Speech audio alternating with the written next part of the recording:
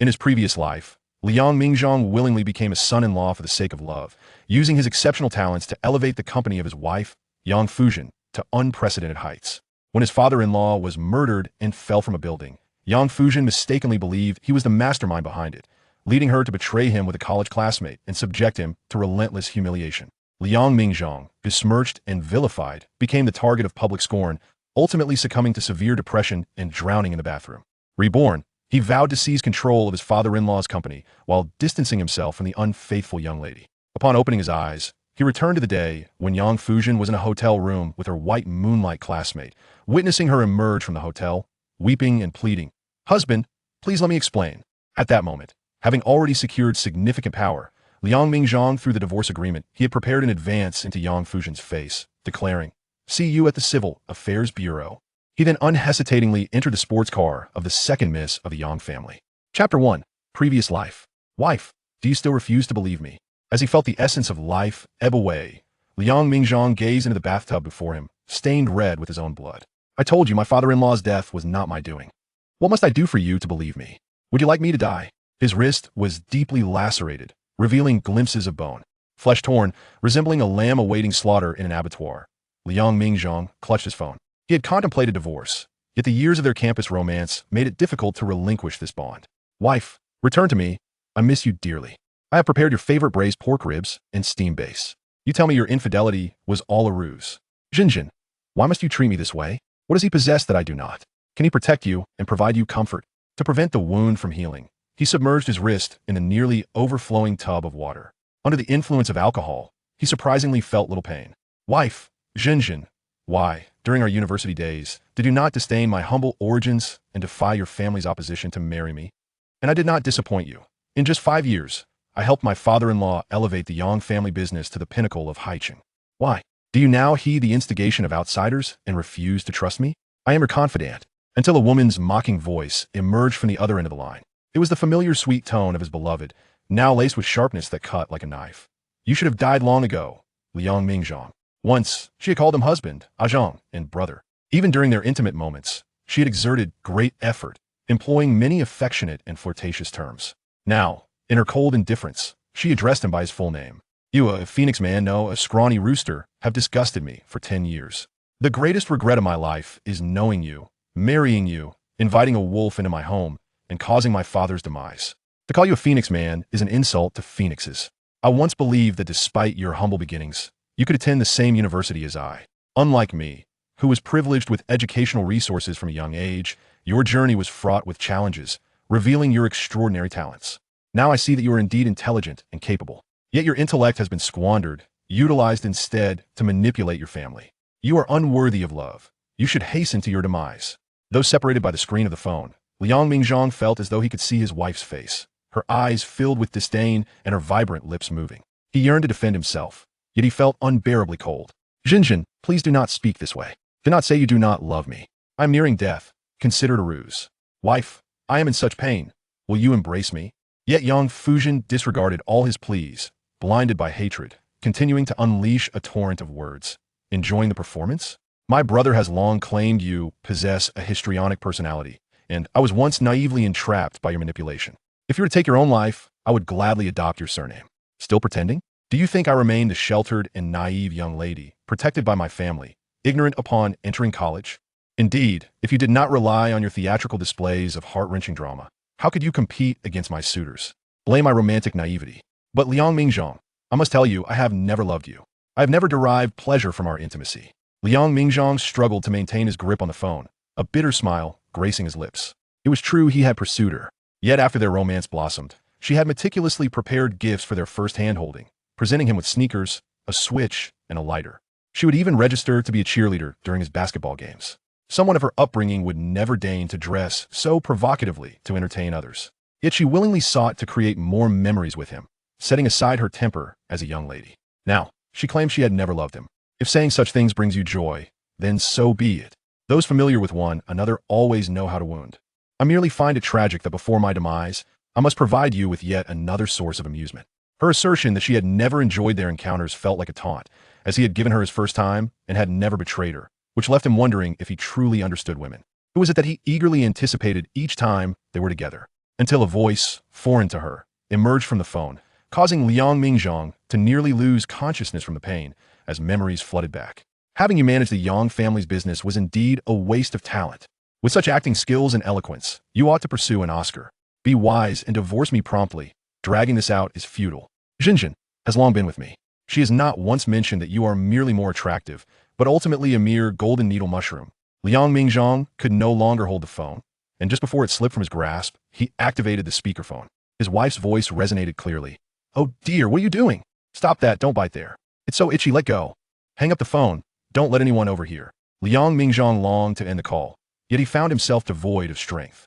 The once sweet memories were overshadowed by the recollections of 3 years ago, when he frequently discovered condoms, men's underwear, and lingerie in their bedroom. Indeed, during their time together, she had worn lingerie, but they had never used condoms. She had claimed a preference for not having anything between them, opting to take medication instead. So, with whom had she employed those condoms? Isn't it better for him to hear?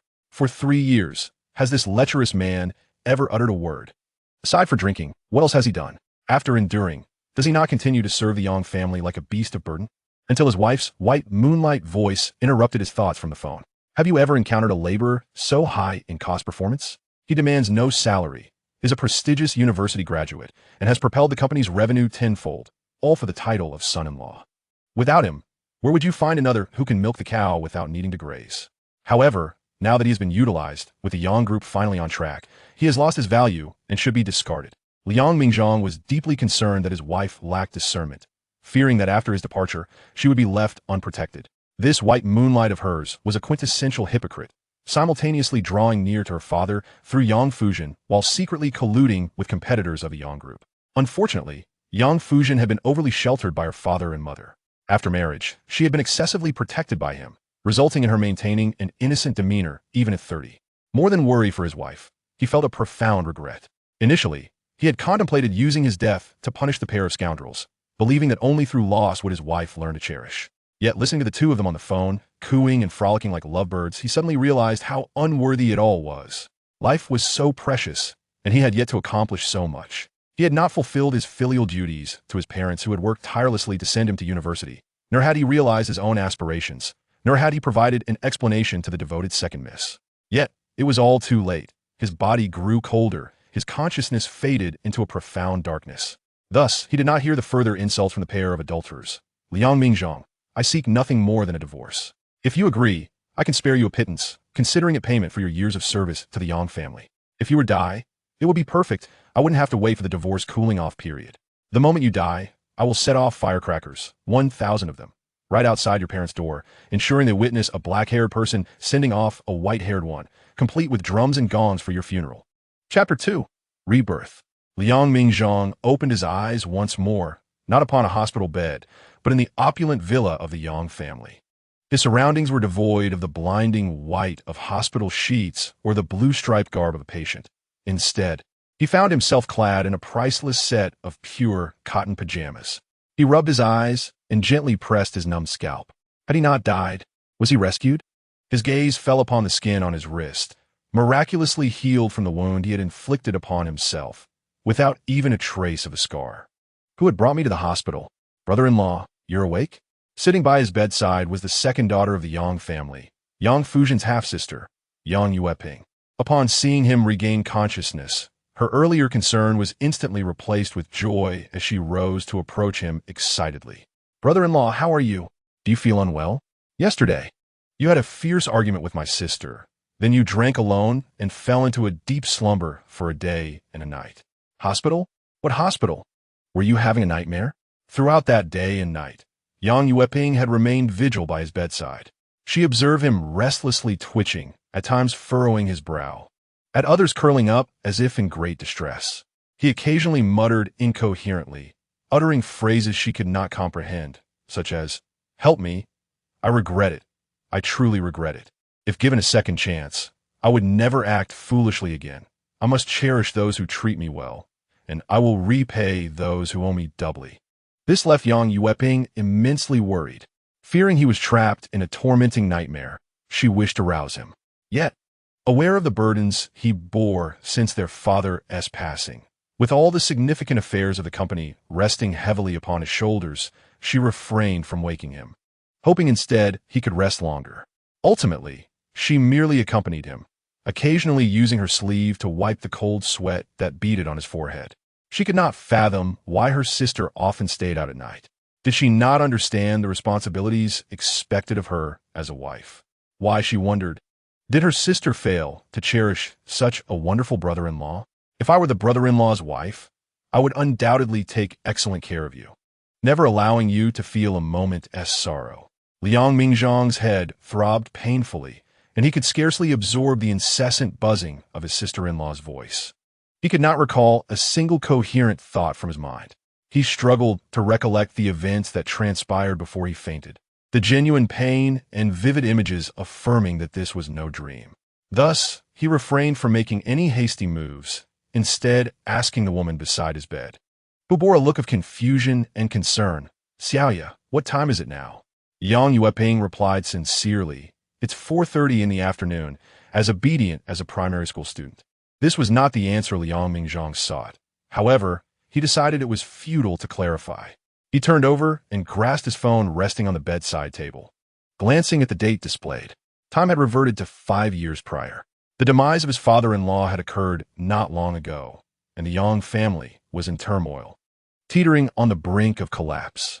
Surrounding him were ravenous wolves, poised to pounce like vultures upon a carcass, coalescing into 3 factions. One faction comprised his mother-in-law's relatives. Another comprised the brothers from his sister-in-law's maternal side, and the last was formed around his wife's white moonlight. All 3 groups were fixated on the Yang group, eager to tear it apart. Brother-in-law, brother-in-law. Yang Yueping noticed his dazed expression and assumed he was unwell. After calling out to him several times without receiving a response, she hesitantly placed her delicate hand on his forehead, confirming he did not have a fever, yet remained uncertain. "I made some hangover soup. Would you like to have some?" Liang Mingzhang, feeling the tenderness of his sister-in-law's hand, could not dispel the agitation within him, and he waved it away dismissively. "No, thank you, Xiaoya. Your persistent attentiveness must be at your mother's behest. Am I right? She called me yesterday, demanding half of the Yang shares, and when I refused, she sent you over today." Though Yang Mingzhang seldom indulged in novels and was often preoccupied with work, he was still well-versed in the currents of gossip. He never anticipated that such a phenomenon as rebirth would transpire in his own life. Perhaps heaven deemed his previous life's servitude to the Yang family unjust, granting him another opportunity. He vowed never to be as foolish as in his past existence. In this life, he would seize and contend for what was rightfully his. What was his, he would reclaim. What was not his, he would claim as his own. "Brother-in-law, why do you think of me this way?" Yang Yueping's eyes glistened with tears upon hearing his words, especially since her brother-in-law had always refrained from speaking harshly to her. It was not that he held her in high regard. Rather, out of respect for her sister, he treated her family kindly. Yet now he seemed transformed, exuding coldness and indifference. "After all these years, do you not know how I have treated you? For you, I remain unmarried and without a boyfriend. The suitors have nearly trampled the threshold of the Yang household. My mother may have sent me to curry favor with you, but I have my own intentions. Brother-in-law, you must not let the company fall into the hands of my uncle and his ilk. My eldest uncle is a gambler, and my second uncle frequents brothels. If the company falls to them, what good will come of it?" Yang Yueping did not disclose that she had quarreled fiercely with her mother over the matter of interests. Furthermore, due to her refusal to assist and her uncle's instigation, she had received a slap from her mother. "I am well aware," Liang Mingzhang replied, turning over, though still feeling a bit dizzy. He could not discern whether it was due to the prolonged hangover from his previous life or the toll his excessive drinking had taken on his body. He was no longer the robust and sturdy man he had been upon graduating from college. "Were it not for me, your Yang family would have been besieged by hungry wolves, leaving nothing but ruins. How fortunate that in my past life, I exerted all my efforts to repel wave after wave of ravenous beasts. I exhausted my strength, only to end up crafting a bridal gown for my wife's white moonlight, allowing that scoundrel to enjoy the fruits of my labor without effort. This time around, he would deal with him first. Indeed, my mother is also useless. Had she possessed any ambition, she would not have been my father's mistress. Even after his passing, she has not been legitimized. Yang Yueping Sigit, recognizing that her mother was not entirely blameless. After all, her father's legitimate wife and elder sister were formidable women. Yet, her mother had not come away empty-handed. She had at least succeeded in placing her illegitimate daughter into the Yang family, growing up alongside her sister. Brother-in-law, you seem different somehow. Different in what way? Liang Mingzhang questioned. Aside from his somewhat impaired kidney, he had not changed in any other respect. However, he was grateful that this was 5 years ago, before his body had suffered irreparable damage, and there was still a chance for recovery. He still had a splendid life to enjoy. How could he manage without robust kidneys? Previously, if I expressed even a hint of affection for you, you would immediately remind me to silence myself. Yang Yueping bit her lip, her hesitation only enhancing her allure. You claimed to love my sister, that you would only love her in this lifetime. You declared you would never betray her, nor allow the nearby flirts to entice you. You even said that if I were not her sister, a woman with ulterior motives like me would not even merit a glance from you. Liang Mingzhang wiped away the sweat. Had he truly been that earnest in his previous life? Yet, what had his unwavering devotion to family yielded him? Only a vast expanse of green grassland above his head. In light of this, he resolved to cast aside all pretense. Bring it on. Indulge in the pleasures of life. For there is still ample time ahead. Intrigued by ulterior motives, he suddenly recalled that today marked the day his wife was spending the night with her white moonlight. Was he heartbroken? Certainly not. As for being a love-struck fool, never again. However, he intends to exploit this situation for his own gain. By the way, while I was asleep, did your sister send me a message regarding her whereabouts? He recalled that in his previous life, at this very moment, the wretched Yang Fuzhen was not only rekindling her affair with her brother, but had also deliberately informed him, merely to torment him. Chapter 3. This Life. Oh, your sister did call, but I was the one who answered. Yang Yueping finds it rather strange. Her sister has always cherished her husband like a precious jewel, and even when their relationship soured, she remained fiercely possessive. She boldly declared that even if she no longer wanted him, no one else could have him. This time, upon hearing someone else answer her husband's call, she surprisingly did not crumble and remain composed. Her sister mentioned she was at a hotel drinking with old friends and would return home later, instructing you to pick her up. As for your brother-in-law, I believe that your sister's friend, Sun Dongsheng, is clearly not a good person. He has deliberately approached my sister, recognizing her innocence as a means to exploit her, with no good intentions, solely coveting the Yang family's fortune. Is that so? Your sister claims it is I who covet the Yang family's wealth. Liang Mingzhang stood up and lit a cigarette, reminiscing about the many years spent with Yang Fuzhen.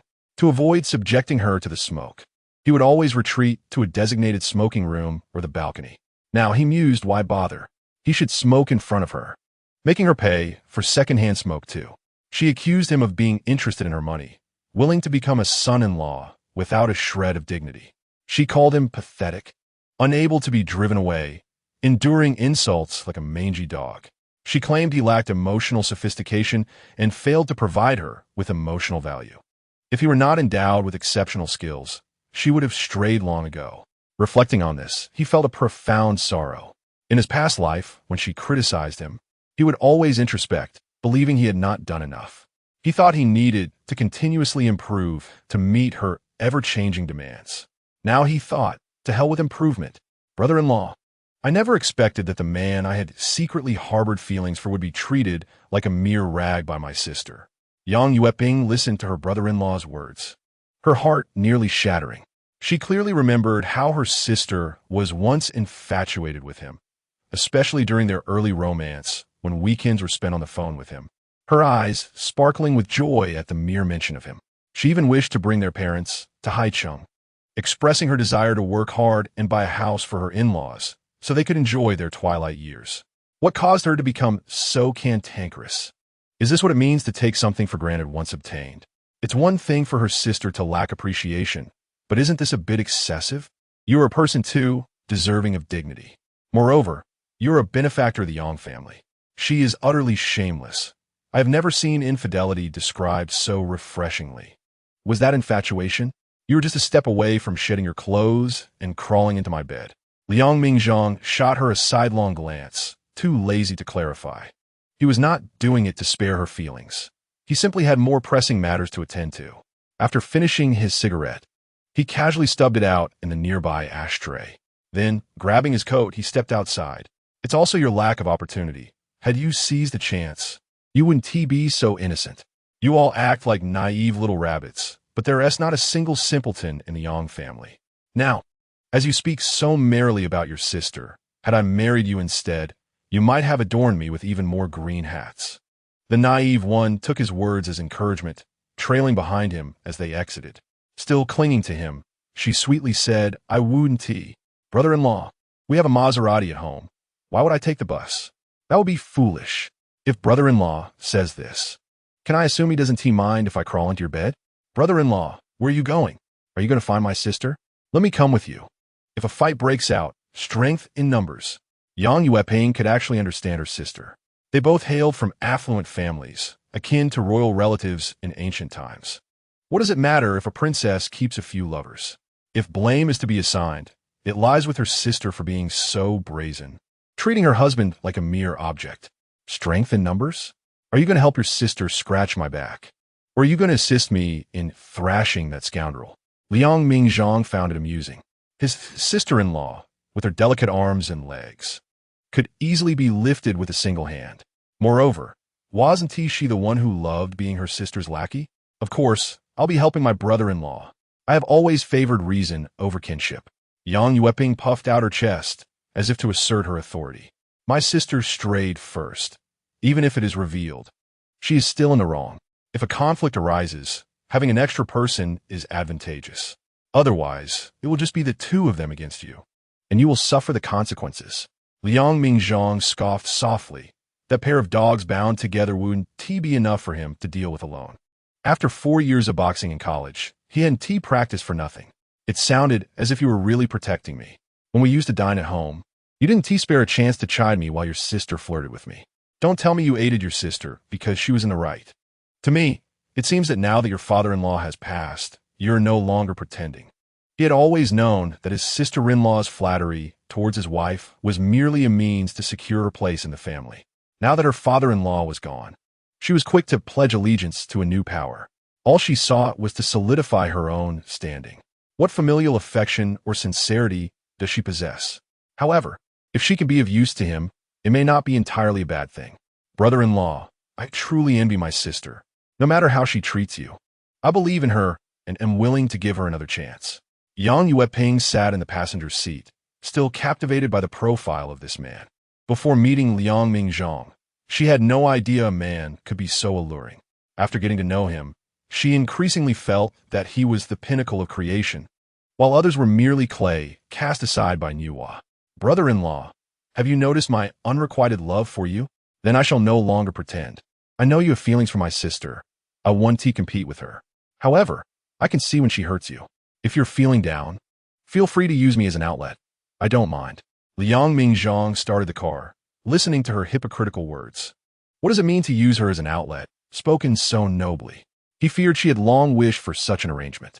How would one vent? Is it the kind of venting I'm thinking of? Yang Yueping fastened her seatbelt, her face flushing. Just the thought of engaging in unspeakable acts on the wedding bed with him and Yang Fuzhen made her heart race. Countless fantasies of him during the night now had a tangible outlet. Brother, feel free to indulge. I am entirely willing. If you still have feelings for my sister, I won't mind being a stand-in. I can wear my sister's clothes. After all, I'm fond of you. Is it me you love? Or are you merely seeking to compete with her? Liang Mingzhang was not a fool and mercilessly exposed her intentions. Since childhood, you have wanted to snatch everything your sister had. You never fought for her father's affection, but you have long sought to take her man. I hardly glance your way, and now you finally have your chance. Regardless of how repulsive he found his wife, he held nothing but respect for his father-in-law. The man treated him as if he were his own son. Initially, there was opposition due to their differing social standings. However, once his abilities earned his father-in-law's recognition, and given that he had only 2 daughters, the man began to nurture him as if he were his own son. Regrettably, just as the Yang family's business had begun to stabilize, the father-in-law was cruelly murdered. Brother-in-law, I, Yang Yueping, wished to express more, yet Liang Mingzhang disregarded her entirely. He drove directly to the hotel where his wife was rendezvousing with that white moonlight. Chapter 4. Caught in Adultery. Liang Mingzhang parked the car, but did not enter the hotel. Instead, he visited a nearby print shop to produce a divorce agreement. As he ascended the elevator and arrived at the hotel entrance, he spotted Yang Fuzhen emerging in a flustered state, her attire disheveled. In the past 2 to 3 years, he had spent little time with his wife. Although not much time had elapsed, he found himself struggling to recall her visage. Yet, as she reappeared before him, she still possessed that angelic face and devilish figure, arousing a visceral response with a mere glance. No matter how many times she stood before him, she could still make his heart race. However, as a son of humble origins who had persevered through diligent study, Liang Mingzhang was fortified by an indomitable will. Even if she blossomed like a captivating flower, if she were a poisonous poppy, he could resolutely turn away. "Husband, is it truly you?" Yang Fuzhen yearned to rush into his embrace and weep unabashedly. Seeing him felt akin to a drowning person discovering a piece of driftwood. Her makeup was smudged. It was uncertain if it was due to a recent struggle or an outburst of tears. Without a moment's hesitation, Liang Mingzhang raised his hand and struck her across the face. "Wretched woman, how dare you call me husband? Do you not fear soiling my ears? I fear touching you would tarnish my hands." Yang Fuzhen stood there, stunned by the slap. She recalled how Liang Mingzhang had never treated her this way in their previous life, not even raising his voice at her. For a moment, she was at a loss for words. According to her past temperament, she would have retaliated, throwing a tantrum. In Haicheng, even the most wayward scions would face her wrath if they dared insult her. She would have kicked them with her high heels. Now, tears hung at her cheeks as she gazed at him in disbelief. "Husband, please let me explain." Before she could utter another word, Liang Mingzhang flung the divorce agreement at her face. "Did you not always wish to divorce? I shall grant your wish. However, we must discuss the division of assets. When I first arrived at the Yang family, there were significant financial losses. I have helped recover much of that. So it is only reasonable for you to leave with nothing." Yang Fuzhen covered her swollen face, still struggling to comprehend the situation.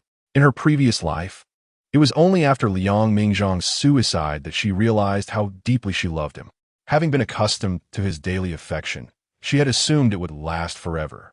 It was only when she held his cold body that she truly grasped the permanence of her loss, feeling as if her heart had been crushed repeatedly by a truck, as if several ribs had shattered. Is that not the Yang family's son-in-law? What brings you here? Aren't you busy living off your wife's fortune? Now, playing the role of cuckold?" Sun Dongsheng sauntered out of the hotel room, adjusting his trousers as if he had just finished a tryst. It was no wonder everyone aspired to be Xiao Mengde. One could only blame the allure of the wife. Xiao Zhen's figure was indeed exquisite, slim in clothes yet voluptuous when undressed. Though she appeared frail, she was far from it. Her physique was pleasing to the touch, and her skills were many. "Thanks to your meticulous training, she is now mine to enjoy. If only your manhood were as impressive as your business acumen, she wouldn't have sought solace elsewhere."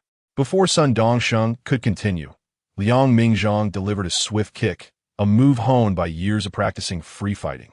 Despite his recent indulgence in alcohol, his martial prowess remained intact. With a single blow, Sun Dongsheng was brought down. Yet, Liang Mingzhang was not finished. He viciously stomped on his groin, landing several precise and brutal strikes. To die under a peony, to become a ghost in debauchery? Enjoy your infidelity. And when you become a eunuch, continue to seek out your wretched mistresses, choosing the wrong grave to provoke your ancestors. Liang Mingzhang stopped. Yang Fuzhen, witnessing the scene, rushed over and clung to him from behind. In his previous life, he had never acted this way. He merely cast a sorrowful glance at her before turning away. Deeply wounded, how had the trajectory of this life changed so drastically? "You're going to cause a death." She feared that her inability to discern people's true natures would land Liang Mingzhang in prison, condemning him to a lifetime behind bars. What? Feeling pity now? Did you consider today's outcome when you strayed? Liang Mingzhang felt a wave of revulsion as she held on to him. While she indeed had a delicate body, he understood that within that soft exterior resided a soul as cold as a serpent's heart. Though her embrace was warm, no one wished to be ensnared by a venomous snake.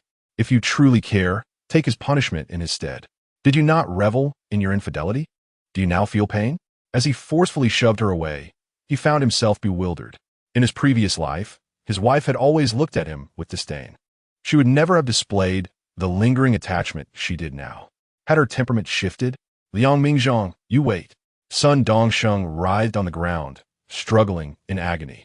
He had never anticipated that this seemingly timid pretty boy could strike with such ferocity, leaving him utterly defenseless. I'll call the police. I want to let you get away with this. Initially defiant, he soon found himself rendered speechless by the unbearable pain radiating from his groin. What would he possibly do to me? Liang Mingzhang had ceased his assault, believing that leaving Sun Dongsheng impotent would suffice as retribution for his arrogance. If a life were lost, he had no desire to spend his newfound life in prison. Losing one's freedom was more frightening than death itself. As he gazed at the writhing figure of his rival, a fleeting sense of satisfaction washed over him, coupled with regret for having been so blinded by love in his previous life that he had tolerated his wife's betrayal. Though a local of Haicheng, Sun Dongsheng had always resided in the suburbs, squeezed into a cramped apartment with his family for 3 generations. In college, he pretended to be a wealthy heir, only to be exposed for purchasing counterfeit luxury goods, which incited his rage. After a fight, left him missing a tooth, he had a replacement fitted at a young age. Unable to win Yang Fuzhen's affections, he resorted to drugging her, though he was fortunate to have been discovered in time. After attending a low-tier university abroad and mingling with a ragtag group, he returned to manipulate Yang Zhong's assets, positioning himself near his daughter. Liang Mingzhang recounted Sun Dongsheng's background with ease. He still could not fathom why his wife idolized this man as her white moonlight.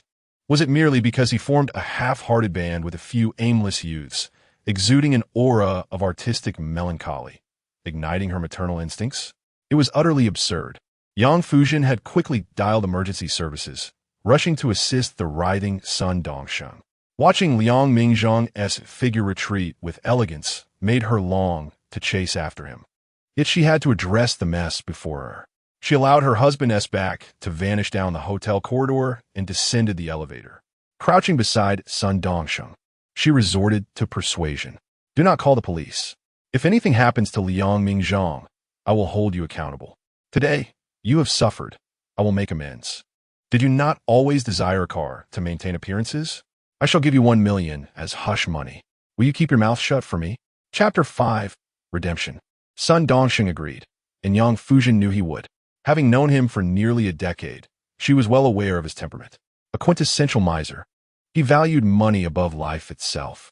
After being loaded onto the ambulance and administered painkillers, he regained his clarity of speech and perplexedly inquired, Jinjin, what is the matter? Did Liang Mingzhang threaten you? Or did he come a plead with you? Didn't we agree that you would have me pretend to be unfaithful to force him into a divorce? Yet, when Sun Dongsheng emerged from the hotel, he witnessed Liang Mingzhang hurl a divorce agreement at her face, signifying his consent to the separation. That scoundrel Liang Mingzhang not only acted swiftly, but also shamelessly proclaimed that the young lady of the Yang family should leave with nothing. He was just a step away from undermining her, yet he needed to work harder. Mr. Sun, I don't know how to explain this to you. My mind is in disarray, and my heart is tumultuous. Yang Fuzhen sat in the ambulance, pressing her forehead with force as she reflected on the day's events. She had initially been engulfed in the anguish of her husband's suicide, suffering from severe depression that manifested physically. Because of her love for him, she regretted deeply and even forgave him for causing her father's death when her mind was clouded. It wasn't until she discovered that her father's demise had other causes that she began to comprehend. I tell you, you may not believe it, but just know that I love him and I will never leave him in this life unless I die. I had you join me in this charade. Just consider it a whim of mine. Huh. Sun Dongsheng was incensed, veins bulging in his forehead. After enduring a beating for nothing, he realized he might be doomed to a life of misery, all for a mere declaration of her insanity. Truly, when the emperor is enraged, 100,000 perish. When a young lady is bored, she becomes disabled. But you didn't say that before, Jinjin. You claimed Liang Mingzhang had cut off your lifeline and was responsible for your father's death. You insisted that failing to avenge your father was unworthy of being a woman. You also said he liked you, that you had him under your thumb, and that if you strayed, he would simply crumble and descend into madness. Nothing would come of it. Initially, when Yang Fuzhen encouraged him to undertake this venture, he too was frightened. Engaging with another's wife was akin to desecrating their ancestral grave. He feared not Liang Mingzhang's delayed retribution, but rather his immediate vengeance. I've had my share of hardship too, Dongsheng. Didn't you say you like me? Like me enough not to care that I was married? Is that how much you truly like me, that you wouldn't even stand for me taking a beating? Yang Fuzhen was growing increasingly impatient with this toad. In her previous life, she despised him, telling Liang Mingzhang that son Dongsheng was her pure moonlight, simply to provoke jealousy when he assisted a senior in fixing a computer. In truth, her pure moonlight and vermilion mole had always been Liang Mingzhang, with no one else. When Liang Mingzhang pursued me, he didn't hesitate to confront others. When a bunch of local ruffians harassed me, he dealt with them without fear, taking on 10 at once. They suffered greatly at his hands. Yet the sheer number of them meant he didn't come away unscathed, bleeding from his nose for days. So, did you hit the nail on the head when you said he was after our Yang family's fortune? Son Dongxing choked. It felt as though the beating he endured today was in vain. However, he wouldn't give up. Otherwise, all his previous efforts and calculations would be for naught. Of course not. I merely wished to assist you, Jinjin. Besides, it was you who said he couldn't satisfy you. If that's the case, why not turn our charade into reality and truly be unfaithful? You're out of your mind. I only said that during an argument. I'm on good terms with him. Yang Fuzhen regretted worrying about him getting hurt and reporting it to the police under the guise of accompanying him to the hospital. Now, she was eager to return home and see her husband. Thus, as soon as the ambulance came to a halt, she bolted out, initially walking, then breaking into a run. However, her high heels hindered her movement, so she took them off and held them in hand, standing by the roadside to hail a taxi. Returning to the world, she gazed at the swiftly receding familiar streets, reminiscing about the last solitary decade of her life, 10 years without Liang Mingzhang. While she battled the onslaught of depression, she also sought the hidden hand behind her father's demise, hoping to clear his name. Yet, before she could find a lead, she succumbed to a sudden death due to prolonged malnutrition and nervous exhaustion during a night of vigil. Upon arriving home, she failed to notice the sharp stones had cut her feet, and they were still bleeding. The housekeeper gasped, "Miss, your foot." Yang Fuzhen bite no head. Her gaze fixated on Liang Mingzhang, who sat in the living room. He held a business newspaper in one hand, with tea set before him. She wondered when he had developed this habit. Though he had previously shunned screens, he would at least read some bedtime literature. Now, after spending time with his father, every gesture and mannerism exuded an aristocratic air. Mingzhang. He sat there, so unfamiliar. In the past, if she had injured her foot, he would have immediately set aside whatever he was doing to check on her. Even if a meeting was in progress, he would prioritize her and tend to her wounds first. Now, he remained unmoved, even when she called out to him. "Finished with your illicit rendezvous?"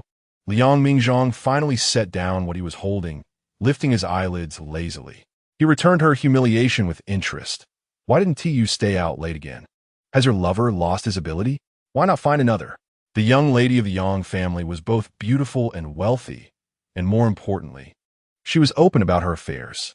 That's not it. Yang Fuzhen pushed aside the housekeeper, who was bringing iodine, unable to feel the pain in her foot as her heart ached more. She stumbled over, wanting to embrace him, but even though he was within reach, she hesitated to extend her hand. She merely looked up at him, tears sliding down her cheeks. "I'm sorry, my love. I shouldn't have been so thoughtless, so willful, so selfish. I should have considered you more and cared for your feelings. You know I've been spoiled since childhood, accustomed to acting on my whims.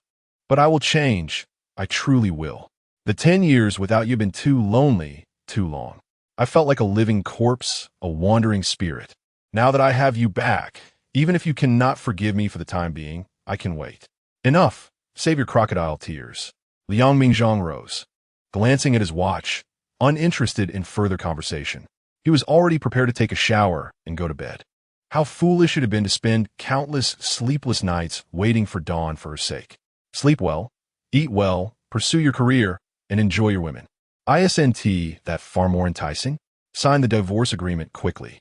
From now on, whether we divorce or not, when and how, that will be my decision alone. All under my control. You've spoiled yourself rotten. Liang Mingzhang's words held a semblance of care from their past, compelling him to glance at her injured foot. In her haste to return home to see him, she had discarded her towering heels, now barefoot and wounded. At this moment, the bleeding had ceased, but fresh scabs were forming over old ones. He remembered how she used to be a delicate girl, needing his gentle touch to soothe even the slightest cut, seeking his comfort and affection. Yet now, she was enduring the pain. Who, after all, was putting on a tragic performance. However, it is futile to weep until your eyes are blinded. Since you have declared that I desire to sever all ties, then so be it. Even if I do not wish to, I must comply.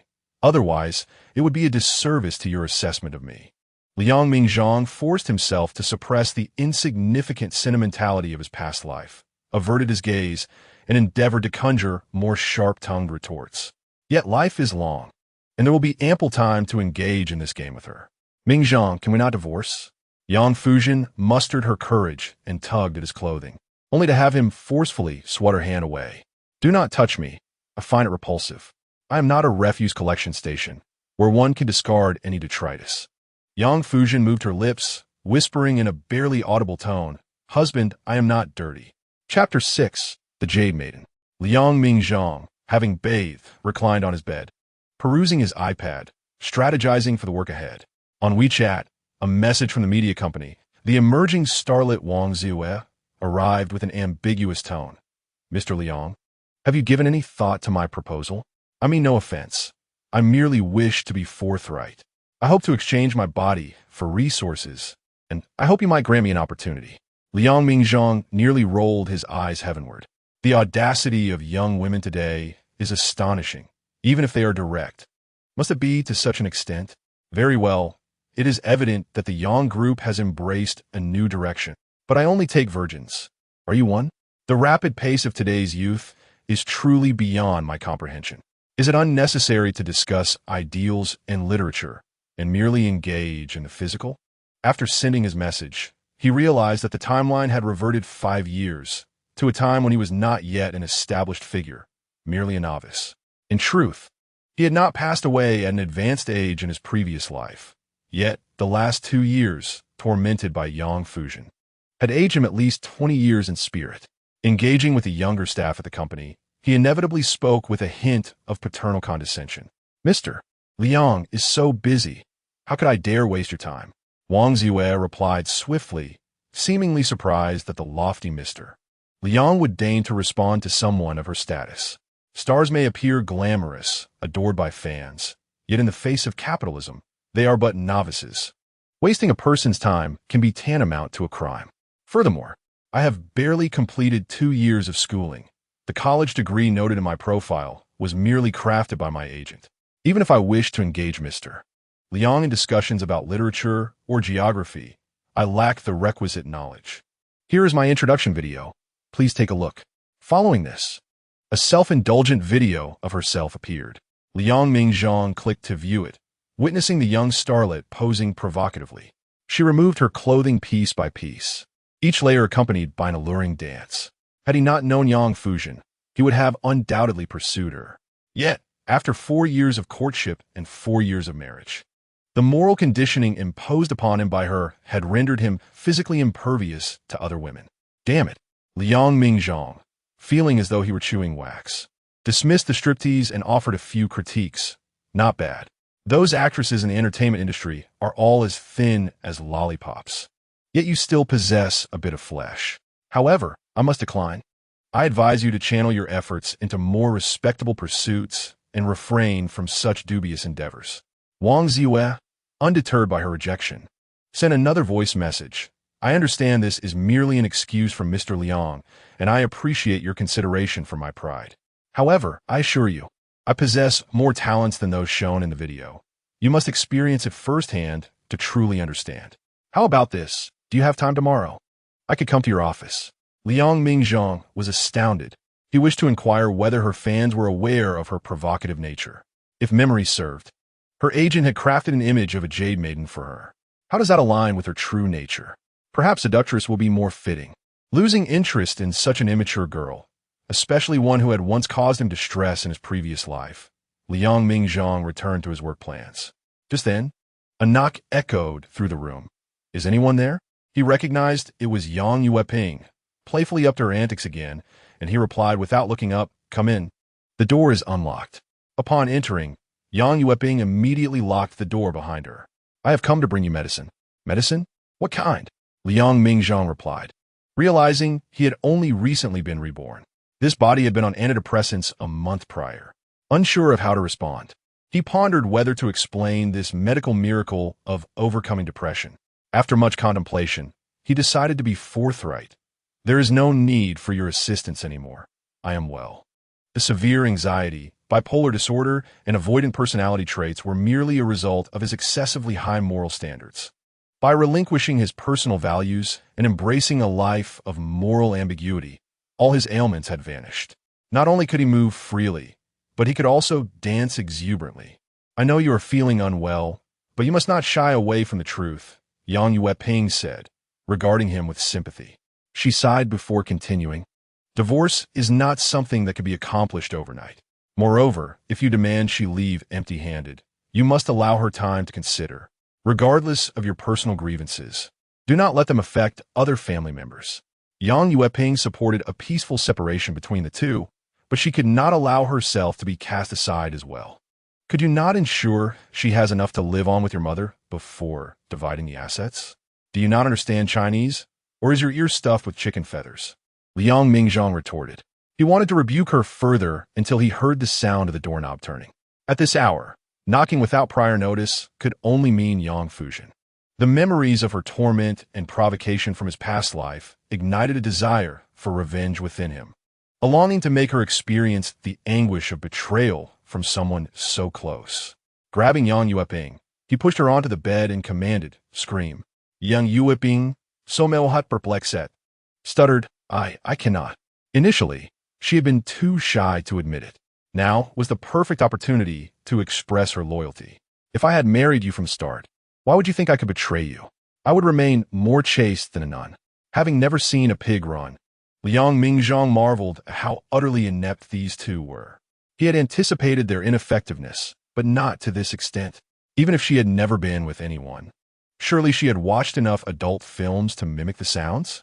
Observing Yang Yueping's vacant expression, he surmised that she was likely just as unresponsive in bed. Thank goodness he had not married her.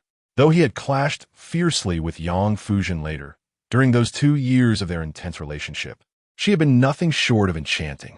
Even now, the mere sight of her stirred a desire he struggled to control. He wished to possess her, but without love, merely utilizing her as an outlet for his frustrations.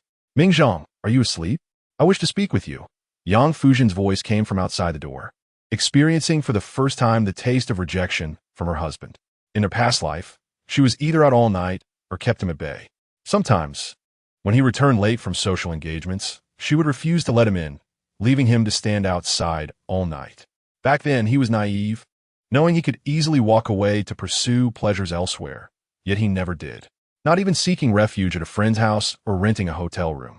She waited for him, coaxed him, guarded him, and apologized to him. Yet now, the tables have turned. As he lay there, Liang Mingzhang cast a disdainful glance at Yang Yueping on the bed. That glance pierced deeply into the heart of this second miss from a wealthy family, who had been pampered and adored. Summoning her courage, she ventured forth, raising her voice in a falsetto. "Brother, you're so fierce. Please don't do this. I know I was wrong. Jean, please stop." Chapter 7, Regret. Yang Fuzhen stood outside the door, hearing everything with painful clarity. Her heart felt as if it were being pricked by needles, an overwhelming ache coursing through her. Tears streamed down her face once more, silently. Her hand, which had once been poised to knock, fell limply to her side. She had never anticipated any entanglement between them, yet now every detail pointed towards the truth, and she believed it to be real. Liang Mingzhang's extraordinary talent was known to her alone. They had shared a bed for so many years, and she had enjoyed genuine happiness during that time. At this moment, The thought of his broad shoulders and narrow waist stirred something within her. After his death, she had endured a decade of solitary existence, battling loneliness. Having once reveled in his company night after night, the sudden void felt unbearable after such a long absence. Brother, Sobi, Zhang, I truly adore you. Brother, my dream has finally come true. Within the room, lascivious whispers continued. In the past, even the mere sight of Liang Mingzhang entertaining another woman, let alone betraying her, would have incited her jealousy to the point of a furious outburst. She would have accused him of harboring ulterior motives and forced him to delete and block any female subordinates from his contacts. She demanded his solemn vow of eternal love and fidelity, only relenting after putting him through the ringer. But now, he brazenly engaged in infidelity right beneath her nose. Yang Fuzhen stepped back, collapsing onto the floor, cried to the point where she lacked the strength to leave. Time passed, and the sound from within the room gradually faded. After a moment, Yang Yueping emerged, her face flushed, almost tripping over the woman on the floor. Liang Mingzhang, assuming his wife had departed, opened the door and was startled to see her. What are you doing sitting here? Just as Yang Fuzhen thought he might show concern for her. Worrying that the floor was too cold, he delivered a cutting remark. I often do this for hours. You know that. She felt like stone, knowing that the hope of him lifting her up was futile. In their previous life, he would often carry her like a princess. Indeed, life is often a matter of fate. How much suffering one endures, how much joy one experiences, all predetermined. Yang Fuzhen could not afford to miss this opportunity to mend their rift, struggling to rise from the floor. With tear-streaked cheeks and wounds still healing on her feet, she appeared as fragile as a broken little dog. Why, Mingzhang? If you've thought about it, you can seek me out. Is she more beautiful than I am? Does she think of you more, long for you more? Liang Mingzhang was momentarily taken aback. Even Yang Fuzhen herself could hardly believe she would utter such self-deprecating words. In her former life, she would have confronted both of them physically. But after his death, the burden of longing had been unbearable. Now, as long as he was alive and well, even if he pursued others, she could accept it. If faced with the choice between divorce and death, she would choose the former. She could forfeit his love, but could not bear the thought of living in a world devoid of him. My dear young lady, consider how long it has been since we shared a bed. Liang Mingzhang reminded her kindly. Since your father passed, you've refused to let me touch you. At first, you claimed you were in mourning, that we could not engage in such impure acts. Had I not known you for nearly half a lifetime, I might have believed your futile superstitions. You truly act as if you were from ancient times. Then you began to say I was too short and quick, likening me to a eunuch. You would not allow me to please you, nor could we rekindle old flames. He refrained from continuing, as both were acutely aware of the truth, that eventually Yang Fuzhen not only barred him from intimacy, but also from any form of affection, as if her body were covered in thorns, ready to lash out at the slightest touch. So you sought solace with Yang Yueping? Upon entering the room, Yang Fuzhen appeared unsteady, collapsing onto the bed and staring at him in despair. She recalled her eternal life. In that hotel room where Sun Dongsheng was about to strip her of her clothes. Just as her long dress was about to be torn, she struck him, managing to break free. While grappling with her resurrection, she resisted Sun Dongsheng's lecherous gaze, which seemed intent on consuming her. Thankfully, she had preserved her virtue, avoiding any loss of innocence. Otherwise, even if Liang Mingzhang had not pressed for a divorce, how could she face him? Unexpectedly, just as she remained pure in this life, he had become the one to betray their marriage and love. What else could it be? You cavort with others while demanding I remain chaste. Liang Mingzhang scoffed, as if hearing the greatest joke in the world. Your sister is delightful, delicate, and soft. She caters to my desires with ease and is clever. With a little training, she understands how to adjust. And let us not pretend you are not disdainful of me. I too have grown weary of you.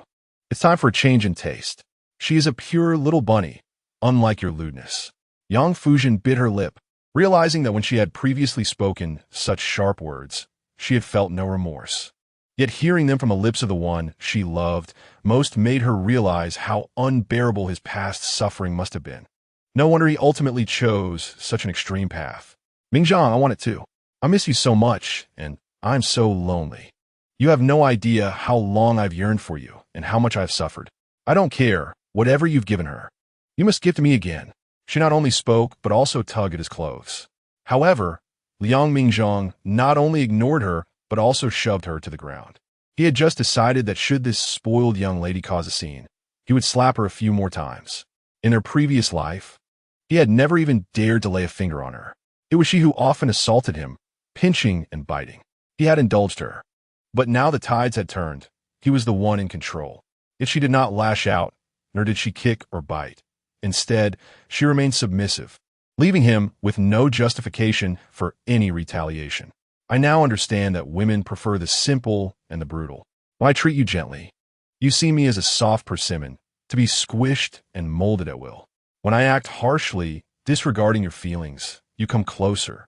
Watching Liang Mingzhang take her blanket and retreat to another bedroom, Yang Fuzhen feared provoking his annoyance further and refrained from pursuing him. Even though her longing for him was intense, she held back. In the desolate silence of the room, she had never felt so profoundly empty. Regret washed over her for not cherishing the days in her past life when she could embrace and kiss him freely. Fortunately, some of his clothes remained, still infused with his scent. Lying on the bed, utterly exhausted, she clung to his jacket, finding solace in its presence. Merely the thought of this house, where her man had just betrayed their years of affection, brought forth a wave of humiliation and grievance that clung to her like a shadow. She took one of his socks, placing it in her mouth to stifle her sobs. Chapter 8. Pursuing her husband at dawn, Yang Fuzhen awoke early. However, she lingered in bed, lacking the courage to face her lover's cold demeanor, and still intoxicated by his scent. She wrapped herself in his oversized trench coat, cocooning herself as if he were there beside her. In the initial moments of her rebirth, she had been in a daze, but now, as she gathered her thoughts, she realized it was 15 years ago, 5 years prior to Liang Mingzhang's tragic demise. Their relationship had already soured considerably, primarily due to her own misconceptions. She had wrongly believed that Liang Mingzhang had murdered her father for the sake of the Yang family's fortune, leading her to torment him with humiliation and vengeance. Now, having returned to this life, she ought to cherish him, ensuring he would not succumb to the tragedy of his past suicide. Yet the reality before her suggested she had overestimated the situation. Liang Mingzhang showed no signs of despair and appeared to be living quite well. This was indeed peculiar. Nevertheless, Yang Fuzhen chose not to dwell on it, for what could possibly be more important than his safety and health.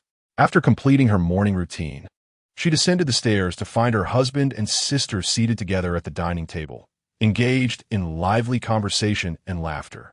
I'm graduating in a year. I want to join your media company. Don't get the wrong idea. It's not for the sake of chasing stars. I'm not a fangirl. Besides, you know my only idol is you. There is no one else I admire. Yang Yueping continued. I've been learning Latin dance since childhood and play the violin. I aspire to showcase my talents in the entertainment industry. You think you can reap rewards without effort? Liang Mingzhang replied, taking a bite of the dry bread from the table. The young women had spent lavishly on health foods, purchasing bagels at exorbitant prices. To him, they were merely dry buns, less palatable, yet several times more costly. In the past, if he had eaten this way, Yang Fuzhen would have corrected him, playfully scolding him for his rustic habits, insisting he adapt to the standards of high society. Now he was free to do as he pleased, even lounging bare-chested in flip-flops. Women could be quite demanding, he mused. Yes, now you're the boss, so lend me a hand, Yang Yueping flattered him. With you there, I'm sure I'll have great opportunities. Liang Mingzhang had initially intended to refuse, believing she should rely on her own abilities to compete in the entertainment industry rather than sullying it with unappealing talents. However, upon catching a glimpse of his wife descending the stairs, he changed his tone. Fine, I'll consider it. He even hesitated to push her hand away, retracting it mid-motion. Rest assured, if you wish to act or sing, I will find you the finest directors and award-winning screenwriters. Yang Fuzhen approached the table and was compelled to sit opposite him, casting a lingering glance at Liang Mingzhang. In her previous life, he had become neglectful of his appearance, looking haggard and defeated. Yet now, he radiated vitality reminiscent of his youthful charm from their university days. Yang Yueping, have you grown up or are you still a child? Have you no sense of propriety? Why are you no longer acting? Even as a child, Yang Yueping had always been adept at navigating social dynamics. Yang Fuzhen swallowed her frustration, tacitly agreeing not to mention the events of the previous night, fearing it would irritate her husband and obliterate any chance of reconciliation. Sister, haven't you heard the saying? Yang Yueping continued, attempting to cling to Liang Mingzhang. He was already growing weary of her proximity. In this sweltering summer, do you not feel hot being so close to me? My appetite is dwindling, and with the heat, I can hardly eat. Yang Yueping complied, but did not move far away, still nestled against him. Please, try the porridge I made. Does it remind you of the flavors from your hometown? I remember you love black rice porridge, but unfortunately, we don't have that here. I specially ordered this online a week ago. It took a week for the delivery. As Liang Mingzhang lowered his head to eat, a complex mix of emotions swirled within him.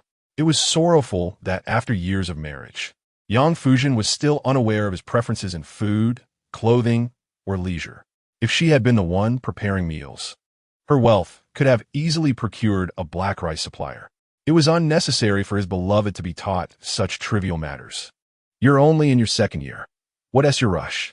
Yang Fuzhen chastised, her gaze darting toward her husband, longing to observe him without daring to. In her previous temperament, she might have yanked Yang Yueping's hair and banged her head against the wall, but now restraint was imperative. Uncertainty about her status as her husband's new favorite forbade her from provoking his ire. Behave yourself at home, otherwise you can leave. Yang Fuzhen's words were directed at her husband, yet she felt a twinge of insecurity, fearing that if she expelled Yang Yueping, her husband might not return home, opting instead to buy a house elsewhere to hide his mistress. Yang Yueping, having endured in silence for years, finally mustered some defiance. I refuse, unless you give me several million. Would a slap suffice? Yang Fuzhen had reached her limit. Sister, you've taken so many advantages from the Yang family. Can't you let me suffer a little less? She nudged Liang Mingzhang's arm, seeking his arbitration. President, say something. Chapter 9.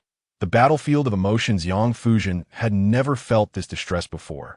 Why couldn't she have been reborn during her university days, where she could pursue Liang Mingzhang anew, showering that youthful, innocent boy with affection once more, or perhaps back to when they were freshly married, enraptured in each other's love. She would never again act so naively, deliberately testing his affection to satisfy her insecurities. She would cherish him, ensuring his happiness daily, and ignite the passion between them. Nor would she have avoided pregnancy for years merely to maintain her figure. Instead, she found herself reborn at the scene of an infidelity. Truly, the heavens have a way of balancing the scales, sparing no one. For all these years, you've bullied your sister, and I've watched it unfold. You can't be so domineering, as if the world must revolve around you. Who indulged your bad habits? Liang Mingzhang initially had no intention of engaging with her. Yet, if it meant upsetting his wife, he found it a worthwhile endeavor. Sign the divorce agreement promptly. Delaying is futile. You said it yourself. My pursuit of you was merely to climb the social ladder. After all these years, my tenure at the Yang Group has not been in vain. If you wish to challenge my legal counsel, be my guest. Do you truly believe I've been spoiled? Yang Fuzhen felt a wave of despair. Even as fear gripped her, trembling at the thought of losing him, she sought clarity. The best way to conquer fear is to confront it directly. Mingzhang, why are you so heartless towards me? Is it for her? Do you have feelings for her? Yang Fuzhen's mind was fraying. Her memories told her that her husband and sister had never been intimate in their past life. Initially, Liang Mingzhang had shown her sister some care, but that was merely for the sake of his own reputation and that of her father. Later, after the couple's relationship had irreparably fractured, he no longer felt the need to accommodate her. He chose to maintain a respectful distance instead. Whether one harbors affection or disdain is contingent upon whom one is comparing to. In comparison to you, I find myself enamored with everyone. Even upon encountering a swine, I perceive beauty, Liang Mingzhang derisively remarked. Why is that? When did you come to fancy her? Yang Fuzhen could scarcely attend to his words, engulfed in her own despair, and yearned for a prompt answer. Why would you like her? A dim-witted fool with ample bosom, the offspring of a mistress. Or perhaps you prefer a person who doggedly pursues mistresses. Liang Mingzhang had evidently relinquished any desire for dialogue. It was clear that she only heeded what she wished to hear, never allowing him to finish his thoughts or genuinely listen to what he had to say. Sister, your own disgraceful actions have tarnished the Yang family's reputation. Should this become public, it would adversely affect the stock of the Yang Corporation. Yang Yu listened in silence to her accusations for a considerable time before seizing the opportunity to interject. Naturally, she was eager to sow discord. Sister, is it not true that you were the one who first strayed from your marital vows? Are you even aware that you are married? If I were to opine, I would suggest you divorce. While you are still young, let each other go. Both of you have bright futures ahead. You can find new partners.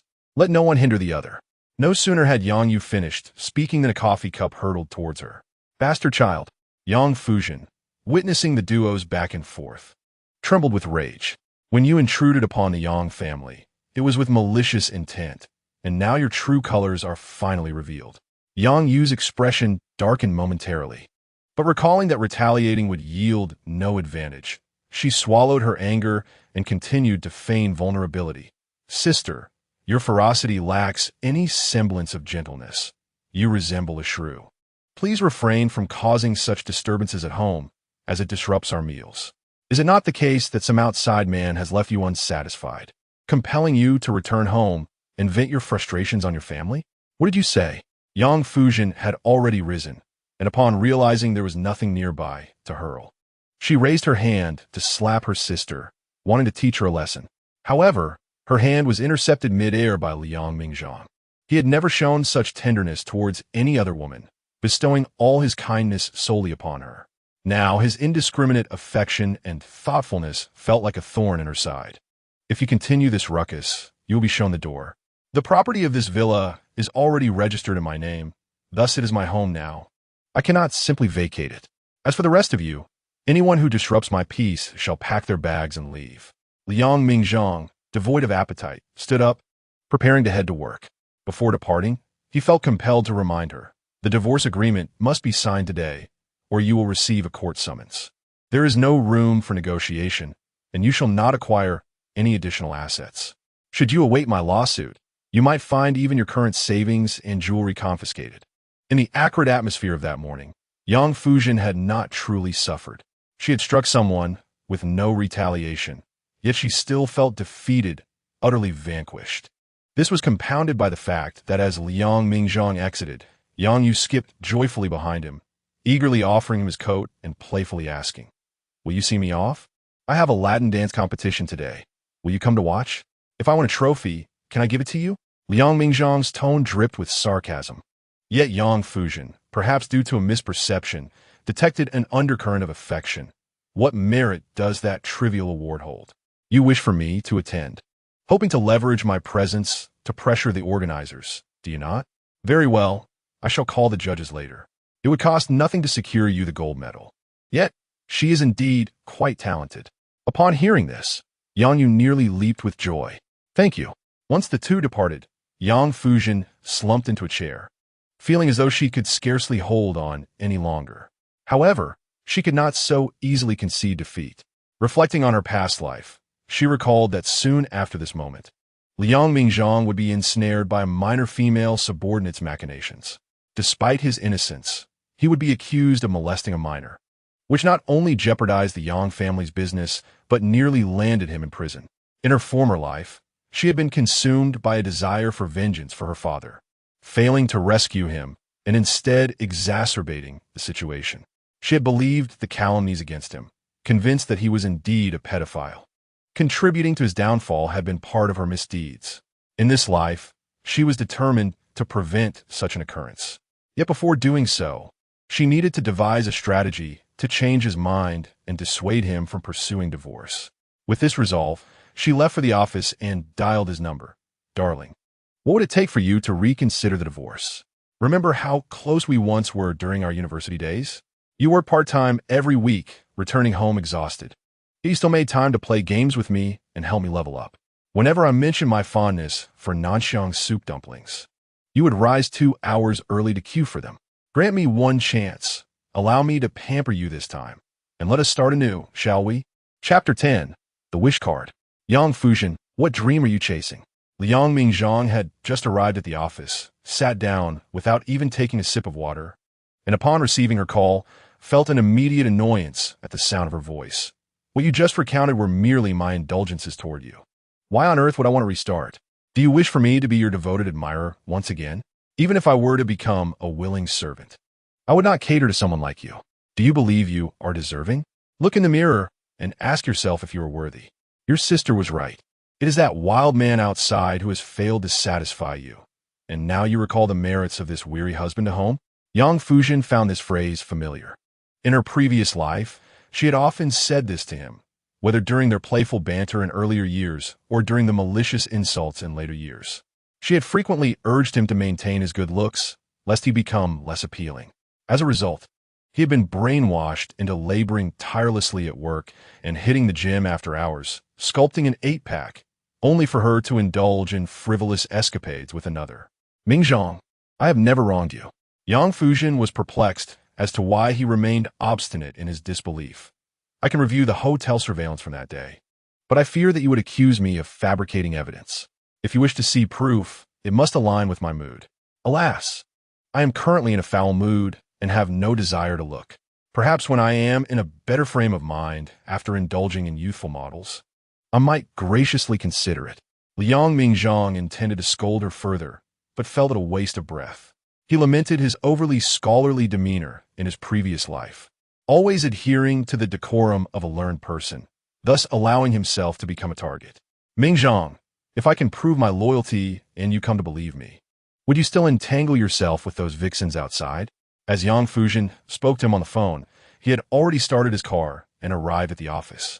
Listening to his voice felt quite pleasant, even if it meant enduring his insults. Despite the pain in her heart, it brought her comfort. He was like her oxygen. As long as he was willing to engage with her, she could continue to exist. Was there any distinction? He never comprehended her thought processes. His love for her had always been blind, filled with a sense of duty. I do care, Mingzhang. I wish to know if you still think of me. In the past, Yang Fuzhen would shout at him, but now she spoke with utmost caution, fearing that any misstep might sever their connection forever. Mingzhang, you may strike me, berate me, or belittle me, but please do not ignore me if you would be so kind. You, with your capricious nature, still expect me to reward you? How naive of you! Liang Mingzhang, having gathered a stack of documents, was prepared to attend the meeting. Cease your flowery words. As you mentioned, my initial pursuit of you was motivated by the wealth of the Yang family. Now that the fortune of my late father-in-law is secured, what reason do I have to engage with you further? I ought to cast you out, to honor your harsh judgments and nightly curses upon me. Mingzhang, I acknowledge all that you have said. In the past, I was indeed willful and headstrong, but that will no longer be the case. Yang Fuzhen hung up the phone, having arrived at the company. Observing Liang Mingzhang as he exited her father's office, tall and statuesque, she pondered how she had been misled in her previous life, allowing others to sow discord, only to later find him distasteful. I recognized my past faults. I failed to admit my wrongdoings and sought to shift the blame onto you. But this time I accept my part. Therefore, could you, considering our college days when the world opposed our union, find it in your heart to forgive me just this once? Liang Mingzhang lowered his gaze, countless sweet memories flashing through his mind. During their university years, when he received a scholarship, classmates derided him for his poverty. Yet, Yang Fuzhen stood by him, supporting him as a girlfriend, fiercely defending him against their taunts. Every time he worked part-time, she would ride her little motorcycle to fetch him, undeterred by rain or shine.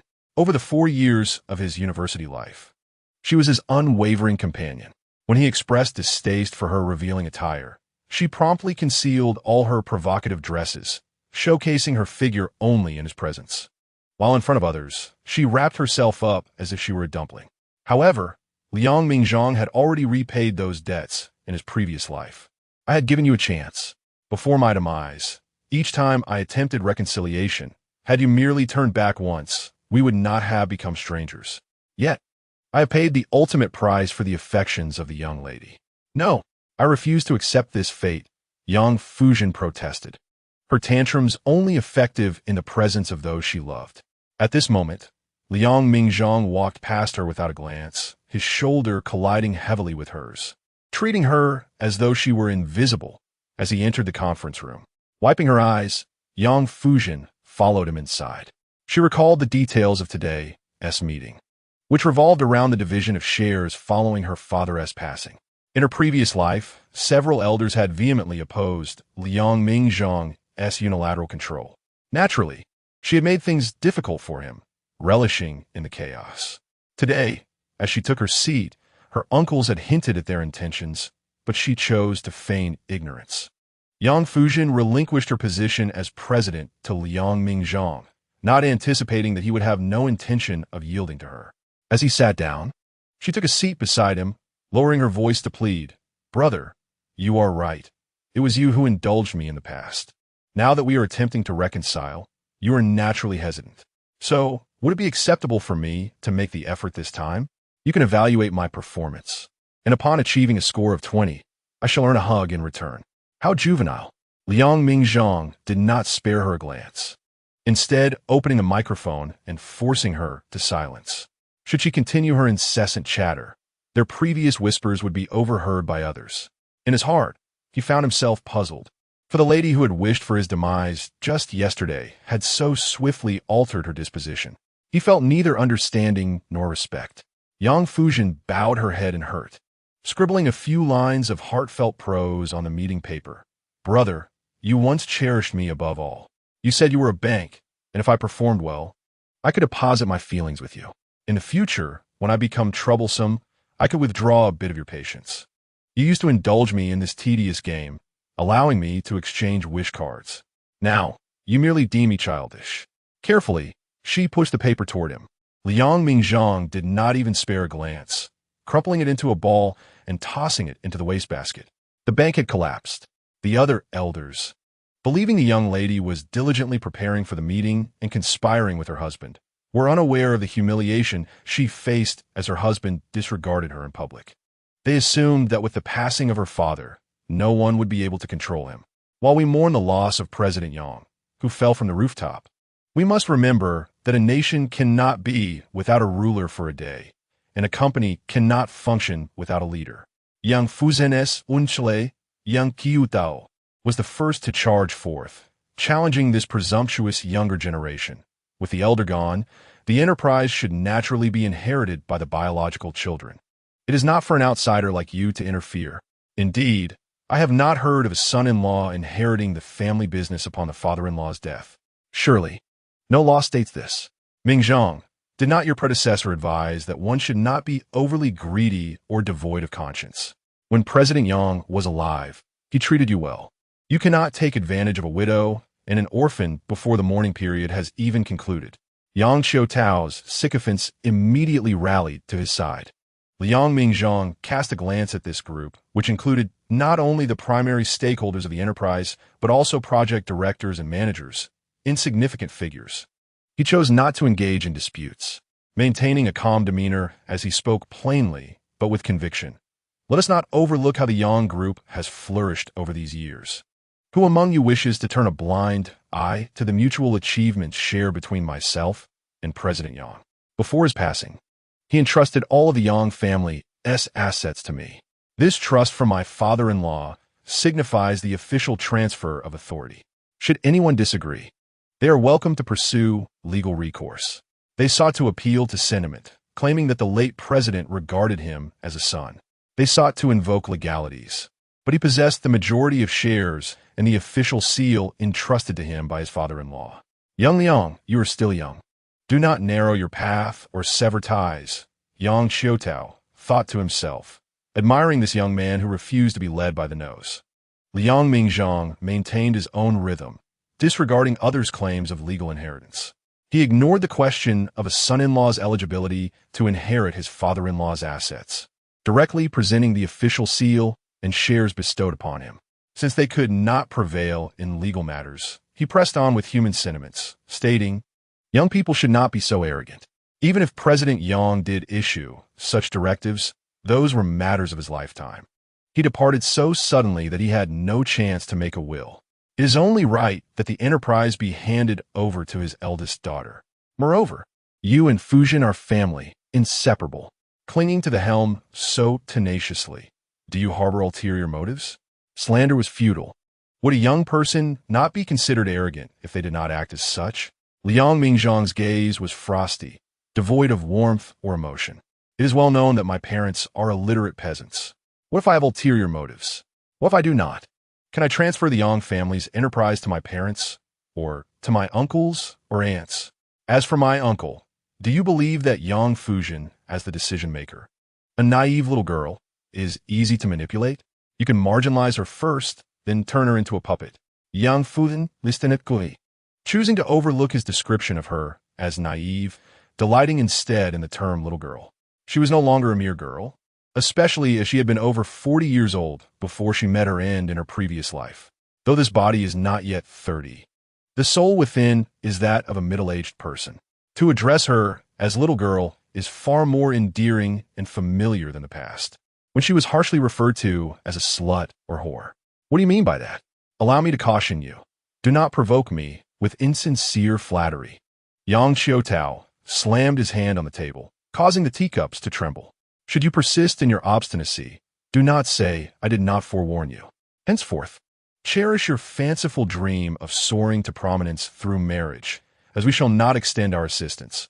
Companies will refuse to cooperate, and departments will shift blame onto one another. I wonder whom you believe you can command.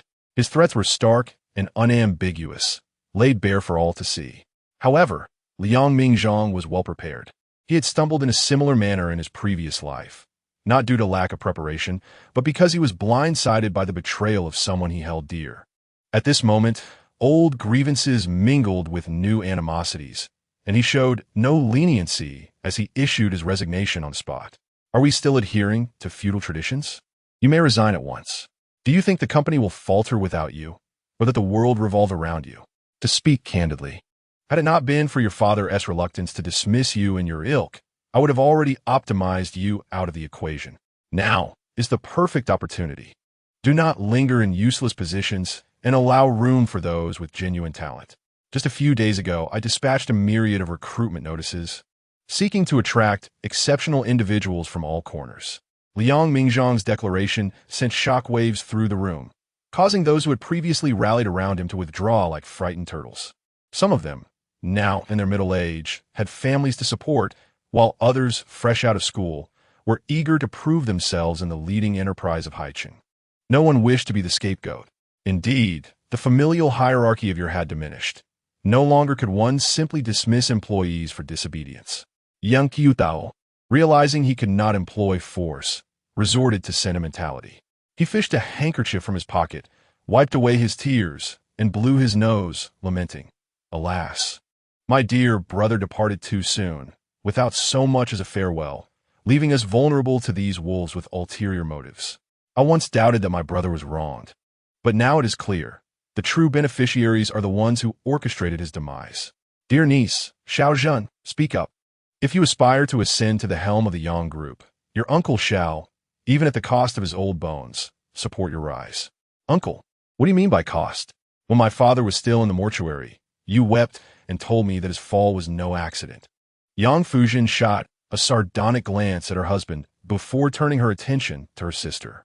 She chose to stand by her sibling in this confrontation, harboring no resentment nor intentions of retribution.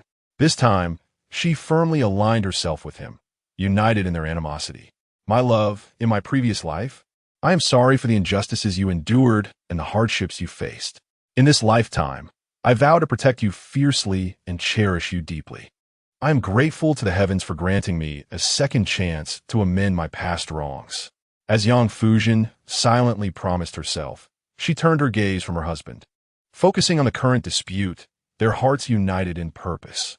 At that moment, engulfed in the sorrow of losing her father, the coroner had declared his death an accident. However, I believed your words that father had gone out with Mingzhang and, under the influence of alcohol, had ascended to the rooftop, guided by Mingzhang, only to slip and fall. Yet, his swift consolidation of power mirrored his hidden ambitions. You claimed he sought to sever our lineage. cloaking his intentions in the guise of love to seize the Yang family's assets. If that were the case, then why, upon achieving success, did he take his own life? Yang Fuzhen cursed her own foolishness, recalling how she had once believed such nonsense. Trusting her uncle, who had held her as a child and gathered with the family each new year, yet doubting her husband, who had adored her throughout their college years and showered her with affection, simply because he bore a different surname. Indeed, in her previous life, her uncle had exploited her grief during her mourning period, repeatedly brainwashing her, asserting that her husband was an outsider. You, Xiaozhen, one must be kind-hearted. Yang Qiutao pointed at her, his finger trembling. Just half a month ago, when she had come to his home, she had not spoken in such a manner. At that time, he had been persuaded to ally with her to usurp Liang Mingzhang's position in management, to render him powerless, and subsequently hand over the company's authority to her uncle, a venerable elder of the Yang family. Although lacking business acumen, his industriousness in his youth had earned him the trust and reliance of Yang, leading him to rise from humble beginnings. Who could have predicted that the ability to endure hardship would lead to endless suffering? How truly unfortunate. Have you been toying with me all along? Or has this young man threatened you? Could it be that you too conspired against me from the very beginning? Chapter 12. A Cruel Fate. Yang Qiutao smote his thigh.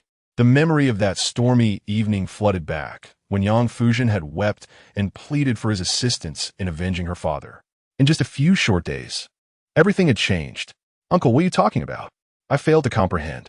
You allege that I conspired with you against my husband. Do you possess any evidence? Yang Fuzhen engaged in a game of denial. What do you do to me? Throughout her life, she had not mastered many skills, but she had become adept at throwing tantrums devoid of morals, particularly in her dealings with Liang Mingzhang. In our family, it has always been my husband who held the reins. This is known to me, my father, and everyone else, except you.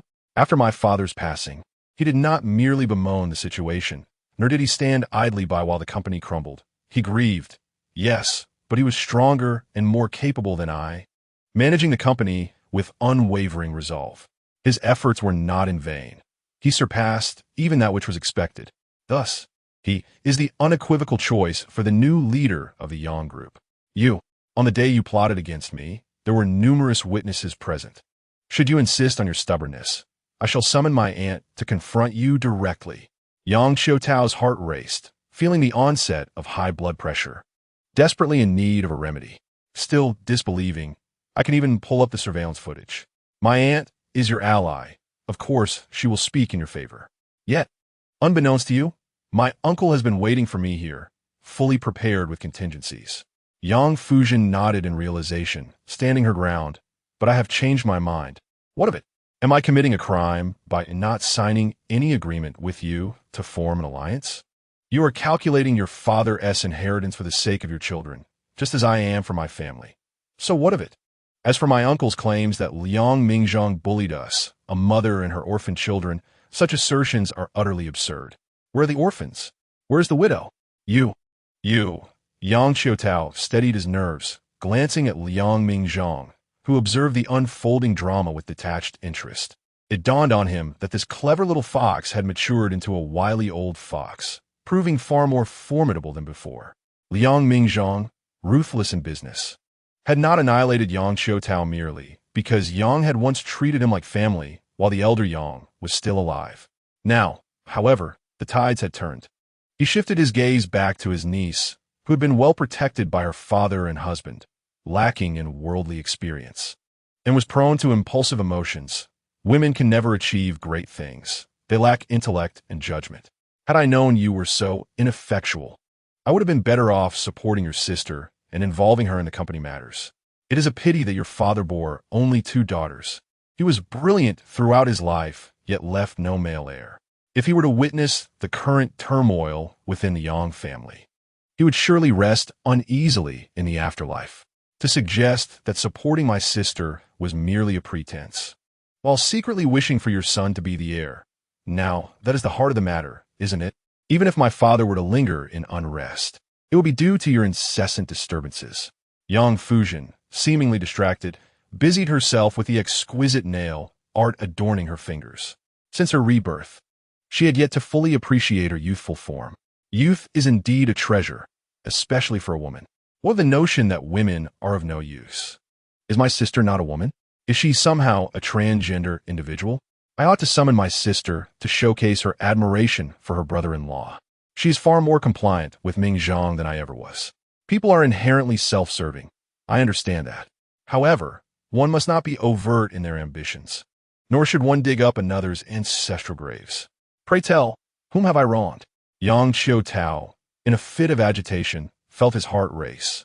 He endeavored to calm himself, hoping to salvage the situation before her resolve was irrevocably altered. Niece, do not act impulsively. Do not let his whisperings lead you astray. The Yang group is in your hands. You can indulge in frivolities now, but consider the future when the family enterprise is to be inherited by your son. Should the company fall under his control, and he turns his back on you, you would be left with nothing. If he were to sire a child with a mistress, your own offspring would gain naught from it. It is tragic that your elder brother's lifetime of toil has merely paved the way for his son-in-law to inherit his legacy. I have no intention of pursuing a frivolous affair, so spare yourself the worry, dear uncle. Yang Fuzhen listened as he recited the same lines he had her past life, aiding her memory of the events that transpired at this juncture. Otherwise, with time's passage, her recollections had begun to blur. In the past, I was swayed by your words, aspiring to be a powerful woman, to seize control for myself, leading to actions that harmed my husband and drove a wedge between us. Observing your family united while I languished in solitude, what benefit did I gain from it? I lost both love and fortune. The company is gone, and so is he. I shall not tread the same path again. I shall not be so foolish. Earlier, it was my uncle's fault. He is aging and struggles to temper his temper. Your sister's admiration for her brother-in-law is understandable, akin to the reverence a daughter-in-law holds for her father-in-law. Yang Qiutao, faced with inevitable defeat, simply could not accept the outcome. Yet, as the elder sister, you cannot be as aimless as that college student, lacking conviction and purpose. You are the legitimate eldest daughter, a vessel of the family's hopes and affections. You cannot be so powerless. Your father raised you as if you were a son. In the past, you were strong and steadfast. Why now do you wish to retreat into the role of a housewife? Therein lies a new essence. In her previous life, Yang Fuzhen had been misled, fixated on female independence, and striving to uphold the company. She had labored to compete with men in their careers, loathing the idea of hiding behind a man as a delicate wife. In her past existence, she was utterly exhausted. Now, aside from living a modest life with Liang Mingzhang and embracing the role of a supportive partner, she harbored no other ambitions or ideals. He is her sole aspiration. A strong woman has her own way of living, just as a daughter has its own beliefs. I trust in Mingzhang's character. He would not betray this family. Even should he stray, I am committed to supporting him at this moment. One must accept the consequences of their choices. Furthermore, with their relationship at such a low ebb, even if she were to consider their child as future, she has nothing to show for it. Moreover, if things continue as they are, Liang Mingzhang may not even provide her with a child, so what future plans could she possibly entertain for them? Yang Qiutao clutched his chest, his complexion pale, a wave of convulsions overtaking him. Liang Mingzhang promptly summoned security personnel, both as a caution and a directive. Take my uncle away and see him home. He had been my uncle before, and he shall remain so. Yet, he can only be my uncle now. His age renders him ill-suited to bear the burdens of the company any longer. Once he leaves the hospital, he need not return. It would be best to avoid perishing on the job. Providing for his family with compensation is trivial when it would only bring sorrow to his wife and children left behind. Liang Mingzhang surveyed the drama unfolding before him, relishing the spectacle of their bitter confrontations. It was truly captivating, almost worthy of applause. Now, he seized the opportunity to exert pressure on the heads of other subsidiaries, compelling them to declare their allegiance. Mr. Liang, we shall follow your lead in all matters, without a hint of disloyalty. Mr. Liang, here is the revenue report from the toy manufacturing plant for the last quarter. Please review. Mr. Liang, this is the work plan for the second half of the year for our chain of hotels. We await your approval. Well done. Liang Mingzhang nodded with satisfaction, pleased by their compliance. The meeting concluded without him having to lift a finger, achieving victory without conflict, and his spirits soared. Once everyone had departed, Yang Fuzhen hesitantly approached him, raising her gaze with a mixture of eagerness and pride. Darling, how did I fare in my verbal duel? Chapter 13, Old Grudges. Yang Fuzhen had anticipated praise. Even a hint of softened resolve from him would have sufficed. Yet there was none. The icy chasm in their relationship showed no signs of thawing. He offered no kind words or gestures. Yang Fuzhen, what trickery are you up to now? Liang Mingzhang found it amusing, yet bewildering. Yang Fuzhen, I was too lenient with you in the past, allowing you to take liberties. It is a wife's duty to stand united with her husband. However, you seem to believe that merely fulfilling your obligations warrants my gratitude. But perhaps it is fitting. For someone of your ilk, with such a low moral standard, if you do not harm others, it is as if you have done them a favor. Yang Fuzhen's hopeful gaze fell, her smile frozen upon her lips. She found herself at a loss for words. I am sorry, it is my fault. I have always held you to high standards while excusing my own shortcomings. After years of education, I have failed to learn the virtue of being stringent with oneself, yet lenient with others. Ah, you're aware of this? The value of self-awareness is paramount. Her candid acknowledgement left Liang Mingzhang momentarily speechless, swallowing the retorts he had prepared. She had effectively disarmed him.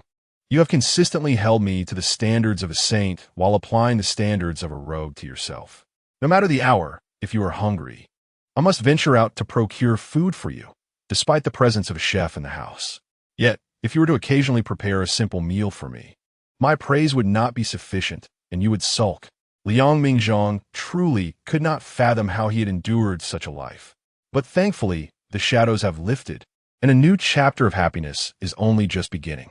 Mingzhang, I was once thoughtless, acting without consideration, guided solely by my nature.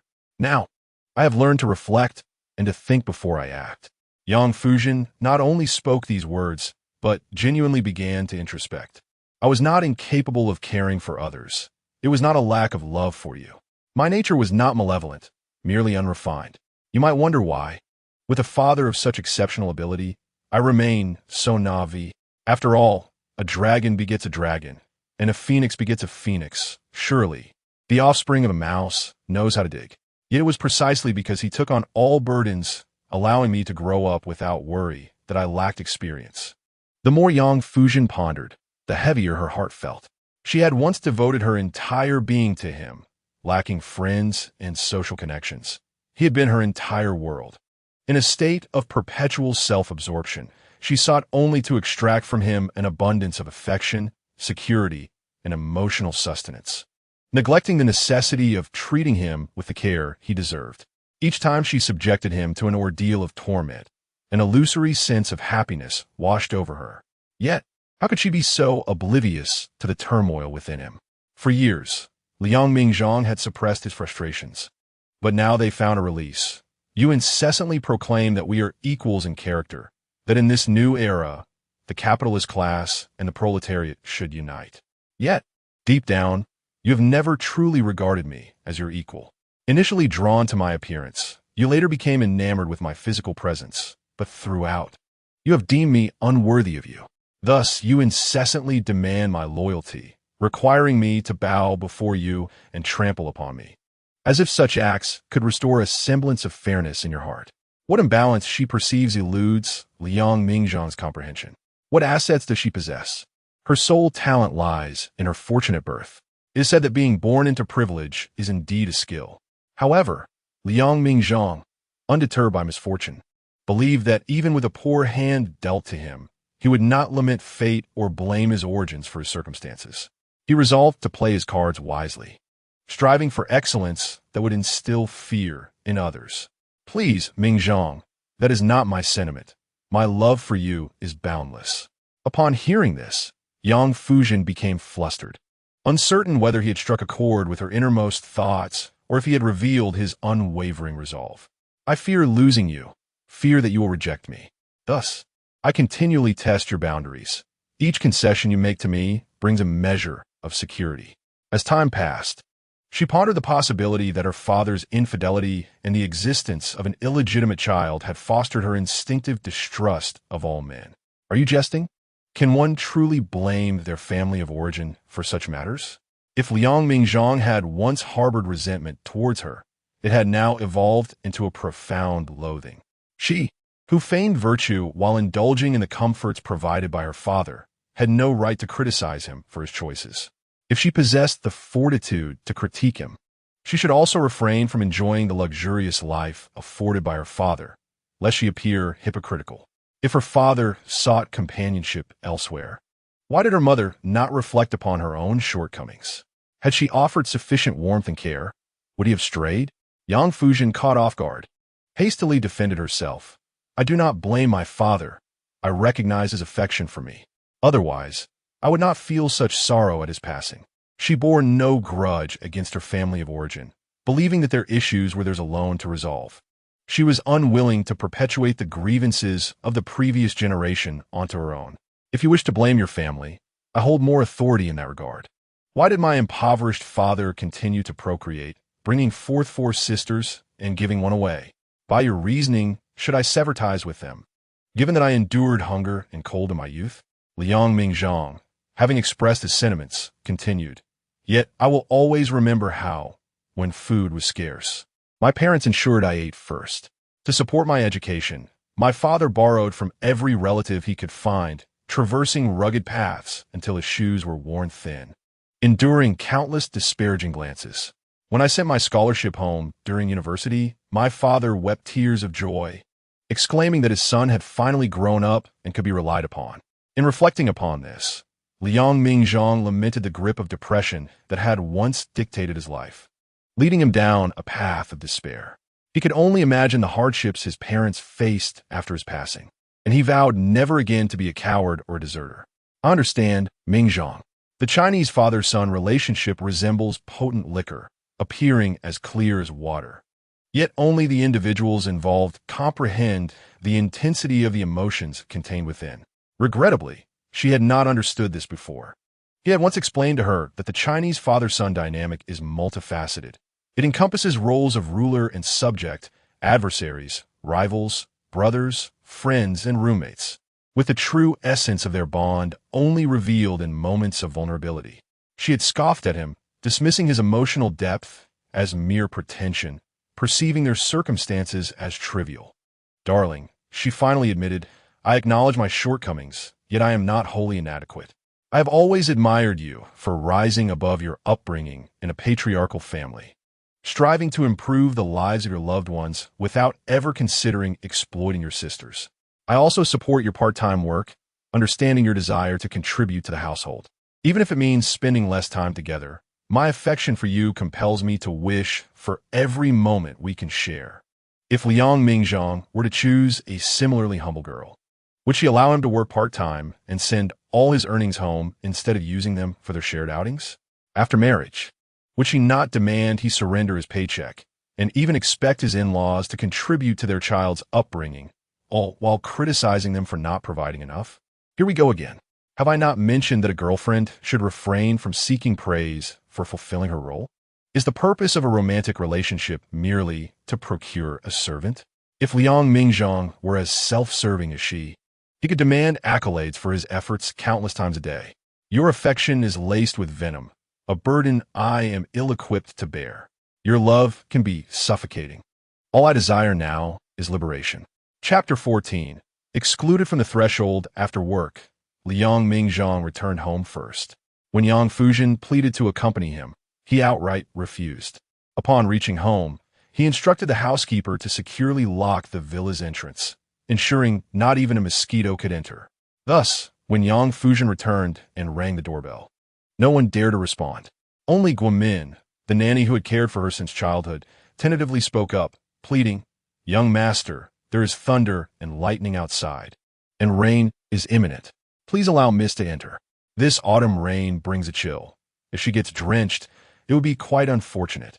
You cannot take advantage of her just because the master has passed.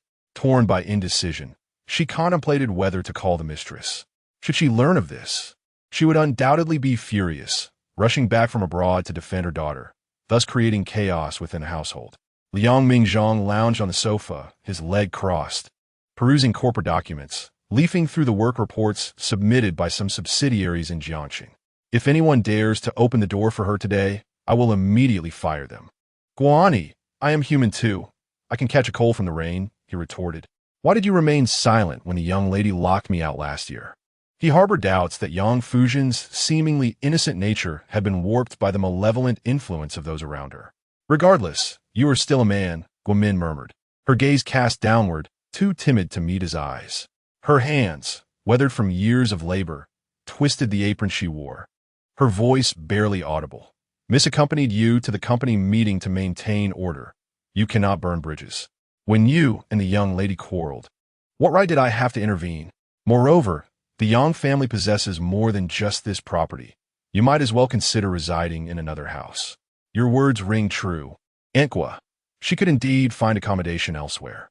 Liang Mingzhang raised his head and cast a languid glance at Guomin. The warning in his gaze was unmistakable. Even if someone were to open the door for Yang Fuzhen, he would unceremoniously push her back out. Thus, not only would the young lady be barred from entry, but that individual would also find themselves dismissed. A fruitless endeavor, indeed. A double loss. In the past, when Miss Jiao held sway over me, wielding her power as she pleased, you claimed it was merely domestic affairs. Yet now, when I deny her access, it suddenly transforms into something else.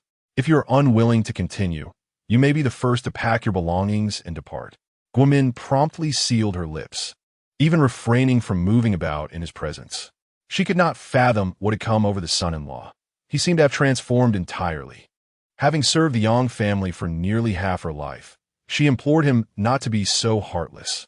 The Yang family had always been benevolent to its loyal servants. When she first arrived, the previous nanny, unable to continue, was granted a comfortable retirement by the Yang family. It would be unjust for me, as I age and lose my capacity to work, to be cast aside. Had I been dismissed earlier, I could have sought other means of livelihood. Now, even sweeping the streets is a daunting task. Firstly, my physical strength wanes, and secondly, having grown accustomed to the lifestyle of the affluent within the Yang household, transitioning from luxury to frugality is no easy feat. Had you not mentioned it, I would not have noticed your plight. Your words have inadvertently reminded me. Indeed, if one has lost their ability to labor, what purpose remains? Liang Mingzhang called her back, urging her to confront reality. The tide has turned. Everyone else sees it. Yet you remain ensnared in dreams. It seems that ignorance is bliss, yet one ought to read more.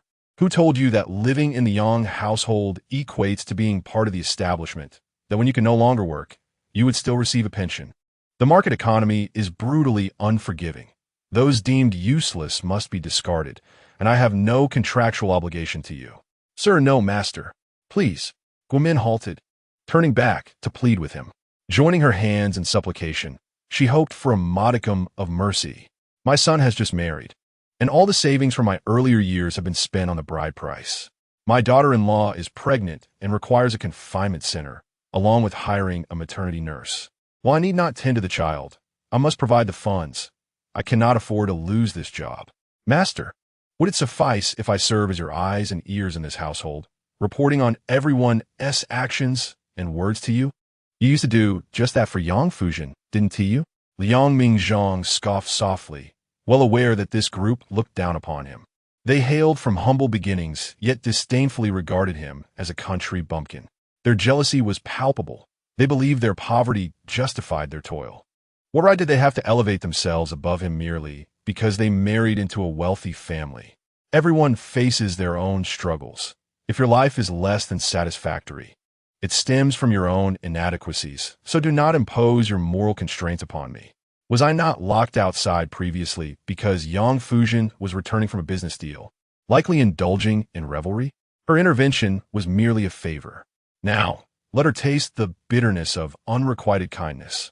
In his previous life, he had suffered greatly from moral coercion. Whenever the servants dared to criticize him, he felt that the young lady was at a disadvantage from marrying him, prompting him to treat her with double the kindness. Now, however, he perceived servants as mere servants.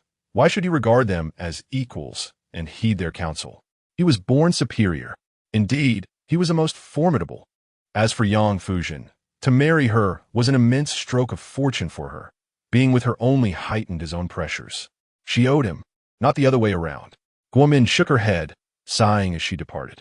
She longed to ask why he didn't simply leave when the young lady had barred him from entry, but she understood all too well that the son-in-law, in a bid to placate the young lady, feared that leaving would only further enrage her. She worried that the young lady might be foolish enough to remain outside, dazedly waiting, especially now that it was raining. Guomin considered the possibility of sneaking away to open the door while her son was preoccupied with his duties at home. Perhaps he wouldn't notice. Once the couple had a chance to converse, the lingering affection might lead to a resolution. With this thought, Guomin pushed the door open and stepped out, holding her umbrella as she traversed the courtyard, making her way to the villa's entrance, instructing the guard to open the door. This is the Yang family's villa. When did it become subject to the whims of someone named Liang? The guard glanced at her. After receiving instructions from the son-in-law not to let the young lady in, he disregarded her. If you wish to lose your job, you may resign, but do not drag us into this. Do not claim that the son-in-law sent you to convey a message about opening the door for the young lady. Unless we hear him personally instruct us to do so, we will not allow it. Given the current economic climate, losing this high-paying job makes it nearly impossible to find similar work, especially one that provides social insurance and housing benefits. Guomin, emboldened, had exhausted all her courage in attempting to facilitate the young lady's entry. If she were to fabricate a lie or falsely convey orders, she would not dare. Could the son-in-law truly keep the door shut forever, leaving the young lady stranded outside? Do not worry, Anqua. Please return. You are of an age that cannot endure such turmoil. I am still young, and I can wait outside. Yang Fuzhen discerned her husband's intent as the heavy downpour enveloped her, quickly drenching her to the skin. She held no resentment, but recalled how, in her past life, she had confined Liang Mingzhang outside, watching him stand in the rain, soaked and undoubtedly uncomfortable. A smile crept onto her face as she glanced at the housekeeper. If it brings him a bit of joy, then so be it. Anqua, you should return before he requires assistance, and you are not there to serve him tea or water. Young people revel in romantic moments in the rain. You wouldn't understand. Yang Fuzhen did not take the umbrella Guomin offered. If she were to hold it, why not simply leave? She had the means to do so. However, if he sought to punish her, she would willingly accept her fate. She often professed her awareness of her mistakes. Thus, what better way to prove it than through her actions? Chapter 15. In the Rain. Guomin truly did not comprehend, but her heart ached. Miss, should we not inform the mistress? Are you out of your mind? Do you not think our household is chaotic enough? Yang Fuzhen stood in the rain, having just accepted her situation with a good attitude. But now, upon hearing Guomin's suggestion to report her, she grew anxious. We, as a couple, are indulging in our own little games. How could we involve the elders? Without my mother's participation, I'm on the verge of divorce. If she meddles, my husband might flee even faster. We are all adults, not children. Do we need to inform our parents about every squabble? Even if we did, Mingzhang is my family. He is my elder, and informing him suffices. After my father's passing, my mother has been in deep sorrow. I only encouraged her travel. Why disturb her? Have you considered the consequences? If I return to life without ensuring my family lives in greater peace and happiness, what meaning does this rebirth hold? Moreover, I had lamented to my mother about Liang Mingzhang's misdeeds before my rebirth. She was already skeptical of my cross-class relationship and now feels even more strongly that we should be well-matched. Yes, I understand, Mississippi. I will not foolishly act on my own. That is why I came to consult you first. Guomin wished to stay by her side, but felt it futile, only deepening her anxiety and sorrow. Yet, even if she returned indoors, she could not simply turn a blind eye. If she did not keep watch over the young lady, her worries would persist. After all, this was a young girl she had raised herself. Miss, it is my inadequacy. I persuaded the son-in-law, but he would not listen. I shall remain here with you. After all, our household is filled with servants, and if the son-in-law requires sustenance, others can attend to it. However, I shall return to prepare a bowl of ginger soup for you. So, when the son-in-law calms down, you may warm yourself. Alas, my mother has been disheartened by my grievances, and she now harbors some discontent towards my husband. I must find a way to mend their relations. Yang Fuzhen Sigit, feeling not only regret, but also deep compassion for Liang Mingzhang. Ever since marrying me, his circumstances have been akin to those of a woman married to a distant land. The household is dominated by the Yang family, and in arguments he finds no ally. There is no one to understand him or listen to his innermost thoughts. How lonely he must feel, unable to integrate. I ought to care for him well and provide him with more warmth. Yet, rather than extending my concern, I have often ostracized him.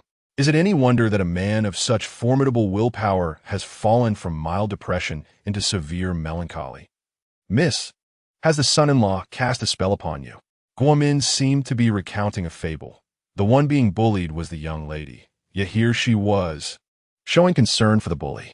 The madam disdains him not for any fault of his own, but because of his lack of capability and effort.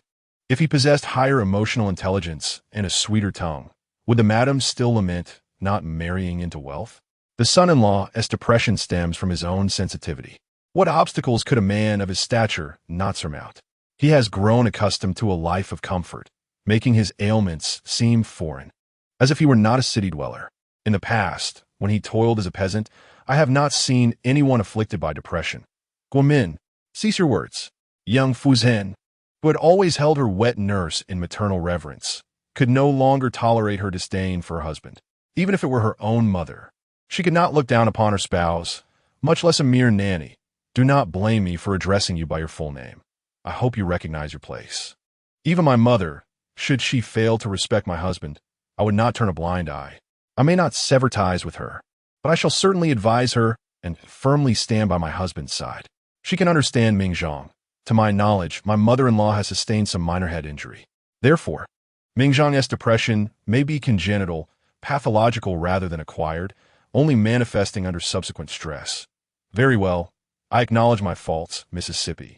Your love for your husband is commendable, and I shall henceforth be more cautious with my words. Guomin, adept at reading the room, understood that loving one's husband is a virtue, and naturally wished for the young lady and the son-in-law to live harmoniously, to soon bear a healthy child to bring prosperity to the Yang family. Children, at present, were a distant hope for Yang Fuzhen, overshadowed by guilt. She had been accustomed to frankness and had spoken her mind freely. In moments of resentment, she had even resorted to humiliating him with jibes about his mother's disability. His current emotional detachment was a consequence she deserved. Depression was never a trend to be chased. In the past, no one in the countryside suffered from such ailments due to a lack of means to seek treatment. Otherwise, those who drowned or ingested pesticides, were they possessed? Yang Fuzhen, feeling only guilt and compassion for him, vowed to love him dearly in this life, ensuring he would not suffer or fall ill again. Yet, as the rain intensified, she initially felt merely cold, but soon her eyelids grew heavier. Guomin, engaged in discreet maneuvers behind her master's back, was unaware that Liang Mingzhang observed every scene from before the floor-to-ceiling window. When the chef brought over the brewed coffee, he promptly rejected it. I cannot abide the foreign concoction. Fine tea surpasses it in aroma, invigorating effects, and health benefits, not to mention its cost. The chef, holding the coffee, was bewildered by the son-in-law's newfound temper. He had always been the most agreeable, especially in consideration of a young lady. He had shown unbounded leniency towards those of similar humble origins, such as the gardener, chef, and housekeeper, tolerating their excessive jests without a second thought. Now, however, he wore a stern expression, exuding an eerie aura that was quite intimidating.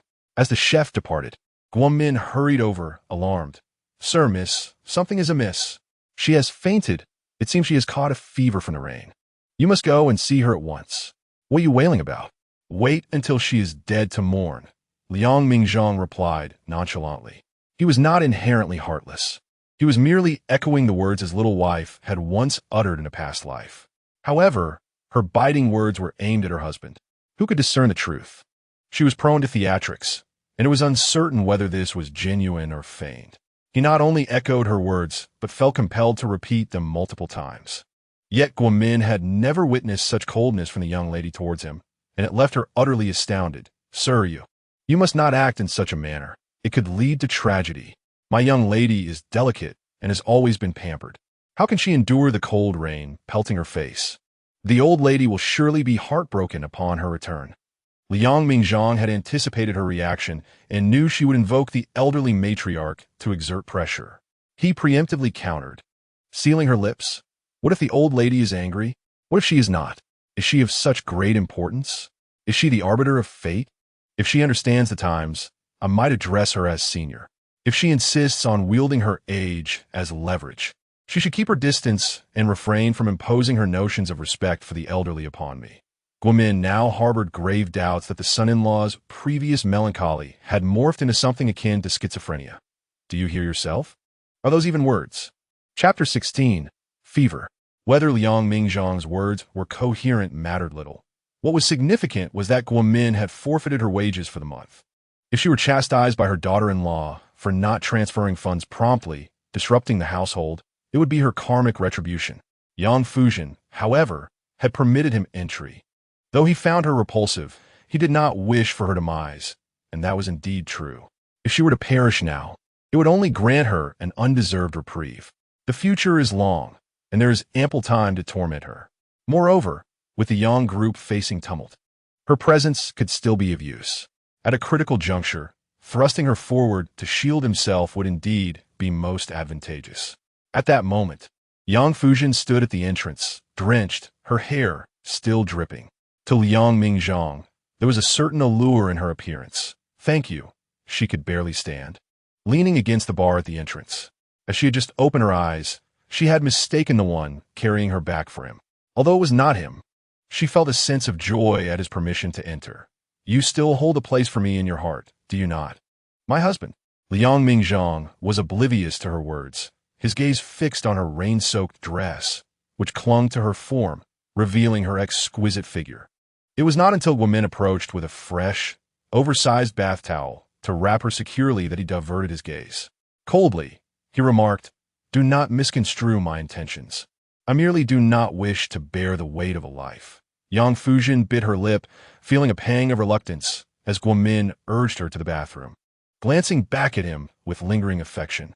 Only upon entering the bathroom did she mumble, "I am sorry."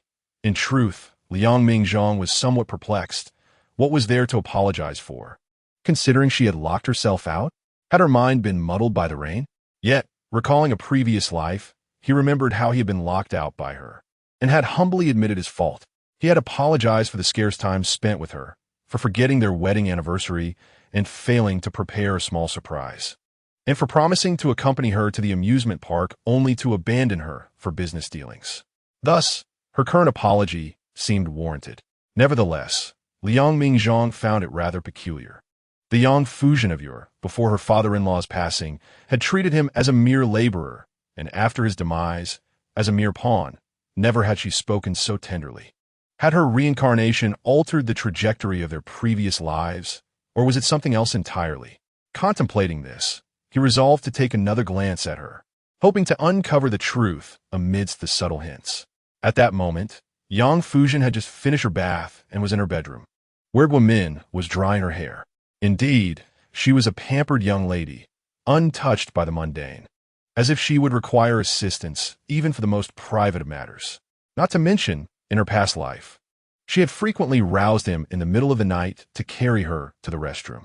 "Darling, did you come away from me out of concern? Rest assured, I am fine. I'm no longer as overly sensitive or fragile as before," Yang Fuzhen exclaimed, her face lighting up with surprise upon seeing him. She dismissed Guomin and approached him, clad in a bathrobe cinched at the waist, showcasing her long, slender legs. "I knew you cared for me. I'm just a bit dizzy. Otherwise, I'm well. I've taken some fever-reducing medicine, and after a good sleep, I shall be right as rain."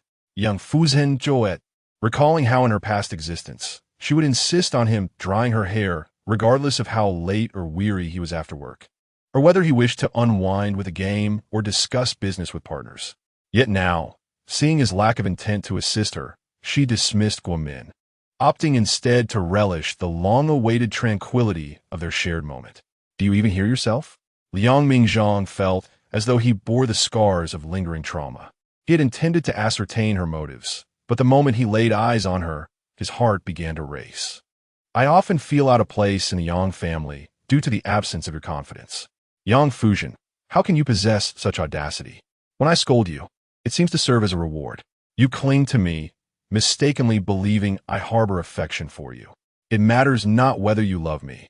I shall love you regardless.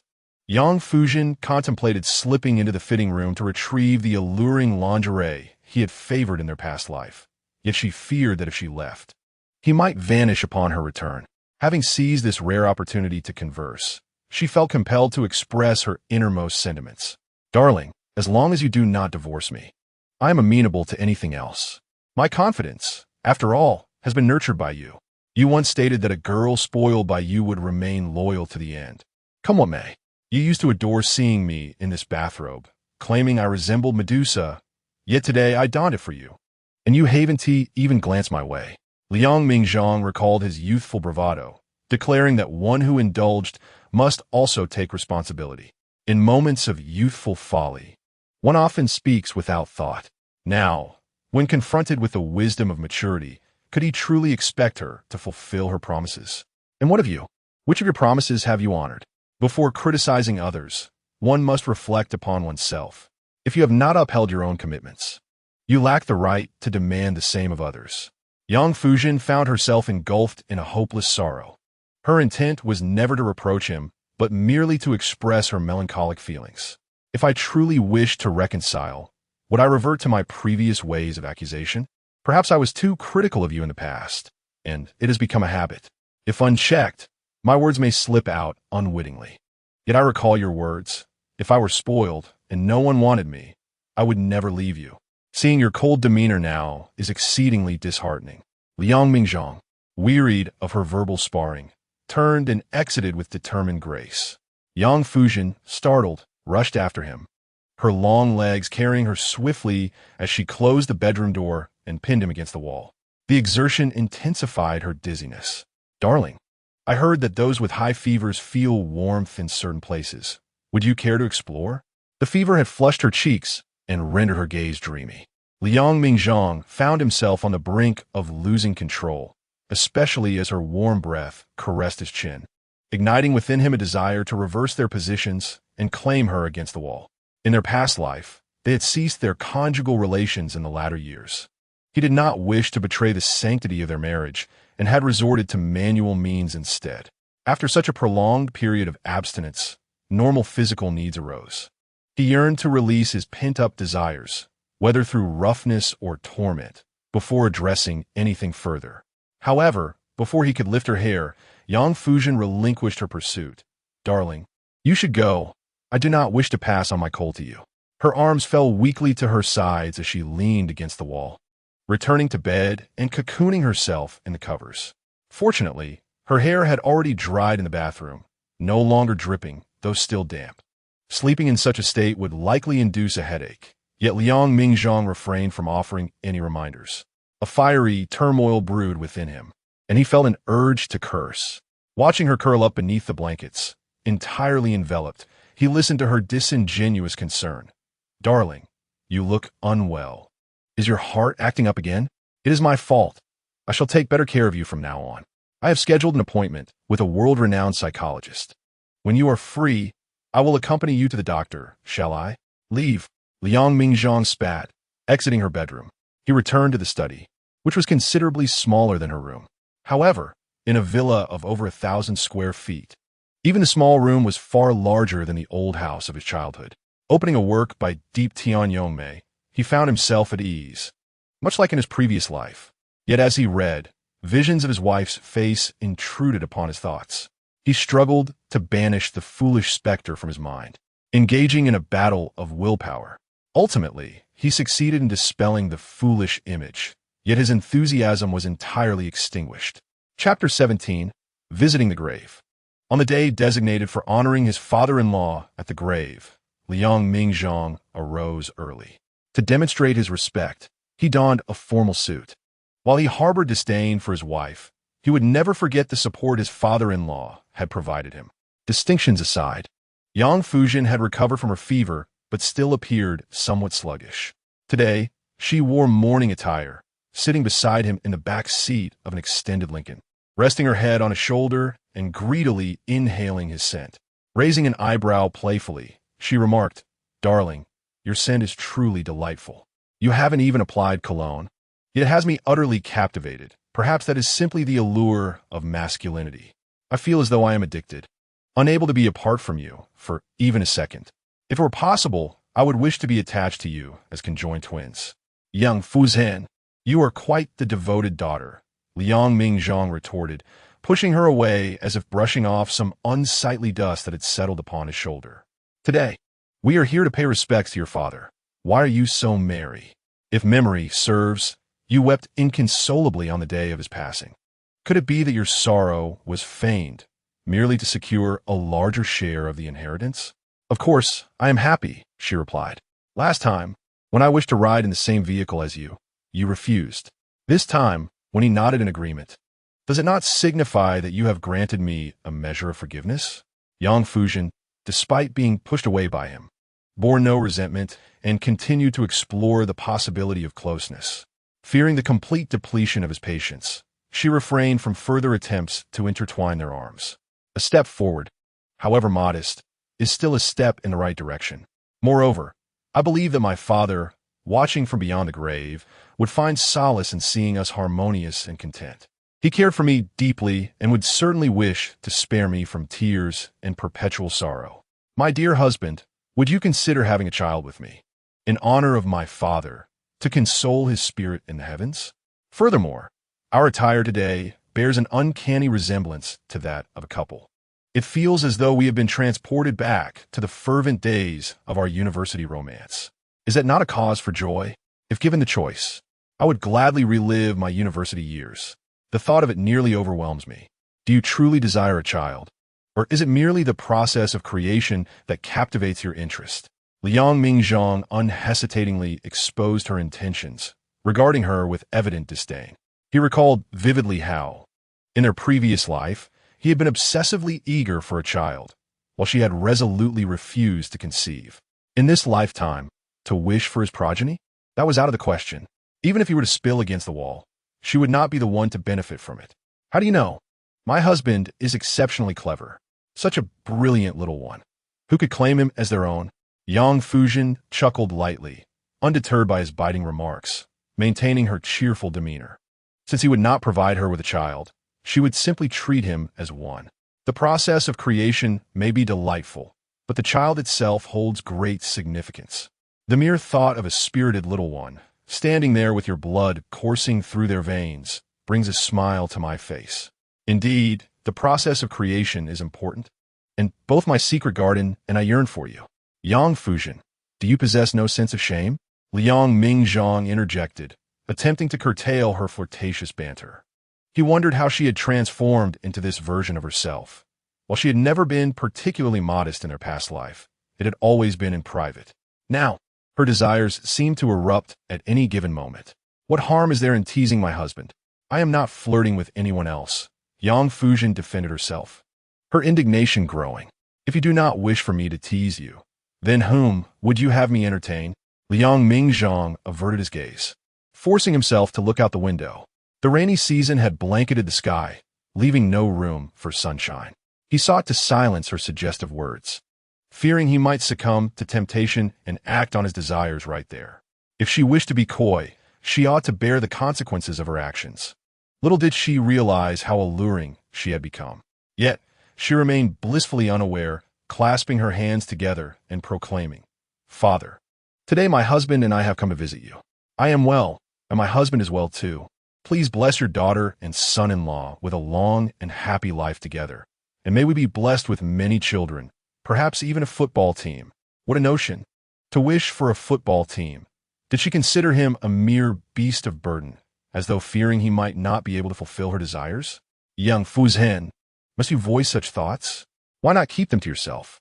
There are others in the car besides you. Just look at your demeanor. How could you possibly wish for children? What light did your father ever receive from you before his passing? He provided for you in life, and now he must watch over you in death. When Yang Fuzhen first mentioned her husband, she cast a furtive glance in his direction, uncertain if he would catch sight of her in his peripheral vision. Alas, she could no longer treat his gaze as a mirror, where she once could see a reflection of her diminutive self within his eyes. You lack the ability to read minds. If I silently repeat my thoughts, you cannot possibly hear them, can you? Furthermore, you're not a stranger. We are family. What harm is there in sharing my thoughts with you? While Yang Fuzhen may not have garnered any favor from her father, she firmly believed that her son would not be as inept as she had been, for he would inherit Liang Mingzhang's formidable genes and his nurturing guidance. Little did she know that at this moment, Liang Mingzhang wished only to silence her, whether through the act of passion or some other means. As they arrived at the cemetery, the day's memorial attracted a considerable crowd. Thus, as the car door swung open and Liang Mingzhang's polished shoes touched the ground, a multitude of camera flashes erupted, capturing the moment. Simultaneously, a cacophony of voices filled the air. This is the new generation leader of the Yang family, who has always been elusive. Who would have thought he possesses even more presence than the old master? Indeed, it is a pity he is merely a son-in-law, not the heir, otherwise. How many noble women from Haiqing and Jingcheng would vie for his affections? What difference does it make that he is a son-in-law, as long as he wields a good shovel? There is no corner he cannot unearth, especially since I have heard that their marital relationship is not particularly strong. Liang Mingzhang tuned out these voices, offering a bouquet to his father-in-law, his sorrow genuine and heartfelt. He vividly recalled the first time he attended an important event with his father-in-law, who had guided him in making connections and taught him the intricacies of business. It was also his father-in-law who had defended him against mockery, courageously facing dissent to protect him. The lessons on tying a tie and the repeated expressions of wishing he were his biological son were etched in Liang Mingzhang's memory. He was a product of his father-in-law's mentorship, bearing his likeness, which was hardly surprising. Yang Fuzhen bowed to her father, scattered a handful of earth, and upon lifting her gaze, she spotted Liang Mingzhang not far away, engrossed in a phone call. A wave of anxiety washed over her. Who was it this time? Tempting him? Once the memorial concluded, the reporters who had been waiting eagerly surged forth from all directions. Some hailed from financial publications, others from social media platforms, and a few were independent journalists, microphones in hand, hurling questions. May I ask, is it true that there are many controversies regarding Mr. Liang's inheritance rights within the Yang group? How does Miss Yang view her husband's extravagant spending just to elicit a smile from the flower Wang Ziyue? Some say that Miss Yang and her husband's relationship is unbreakable, and that outsiders seeking to intervene for money are simply wasting their efforts. What is your perspective? Yang Fuzhen gazed at her husband in the distance, still on the phone, his brows occasionally furrowing and his expression fierce. He did not appear to have any ulterior motives. Rather, it seemed he was conducting business, which offered her a modicum of reassurance. Seizing a nearby microphone, she declared to the world her love for him, underscoring her dependency. First and foremost, please address me as Mrs. Liang, not Miss Yang. I am married now, and I willingly take my husband's surname. In this journey of marriage, I may not have excelled, but that does not mean I have given up. I will strive harder to be a good wife and virtuous partner to Mr. Liang. Liang Mingzhang is my one true love, irreplaceable. Should anyone covet my husband, whether for wealth or affection, they shall face dire consequences. Do not say I did not warn you. Chapter 18, Correspondence. Liang Mingzhang methodically engaged in the transition of his work responsibilities. The loyal subordinates within the company had, at some point, begun to seamlessly shift their reference from Mr. Yang to Mr. Liang. Even within the Yang group, it was a tacit understanding that rolled off the tongue as if it had been in use for a century. Without any discomfort, as the time to board the vessel arrived, Liang Mingzhang stepped onto the yacht crafted by the Yang group, gliding across the riverbank. Its 3 tiers illuminated through the night, catering to the whims and fancies of the affluent. Dust had settled in his father-in-law's former office. He entered to organize the belongings, using the key left by his father-in-law to unlock the safe adorned with a lock. Inside lay several gold bars, nothing particularly remarkable. The Yang family may not possess much, but they are certainly laden with gold and silver.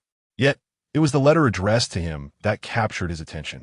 Silently, he unfolded it, revealing the familiar handwriting of his father-in-law. Dear son-in-law Mingzhang, in my current position, I must rely on fate for life and death. Should I encounter unforeseen misfortune one day, I would have no regrets, for I can entrust both the Yang group and my daughter to you without hesitation. I have weathered countless storms in my lifetime, and knowing you as my successor brings me great comfort. To be candid, I was initially skeptical when Fuzhen married you, as I envisioned a commercial alliance, a union of strengths for mutual benefit. However, her unwavering devotion to you compelled me, as a father, to maintain our relationship, and I decided to take a gamble on you. You have not disappointed me. In fact, your performance has exceeded my expectations. I did contemplate what I would do if you failed to thrive. I might have considered passing the company to Fuzhen or supporting another young member of the family. Fortunately, you have proven to be even more capable than I was in my youth. After my passing, do not entrust the company to the eldest or second daughter. They are not fit for the responsibility. You will take on the mantle of the Yang group, a burden that will weigh heavily on your shoulders. If, in the future, you and Fuzhen find yourselves at odds, I hope you will, for my sake, give her another chance. If maintaining the marriage proves untenable, you may continue as CEO of the Yang group, provided you ensure the well-being of her and her daughters. Do not feel constrained by duty. Each person's life is their own, and one need not live for others. There is no need for you to be bound by morality. Pursue your path freely. Mingzhang held the letter, a whirlwind of emotions swirling within him. In his previous life, his father-in-law had also left him a letter, but its contents were starkly different, primarily outlining who could be trusted within the company and which partners warranted caution. Indeed, many experiences in this life diverged significantly from the last. Hearing a knock from his assistant, Mingzhang tucked the letter away, secured the safe, and exited. Ascending the stairs to the top floor, he stood at the railing, gazing out at the mighty river flowing eastward, the evening breeze invigorating his spirit. His father-in-law's admonitions stirred a moment of softness within him. Yet in times of triumph, one must fully embrace joy. To become entangled in romantic affairs as he had in his past life would be to squander this heavenly gift of rebirth. Mr. Liang, the head of the tourism industry from the beautiful country across the ocean, Joanna, is waiting for you, his assistant informed him. Let her wait, Mingzhang replied nonchalantly. After enjoying the evening breeze a little longer, he finally entered the private room. The river's surface was choppy, yet the cruise ship sailed steadily, and he walked across with the steadiness of a pine tree, undisturbed by the motion. Joanna, radiating the distinctive warmth of foreigners, rose to embrace him. She then exclaimed in English, and the accompanying translator immediately began interpreting, "Congratulations, Mr. Liang, on ascending to the throne and taking over the Yang kingdom." Mingzhang raised his hand to halt her further advances, reminding her, "Madam, if you wish to discuss business, please use our country's language." Joanna tossed her hair, licked her lips, momentarily hesitating before regaining her composure and inviting him to take a seat. "Very well. I took Chinese as an elective in college, though my reading and writing are average. I have no trouble with listening and speaking. I just didn't expect Mr. Liang to be so temperamental. So you do speak Chinese. Why act like a big shot?" Mingzhang's gaze swept over her golden hair and blue eyes, only to return to his previous disinterest. "You must have a Chinese name, then?" "No. Why not help me come up with one, Mr. Liang?" Joanna's eyes glimmered, fixating on him. Her declarations were direct and fiery. "I have seen your photo on the Asian entrepreneurs list before. I thought it had been overly beautified, but seeing you in person, you're even more exquisite than the picture. Previously influenced by top influencers, I assumed Asian men were all fond of lipstick and eye makeup. It turns out that men from this country possess such masculine charm in this era. Is that so? Are all men supposed to have slanted eyes?" Mingzhang, intent on teasing her, whimsically suggested a name. "To wish us a successful collaboration, let us call you Qinggong, which means success, sharing my surname, Liang Qinggong." "That works." Joanna, far from feeling offended, erupted into laughter, her laughter causing her ample bosom to rise and fall. Her long legs, encased in black stockings, intertwined and quivered with mirth. Once she had laughed enough, she resumed their conversation. "I find that people from your country are vastly different from those in neighboring nations." "In what way?" Mingzhang inquired. When it comes to girls being sexually harassed on public transport, girls from the island nation might endure it quietly, and those from the beautiful country may go along with it. But only the girls from your country will fight back directly, Joanna remarked, clearly admiring and respecting this trait. She found his earlier display of temper rather manly. Collaborating with such a tough man made her feel more secure and reliable. Mingzhang, however, held a differing opinion. This is a good thing, but many young ladies in our country have been spoiled. Thus, instances of false accusation arise. Sometimes, a few words from a young lady can ruin a man's career. Joanna gasped, covering her face in disbelief. Then that man's career is too fragile. If he is just a commoner, it's one thing, but if he is a public figure or part of the establishment, relying on exposure and popularity, like a celebrity or host, such accusations can lead to a complete downfall, Mingzhang explained. His assistant brought forth the contract drafted by the legal department and presented it to Joanna for her review. The Yang family had been in the shipbuilding business for half a century, and Joanna had considerable trust in them. Yet, to negotiate a better price, she felt compelled to engage in a bit of banter.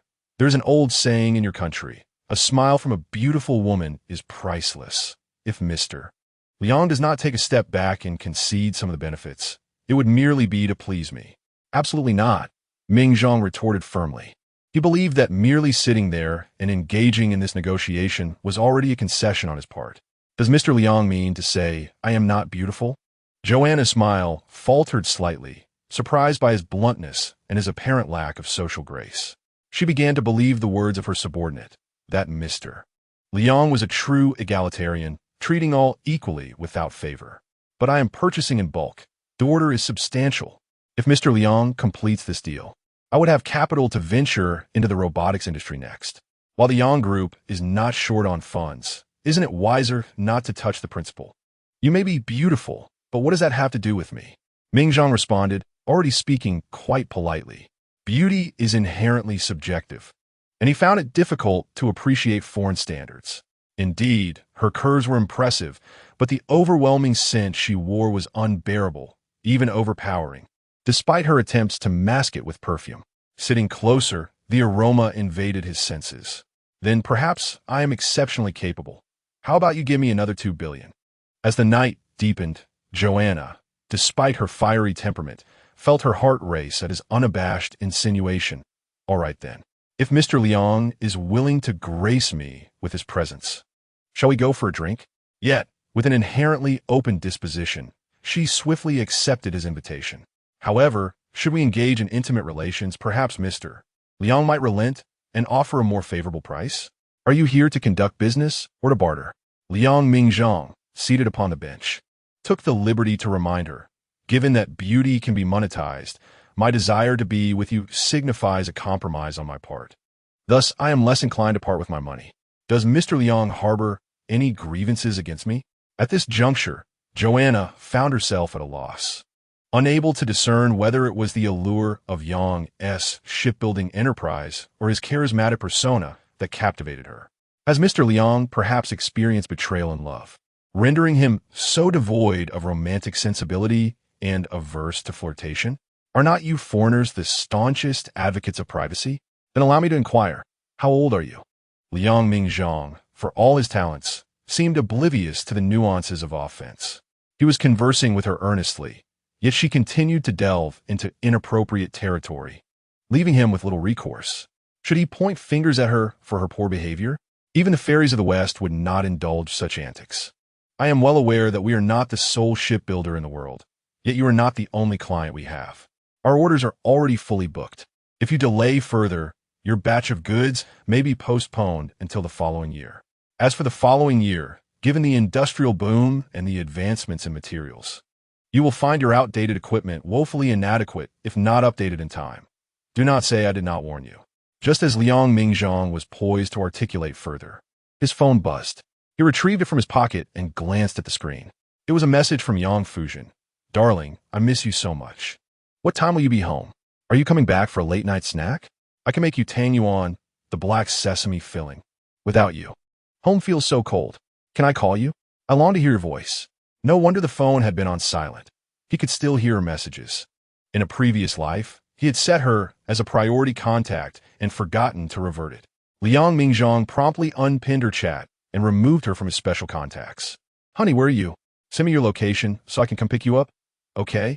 I've been so good, holding back my desire to see you, and not asking for a video call just to hear your voice. Can't you fulfill this modest wish? You used to dote on me, even on your business trips. You would call to remind me to eat well. Please don't be so indifferent to me, I beg you. Liang Mingzhang glanced at her latest message. Ignoring it completely, he refrained from responding and returned to his conversation with Joanna. You are well aware that our country possesses a vast market with remarkable purchasing power. With a large population and rapid economic development, numerous countries aim to appease their affluent patrons, often adorning airports with signage in Mandarin. This serves as my justification for offering you a high price. It is not only about strength, but also the formidable nation that stands behind me. Strengthening ties with me is a surefire business move for you. Furthermore, once you purchase our ships, whether for transport or tourism, we will navigate the local maritime routes. Establishing connections. The arduous nature of this endeavor requires considerable financial, physical, and social investment. Fortunately, Joanna refrained from mentioning made in China as synonymous with poor quality and shoddy workmanship, which would have resulted in immediate cessation of business and rendered her a mere burden. Until the contract was finalized, Joanna remained insatiable, frequently hinting at future collaborative opportunities. Once we cooperate, we shall be formally acquainted. Shall we find a place to unwind tonight? The guest is at the host's discretion. Is it not a pity to avoid one-night stands? After concluding the business discussion, Liang Mingzhang planned to clock out. He had no desire to work unpaid overtime, even as the employer, nor should he foster such a culture.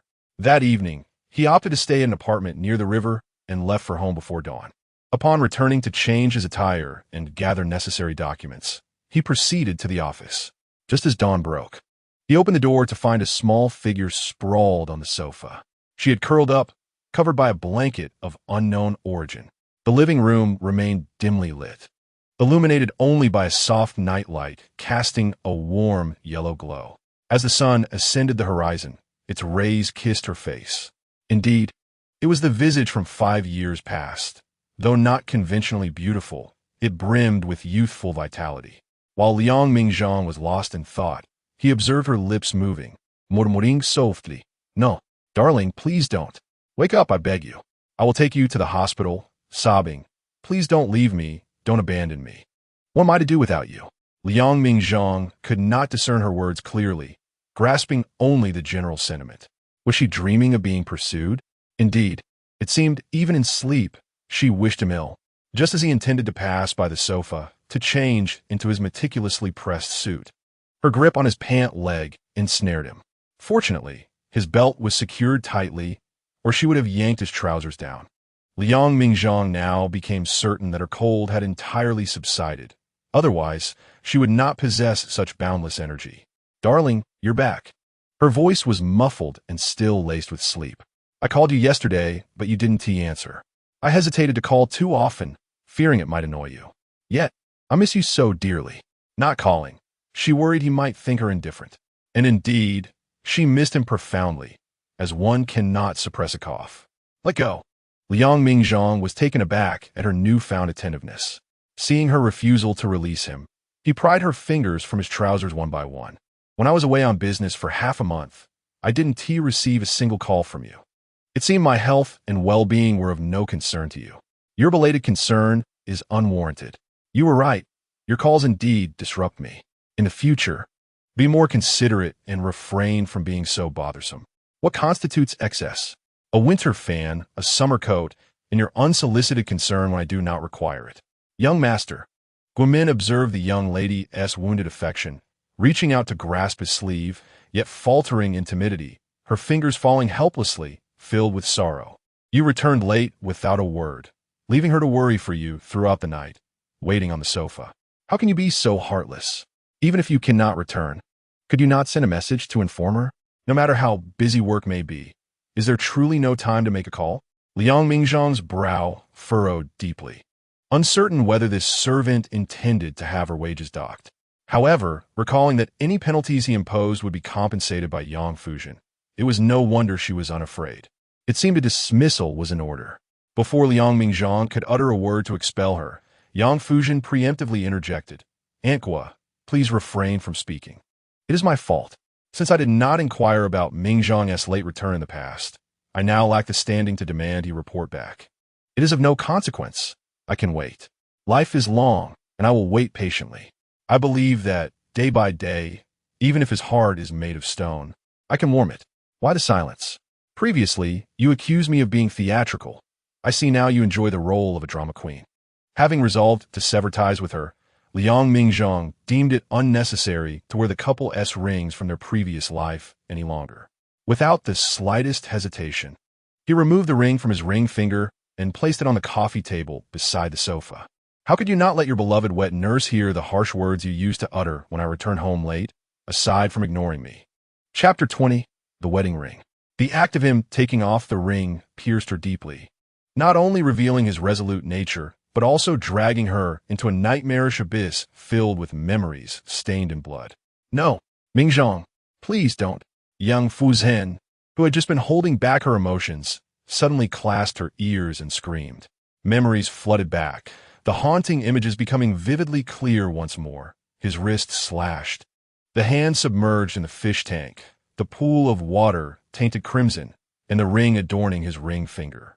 It was only when he was laid to rest in a past life that this ring was removed, accompanying her as she traversed the rest of her days. "Why don't you wear it? Would it be so terrible for you to put it back on?" Yang Fuzhen, seemingly in a trance, grasped his hand, attempting to place the ring back onto his finger. "Is it the style of this ring that displeases you? Shall we purchase a new pair of diamond rings together? This time you can choose. But before we buy, please just wear this one." "What is wrong with you, Yang Fuzhen?" Liang Mingzhang's expression was stern as he forcefully pushed her away, unwilling to allow her to meddle further. In a past life, he had no desire for an engagement ring, considering it a frivolous expense, preferring instead the enduring value of gold. She insisted on the notion that diamonds are forever and love endures. Eventually, he ceased to dissuade her when he recognized that the Yang family's expenditure of $1 million was akin to an ordinary person's $100. Now, he could finally rid himself of this burdensome trinket. "Do you not understand why I removed it? I am resolutely determined to divorce. Why would I continue wearing this symbol of fidelity? I shall take it off and present myself as single, preventing any starlet with designs on me from being deterred by this ring." "How could that be? You possess such charm. We both know it. Even if you're married or incapacitated, there will always be young women brazen enough to pursue you." Yang Fuzhen was bewildered by how he had learned to be so disingenuous and hypocritical, for he had always been the most candid of souls. Even at times when his honesty would incite her ire, he could not bear to deceive her in the slightest, always choosing to be forthright before soothing her. "Why, Liang Mingzhang, not only do you seek out flowers and willows, but you also brazenly declare it. Could you return to me the former Mr. Liang? You are the one who killed him." Liang Mingzhang snatched the ring from her grasp and, without a moment's hesitation, hurled it out the open window, devoid of any semblance of compassion, before retiring to the cloakroom to change, attended by a maid responsible for pressing his suits. Yang Fuzhen clutched her chest, a pang of heartbreak gripping her. She gazed in the direction where the ring had vanished and, in a daze, rushed outside. In the courtyard, amidst the neatly trimmed hedges, she frantically searched. She yearned to find that ring, as if its recovery could restore her lost Mr. Liang. In a past life, he had died, and this ring had served as a tether to her memories. In this life, he lived, yet he felt as cold as a corpse, devoid of any remnants of hope. Until Liang Mingzhang emerged from the house. Donned in a freshly pressed suit, he spotted her in the depths of the garden, her hair disheveled, a strand clinging to her egg-shaped face. Her hands were lacerated by the bushes, wounds crisscrossing and bleeding profusely. "Miss, please stop searching. What kind of ring can't we afford?" The woman observed anxiously, her cold sweat betraying her worry. She could not fathom what made this ring so special when a Yang family's jewelry cabinet housed a plethora of rings. Was it merely because it had once adorned the finger of her fiancé? "Miss, perhaps you should come out first, and I shall send a few servants to search in your stead. Otherwise, how long will it take for you to find a loan? You don't understand. It's bad luck." Yang Fuzhen retorted, turning to see Liang Mingzhang's imposing figure standing there. She was unsure whether it was pity for herself or simply a desire to witness her misfortune. Wherever he stood, her gaze could not be diverted. To the maid, her words became a soliloquy. If I retrieve the ring, it would be as if he were still here. Without the ring, I might lose him forever. Guomin, witnessing her erratic behavior, began to doubt whether the prolonged association with her fiancé had rendered her mind effective, fearing that if this continued, something truly unfortunate might occur. Miss, since you've acknowledged that the young master does not favor you anymore, what if, in your search for the ring, you were to injure your face on the thorns, and he liked you even less? We can endure hardship as long as we have the mountains. There is no need to worry about fuel for the fire. Be good, dear young lady. This time, Yang Fuzhen acquiesced, cautiously making her way out of the garden, nodding repeatedly. Yes, yes, yes. He dislikes my emotional volatility. I must stabilize my emotions. I cannot afford to be injured. If I am not healthy and require care, how can I care for Mr. Liang?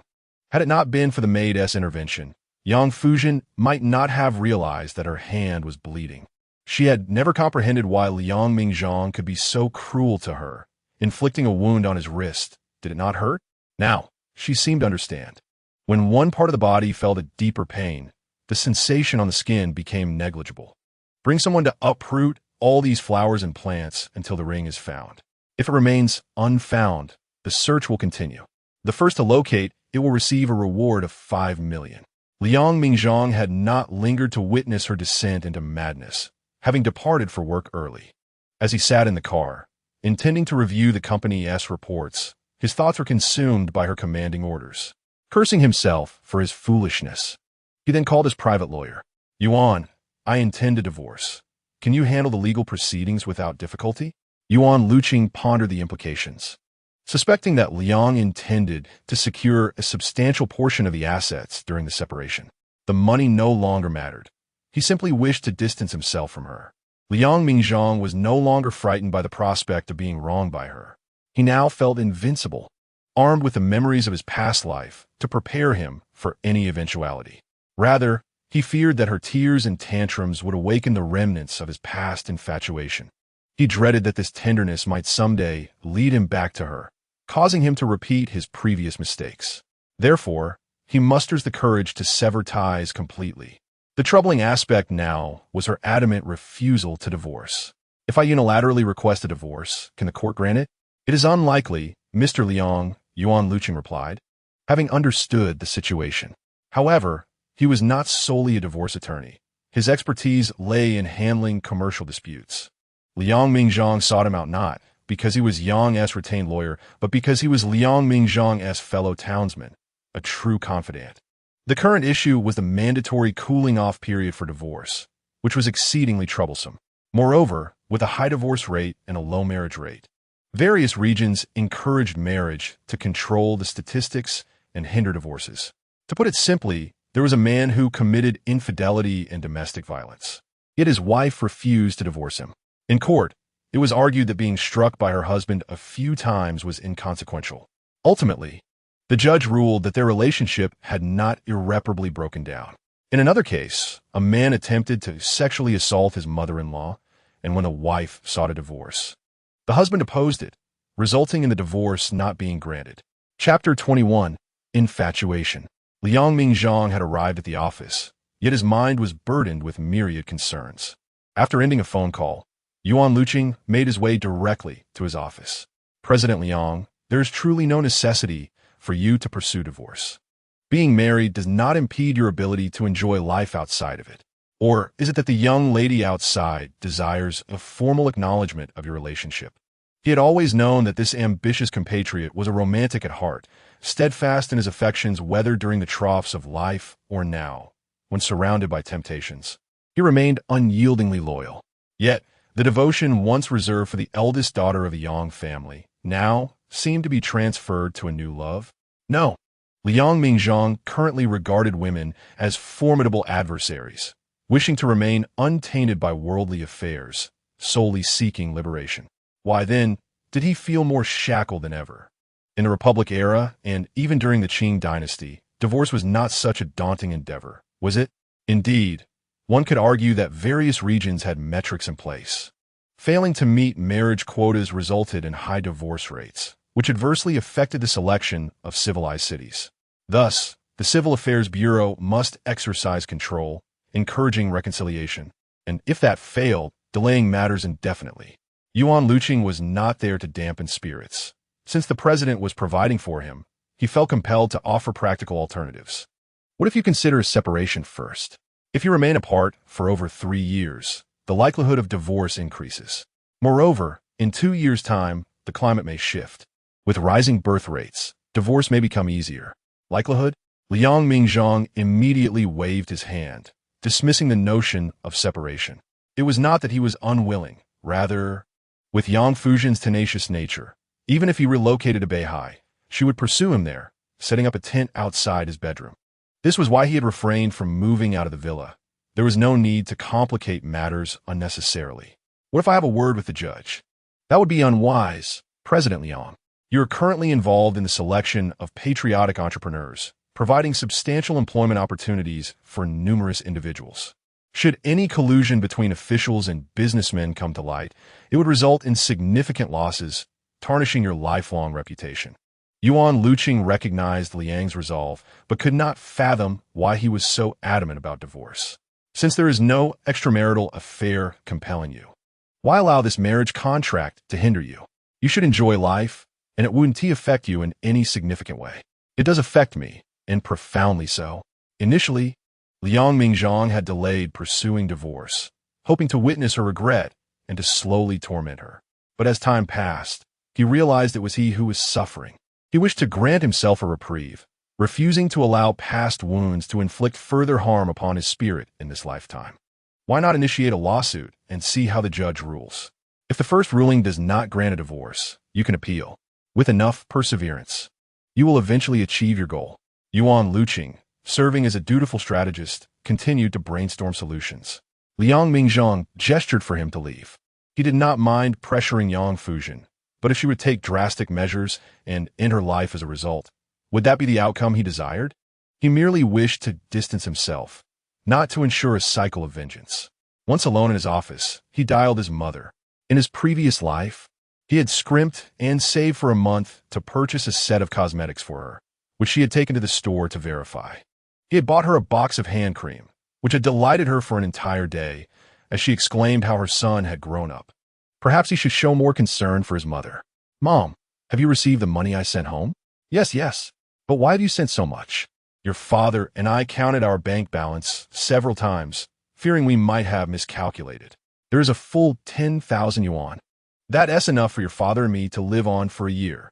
Liang's mother was evidently overjoyed to receive her son's call, her words laced with laughter. Zhang, let me return this money to you. Your father and I are still quite healthy and able to earn a living. We shouldn't be spending your hard-earned money. Your father has found some carpentry work, and I am serving at a restaurant. We can manage well enough on our own, and when you have children, we can help you out a bit. You secretly sending us money must have made Jinjin upset, right? Don't anger your wife. Remember, when a man is married, he must keep his wife in mind and cannot mistreat women. Liang Mingzhang did not interrupt his mother, listening quietly to her ramblings. He would never forget the day of his engagement when his parents had traversed mountains and rivers to reach Haicheng for his lifetime commitment. Two elderly individuals, bewildered by the subway, had overcome their trepidation to sit in the most luxurious dining hall in Haicheng, facing their future in-laws. His father-in-law was amiable, easily conversing with people from all walks of life, creating an atmosphere akin to a gentle spring breeze. However, his mother-in-law's disdainful gaze, looking down upon his mother for her lack of understanding of idioms and regarding his father's tattered clothing with contempt, was a memory he could never erase. Mom, your son has grown up. You need not toil any longer. 10,000 yuan was not a considerable sum, merely a reflection of his earnings with a flick of the finger. What is the purpose of raising a child, if not to secure a comfortable future? After a lifetime of hard work, it was time for them to rest and enjoy life, free from labor. As for Zhang, he had not mistreated her. Yet, a mother knows her child best. Liang's mother sensed the underlying tension in her son's tone, perceiving a crisis in their relationship. With concern, she spoke from her own experiences, advising him earnestly. Zhang, Jinjin may appear headstrong, but her heart is kind. Besides, she is wholly devoted to you. A mother can discern such sincerity. Just consider that day during the engagement dinner when you mentioned how delicious the shrimp was, and she immediately began to peel them for you. When you spoke, she gazed at you with such intensity. As a mother, I can tell when a woman is genuine or merely pretending. Liang's mother bore countless worries for her son. She feared he might become corrupted by wealth and could not withstand the temptations that lay beyond. Mom, it is not her goodness, it is yours. Liang Mingzhang still dared not revisit the memory of that dinner, for it was a thorn lodged in his heart. That day, not only had his mother-in-law looked down upon him, but his wife had also ignored him. Although Yang Fuzhen later explained that it was not contempt for rural folk, but jealousy over her husband's affections towards another woman that had caused her reaction.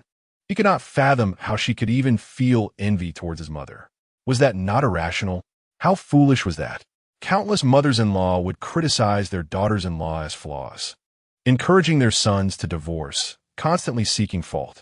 Yet, his mother had never done so. She had always taught him to cherish his wife, to never treat marriage lightly, and that a man must take responsibility and uphold the family.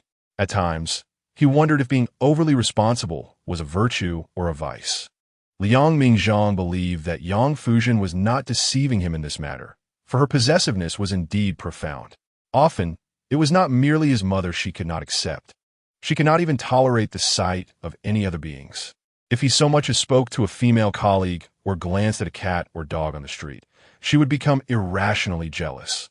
She wished for him to see only her, to speak solely to her, resembling a possessive lover. Mom, it is not her goodness, it is yours. Liang's mother, however, disagreed with her son's assessment. Jinjin is kind-hearted. When I used to wash clothes in the river and my fingers would crack, she specifically sought out a foreign friend to buy me a bottle of hand cream. Though the label was in a language I could not comprehend, it truly worked wonders. After applying it, no matter how cold the winter, my fingers never cracked again while washing clothes. Not only that, but she also bought a washing machine.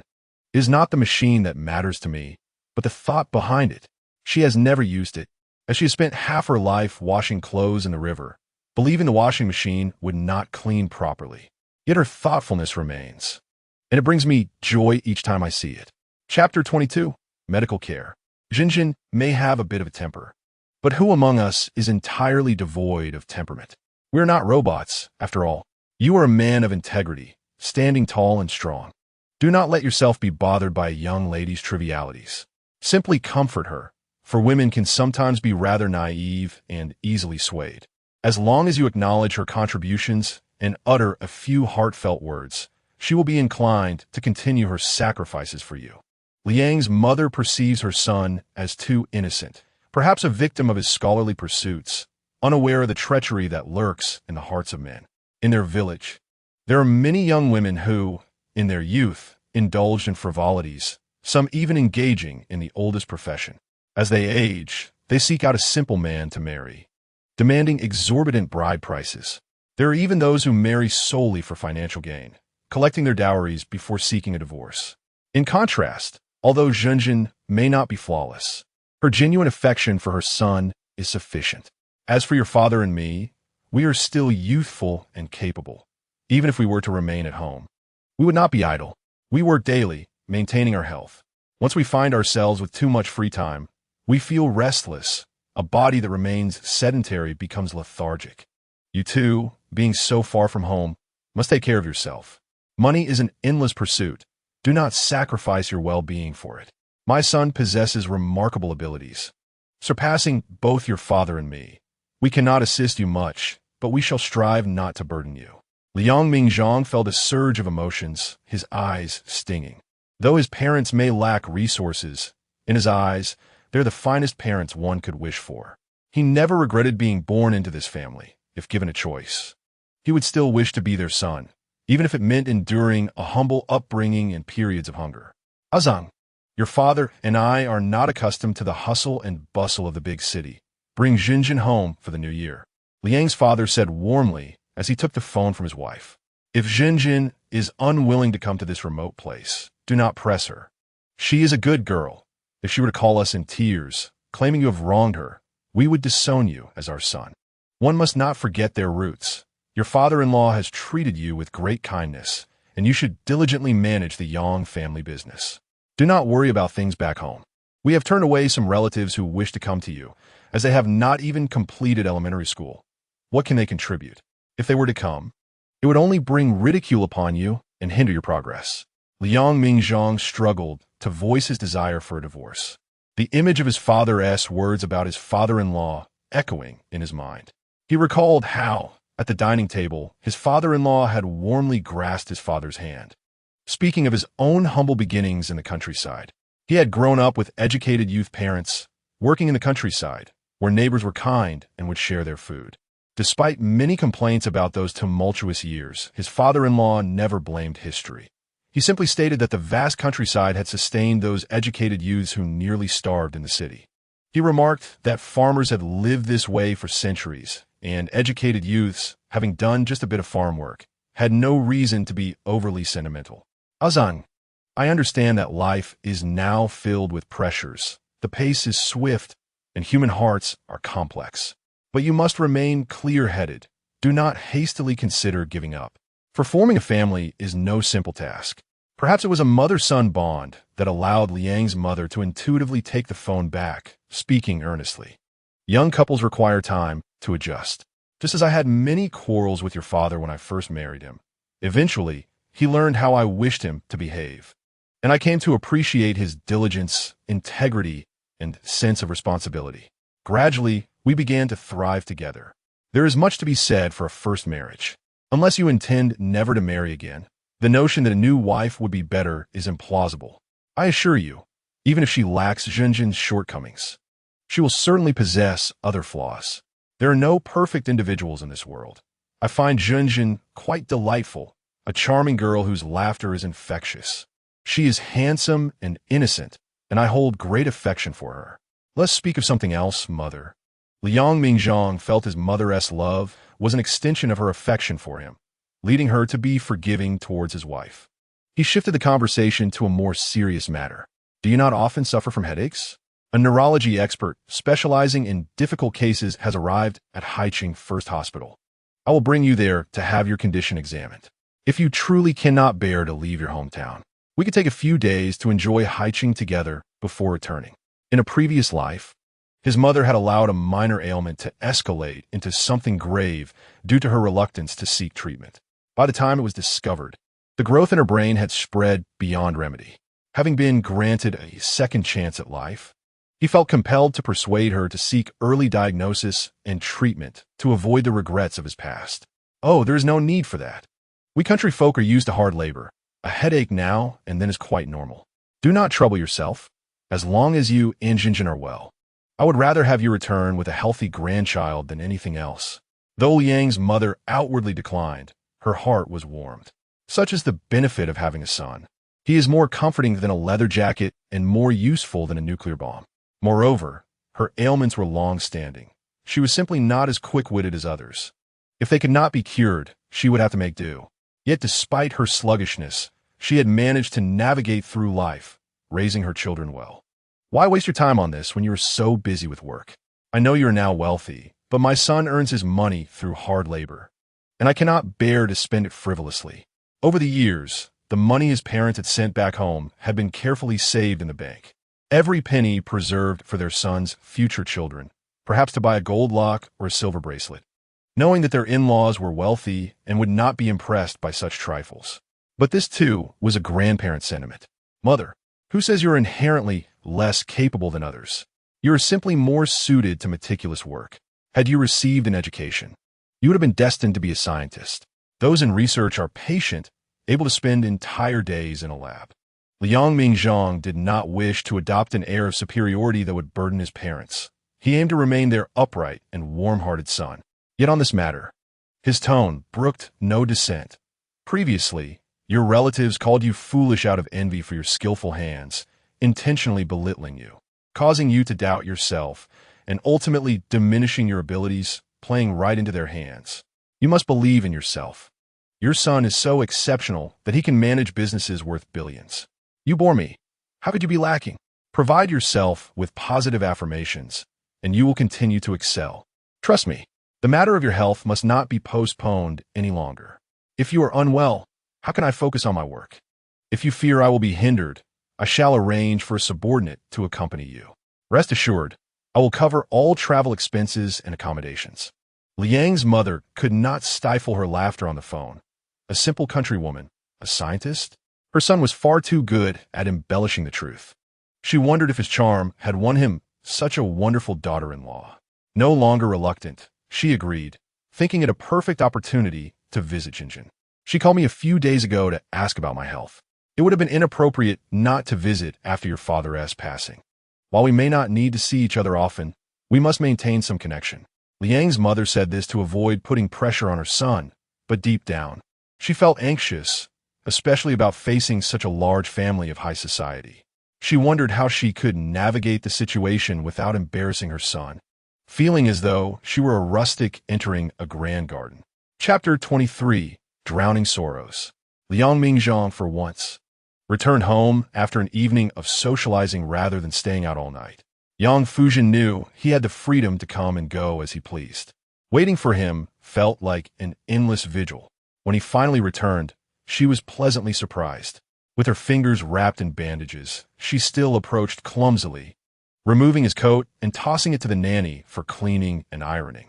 Liang Mingzhang detected the scent of alcohol on her and paused in surprise. Have you been drinking? Yang Fuzhen nodded, turning to point at the red and white wine on the coffee table, her speech slightly slurred. I'm sorry, darling. I missed you so much, but I didn't dare to check on you. I didn't intend to drink, but I couldn't sleep, so I had just a little. Is the smell of alcohol too strong on me? Should I go to the balcony for some fresh air to dissipate it? You've become quite the character, Yang Fuzhen, indulging in a drink and mixing it too. Liang Mingzhang was reluctant to engage with her, yet she, oblivious to the gravity of the situation, leaned against him, emboldened by the alcohol. Indeed, a woman neglected by her husband is truly pitiful. Jinjin is now the most unfortunate baby in the world. If I don't drink, what else can I do? Yang Fuzhen, still leaning against his chest, mischievously extended a finger to trace circles on his shirt pocket, right where he was most sensitive. He wanted to push her away, but feared she would collapse like a pile of mud. He was not a mama's boy, yet at that moment, he wished to use his parents as an excuse, telling himself it was their disapproval of divorce that kept him from being harsh with his wife. However, he was too astute to deceive himself. Darling, did you meet with Yuan Lu today to discuss divorce? You no longer want me as your wife, do you? Yang Fuzhen buried her head in his chest, looking up at him. Then can I be your little dog? I no longer want to be human. It's too exhausting. I've had enough. When I reincarnate, why didn't I turn into a little dog?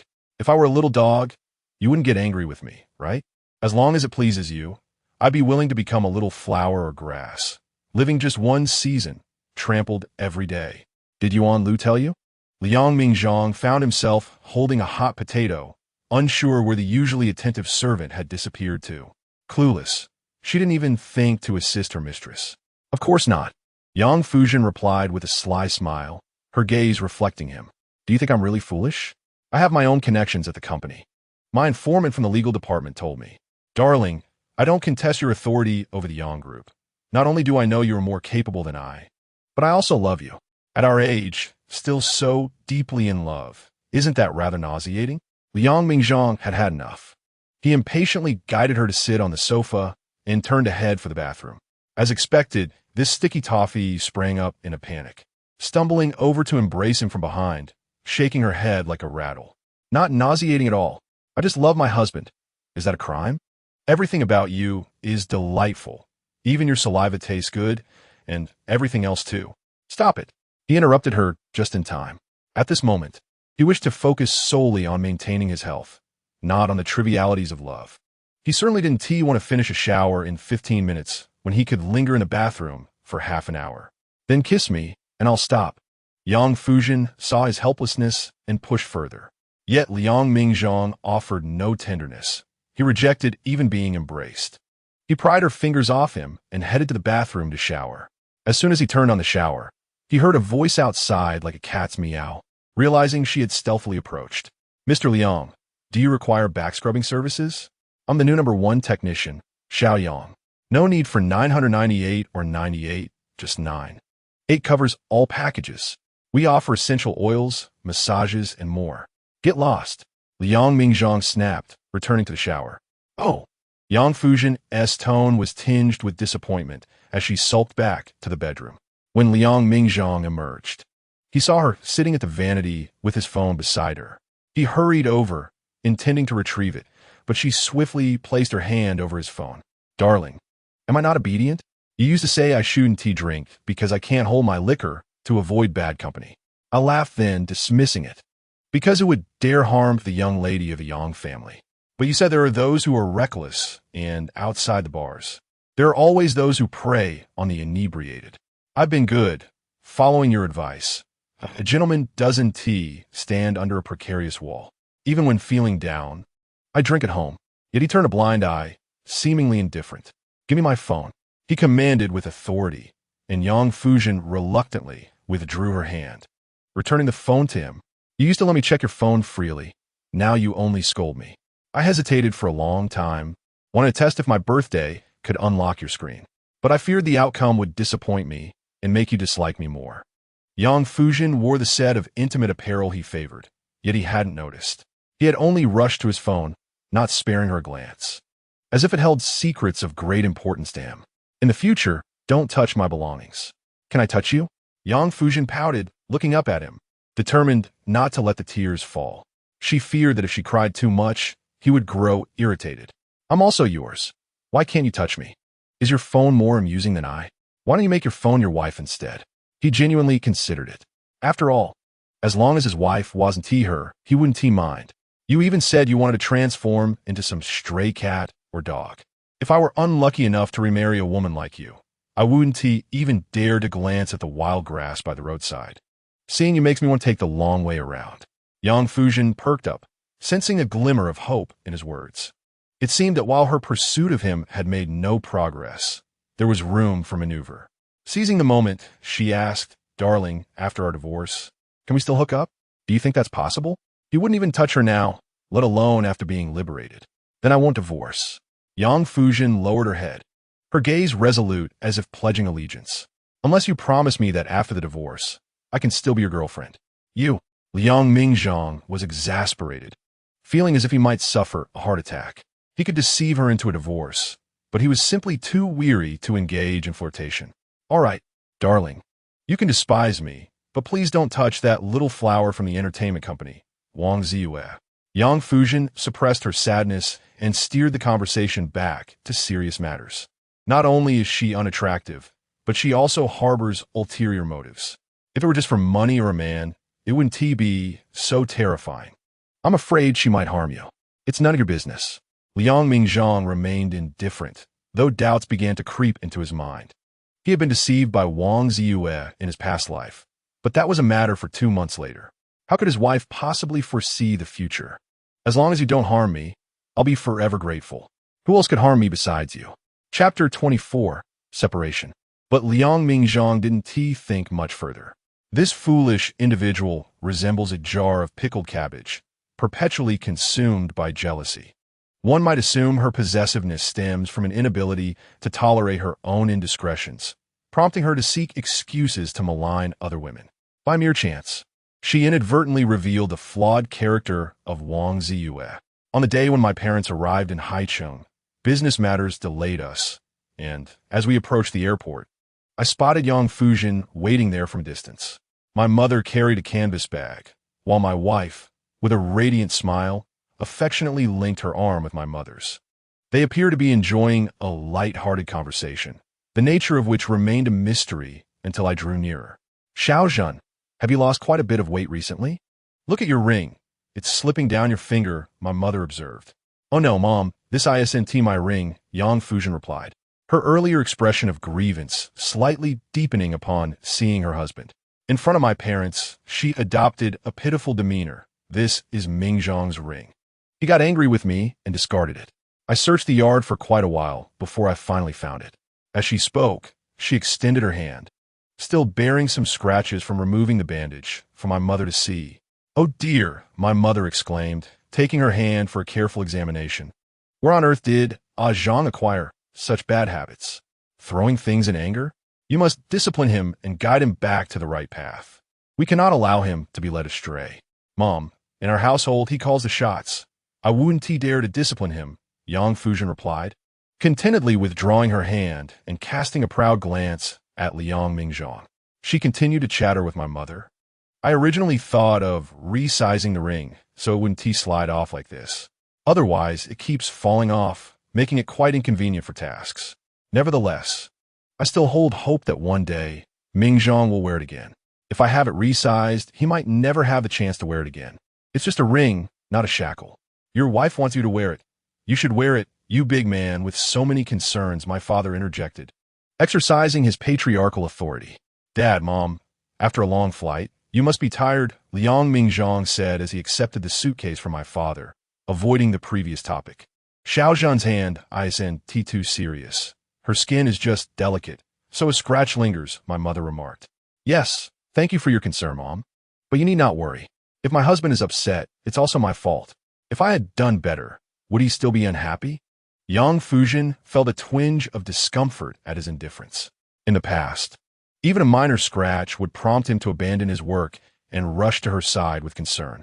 Now, he dismissed it as not being serious.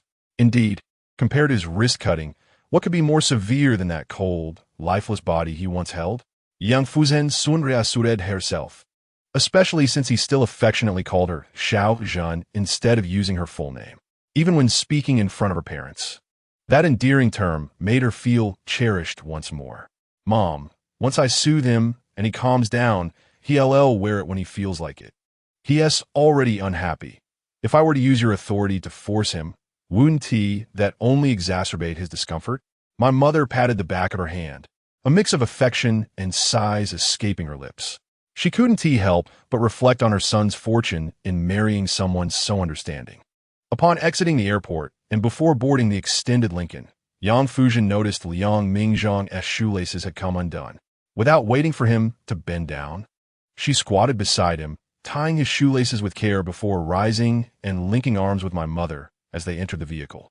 My father looked on disapprovingly. "You have hands and feet. Why act like a lord and let your wife tie your shoelaces? Where did you learn such bad habits?" Liang Mingzhang was taken aback. He remained momentarily stunned, his mind blank. "Dad, I know Mingzhang was raised well, and there's no rule in your household that women cannot sit at the table. It's just something I want to do for him.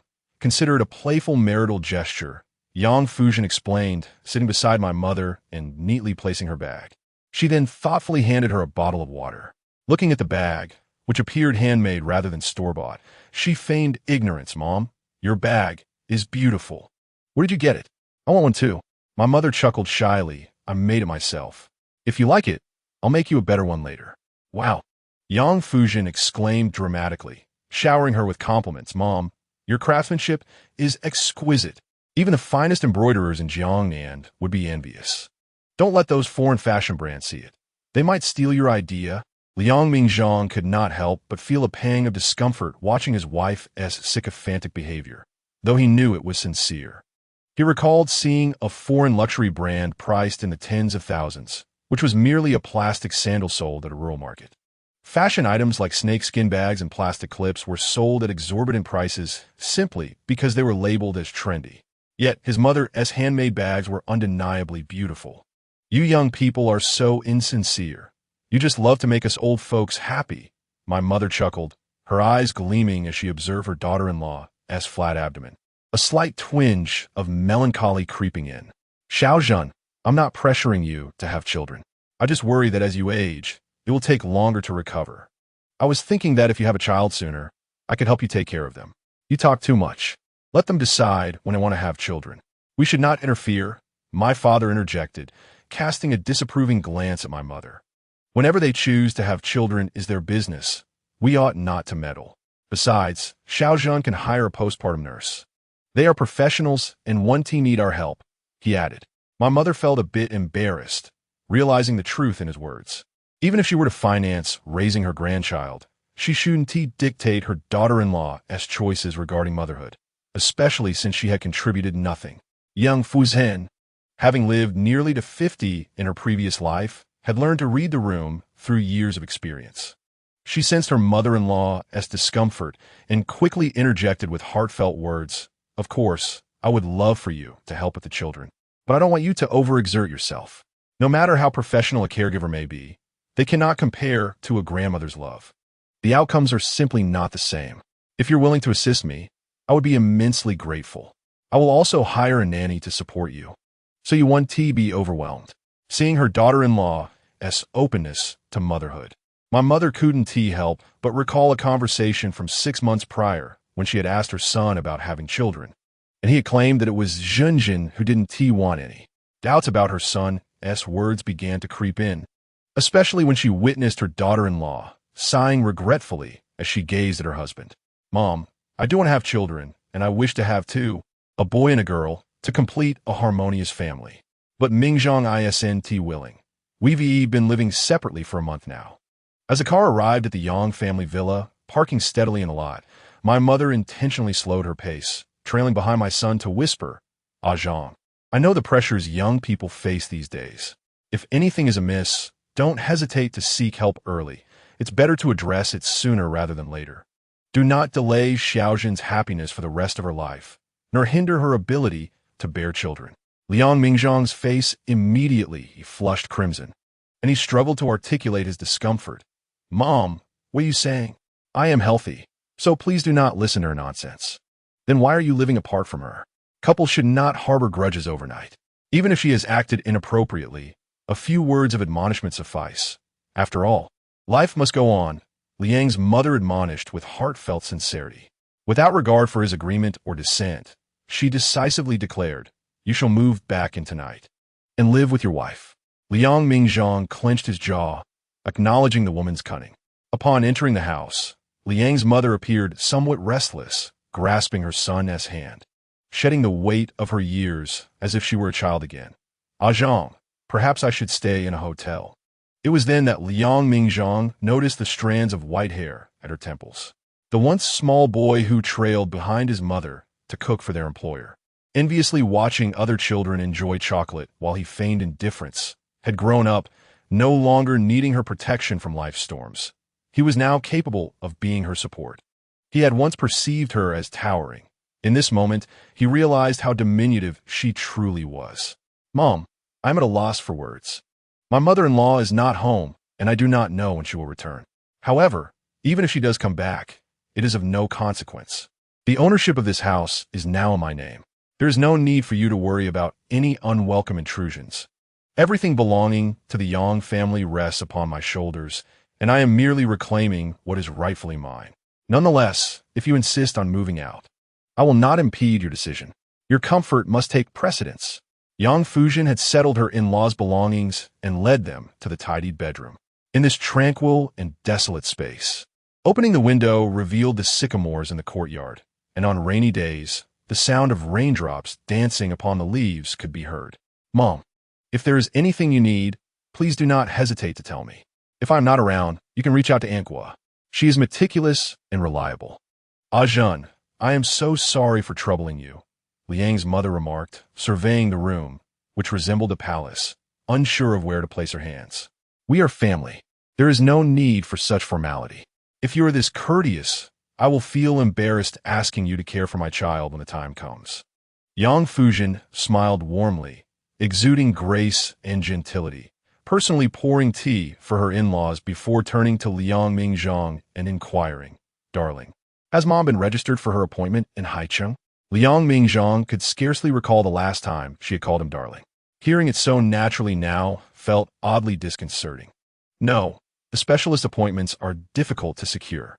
I have arranged for someone to take turns waiting for Professor Yin's slots, and once I secure one, I will take Mom to see her. In truth, Liang Mingzhang had already devised a plan to leverage his connections to expedite the process, rather than waiting in line. Is it Ingyu? His wife asked with brevity. She was my childhood friend, but her family relocated abroad when we were in middle school. Then, sitting beside her mother-in-law, she took her hand affectionately. Mom, I have already inquired about your condition. I was delighted to discover that the neurology professor is indeed her. Although we have not seen each other for years, We have maintained contact, albeit sporadically due to our respective busy lives. She comes from a family of traditional Chinese medicine practitioners and has pursued Western medicine in neurology. Having just completed her PhD, she has returned to the country for medical exchanges. She has gained some renown abroad, so you could trust her. Oh my, a distinguished professor of her caliber. Renowned both domestically and internationally. How could I not feel at ease? Liang's mother exclaimed, her face lighting up with surprise, yet tinged with anxiety at the thought of burdening others. She had always feared being an imposition, never feeling justified in her requests. Mom, please rest assured. I will give her a call right away. Yang Fuzhen not only spoke, but immediately retrieved her phone. She dialed Yin, moving to the window as she did so. Professor Yin. A familiar voice soon resonated from the other end, imbued with a sense of weariness. Stop joking. If it weren't for your call, I wouldn't have answered. I've been so exhausted these past few days, contemplating retreat, but I cannot falter in my duty to heal.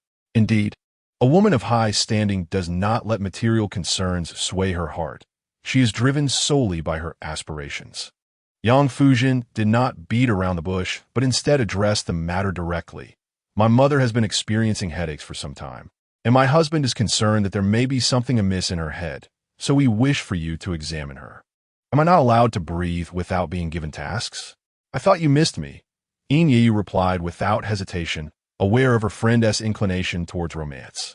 Their interactions had become infrequent over the years, often consisting of listening to her friend's tales of love, which had almost driven her to distraction. Yet, it had also made her reconsider her own resolve against marriage and motherhood. All right, then come tomorrow. Just give me a call before you arrive. Since the old lady has just arrived in Haicheng, if she struggles to sleep due to unfamiliar surroundings, there's no need to wake her up too early. I can adjust my schedule accordingly. Your kindness is greatly appreciated. Yang Fuzhen continued to converse with her, urging her not to leave upon her return to the country. Although you were trained abroad, what is wrong with serving our nation? In the past, our country lost many talented individuals to foreign lands. Your return would be a fitting retribution against those who poach our talents. Our medical field is still underdeveloped, and many complex ailments remain untreated. Your presence would contribute significantly to the advancement of our healthcare. Yin was taken aback, finding the couple's dedication commendable. One had just been recognized as a patriotic entrepreneur, and the other was actively working to recruit talent for the nation. After hanging up, Liang Mingzhang cast a complex glance at her, saying nothing as he took his father to the bathroom to teach him how to use modern technology. Left alone with her mother-in-law, Liang's mother inadvertently asked, Zhen, how come your sister isn't here this time? During the engagement banquet, she clung to my son, throwing a tantrum, and I found that most unbecoming. She has gone to university and will only return during the holidays. Yang Fuzhen's mention of her sister brought to mind that fateful night with her husband, and sorrow surged forth like a dam bursting. She leaned against her mother-in-law's shoulder, tears streaming down her face. I do not blame Mingzhang. It is I who failed to educate my sister properly, allowing her to disgrace herself. I know I am at fault, but I do not know when this punishment will end. How long must I wait to be free? Liang's mother tenderly patted her head, a gesture suffused with the unconditional love of a parent, vaguely understanding the gravity of the situation. Do not weep. Over the years, we have witnessed how you have treated Zhang, and it is etched in our hearts. Your sister has grown. It is unnecessary for her to continue living with you. Furthermore, with the head of the family having passed, this is no longer her father's house. It is your sister's home. It is not a matter of expulsion, but rather a need for separation. Do not cry. I shall bear the brunt of the blame. If Zhang wishes to cast blame, let it be directed at me. Chapter 26. Push-ups. For someone like Dr. Yin, who struggles to secure appointments through connections, Liang Mingzhang felt a profound sense of gratitude for his wife, who had effortlessly resolved the issue. People are not devoid of emotion. Previously, he could coldly assert, "This is what a wife ought to do. Why should I express gratitude?" Yet now, witnessing her sorrowful form weeping against her mother's shoulder, a flicker of compassion stirred within him. However, that fleeting softness was swiftly suppressed by the strength of his resolve. "Mom, the water in the other bathroom is ready. You should take a bath." Yang Fuzhen, upon hearing the voice, lifted her gaze to her husband, fearful that he might disdain her chattering demeanor. If she could suppress her sorrow, she would have no desire to weep. Yet, unlike him, who was steadfast and unyielding, she found herself unable to contain her emotions. Averting her head, she hastily wiped away her tears and forced a semblance of smile as she spoke to her mother-in-law. "Mother, isn't it time for my elder sister's child to start elementary school? Should we consider investing in a better school? As an aunt, I shall take the initiative to contribute. I will cover the expenses for her enrollment in a prestigious institution." Mother Liang, though she had received little formal education, placed great importance on learning. Nevertheless, she was averse to taking advantage of others and declined. "I am aware of the ancient saying regarding Mencius' mother relocating thrice for the sake of her son's education. It is not that I deem education useless. It is merely that in our county, there are hardly any reputable primary schools. Everyone is in the same boat, with access to the same educational resources. There is only one elementary school, devoid of key institutions or bilingual programs. I appreciate your kindness, but the child is still quite young, and we cannot send her to the provincial capital for boarding school. The knowledge imparted in primary education is minimal. Let her continue as she is for now." Yang Fuzhen contemplated the idea of having her elder sister accompany the child to the provincial city for schooling, even considering purchasing a residence for them. However, she felt it inappropriate to dictate others' decisions. Thus, she suggested, "Mother, perhaps I could establish a private elementary school in your area. Whether through donations or profit, we could attract distinguished educators." Her intentions were to benefit the community. Yet her financial prowess left her mother-in-law astounded, prompting her to shake her head emphatically in refusal. "No, dear. The average annual salary in our region is merely 10,000. Such an elite school is beyond the means of the populace. Even if you were to hire numerous teachers and bear the cost of a deficit, there would still be a lack of students. It is absurd to prepare a lavish banquet for the sake of a single dish of vinegar. In the end, you would have only your sister's child enrolled in such an extravagant institution. Moreover, the educational landscape in Liang Mingzhang's hometown differed significantly from that along the southeastern coast, where public schools excelled with experimental elementary and key secondary schools. In contrast, many affluent families opted for private institutions in the coastal areas. "Very well, Mother. I see now that my considerations were lacking," Yang Fuzhen conceded. She had been accustomed to solving problems with money, believing it could address 99 of life's challenges. And if any issue remained, it was simply due to insufficient funds. After a moment of serious reflection, she recognized that even if one were to provide a beggar with a villa, the maintenance cost would be unmanageable. Yet, she did not abandon her aspirations, persistently conveying her intentions. "Mother, I have heard that the custom of gifting is quite prevalent in your area. When the child begins school, I will cover all necessary gifts, fine liquor, cigarettes, jewelry, and cosmetics. Let my sister invest in the child's education without concern." Yang Fuzhen had initially expected her husband to counter her proposal, admonishing her against fostering such customs at a young age. However, she had forgotten that he dealt daily with a myriad of people from all walks of life, and his once innocent heart had been consumed by the harsh realities of the world. Having adapted to the rules, he had become a rule-maker himself. To her surprise, he sided with her, affirming the importance of education for the child. Do not be swayed by the current tumultuous sentiments, where the struggles of diligent study are overshadowed by the allure of a popular streamer. Very few among those in power have risen from humble beginnings. At the very least, their families have invested in foreign education to return with gilded credentials. You need not fret about finances. Our purchasing power is distinct. Spending $1 million for us is akin to a poor family spending 100. What appears monumental to you is merely a trivial matter for me. Mother Liang understood this well, having realized it 2 years prior. Yet, she remained resolute. "Zhang, every individual has their own fate. Each must bear their own burdens. I prefer that my children lead lives commensurate with their abilities. I do not wish for the entire family to lean on the youngest for support. This is not about being looked down upon by in-laws. I simply do not desire one person's success to elevate the rest without merit." "Then, Mother, what is the purpose of having so many children if not for one to succeed and assist the others?" Liang Mingzhang had not previously recognized his mother's stubbornness nor her unwillingness to relent. I'm not sacrificing my own interests to unconditionally support my sisters. It is but a small effort to enhance the lives of my sister's family. Why not embrace it? He even contemplated that if his mother opposed the idea, he would simply transfer funds directly to his sister. Whether she chose to purchase toys for her son or take her daughter to an amusement park was entirely up to her. Indeed, mother, the charitable endeavors we undertake each year are countless, supporting underprivileged children, donating to the disabled, all to bolster our company's reputation and foster good relations with the government, thus accumulating virtue and fortune. If we extend our generosity to others' children, why not to our own? Initially, Yang Fuzhen had been reluctant to fund those children without access to education, thinking they were merely multiplying in poverty. Yet, she later pondered, if livestock do not reproduce, who will bear the burden of rising birth rates? Who will undertake the lower-tier work in the future? She did not wish to see her own country follow the path of having a sparsely populated service industry, where labor became exorbitantly expensive. Moreover, though her sister's children bore a different surname, they were still part of the Liang family. With Mingzhang's adept management of the enterprise, prosperity was assured for generations to come. When the children grew up, they could lend a hand to their uncle. Mother Liang bowed her head, at a loss for what to say.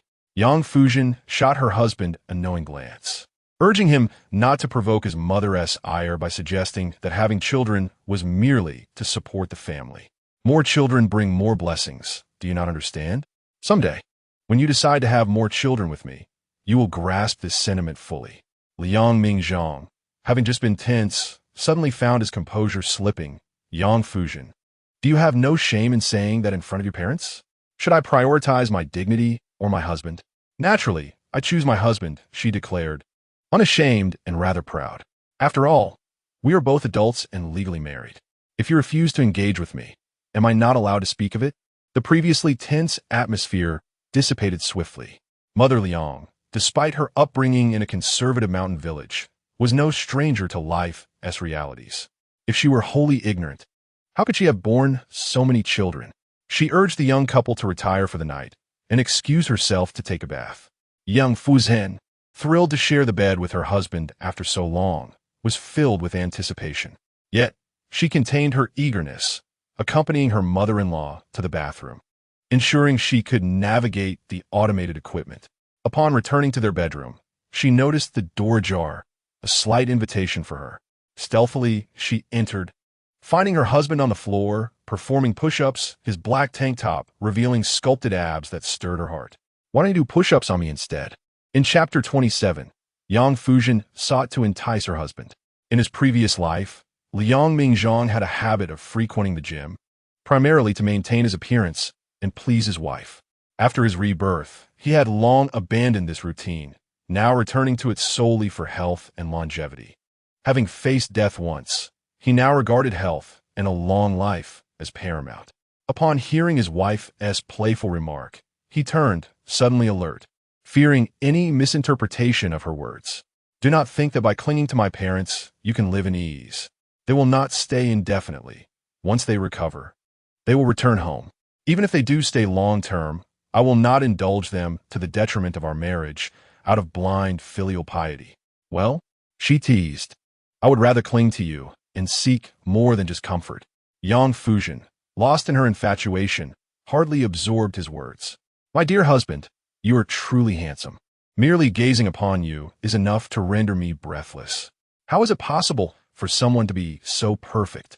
With the physique of a warrior and the visage of a scholar, you embody an exquisite balance. I once only dreamed of you at night, yet now, even during the day, I find myself thinking of you, yearning for our intimate moments. Especially now, as I observe you at home, having just completed your push-ups, a light sheen of sweat clinging to your shirt, and your breath coming in soft gasps. It's utterly mesmerizing. I cannot help but feel this way, for you are like a living aphrodisiac. Yang Fuzhen, I'm not your toy. Please do not gaze at me as if you were entranced. If Liang Mingzhang hadn't been concerned about his mother's upcoming doctor's appointment, he would have swiftly taken his blanket and retreated to the next room. He could not afford to distress a patient. Now, They lie together on the same bed, and she has removed all her clothing. He casts a glance her way, tempted to unleash a torrent of embarrassing remarks. Yet she is undeniably his lawful wife. "What are you doing?" he inquires. "I enjoy sleeping in the nude, you know this." Yang Fuzhen has been quite compliant, nestling into the blankets, not moving, merely turning to gaze longingly at him. Liang Mingzhang chooses to close his eyes, seeking refuge in the darkness. However, this woman has no intention of letting him off the hook. She inches closer to him. "Darling, I'm cold. Autumn has arrived, and I wish for us to embrace for warmth. Would you like me to give you a great surprise?" Liang Mingzhang nearly falters. "I do not desire that, for the forces of attraction are mutual. I fear not your touch, yet I am pained at the thought of your hands hurting." Yang Fuzhen disregards his words, pressing herself against him. "Darling, if I do not hold you while I sleep, I will have nightmares. If you continue to speak, I shall throw you out," he retorts. For her nudity is an invitation for the maids to witness her current state, an image of the lofty, spoiled young lady now reduced to this disarray. Yet she persists, her chatter unending. "Darling, may I fantasize about you while I am beside you?" Yang Fuzhen is not merely teasing him. She is genuinely overwhelmed with memories of their past affection. He would do push-ups in the gym, and she would sit upon his back, and he could support her weight while performing over 100 repetitions. Though she was light, he was in peak physical condition then. Unlike later, when he would drown his sorrows in drink, plagued by anxiety, struggling to merely survive each day. All of this was her doing. Therefore, it is only fair that now, after his workout, he does not engage with her. "Yang Fuzhen, do you still remember your noble upbringing? How are you any different from a courtesan now?" Liang Mingzhang's throat is dry, thankful for the thick blanket that conceals his predicament. Yet he dares not move, fearing that even the slightest shift might lead to calamity. Every moment, he wrestles with his willpower, reluctant to succumb to her charms, whether physical or spiritual, or to yield to the singular aesthetic that once captivated him. If only he would glance her way, not as if he were a wise monk. She would transform into a fairy, and what of it? Yang Fuzhen feels a deep anguish, a psychological torment that surpasses any physical discomfort. In the past, when she would flirt with him, he would remark on her alluring nature, filled with springtime vitality. Now, as she seeks closeness, he questions her virtue. Before long, Yang Fuzhen falls asleep. At the bedside lies the ring he had cast aside, now resting gracefully upon a gilded deer sculpture. Liang Mingzhang feels fortunate she slumbers early. Had she truly been awake, her words would undoubtedly have ensnared him. He contemplates rising to the next room to relieve himself, for sleep is elusive otherwise. However, before he can rise, she suddenly opens her eyes and exclaims, "Darling, you are so hard." Liang Mingzhang hastily pulls the blanket over himself again, feeling exposed despite his honesty, as if caught in a compromising situation, his embarrassment igniting anger. "Weren't you asleep?" "Ah, Yang Fuzhen, have you learned to feign slumber? What else can you do? I could drink bubble tea, but you want tea, let me," she replies, her eyes pleading as she clings to the blanket, her gaze lingering on his legs beneath the covers. "Darling, do you not desire this as well? Why do you refuse to accept me?" If only she possessed the ability to change the situation, she would not have to resort to such desperate measures. For her efforts have proven futile. "Because I find it distasteful," Liang Mingzhang states, sitting on the edge of the bed, all previous disordered thoughts dissipating. He fears that if he continues to torment himself, he might one day become a mere decorative pillow, beautiful yet devoid of substance. "Darling, I have never betrayed you. What can I do to earn your trust?" Yang Fuzhen, having abandoned her reclining position, feels a profound sense of defeat, aware that despite her youthful beauty and curvaceous figure, he refuses to acknowledge her. Throughout her life, she has been a proud princess, her head held high. Yet now, she is acutely aware of her insecurities. Perhaps it is beneficial to temper her arrogance. Liang Mingzhang feels no sympathy, only the satisfaction of poetic justice. In a previous life, her indiscretions had led to his internal strife, resulting in several erroneous contracts. Daily, he was reminded of his worthlessness, ugly, foolish, emotionally inept, a waste of air who should simply perish. Ultimately, It was she who drove him to despair, and he who pushed himself to the brink. Before Liang Mingzhang could revel in the satisfaction of retribution, he sees her sitting on the bed, raising her hand to slap her own face. Darling, if I have truly wronged you, I would confess and never deceive you. I may be misguided, but I am always accountable for my actions. Yet I have not betrayed you. How can I explain this to you? Can you trust me? Each word is punctuated by a self-inflicted blow. Liang Mingzhang had previously known her to be ruthless towards others, inheriting her father's decisiveness. He had not anticipated her being so harsh with herself. Her delicate skin bears the marks of her strikes, blood seeping from the corner of her mouth, the prints of her fingers stark against her complexion. Do not morally bind me, he warns, grasping her wrist as she continues her assault. Were it not for their parents residing here, he would ignore her. Yet he fears the disgrace of being misjudged as an abuser if her bruised face were to be seen by them. You must explain yourself, or my mother may suffer a heart attack. A good son, known for his kindness and diligence, suddenly becomes an aggressor. Liang Mingzhang feels as though he could not cleanse himself of this sin, even if he jumped into the Yellow River.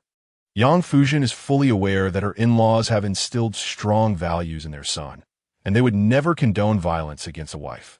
With his hand gripping her slender wrist, she interprets it as a sign of his concern for her. If you bribe me, I shall not wrong you. Otherwise, should you misjudge me, I will retaliate. You know I have never repaid kindness with kindness. I only seek retribution. Liang Mingzhang feels as though he is on the brink of madness. He knows he need not compromise himself merely to prove his innocence to his parents. Yang Fuzhen understands that at this moment, he will surely refuse to engage with her. Seize the moment. Grant me a kiss, and I shall refrain from revealing your misdeeds. Hurry. Chapter 28. A kiss becomes enchantment. Liang Mingzhang remained still, yet she leaned in of her own accord, planting a gentle kiss upon his cheek. His profile was cool to the touch, yet his skin bore the supple firmness characteristic of youth. The ransom had already been paid. The notorious boss Ben had decided to show mercy. The familiar scent enveloped Yang Fuzhen, filling her with contentment. It was as though the persistent gloom of the past days had dissipated, as if a rift had torn through the oppressive clouds above, allowing beams of sunlight to trickle through. What ransom did you pay? Liang Mingzhang feigned indifference. Yet the skin she had pecked felt as if it had been seared by a cigarette. The warmth was both intense and unsettling. My dear husband, I have always been willing to be held in your grasp, molded and shaped by your hands. Yang Fuzhen realized he did not mean this in the playful sense, but rather sought to leverage the opportunity to further pressure her into divorce. Immediately, she fell silent and retreated. Seeing her swollen cheek, Liang Mingzhang chose not to apply an ice pack and instead buried himself back under the covers, unperturbed by the fabric's friction against his skin, intensifying the pain. Even if it was the finest silk quilt, what did it matter? Why cower? Liang Mingzhang dismissed all his worries.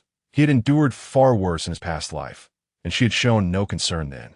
Even the faint, lingering reluctance that threatened to surface was quelled by his formidable willpower. That night, although it was Yang Fuzhen who bore the injuries, it was she who slept soundly. It seemed that his ransom served as her analgesic, granting her a night of peaceful slumber. Liang Mingzhang, however, could not find rest. He repeatedly attempted to rationalize his thoughts, yet the remnants of his underlying depression resurfaced, demanding his constant vigilance against despair. Words of indifference fell from his lips, but his body told a different tale.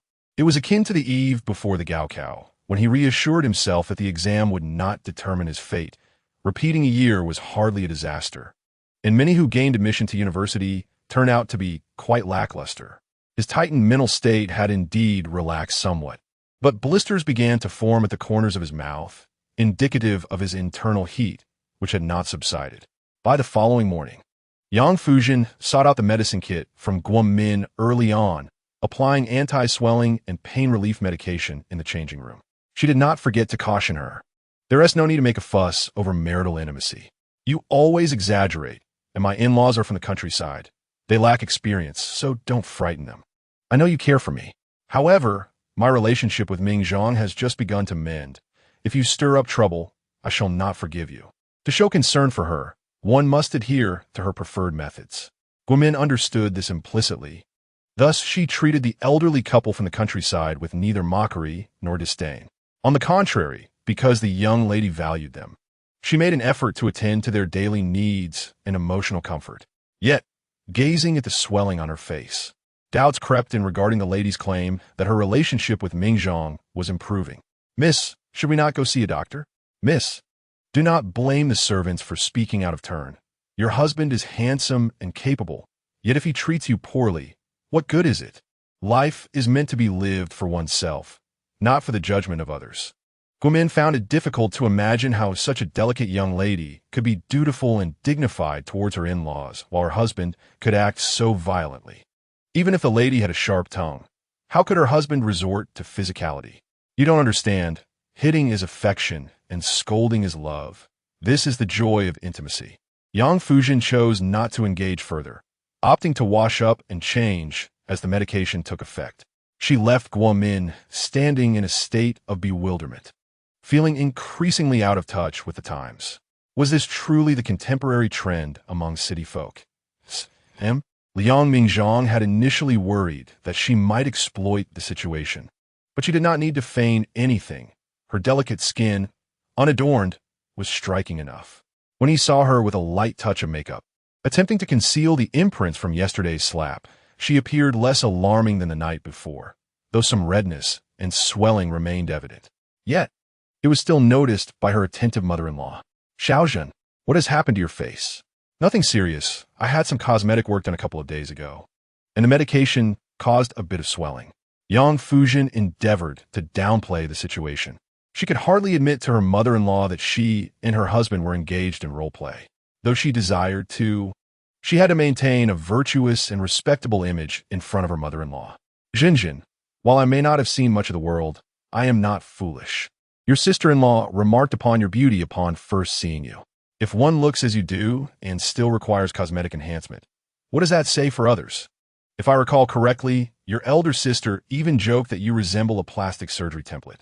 In the future, aspiring influencers or female streamers could model themselves after you. You must not tell your mother that you hurt yourself.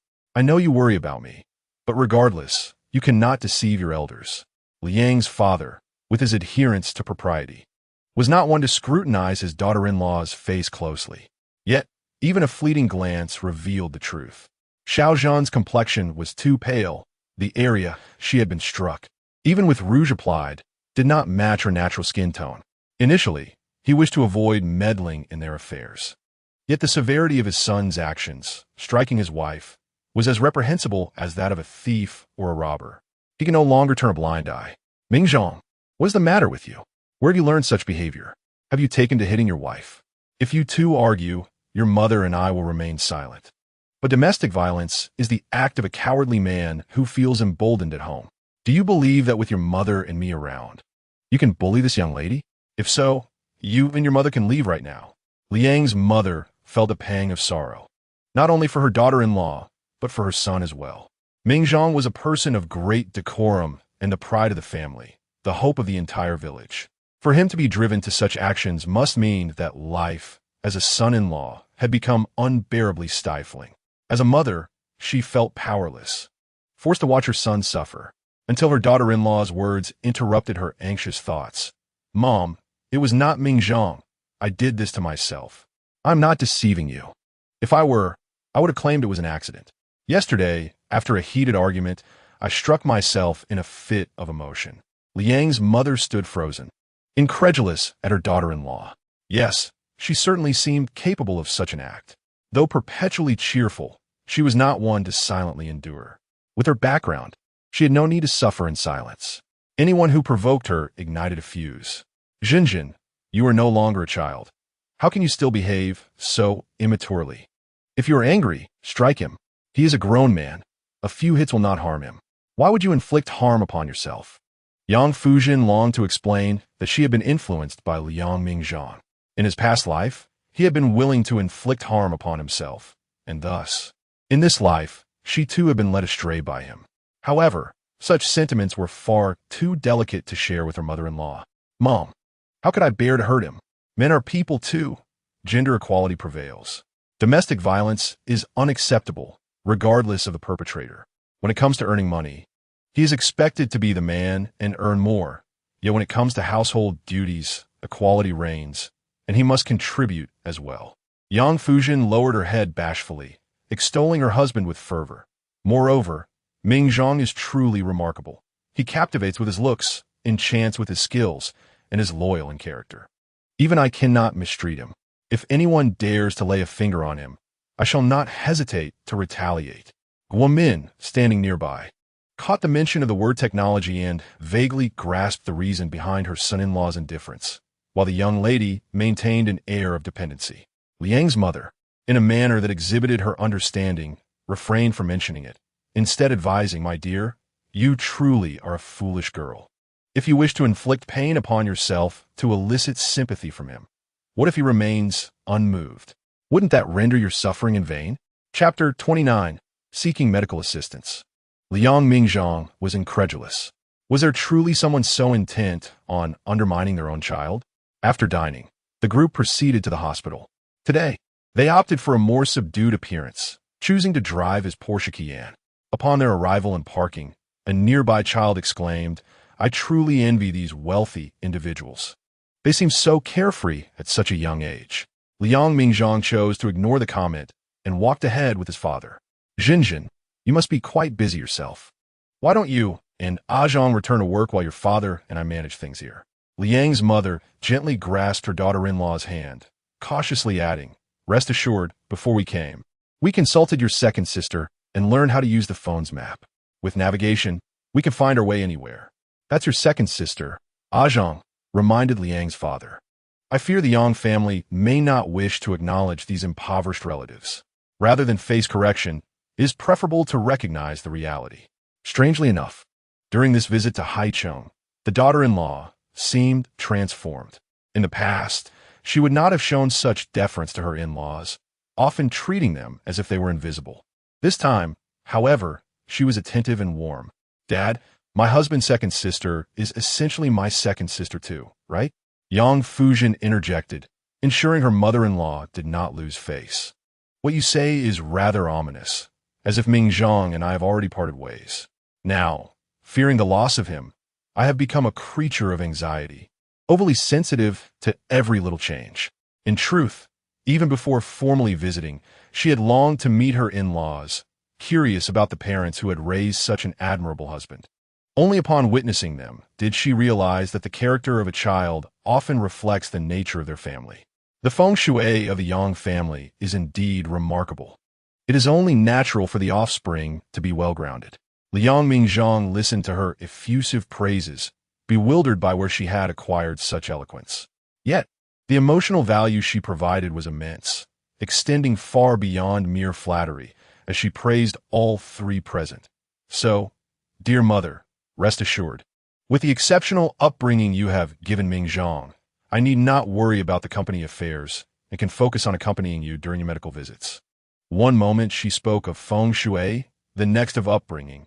Her eloquence was such that Liang Mingzhang truly contemplated transferring her from the finance department to sales. Liang's mother playfully smacked her son's arm, admonishing, "Do not speak to your wife in such a manner. Being acerbic is not admirable. A warm-hearted man is truly worthy of respect." Indeed, Yang Fuzhen chimed in, "Feng shui and family education complement each other perfectly." She delighted in showering compliments upon her in-laws. In her previous life, she had been consumed by jealousy at Liang Mingzhang's closeness with others, her possessiveness even extending to his family. During her more extreme moments, she had wished to bind him in solitude, cloaked in darkness, ensuring that only she inhabited his world. However, in this life, she learned from past mistakes, striving to temper her obsession and transform each imagined rival into an ally. Having previously contacted Yin, they could now head directly to her office. After years apart, the reunion with her childhood friend reignited the bonds of their youthful friendship. "Hello, Annie. I am Yin, a close friend of Xiaozhan. You can call me Xiaoyin." She introduced herself, shaking Liang's mother's hand before turning her gaze to the tall man beside her. In that instant, she comprehended why her friend had so infrequently shared contact. She had much to boast about. "Is this your husband, old Liang? My goodness, If you hadn't mentioned he was your age, I would have thought he was your new toy boy. After years apart, he still looks so well-preserved, almost like an innocent young man. It was no wonder that the Yang Group's newly launched smart home product had enlisted a social media influencer for endorsement. Consumers had nearly mistaken her husband for the influencer himself. Moreover, having practiced traditional Chinese medicine for many years, Yin Yu possessed some knowledge of physiognomy and the five elements. Observing Liang Mingzhang's deep-set eyes and pronounced features, she discerned his inherent nature, deeply affectionate and devoted, destined to recognize only one person throughout his life. She marveled at her friend's fortune, having seemingly won half the lottery simply by being born into the right family and securing a husband who was already far ahead in life.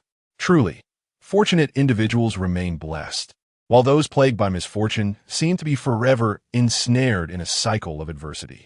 Oh dear, Yang Fuzhen interjected, having learned to exercise restraint. The influencer is not a celebrity. He is a prominent figure in the tech field. His reputation is built on expertise, not looks, hence his promotion yields better results. The attractiveness of passerby, it cannot compare to my husband S, which is only natural considering his commitment to fitness and healthy living. Liang Mingzhang found himself unable to endure his wife's unrestrained praises, a chill creeping over him as goosebumps formed on his skin. They had arrived early to register and make payments. Yang Fuzhen did not linger in idle chatter with a friend and soon led her mother-in-law to undergo imaging. With Yin Yu's connections, they gained expedited access, and it wasn't long before the results were available. Dr. Yin, here are my images. I would greatly appreciate your insights. Liang's mother could hardly address the esteemed professor as Xiaoyin. Despite being a friend of her daughter-in-law, he was still a globally renowned scholar. She had never adopted a haughty demeanor, always harboring gratitude. I apologize for troubling you so much, Dr. Yin. I truly do not know how to express my appreciation to my daughter-in-law. Auntie, there is no need for formality. I grew up with Junjun. We were inseparable as children, Yin Yu replied, holding the images while wishing to continue speaking. However, feeling the coldness at her neck and catching a warning glare from her friend, she prudently swallowed the remainder of her joke about her husband being her husband, fearing that Xiao Zhang might take drastic measures against her. As her brow furrowed deeper, she maintained her professional composure, calmly stating, Auntie, there is something in your brain. It is not serious, fortunately discovered early. However, intervention is necessary. We should remove it promptly to prevent any impact on your future health. If left untreated, it may compress the nerves, leading to headaches, insomnia, nausea, or even blindness. Liang's mother was so frightened that her hands trembled, collapsing into a chair. As a son, Liang Mingzhang had never been overly affectionate with his mother, and his father was a traditional man. In this moment, Yang Fuzhen's thoughtfulness shone through, like a warm quilt. She leaned down and grasped her mother-in-law's hand, imparting warmth and encouragement. Mom, I understand your fear. We will face this together as a family. We will find the best doctors, utilize the finest imported medical equipment, and secure the most expensive private room. I will remain here with you, never leaving your side. Yin Yu initially assumed that the two young individuals would be startled by the prospect of surgery, brain surgery, no less. But to her surprise, they both exhibited remarkable calmness. While her friend could comprehend the situation, the composure of her friend's husband was equally striking. Even honed by the rigors of business, he displayed an unflappable demeanor. His emotions well concealed, calm, and composed. It seemed as though he possessed a prescient insight, having anticipated his mother would undergo this surgery, thus believing that thorough preparation was all that was required. Liang Mingzhang indeed harbored such thoughts, even feeling a profound sense of gratitude. In his previous life, his mother had delayed seeking medical attention until the illness had reached an advanced stage, and by the time she was examined, the pressure on her nerves rendered surgery impossible. The subsequent blindness and relentless headaches rendered her existence akin to that of a soul trapped in purgatory. In this life, the opportunity to rectify the regrets of his past filled him with elation. Dr. Yin, if memory serves me correctly, you have just completed your doctorate. Are you intending to use my mother as a test subject for your surgical practice? Chapter 30, Heartfelt Conversations. Liang Mingzhang was thankful for his second chance at life, otherwise. During this cycle of reincarnation, even as a wandering spirit, the weight of regret would have lingered with him. How could he abandon his mother, afflicted by blindness and grave illness, and succumb to cowardice? Even during bouts of depression, when he felt like a burden, he could not empathize with his past self. However, fortune had favored him, and there was still time to make amends. Outside the window, the sun shone brightly. "Is this how you speak?" Yin Yu pondered the source of his acerbic tongue, a stark contrast to his outwardly gentlemanly demeanor. Yet, for the sake of their childhood friendship, he endured it. He had not come to attend to the elderly lady out of any personal inclination.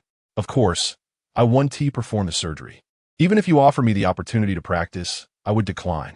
I want to ensure that Xiaojin is completely at ease. I will have my master, the esteemed professor and director of the medical college at Haicheng University, perform the surgery himself. He has been operating for 30 years. If he dared to suggest that his master might falter due to age, it would surely be an affront. Dear daughter, please don't be upset. My son is simply overly worried, which has led to his nonsense." Liang's mother, though fearful, cooperated remarkably, demonstrating commendable composure and understanding. Though she had not received extensive education, she grasped the fundamental principles of humanity. "Anyone can perform the surgery. I trust you all. Even if I have reservations about a doctor with such a pristine appearance, I trust my dear Jinjin." Fearing her son would further provoke the doctor, she discreetly signaled him several times. "All right, I'll change my hairstyle to appear more trustworthy when I have the time." Yin Yu chuckled heartily, maintaining a light-hearted demeanor that served to comfort the patient. A consistently serious expression would only exacerbate the patient's anxiety. As noon approached, Yin Yu provided a few preoperative instructions before exiting with his friend, ready to end his workday. There's still so many patients outside, especially many from out of town. A doctor's life is valuable too. I am human and require rest. I have witnessed too much suffering in the world. Not every ailment can be cured. Yin Yu found herself exasperated by Yang Bapi, who exhibited no understanding of compassion. It seemed that in her eyes, only her beloved husband deserved care, while everyone else was merely a background character. "I have rendered you a significant service. It is one thing not to invite me to dinner, but you still want me to work overtime for the sake of those out-of-town patients." Initially, when Yin Yu began her practice, she embodied the compassionate heart of a healer, wishing she could work tirelessly around the clock. During flu season, she even wore adult diapers to work, solely to save one more patient. Now she understood that health was the foundation of all endeavors. To assist more people, she needed to ensure her longevity. Exhausting herself would only bring pain to her loved ones and joy to her adversaries. "Professor Yin, what do you enjoy eating?"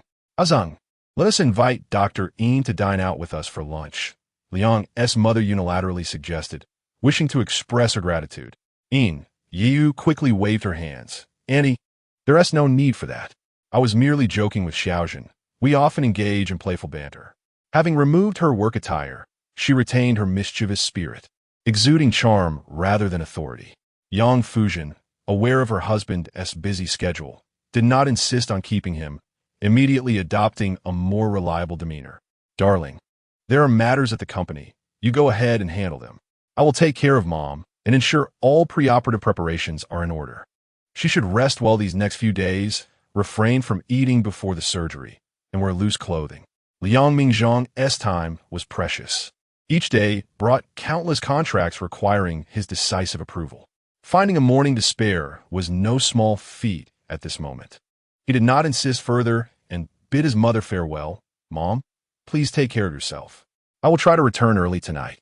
Yang Fuzhen gazed at him with lingering affection, hoping he would offer even a simple reassurance, like "Mom, I leave her in your care," to motivate her to continue waiting. Yet none came. He departed as swiftly as a gust of wind, a fleeting dream. After bidding farewell to his parents, he hurriedly drove away, leaving behind no words, not even a glance. Seated in a restaurant across from the hospital at noon, Yang Fuzhen's spirits were low, her anguish rendering her nearly speechless. Liang's mother scrutinized the menu, each dish priced extravagantly, equivalent to a month's wages for her and her husband. Fearing her daughter-in-law would perceive her as unsophisticated and concerned about causing embarrassment, she pointed to the cheapest option. Let us have this plain noodle. The server maintained a scripted smile as they turned to the other elderly gentleman. Liang's father, equally flustered, fearing his daughter-in-law might misconstrue his choice as penny-pinching. Order the cheapest fried rice as well. Yang Fuzhen now understood that the mental turmoil Liang Mingzhang experienced in his past life had evidently been inherited from her. She was not the type to act one way in front of her husband and another behind his back. If she could quickly soothe her own spirit, she would not appear to be acting for her husband, only to reveal her true nature once he departed. Yin noticed her friend's distress and took the initiative to order. How about this? You decide, and we'll have the signature dishes for the four of us. Money is no issue, but let us not waste. She thoughtfully comforted the elderly couple. Please enjoy your meal, rest well, and take care of your health. A successful surgery will be the greatest help to your daughter. Liang's mother wanted to stop her from ordering so much, but feared that speaking up would expose her insecurities. Yin, having experienced the plight of the impoverished while abroad, could empathize with her thoughts and quipped, Your daughter-in-law is wealthy. We won't go hungry. Let us take advantage of her generosity today, Annie. As the dishes arrived, the elderly couple silently savored their meal. After Yin had served the two of them, she turned to her friend. Are you really planning to relinquish your responsibilities at the company? Aren't you afraid of becoming someone else's stepping stone? Your Liang seems quite decent, unlike those playboys and scoundrels. Yet, I cannot fathom why he behaves so oddly. This pretended indifference cannot deceive an outsider. It feels as though he is on the verge of breaking. If that were the case, why not openly express affection? Yin could not comprehend. Did he possess some ingrained machismo, believing that showing care for his wife would undermine his masculinity, hence feigning indifference? I once suspected that my father's death was somehow linked to him and did some things that hurt him. He has given up on me, yet I still cannot accept it.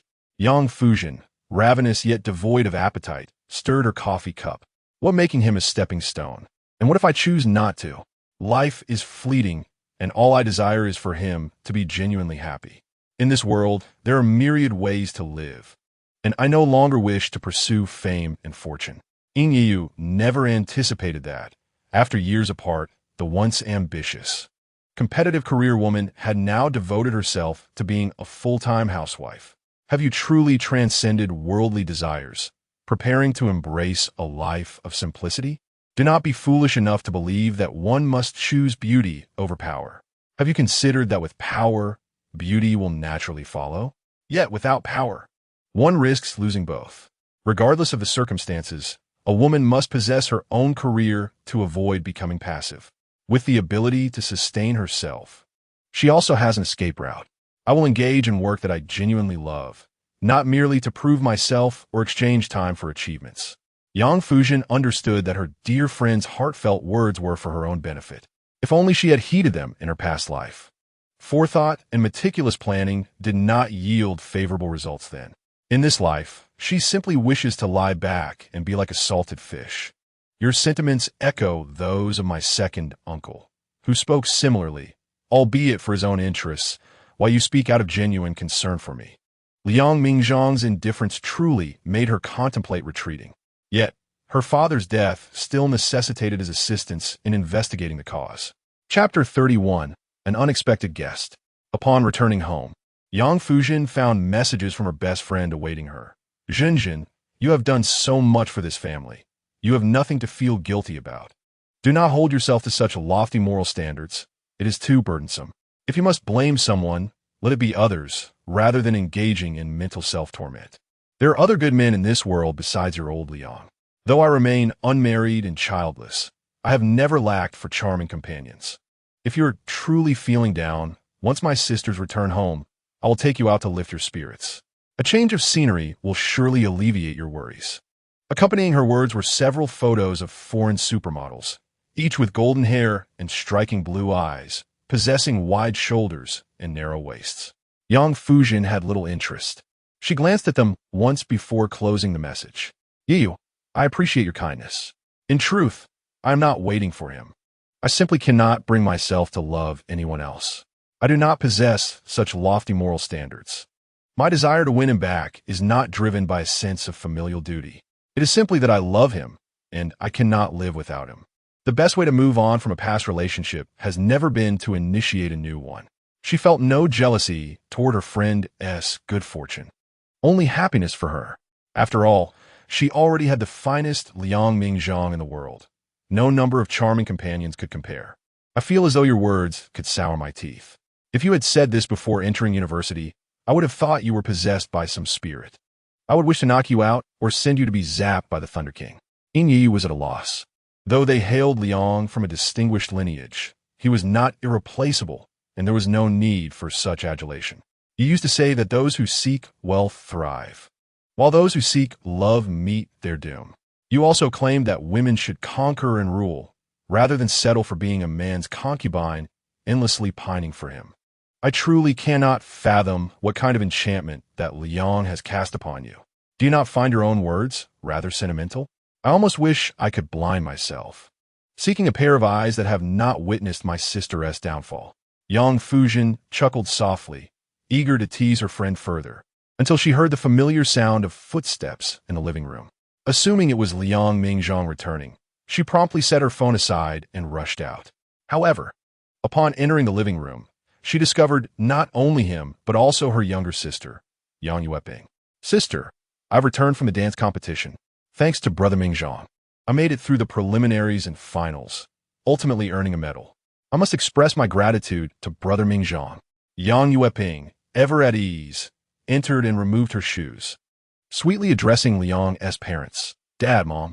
Yang Fuzhen had intended to say something, but upon noticing her husband helping her sister with her suitcase at the entrance, she felt a sudden loss of strength and turned to retreat to her bedroom. She could not comprehend why Liang Mingzhang might choose not to love her. Yet the man she revered had become a sycophant for another. Was it that they lacked household help, or was her sister's suitcase particularly enticing? In the past, Liang Mingzhang, ever observant, would have immediately sensed his wife's displeasure and would have soothed her to ensure her bad mood did not linger. But this time he feigned ignorance. Did your father not just pass away?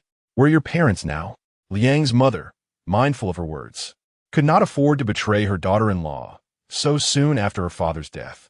Sisters in-laws should be addressed as uncle and aunt.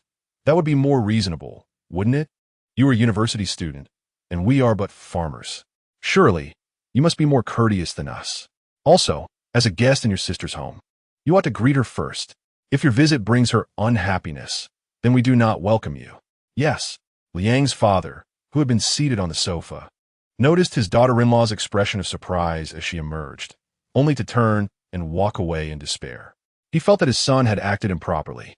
The usually taciturn man rarely spoke, but this time he had a few more words to share. You are accommodating her for Jean's sake. If you quarrel with Jean over her, then you have truly lost your senses. Do not tell me that even without Jean, you would have welcomed her into your home. If Liang's father recalled correctly, his son had mentioned that the ownership of this villa now belonged solely to him. I know that Dad has passed away. I cannot impose on my sister any longer. Yang Yueping stood frozen, confused as to why her sister, who had previously shown disdain for their parents, suddenly acted as if they were a loving family. After much internal conflict, she blurted out, "But I have always had a close relationship with my sister.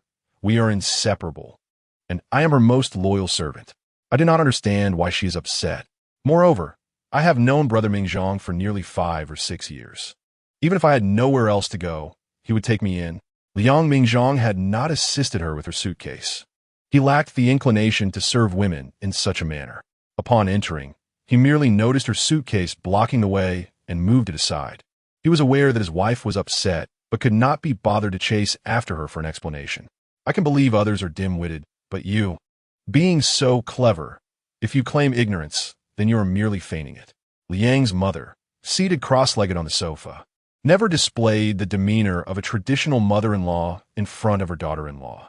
At that moment, to support her daughter-in-law, she pretended to adopt an authoritative tone.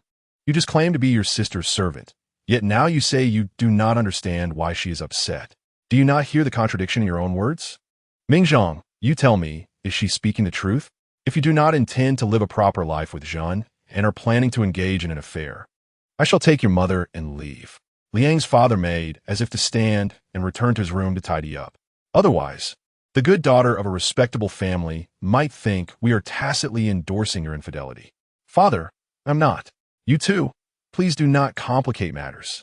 Liang Mingzhang restrained him, easily navigating between his parents and wife. Yueping, you should leave for now. In the future, please ask your sister before coming over. If she agrees, then you may come. Otherwise, do not. He wished to avoid further turmoil in their household. Yang Yueping stood there, bewildered, unsure of why her simple participation in a dance competition had led to such an uproar. Upon returning, this household no longer afforded me a place of my own. It was only then that Father Liang resumed his seat, his expression noticeably softened. Mingzhang, I initially opposed your marriage to Xiaozhen. I feared your differing ideologies and lifestyles would lead to quarrels. Yet, it was you who insisted, adamant in your desire to wed her. Very well, your mother and I, being old-fashioned, chose not to object. Now that you are married, live your life well. Xiaozhen is a good person. Why do you persist in being so obstinate? Indeed, Liang mother cast a disdainful glance at Yang Yueping, as if urging her to leave. Thankfully, her son had ceased to provoke her ire by suggesting he would accompany the little vixen on her way out. You should return to your room and comfort Ajing. There is nothing a couple cannot discuss. She is meant to accompany you through life, not to be your adversary. Chapter 32, The Campaign. As Liang Mingzhang entered the bedroom, he beheld Yang Fuzhen with her back turned, deftly fastening her bra. Had it been in a previous life, he would have stepped forward to assist her. Yet now, his feet remained rooted in place. It was not until Yang Fuzhen exchanged her sleepwear for a flowing dress and picked up her bag from the vanity that she passed by him, saying, "These past few days with my parents here must have been uncomfortable for you. You're likely resentful about being forced to share a room with me at night. I want to disturb you. Please rest well. You have work tomorrow." With that, she floated out of the room like a wisp of cloud. Liang Mingzhang closed his eyes, rolling his throat a couple of times as he retrieved a cigarette from his pocket and lit it. Sitting at the edge of the bed, where she had just occupied, he found himself momentarily lost in thought. The tranquility was shattered by the notification sound from his phone. Mingzhang, what is it about Xiaozhen that makes you keep her at arm's length? He was taken aback to discover it was a message from Yin Yeyu, someone he scarcely remembered adding as a friend, though it must have been years ago. During graduation season, Yin Yeyu had returned to the country to attend a friend's ceremony, and they had met and exchanged contact information. Yang Fuzhen must have felt secure about her. Otherwise, she wouldn't have allowed him such freedom. Certainly not to interact with women. He initially thought she was reaching out due to concerns about her mother's surgery, believing communication with her friend had faltered, thus opting to contact the family directly. Upon realizing it was not about her mother's condition, he felt a wave of relief. Why do you keep wearing that disgruntled expression? What gave you the right? Without Xiaozhen, would you possess all that you do today? Yes, you may be poor, and your pride may be strong, but does that justify your weakness?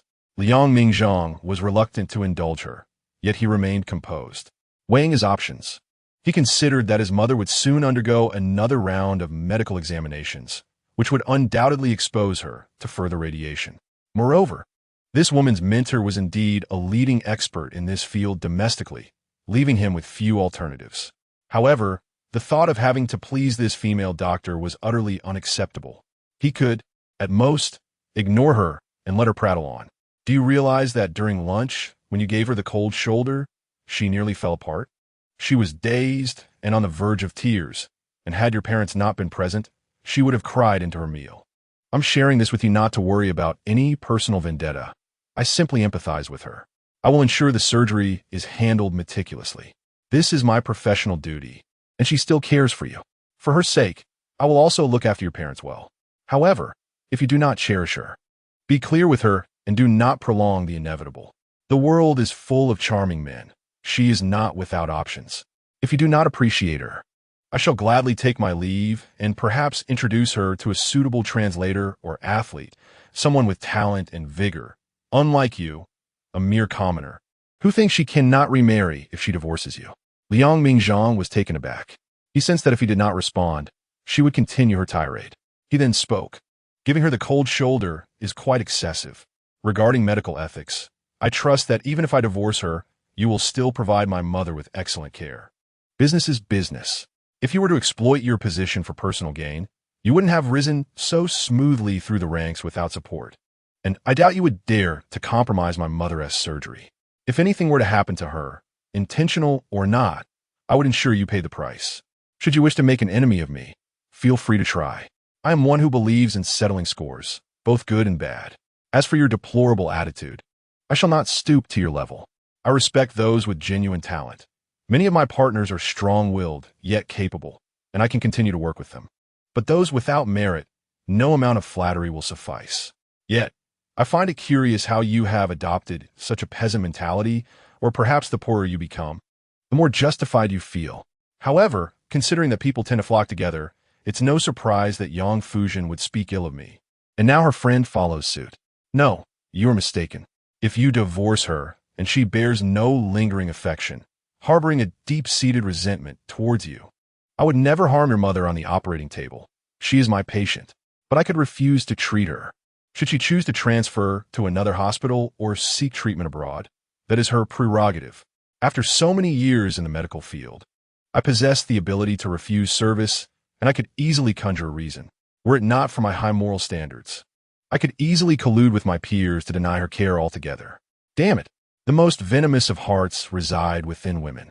Liang Mingzhang extinguished his cigarette, feeling a mix of sorrow and envy.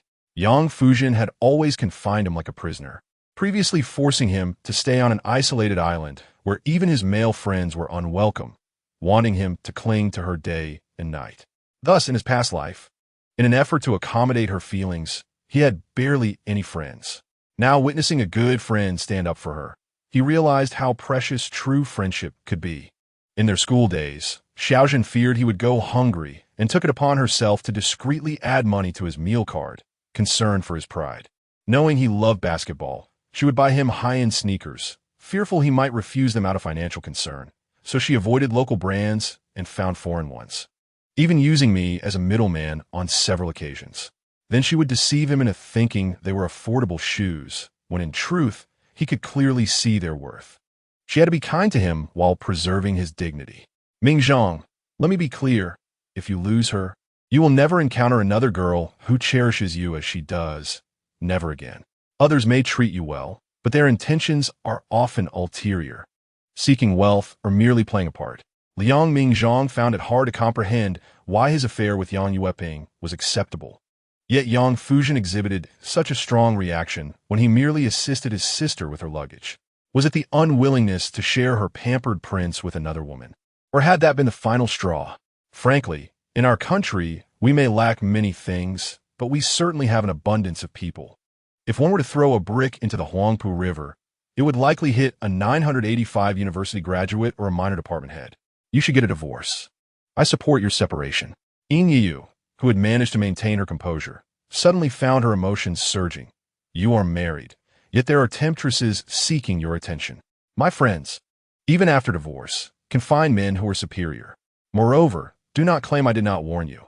If I catch you fooling around and hurting my friend, she may hold back her ire, but I assure you, I will not hesitate to confront that vixen. The Yin family's influence in Haiqing is something you've heard of, but never truly witnessed. Let me enlighten you. Should any woman dare to covet my dear friend's man, I shall strip her of her garments and parade her in public as a warning. If the situation escalates, I may resort to dousing her with acid, rendering her disfigured, a living corpse. Liang Mingzhang did not rush to respond.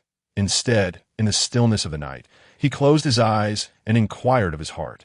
Would he feel joy if Yang Fuzhen were to agree to a divorce? If in this lifetime, his remaining days were not to be spent alongside her, would that fulfill his desires? The answer was disheartening. Merely contemplating the possibility of losing her unleashed the suffocating despair he had once faced in his past life.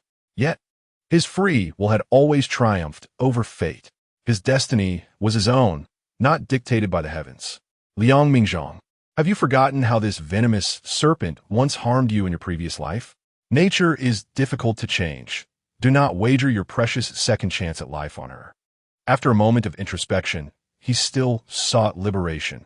You should advise her to pursue a divorce. My lawyer has also stated that unless both parties consent to the divorce, a unilateral lawsuit would be arduous. Even if a divorce could be attained, the process would be prolonged. He could not afford to gamble with his own health. He feared that if it dragged on too long and she did not exhibit symptoms of corporeal manifestation, he might once again fall into the clutches of anxiety and depression. Chapter 33. Under the Tree. In this nation, many men are deeply influenced by Confucian ideals. They often sacrifice themselves, bearing pressures silently for the sake of their parents, wives, and children. He had come to realize that loving oneself is the beginning of a lifelong journey of freedom. Henceforth, he would embrace a philosophy of self-interest, prioritizing his health and safeguarding his wealth. No more sacrifices, no more selflessness. Let love flourish as it may. Damn it. Yin Yeyu's intention was to make him experience the pain of losing a good friend like her, compelling him to confront his innermost feelings and learn to cherish what he had. Little did he know that his plan backfired, leading them to divorce instead. Liang Mingzhang. The heavens are watching. You tread upon your wife's lifeless body to achieve success, discarding the wife who stood by you in your humble beginnings. I am eager to witness your fate. What fate? He had already paid a price in his past life. In this life, he simply wished to live freely and joyfully. Liang Mingzhang was preparing to wash up and retire for the night when he noticed his mother entering the room, instantly realizing that sleep would elude him once more. Where has Xiaozhen gone? Out so late at night. I hope nothing happens to her. You couldn't even take a moment to check outside. How can you call yourself a husband when you don't even know where your wife is? Fine, Liang Mingzhang responded, though he could hardly contain his exasperation at his mother's overbearing kindness. I know you sacrificed greatly for me in my childhood and contributed much to this family, but that cannot justify your continual control over my life. You often threaten me with moral obligations. I am weary of it. Mother is indeed wonderful, tirelessly devoted to the Yang family. Yet this excessive kindness is something I abhor. Even more so, I detest that I have inherited much of my mother's softness, becoming a reflection of Yang Fuzhen's own weakness for the better part of her life. After all these years, it required immense resolve to combat the self-sacrificing nature passed down through my genes to prevent myself from being utterly miserable. My son, I am a person with experience. How could I harm you? Liang's mother empathized with her son and certainly did not wish to sacrifice her own flesh and blood to please outsiders merely to uphold her own virtuous reputation. If Xiaozhen were to look down upon us and cause us distress, we would not be so protective of her. I understand this is her duty as a wife, but relationships should be reciprocal. We cannot only enjoy her kindness without contributing in return. Regardless, let us find her first. It's unsafe out there at night. Anything can happen, and we can discuss it in the morning. She realized that before blaming her son for his role as a husband, she ought to question her daughter-in-law about her role as a wife. Yet, even if Xiaozhen were merely acting, the elderly couple had no grounds for reproach. If she could maintain this act for a lifetime, how could it not be genuine? Liang Mingzhang had already taken the car keys and stepped outside, with his mother accompanying him to the door. Drive slowly on the way. If you do not care for your own wife, others will. She might merely be out for a stroll, and you want me to find her. Are you not afraid of restricting your daughter-in-law's freedom? Does she find you overly traditional? Liang Mingzhang desired harmony within the family, but this time it was not about whether his wife wanted to live with her parents. He can no longer tolerate it.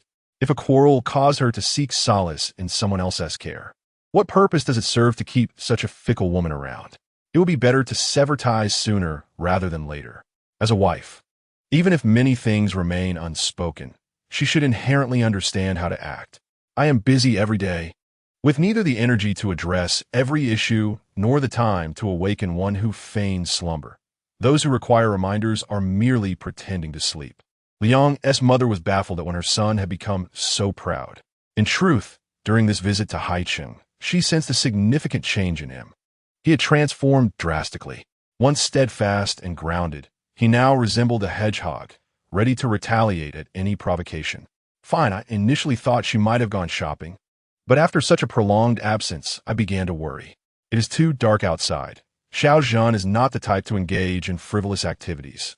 Whether in the past or present, she may have a foul temper, but her devotion to you is unwavering. I have never seen any unsavory man seek her out. Even now, I do not witness her phone ringing constantly or her clinging to it, chatting with someone all day. What reason is there not to cherish such a devoted girl? Upon exiting, Liang Mingzhang finally freed himself from his mother's incessant nagging. With car keys in hand, he felt disinclined to drive. Traversing the long courtyard, he gazed at the flattened shrubbery, reflecting on how the spoiled young lady wielded her power to clear the way for a ring, demonstrating her domineering nature.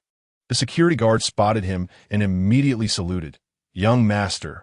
The loudness of his voice startled Liang, pulling him from his reverie in the stillness of midnight.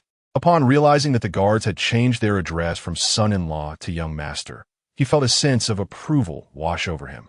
Exiting the villa's gate, he strolled aimlessly along the tree-lined path, contemplating that a leisurely walk might aid in digesting his thoughts. What could he do if she remained elusive? He could not dig 3 feet into the ground. However, to prevent his mother from further lecturing him about whether he had called his wife, he did not wish to deceive her. He would have to explain why he contacted his wife.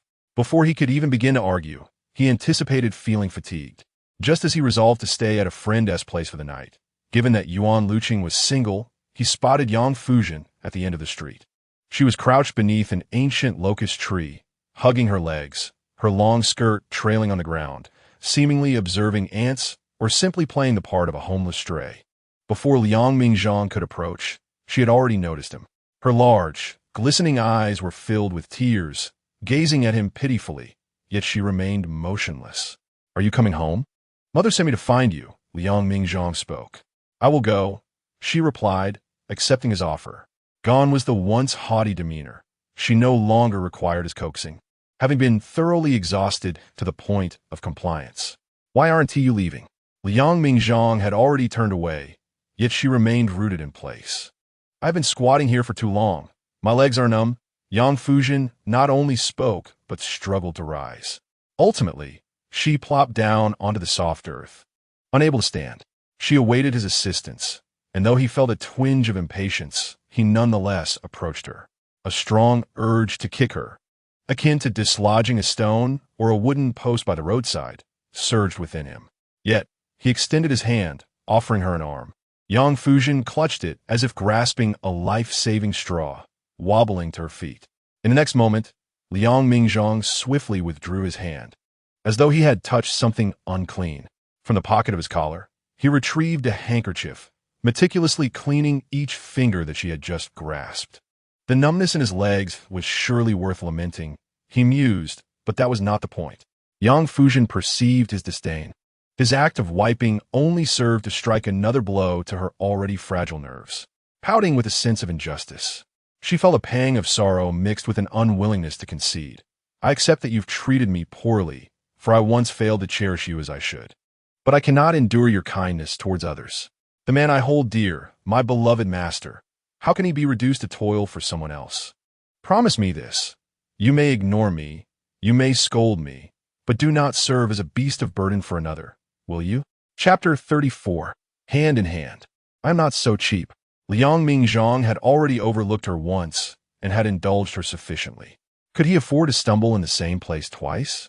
He had no inclination to play the devoted suitor for any woman. Even if it were her, his first love and wife from a past life, he would not indulge her again, much less those frivolous women outside. "So you are agreeing to my request?" Yang Fuzhen, regardless of his inherent pride or reluctance to exhibit gentlemanly conduct towards women, chose to interpret his silence as consent. "You know you cannot bear to part with me. You still listen to your wife, as you did before." Yang Fuzhen, you truly live in a dream. Liang Mingzhang often felt inferior due to the ignorance of these little fairies. Had he embraced the spirit of AQ, he would not have suffered so internally in the past. "I do not care. I've already soothed myself. Let's return home, darling." Upon seeing him turn away, she quickly pursued him from behind, reaching for his hand. Unsurprisingly, he shook her off yet again. Undeterred, she attempted to grasp his hand once more. "Darling, I once heard that if you lose a Samsung, you can buy an Apple, and thus you would not feel sorrow. Your distress stems from the fact that you can only acquire a Redmi now. Yet upon meeting you and falling in love, I discovered the fallacy in that statement. Each time he cast her away, she would reach out again. It was not that she likened him to an Apple or a Samsung. She recognized his worth. But even if he were a Redmi, he was the most precious in her eyes. Losing a Redmi, she would only wish to recover it. No matter how many apples were offered to her, she would refuse, for none could replace her Redmi. In this world, I shall not encounter another Liang Mingzhang, nor shall I love another. I desire only you. Miss Yang, you once abhorred the objectification of women. Does your current stance not objectify men? Liang Mingzhang did not hesitate to remind her. Indeed, I was once a feminist, but before you, what does that even signify? Finally, after Liang Mingzhang had rejected her for the 10th time, when Yang Fuzhen reached for him once more, he did not refuse. I am willing to sacrifice my free will, my ideals, and my dignity for you, hoping that the divine might cast a glance my way. I am ready to align my boundaries with yours and adopt your beliefs as my own. Even if our understandings diverge, I am willing to take your views as my guiding principle, continually drawing closer until I earn your favor. This time, Liang Mingzhang did not shake off her hand. He simply offered no response. He did not entwine his fingers with hers as he had in a previous life. Whether beneath the cherry blossoms on campus or within the confines of the city, even in their past life, their marriage had not transformed their affection into familial love. Mingzhang, I am aware of my own melodrama. I might shed tears over your words or suffer for your actions, but that is only because I care for you. Thus, every little detail concerning you profoundly affects me. As she held his hand, although lacking the warmth of his embrace, this fleeting sweetness still left her content. These past 2 days had been fraught with anguish over his dealings with his sister. Yet if the final outcome could invoke his tenderness, she would cast aside any flirtation with the past. Has there ever been someone who lingered in your heart? If you have experienced a deep-seated affection, you would know that a single word from him could elevate you to heaven or cast you into hell. I shall gradually amend my melodrama, but my affection for you remains unblemished. How could Liang Mingzhang not understand? If he remained oblivious, he would not have resorted to self-harm in the past. If I had not known you for nearly a decade, I might have believed you were a pure-hearted warrior, charging forth for love. His verbal jabs continued, yet his body was exceedingly honest, allowing her to hold his hand. This time, there was no self-deception. He feared that if he rejected her again, she would cling to him anew, causing further complications. Thus, he opted not to resist, but to savor the moment, reliving the innocent haze of their school days. He did not wish to push himself too hard, denying any sweetness, for he feared that a taut string might snap, resulting in a more severe rebound. He chose to treat himself kindly, allowing this relationship to have a beginning and an end, and to possess the courage to part ways better. The next day, as Liang Mingzhang enjoyed breakfast, his iPad propped beside him, he listened to an online meeting while his assistant reported the work plans for the upcoming week. The family sat in a cooperative silence until his mother could no longer contain herself. Having lived half a lifetime, she had never adhered to the rule of silence during meals. Glancing at her daughter-in-law, she lowered her voice to inquire, "Isn't Zhang always so busy? Even during meals, he cannot find peace." She had assumed that wealthy individuals simply spent their days counting money, unaware that they often busied themselves even more than the less fortunate. "Mom, Mingzhang is somewhat better now. He was even more exhausted when my father passed. He was constantly flying around, visiting several provinces. There was no choice. The Yang family business is vast and spans provinces. Fortunately, it hasn't T-crossed international borders. Otherwise, he might find himself at home in the morning and in Southeast Asia by night." Yang Fuzhen managed a wry smile, then naturally poured him a glass of milk, spreading jam on a slice of bread that was crispy on the outside and tender within, offering it to him directly. The sudden passing of her father had left them uneasy, and with the business relying on manpower, they could only pity him for his hands-on approach. But once this busy period concludes, everything will settle down, and he can have a proper rest. Yet she consoled herself, aware that Liang Mingzhang's ambitions extended far beyond this, as he sought to venture into numerous fields, including but not limited to catering, hospitality, and jewelry. The existing businesses of the Yang family, including shipbuilding, smart home technology, and entertainment, also demanded a significant investment of his energy. "Oh dear, Will there even be time to have children? Liang's mother recalled the matter of wanting grandchildren, especially as she listened to the tall, fair assistant on the screen, whose mouth moved incessantly, uttering terms she did not comprehend. What about attending charity galas? What about being invited to the Lin Group's car launch? What about the media company where a trending star committed suicide, causing a severe public outcry? This time, Yang Fuzhen felt her cheeks flush. As long as Mingzhang is willing. Any place can be a battleground, and anywhere can be a nurturing ground. Just as Liang Mingzhang was about to take a bite of his bread, he nearly choked. Sister, I am in a meeting with my subordinates. Could you please keep your voice down? This group of colleagues dares not discuss him openly. Yet surely the whispers have circulated behind his back. Yang Fuzhen this time did not engage in unreasonable argumentation. Instead, she bowed her head, cradling a cup of milk, letting out soft chuckles. Do you understand now? Although she refrained from explicitly mentioning her husband, teasing him was hardly a transgression. Nevertheless, reminded by him, she felt an underlying discontent. Her intent was deliberate. She wished for her subordinates to recognize that this man was her very essence, intertwined with her being, and to provoke him would be akin to digging one's own grave. She held no grudge against Liang Mingzhang for getting his shoes wet. After all, he often walked by the river. However, should any seductress fail to grasp her insinuation and dare to charge forth for personal gain, she would not hesitate to issue a warning. Chapter 35, A Taste of Words. Liang Mingzhang was baffled. His wife, not yet 30, was not in the prime of her youth, so why did she incessantly speak in such ferocious terms? She lacked the modesty and shyness of a young bride, and instead resembled a rather inappropriate and aggressive matron. Unbeknownst to him, although her physical form was youthful and alluring, her spirit had changed. It had become a soul capable of drawing in the earth beneath her. On the day of the Lin Group's new car launch, Yang Fuzhen remained entirely unrepentant. What was wrong with her joking with her husband? She had not jested with anyone else. Moreover, her husband refused to share a bed with her, yet he would not allow her to indulge in a bit of playful banter.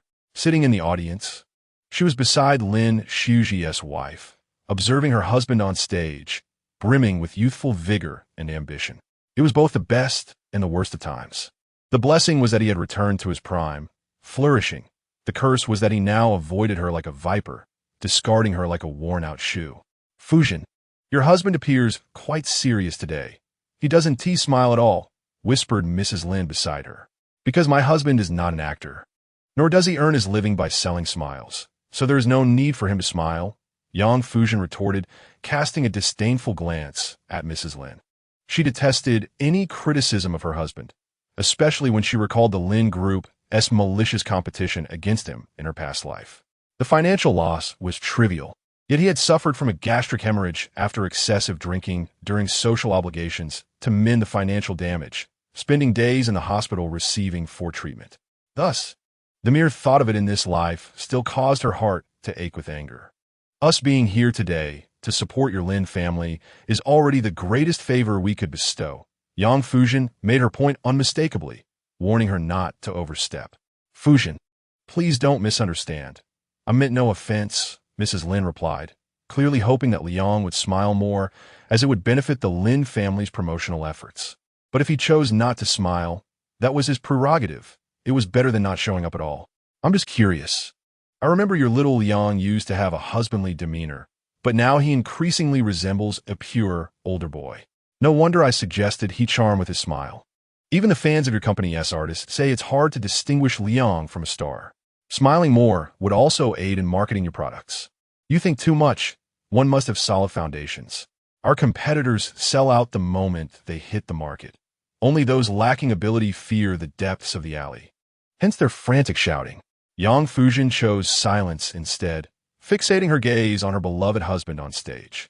The host, specially invited from the provincial station, concluded the opening remarks and handed the microphone to Lin Shuji. Next, let us hear from Mr. Lin. Everyone knows Mingzhang is my good friend, but perhaps some are unaware that Mingzhang is also the top patron of our Lin Group's automotive live stream. Lin Shuji remarked in youthful slang, creating a stark contrast with the image of a stern president. Following the script prepared by the PR team, he continued, I've heard that Brother Mingzhang has plans to develop his own automotive brand. I wonder if he was inspired by the Lin Group. Observing the comfort and stability of our vehicles, perhaps he has been motivated to embark on his own automotive journey. It is commendable to promote domestic products. But as for him, one should refrain from capitalizing on the patriotic sentiment for profit.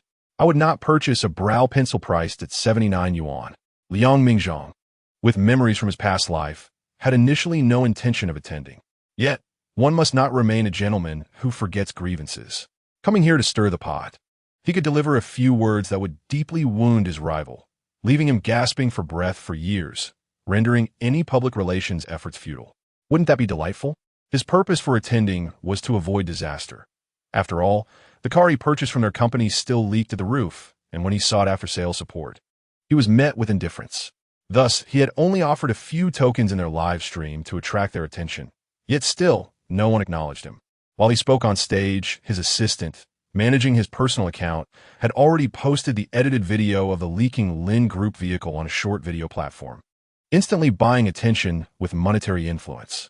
The host noticed a change in the patron's demeanor, which darkened considerably, and promptly muted Liang Mingzhang's microphone. With a feigned air, he declared, "It seems Mr. Liang's microphone is malfunctioning. Let us invite Mr. Liang's wife to say a few words." Before handing the microphone to Yang Fuzhen, he desperately attempted to salvage the situation, wanting the patron to realize the value of hiring him. Our Mr. Lin is approachable and enjoys the company of the people. Previously, he even personally opened the car door for a customer, and for a mere 200,000, one could experience the service of a tycoon worth billions. Yang Fuzhen, perceiving the microphone was switched on, unapologetically chimed in with her husband. "What is the point of a president? Without the hardworking laborers, what are you? Now you still wish to ride on the backs of the people, exerting your influence." "Xiao Yang," Mrs. Lin interjected promptly, her words laced with hidden barbs.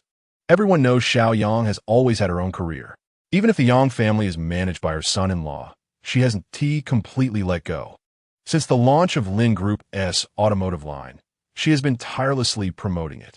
Your husband's donations and your reposts truly make you a golden couple in the business circle, envied by many. Is golden couple used in this manner? Yang Fuzhen retorted, exposing her identity as a leaky vessel the moment she spoke. She had entrusted her account to someone in the company for management, while she remained oblivious as to why Liang Mingzhang chose to be the top patron for the Lin family. However, contributing to the live stream for Lin Group's automotive line was something she had done before her rebirth. Fortunately, there was now an opportunity to rectify the course of her previous life. "It was your husband who stood outside our villa for 3 hours. Only then did my husband reluctantly agree to meet him. After entering, your husband spent 40 minutes discussing the development prospects of Lin Group's automobiles, potential investments, and future returns. My husband took just a second to say yes." At 30, Lin Shuji, the new generation leader of the Lin family and an automobile magnate. What was he in front of Liang Mingzhang? Merely a lackey. Yang Fuzhen succinctly portrayed the image of that disheveled middle-aged man with vivid clarity, who was in a position of power and who was not, clear as day. No wonder her younger brother often forgot important matters. The star who had just fallen from grace was indeed an employee of their company.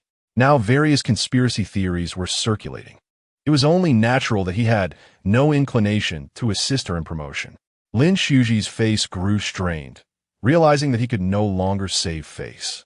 After his mental state crumbled, he decided to let it all go. But even in such a state of disarray, do not speak recklessly. I indeed have plans to manufacture cars, but not because of your urging. Rather, I have identified the weaknesses within your Lin Group, and thus seek to rise upon the corpses of predecessors while avoiding their pitfalls. Liang Mingzhang's good humor was evident, unaffected in the least. After the microphone was activated, he continued to speak with the ease of a wandering cloud. "The demise of our female artist has been turned into a spectacle by you. Do you not recognize the gravity of the deceased? Such individuals would even feast upon the blood-soaked buns. Allow some time for the dust to settle. I am not the instigator, so why should I be flustered? Once the investigation is thoroughly conducted, a proper account will eventually be provided to the public. Yet here you are, in such a fervor. One might mistake you for someone who has a vested interest in the artist's demise. There are many who, like canaries, flutter about in the entertainment industry, As a financial magnate, surely you do not have any genuine ties to her, do you? Chapter 36. Female Rivalry. The stocks of the Lin Group plummeted, akin to its vehicles. The official WeChat account of the Lin Group was inundated with comments, many of which indulged in jest, fake business wars, severing the financial lifeline, poaching invaluable talents, surreptitiously acquiring critical information, real business wars, cutting the opponent's internet connection, watering their financial tree with boiling water, engaging in physical combat offline, an exchange of barbs at press conferences. How amusing it was. Liang Mingzhang had unfollowed all official accounts of the Lin Group long before. On the day of his mother's surgery, despite his busy schedule, he managed to carve out a few hours. However, he did not anticipate encountering an unwelcome guest in the lobby while his mother was in the operating room. He had no intention of ignoring her, yet he wouldn't rush to engage either. The foreigner, on the other hand, was quite amiable upon spotting him from a distance. She maneuvered through the crowd toward him. "Mr. Liang, is that you? It has been quite some time. Are you unwell? Have you come here for treatment as well? Do you know anyone here who could assist me?" He didn't know people, but why should he introduce her? Just because she was a client? Did that elevate her to deity status? By the way, what seems to be troubling you? What brings you here for treatment? Is there business yet to be concluded on this side? Indeed, I intended to consult a traditional Chinese medicine practitioner. However, renowned practitioners are difficult to book, each treating money as if it were mere refuse. As for the quacks, I dare not trust them. Joanna wishes to return home for treatment, but her body cannot withstand the weight. I actually believe your healthcare system is more accessible. In our country, the impoverished are often dismissed by medical professionals. They merely dispense painkillers for any ailment. After all, a dose of anesthetic makes the pain vanish, which they equate with a cure. It's quite foolish. When it comes to high fevers, if one does not exceed 40 degrees, they simply send you home for physical cooling. Indeed, the constitution of Asians differs from that of Europeans. It is akin to your tendency to drink iced water in winter while we advocate for hot water. Liang Mingzhang held no obsession with hot water. It was a relic of the 1960s and 70s when well water was unclean, thus promoting boiling it for consumption to eliminate germs. The tradition of drinking hot water has lingered since. "I am not unwell. I am merely accompanying my mother for her treatment," he expressed. "I find myself envious of the women in your country, who are so well protected by valiant men. Yet they do not cherish this privilege." Joanna sighed, her expression a blend of yearning and melancholy. They bask in the benefits bestowed by their gender, yet remain perpetually dissatisfied, masquerading as victims. Take the confinement period after childbirth. The women in our land do not enjoy such indulgences. It is painful and exhausting, yet they manage to raise 3 or 4 children in the same manner. Women here relish in care, but hold grudges for a lifetime over the confinement period, as if the world owes them something for carrying their own children. Joanna aspired to marry a man from this nation. Yet the prevailing conservatism in Asia often favors unions with Asian women. Thus, she had yet to encounter a suitable match within her social circle. Ying descended the stairs to accompany Yang Fuzhen in fetching medicine. Post-surgery, additional oral medication was required. Upon seeing Liang Mingzhang engaged in cheerful conversation with the foreigner, she felt a surge of irritation. She considered storming over to demand an explanation for her friend, yet Yang Fuzhen grasped her arm, imploring, "Let it be. It is normal for men to socialize outside. I used to yield to my possessive instincts, unable to tolerate even his family. I wished for a world where only he and I existed. I am gradually attempting to temper these extreme thoughts, so please do not undermine my progress." Xiaozhen. Those involved are often blinded to the truth, while outsiders see clearly. You ought to take a good look at your current state. What is wrong with being obsessive? What is wrong with being extreme? If you truly do not care for him, then his banter with others should be of no consequence to you. Even if he were to engage in unsavory activities, it would not matter. Ying could hardly suppress her indignation. Her own partner could flirt with others, and she would simply say goodbye, moving on to someone more obedient. Yet she could not abide seeing her best friend so devoted to her husband, enduring mistreatment. She broke free from Yang Fuzhen's grip and strode toward the foreigner. What are you discussing that brings you such joy?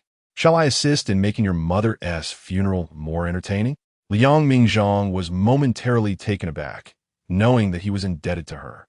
His mother was in the operating room, under the skilled hands of her mentor, thanks to Yin Yeyu's connection. This gave him a sense of security, as it was nearly fail-proof. Ignoring Yin Yeyu's caustic remarks aimed at the foreigner, he contemplated her warnings about instigating a confrontation with his client, which would ultimately reflect poorly. I am merely exchanging greetings with an old acquaintance. I have already inspected the private patient room. The amenities are commendable, and I am prepared to return to the surgical waiting area. Liang Mingzhang seemed quite buoyant, unperturbed by the social impropriety of flirting openly. Yin Yeyu approached Joanna, her high heels forcefully stamping down, landing squarely on Joanna's foot. Having maintained a rigorous fitness regimen, she exerted every ounce of her strength. The slender, elongated heel penetrated Joanna's exposed foot, causing droplets of blood to emerge. Do you enjoy flirting with married men? Continue to smile. I shall ensure that you find no joy in the future. Joanna gasped in pain, bending down to cradle her injured foot, as if her entire leg had been rendered lame. Yeyu, when did you become so ruthless? Might this impact your career? Yin Yeyu elegantly pivoted, exuding the demeanor of a victorious general, startling Yang Fuzhen. Moreover, this foreigner is Mingzhang's client. I fear for any negative repercussions this may have on him. You should focus on yourself, my dear lady. You may deceive others, but can you truly fool me? You are currently suffering from a significant deficiency of vital energy and display signs of depression. Continued internal pressure may very well lead to psychosomatic symptoms. Yin Yeyu, however, was unbothered. She was unconcerned about the foreigner. If you upset my best friend, I shall deal with you accordingly. If your Liang cannot manage such trivial matters, how has he amassed his current fortune? Rest assured, he is not a delicate flower sheltered from the elements. He is a man, and he should be the one to provide you with the support you deserve. Do not coddle him as if he were made of glass, nor hold him in your palm as if he were fragile. There is no need for guilt. While you worry for your mother-in-law, he is here flirting with a woman, and that is indeed his fault. Yin Yeyu had already pulled her friend away, leaving Liang Mingzhang to observe their retreating figures, musing, my wife is indeed fierce. Are these truly two high achievers? They seem more ferocious than a couple of street brawlers. He did not offer assistance to Joanna, nor did he possess the inclination to champion a stranger's cause. He merely needed to address this mess. She may have relished the moment, but now she was left with an overwhelming headache. Are you all right? Shall I call 120 for you? Liang Mingzhang remained composed, even finding time for jest. Oh, is it the emergency number? Then there is no need to summon an ambulance. I considered you a friend, hence my advice. Do not entertain thoughts of involving the authorities. The Yin family wields considerable influence, akin to the mafia in your country. We have an ancient saying, a strong dragon cannot overpower a local snake. If you cannot swallow this grievance, you may find yourself facing even greater losses. Joanna was truly eager to act impulsively, even on someone else's turf, even against insurmountable odds. She was ready to fight. Yet, the corners of Liang Mingzhang's mouth seemed barely containable. He bore no resentment towards his wife's friend for her rashness, which had delayed his business. It was as though enduring a beating was a source of joy for him. One could only hope it was a mere figment of his imagination. Chapter 37. Caught in the Act. The surgery for Liang's mother proceeded with remarkable smoothness, the entire process unfolding as flawlessly as if it had been lifted from the pages of a textbook. Upon the old professor's emergence from the operating room, Liang Mingzhang presented the meticulously prepared congratulatory gift. I am aware you only undertake 1 or 2 surgeries a month, and you do not operate on non-acquaintances. Even influential figures hold no sway. I have always believed in repaying a kindness with a deluge of gratitude. To have summoned the only true master today is beyond any monetary expression of thanks. This modest red envelope is merely a token of appreciation. I implore you to accept it without demur. Both men understood the underlying sentiment. Liang Mingzhang was merely being modest. The envelope, seemingly lightweight, was in fact worth a seaside villa in Haicheng. Mr. Liang, you are overly courteous. I'm not as extraordinary as you suggest.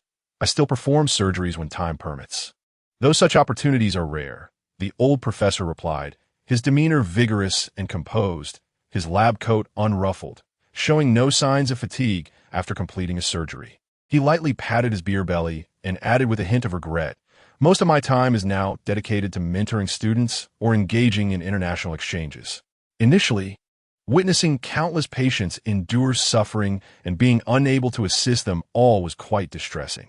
However, I gradually came to realize that one sows a single grain in spring but reaps a myriad in autumn. By nurturing countless students, their future achievements in this field will far surpass my solitary endeavors. I'm not being polite, nor do I fear corruption. Rather, I genuinely do not require this. My true reward lies in the patient's recoveries. Yin Yu, his proud disciple and beloved apprentice, naturally stepped forward to take his mentor's belongings. Their rapport, honed over many years, flowed like water. If Mr. Liang truly wishes to express his gratitude, I encourage you to engage more in philanthropy. Do not disregard even the smallest act of kindness, as it can spread boundless love. Before his mentor, Yin Yu appeared as docile as a lamb, a stark contrast to his earlier rebellious demeanor, and he made no mention of previous matters. As he followed his mentor out, he playfully turned back to add, also, be good to my best friend. Yang Fuzhen felt as though she had accumulated an entire season's worth of autumn rain within her heart, both sour and bitter. Chillingly cold, she had returned to the private ward early, where the top-notch nurse was already waiting. Watching Liang's mother awaken and converse with a young girl, she heard her calling, "Where is Zhenjin? I need to find Zhen." Since arriving in Haicheng, Liang's mother had spent most of her time in the company of this virtuous daughter-in-law, growing accustomed to seeing her at every glance. Whenever faced with something unfamiliar, there was no fear of ridicule. She could simply ask her and receive a patient answer. In moments of homesickness, there was empathy and comfort. When headaches struck, she had her beside her to seek medical advice. Gradually, she regarded her as her anchor, unable to imagine life without her. "Mom, I'm here. I just went with Mingzhang to thank the doctor," Yang Fuzhen replied, quickening her pace to her mother-in-law's bedside, taking her hand. Her gentle smile offered this elderly child a greater sense of reassurance. "Mom, you are so kind.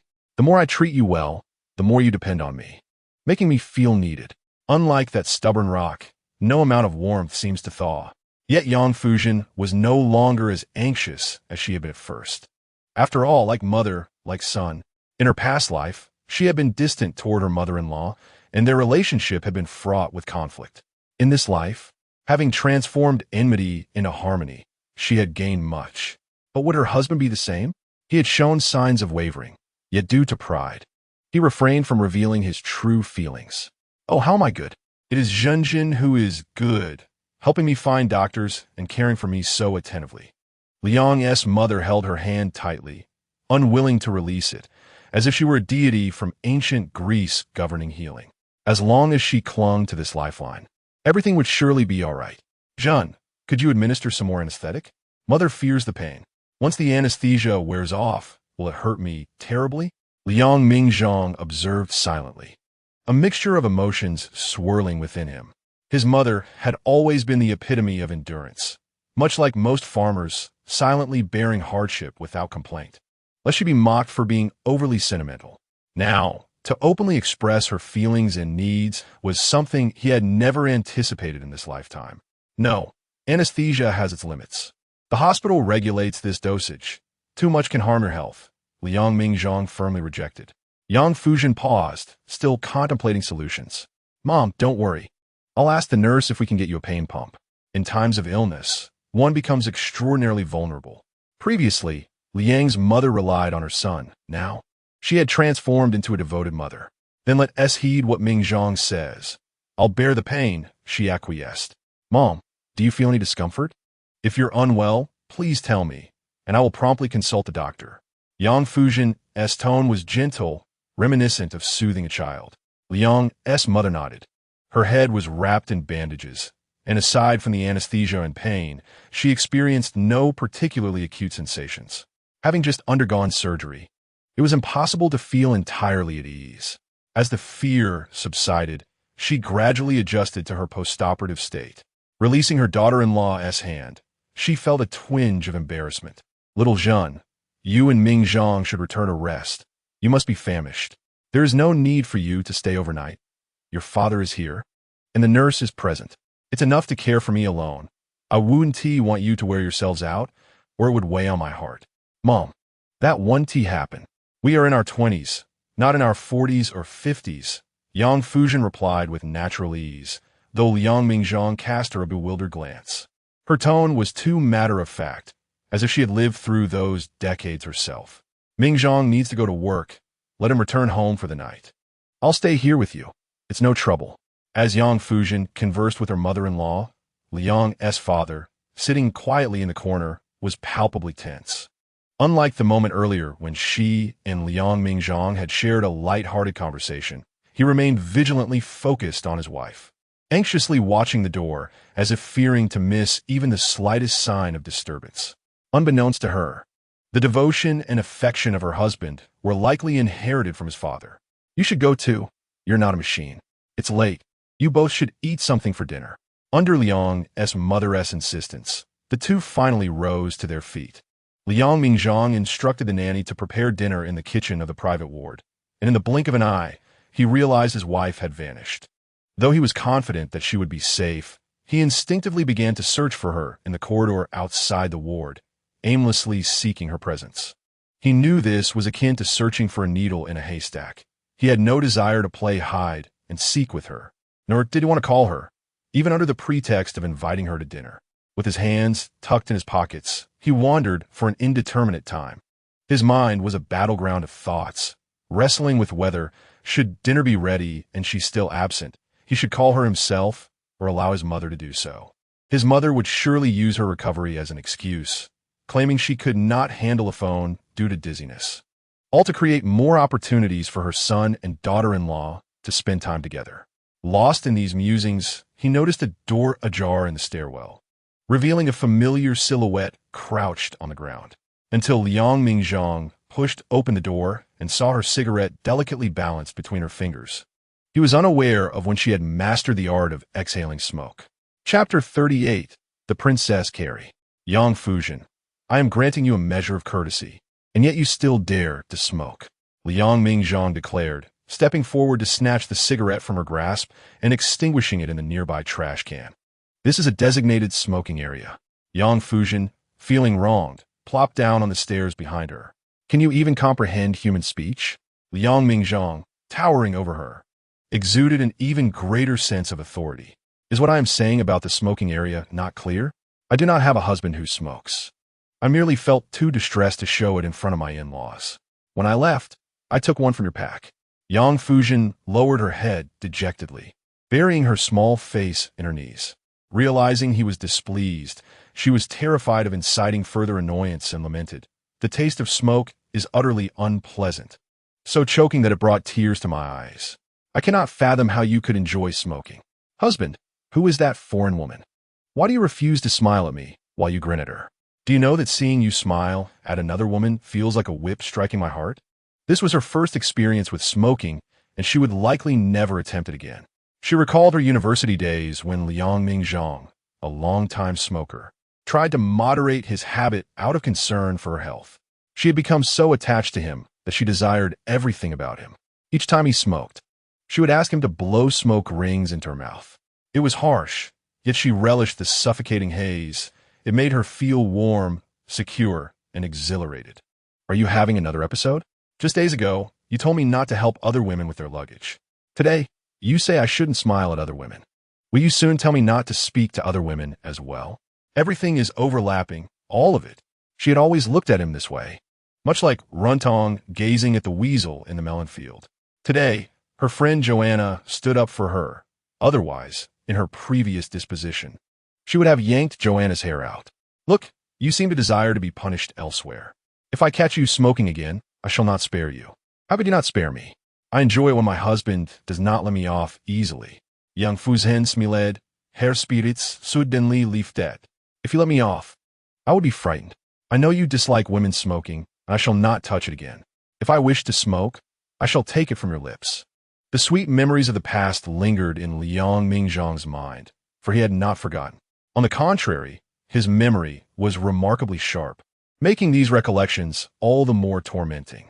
On the day of her discharge from the hospital, Yang Fuzhen, who had been tirelessly caring for him, appeared noticeably thinner.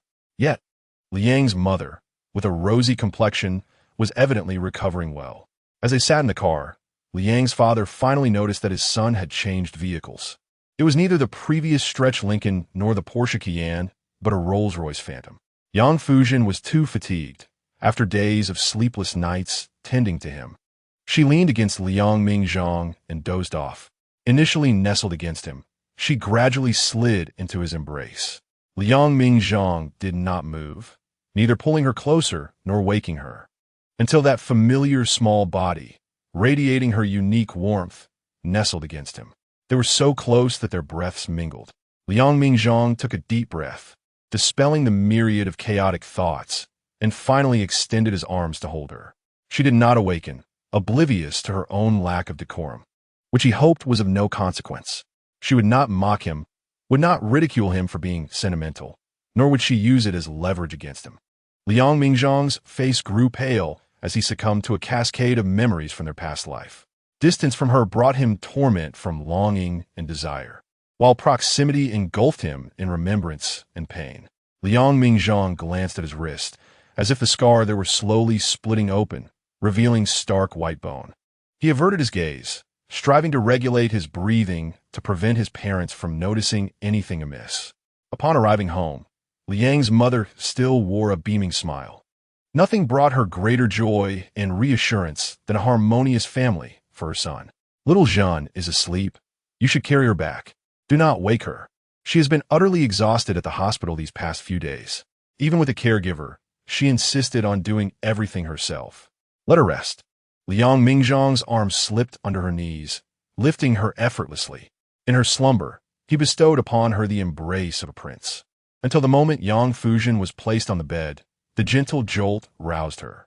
As she slowly opened her eyes, she found Liang Mingzhang hovering close, his face mere inches from hers. In a fleeting moment, he felt a surge of panic, wishing to escape. Yet Yang Fuzhen denied him that opportunity, swiftly wrapping her arms around his neck. In the next instant, she reversed their positions, pinning him beneath her, straddling his waist, gazing down at him, as if marveling at the Creator's exquisite handiwork. Liang Mingzhang, did you just carry me?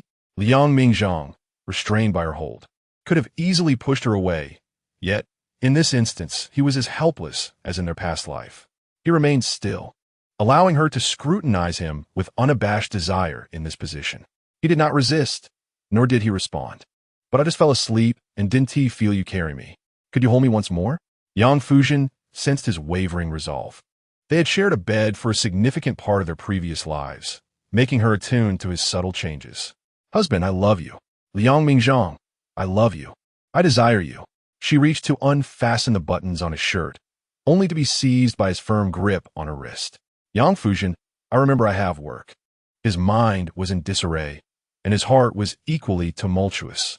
He had been enduring the lashes of fate without struggle, yet he knew this was not how it should be. Thus, he pushed her off him, awkwardly and hastily exiting the bedroom.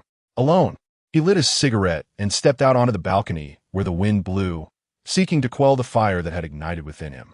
Leaving Yang Fuzhen alone in the bedroom felt akin to discarding a seductress who had failed to entice him.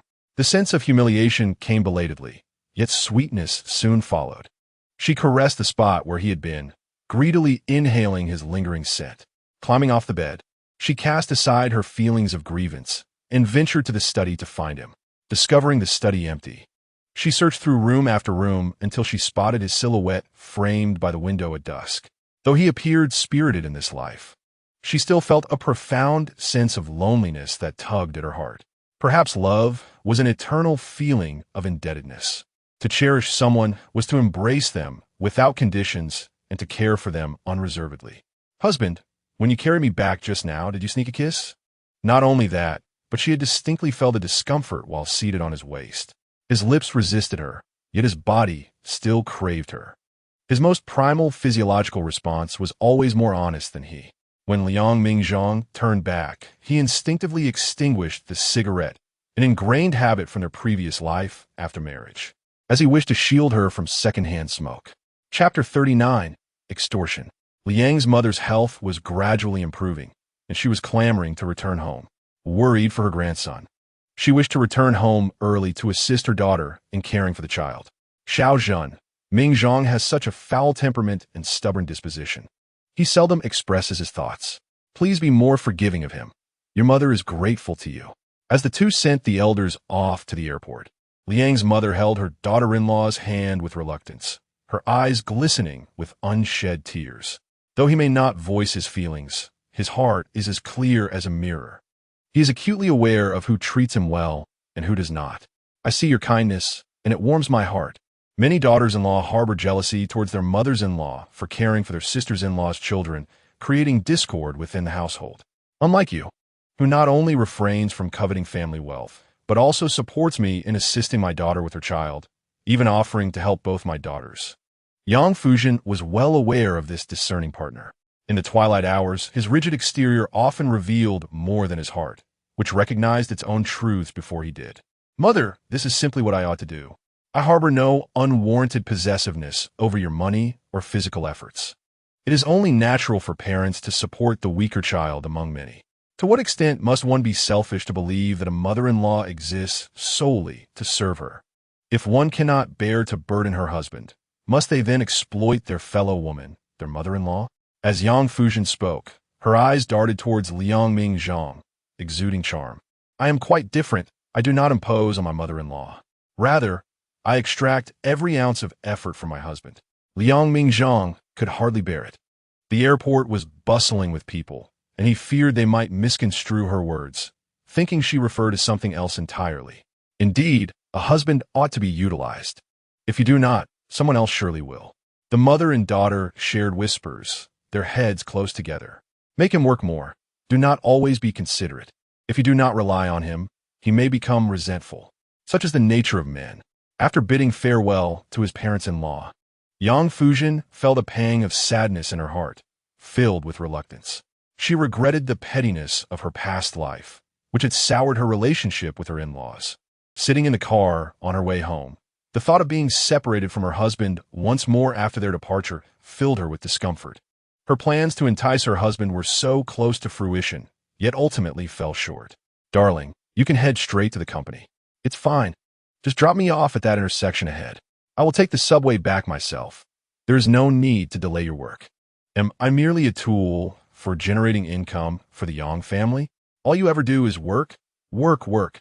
Liang Mingzhang noticed her sullenness, though she maintained a brave facade. He had never seen her so understanding in their previous life. He had already decided that if she were to behave as she once did, he would accompany her. A leisurely afternoon tea or a film would suffice. After all, several artists from his company had just released a film focusing on pressing societal issues, and it was performing exceptionally well at the box office. However, her newfound decorum left him feeling somewhat helpless. Ahem, when my mother was in Haiqing for medical treatment, regardless of the circumstances, you have worked hard. Liang Mingzhang, noticing her heavy heart, attempted to charm her, suppressing the remnants of his previous life's demeanor. Clearing his throat, he offered a pretext. There's not much happening at the company right now. If you want to go somewhere, I likely have a few hours to spare.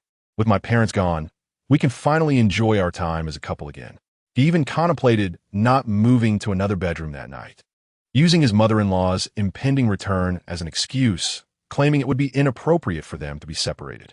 Although lying next to her voluptuous figure at night brought him a whirlwind of dreams, the emptiness upon waking was even more profound. Yet, he still entertained the thought. Just like in his past life, he knew this was not right, but he was still willing. Before he could voice his thoughts, Yang Fuzhen's phone rang. Glancing at the caller ID, she immediately answered, Sun Dongsheng? Yes, all right. Without sparing him another glance, she called for the driver to stop and dashed out of the car. The driver, bewildered, turned to Liang Mingzhang through the rearview mirror. Mr. Liang, should we follow her? Yes, Liang Mingzhang replied, watching his wife as he hailed a taxi and turned down another street. Sitting in the cab, his mind blank, his spine rigid, he felt frozen, as if all his strength had been drained. It was not until they approached a traffic light that the driver's acceleration jolted him back to reality. awakening him from his stupor. Liang Mingzhang's hand fell limply onto the seat back, utterly exhausted, and he forced himself to command the driver. No need. Return to the company. In the past, no matter how challenging a business deal or how tough a nut to crack, he could handle it effortlessly. For him, it was merely a matter of a few moments. Yet now, he felt as if he had been rendered useless, as if all his energy had been sapped away. In this life and the previous one, he would inevitably meet his end at her hands. Thus, on his way back to the company, Liang Mingzhang called Yuan Luqing. Yuan, initiate divorce proceedings. Yang Fuzhen arrived at the outskirts of Haicheng, near an abandoned factory. Upon exiting the car, she spotted Sun Dongsheng and immediately shouted, "Sun Dongsheng, how dare you?" Sun Dongsheng had long anticipated her fierce demeanor during their university days. She had once taken on 5 of her peers to defend Liang Mingzhang against ridicule. Her tongue was sharp, devoid of any semblance of the grace expected of a wealthy heiress, favoring instead a carefree approach to life. If she had acquired such wealth, yet lived in restraint and propriety, then what was the point of her affluence? She did indeed exhibit gentleness at times, but such rare moments of kindness were reserved solely for Liang Mingzhang. "Jingmei, why are you so agitated?" Sun Dongsheng recalled that several months had passed since their last encounter. Although she had previously gifted him $1 million, could that sum sustain him? Earning money was arduous, but spending it was effortless. "Jingmei, in this day and age, money is hard to come by yet easy to spend. You know that well. Reflect on your conscience. Since our last parting, I have honored my promise not to disturb you after taking your breakup fee. But now I face some difficulties. You cannot just stand by and watch me suffer." However, today's Yang Fuzhen was a stark contrast to the one who had once sought his cooperation in a charade of infidelity. The previous version of her was lost and flustered, akin to a fawn wandering into an unfamiliar forest. Today, however, she resembled a firecracker, reminiscent of her once dominant persona from their first days at school. "Sun Dongsheng, clean up your language. That was a confidentiality fee, not a breakup fee. I have never dated anyone else. If Mingzhang misinterprets this, I would not hesitate to retaliate." Perhaps this was her retribution. In her past life, she had desperately sought to instigate misunderstandings, committing numerous wrongs. In this life, she fought tooth and nail to prove her innocence, repaying the debts she had incurred in her previous existence. "Jingmei, do not be so heartless. Although I pursued you relentlessly back in school, and you never acknowledged me, we shared a bond as classmates." Sun Dongsheng recalled when he participated in the top 10 singer competition during college. At that time, Yang Fuzhen went to watch the performance as well. Although she was with her boyfriend, he narcissistically believed that she attended out of admiration for him. After all, if she wanted to go on a date, why not choose another place? A wealthy person can travel the globe. Could they not afford a desert or a ski resort? Now, having been rendered a level 1 disabled person by him, with hospital verification, he lamented that he might never find a wife again. If he didn't seek some other form of amusement, how could he continue to live? "If you disregard me, then I will have no choice but to seek him out. I don't ask for much. Just give me 5 million. After all, you are so affluent that the bonuses you grant your subordinates far exceed 5 million. Am I to be considered less than a servant?" Sun Dongsheng thought defiantly, even resentfully, that had he not been turned into a eunuch, he wouldn't even care for that 5 million. What woman couldn't he have? He could still enjoy the pleasures of life. Chapter 40. Departure. He recalled participating in a campus singer competition where he sang The Broken Bridge and The Remaining Snow, triumphing through various rounds to secure first place. After graduating, he formed a band with friends, though they did not reach stardom. They gained a modicum of recognition within the industry. Alas, he regretted not having successfully wooed Yang Fuzhen. Had he managed to win her over, she would have supported him financially, and he would no longer be a neglected karaoke singer. He would have long been a star. Do you know how miserable I am now? As a man, I have lost my most precious possession. The prospect of having children is utterly impossible. If I don't seek your help to solve my retirement issues, what am I to do? I am genuinely at my wit's end, not joking. Before I die, I will ensure Liang Mingzhang pays the price, and then I will turn myself in. Every grievance has its origin, and rest assured, I will not let him escape his debts. I will hire someone to kill him. I will find a way to ambush him with explosives at the Yang group. I will enlist the help of a thug who has served time, lying in wait along his route to run him down. A man without money, without a woman, and without heirs is capable of anything. The murderous intent in one's gaze cannot be concealed. On the phone, Sun Dongsheng explicitly stated his intention to report Liang Mingzhang for tax evasion. Even if he is virtuous, who can avoid making mistakes throughout life? Sun Dongsheng planned a prolonged campaign of accusations. As long as he could uncover even a hint of collusion between him and corrupt officials or any connection to organized crime, he would see Liang Mingzhang imprisoned. That is why Yang Fuzhen hurried over, wishing to discuss matters face to face. Sun Dongsheng, you are injured, and I sympathize with you. While your actions in trying to undermine me are wrong, I am the one who orchestrated this charade. If you had truly coerced me, I would even be concerned about you today. My husband has just been recognized as a patriotic entrepreneur. Do you think such a title is easily obtained or given away? Your reports will amount to nothing. However, since we were once classmates, please do not push matters to the brink. Regardless, do not disturb Mingzhang. I have already caused him enough distress. Please do not add to it. Yang Fuzhen was genuinely frightened. How can one expect a man devoid of vulnerabilities, without any moral compass, to act rationally or abide by the law? Even if Sun Dongsheng possessed a mere 1,000th chance of becoming an outlaw, Yang Fuzhen could not bear to lose her husband even slightly. Sun Dongsheng, I love him dearly. There can never be anything between us. You should abandon that hope. In the past, I did not flirt with you, nor did I give any other man hints. It was simply your group that sought me out, drawn by my beauty and wealth. I will never leave my husband. Whoever causes him even the slightest harm will pay dearly. Yang Fuzhen could negotiate with him, but she would not allow herself to be extorted. She would lay her cards on the table, making it clear that she was not to be trifled with. She could not permit her husband to suffer the fate of suicide in one life and death at his hands in this one. Thus, if money could avert disaster, she would take a step back. Sun Dongsheng, you know my temper well. If you use me as leverage, I will fight you to the end. We might as well perish together. But if you hold my vulnerability over me, I admit that I care for him and cannot bear the thought of him being harmed. Then, Yang Fuzhen produced a bank card from her bag, not hastily offering it, but rather pinching it between her fingers. Here is 1,500,000. If you wish to take it, do so. If not, we shall battle to the bitter end. Do not haggle with me. Do you begrudge a meal that has gone cold? You have no concerns, while I am a woman who has faced death once and am not easily intimidated. I bear a great scar from that ordeal, yet I stand strong 20 years later. If you agree to take this money now, not only will you forever refrain from disturbing us, but there will also be no possibility of future extortion. You know your mention of our past as classmates is merely a pretext to avoid me harming him. Upon seeing the bank card, Sun Dongsheng's eyes gleamed with avarice. He yearned to snatch it away, yet understood the difference between a feast and mere satisfaction. All right, I will take this money for my treatment. If I recover and regain hope for living, I will not disturb you two again. Who would constantly dwell on another's wife when one has a warm family at home? I simply cannot fathom what Yang Fuzhen meant by having faced death once.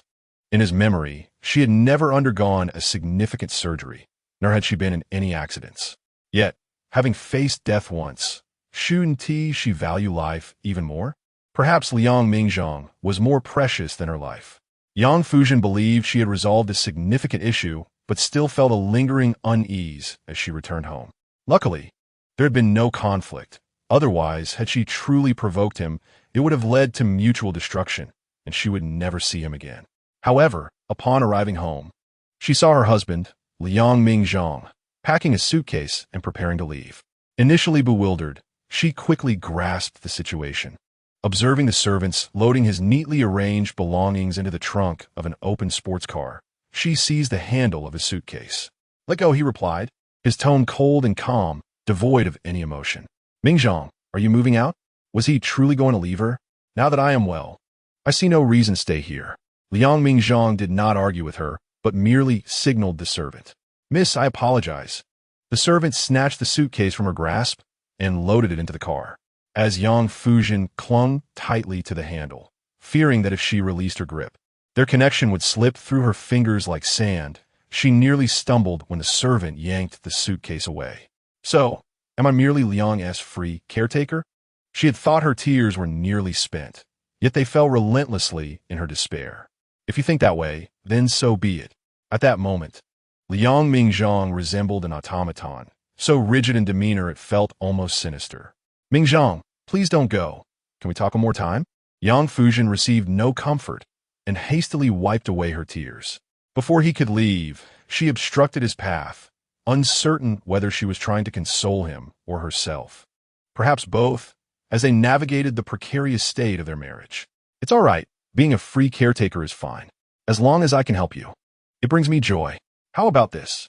You can continue to regard me as your free babysitter and an ATM. I am indifferent to it. The stereotypes surrounding people are indeed difficult to alter.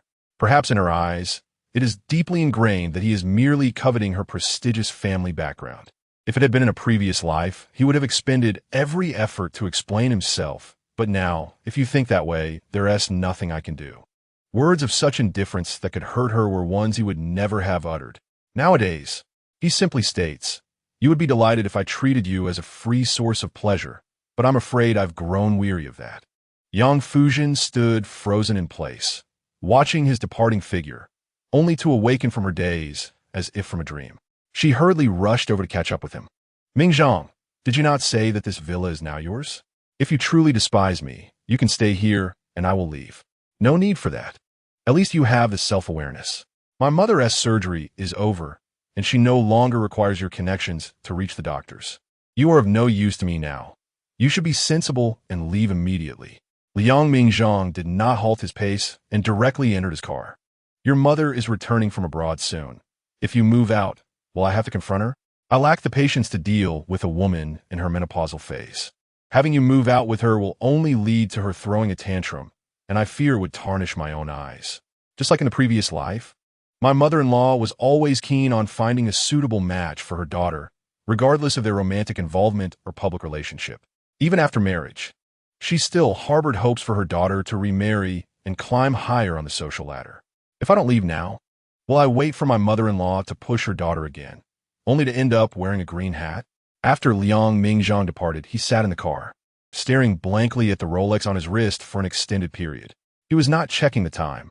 Rather, in his disoriented state, he sought something to occupy his mind. It felt as though the symptoms of his previous life were resurfacing, which left him profoundly unsettled. In moments of profound disappointment, people often find themselves either appearing excessively busy or wandering aimlessly. The driver, glancing at him through the rearview mirror, noticed him fixating on a particular spot for too long and became concerned for the CEO's well-being. He thus awkwardly initiated a conversation. "Mr. Liang, we have arrived. Are you all right? Do you need me to take you to the hospital? Or perhaps a call to your wife?" "Call what? I was the one who initiated the divorce." The driver should be observant and well-informed. Yet did he truly lack such awareness? What is wrong with me? I possess wealth, good health, a family with well-being, and an entertainment company filled with beautiful women. Liang Mingzhang recounted his advantages, but was soon overwhelmed by a sharp pain in his forehead. He closed his eyes, pressed his thumb against his forehead with slight pressure, attempting to alleviate the sudden discomfort. The driver was well aware that Mr. Liang had just submitted his divorce application and moved out of the mansion. Yet, seeing the CEO's pallid complexion and despondent demeanor, one would think he was the one who had been abandoned. Liang Mingzhang stepped out of the car, which the driver had opened for him in advance. But he still leaned against the vehicle for support. It felt as if he were walking on cotton, with his feet losing their grounding. The villa he had moved to was quite distant from the one Yang Fuzhen resided in, yet he still felt far from peaceful. The driver, not rushing to leave after his shift, lingered on the villa's lawn for a while longer. Feeling uneasy about Mr. Liang, he decided to call Yang Fuzhen. It wasn't too long before he saw the CEO emerge from the villa again. Liang Mingzhang himself was unsure when he had developed this peculiar habit of being unable to sleep in unfamiliar beds. After taking a shower, he lay in bed, tossing and turning, unable to find rest. He decided to spare himself the torment and went outside to enjoy the moonlight. spotting the gardener watering the plants. He took the hose from him. The hose was quite good, resembling a snake. The gardener cast a puzzled glance at his employer. As Liang Mingzhang typically rose early and worked tirelessly, rarely attending to such trivial matters at home. Mr. Liang, these rough tasks can be left to the others. Your hands are meant for business negotiations and signing contracts, not for doing this kind of work. Please rest well. You still have work tomorrow. Once again, that same phrase. That woman always had it on her lips, and he had previously retorted her. Although the gardener was unaware of why Mr. Liang had suddenly moved to this long-abandoned residence. Once notified, he and his colleagues had cleaned it up. Time was tight, and the workload heavy. That's why they had been tending to the flower beds late into the night. These tasks could easily be handled during the day without the need for overtime. I am a capitalist, yet I shall not forget my original intentions, nor will I exploit others as if they were mere beasts of burden. Although the servants working for the Liang family received salaries above the market rate, instead of arguing with the gardener over the hose, he called Yuan Luqing. Yuan, care to find some amusement? Yuan Luqing was single, so it should be a problem, even if he had a girlfriend. It would hinder his visits to nightlife venues since he was inherently not that serious, being a bit of a libertine. Mr. Liang? Yuan Luqing woke up bewildered from his slumber. He recalled that he hadn't gone to bed yet. He thought his boss wouldn't drag him out of bed at this hour, assuming he had just been awake. If he hadn't glanced at the time, he would have thought the alarm was about to ring, signaling it was time to go to work. What sort of amusement are you seeking? Why would you come to me for fun? I mean, you needn't visit those clubs. The young models do have their own charms, but compared to the stars in the entertainment industry, they still fall short. Once more, he continued, you control a media company filled with both prominent and lesser-known talents, not to mention several trainees and top-tier idols. I can imagine, even with my knee, that you must have plenty of stunning subordinates who have either explicitly or implicitly expressed a desire to be favored by you. You wouldn't need to force anything, just a gesture, and those flowers of the entertainment world would line up to offer their favors. Of course, if Mr. Liang enjoys playing the role of a domineering lover, then ignoring the ones who are overly eager, conquering the aloof beauties would also suffice. Enough with the nonsense. Liang Mingzhang pinched the bridge of his nose, feeling no need for pleasantries with a good friend, directly requesting him to work for free. I have never coerced anyone. As for those who have expressed their willingness, that has never ceased, and there are many. However, I have always turned a blind eye, neither responding, encouraging, nor discouraging. Brother Liang, are you perhaps incapable? Yuan Luqing, still dazed from sleep, propped up his messy hairdo and voiced the doubts he had long harbored. Otherwise, why have you been married for so many years without children? Why, surrounded by so many temptations, each a beauty of the highest order, can you maintain your composure? Have you cultivated an emotionless existence? It's not that I look down upon those young models. Their beauty videos online certainly have an atmospheric quality. However, many of them fall short when brought into the light. Without filters, some are hardly more attractive than the average person, while others resemble ghosts, unable to be saved even with makeup. But stars are different. Even without makeup, they remain strikingly beautiful. Moreover, many celebrities are even more appealing in person than on screen. In fact, when a star and an internet celebrity stand together, the latter appears utterly pathetic. A rabbit does not eat the grass near its burrow. Liang Mingzhang found himself at a loss for words regarding this matter. In his previous life, he had desired a son, but Yang Fuzhen did not wish to bear one. Now, in this life, with Yang Fuzhen eager to have children, he found himself unwilling. I understand that the world of adults is not so simple. Yuan Luqing, perceiving his unspoken thoughts, provided him with an address, hinting at a more mature entertainment scene. Those who know understand. This is my paradise. I shall make the necessary arrangements so that when Mr. Liang arrives, he can indulge directly. After Liang Mingzhang ended the call, he instructed his driver to proceed to the designated location.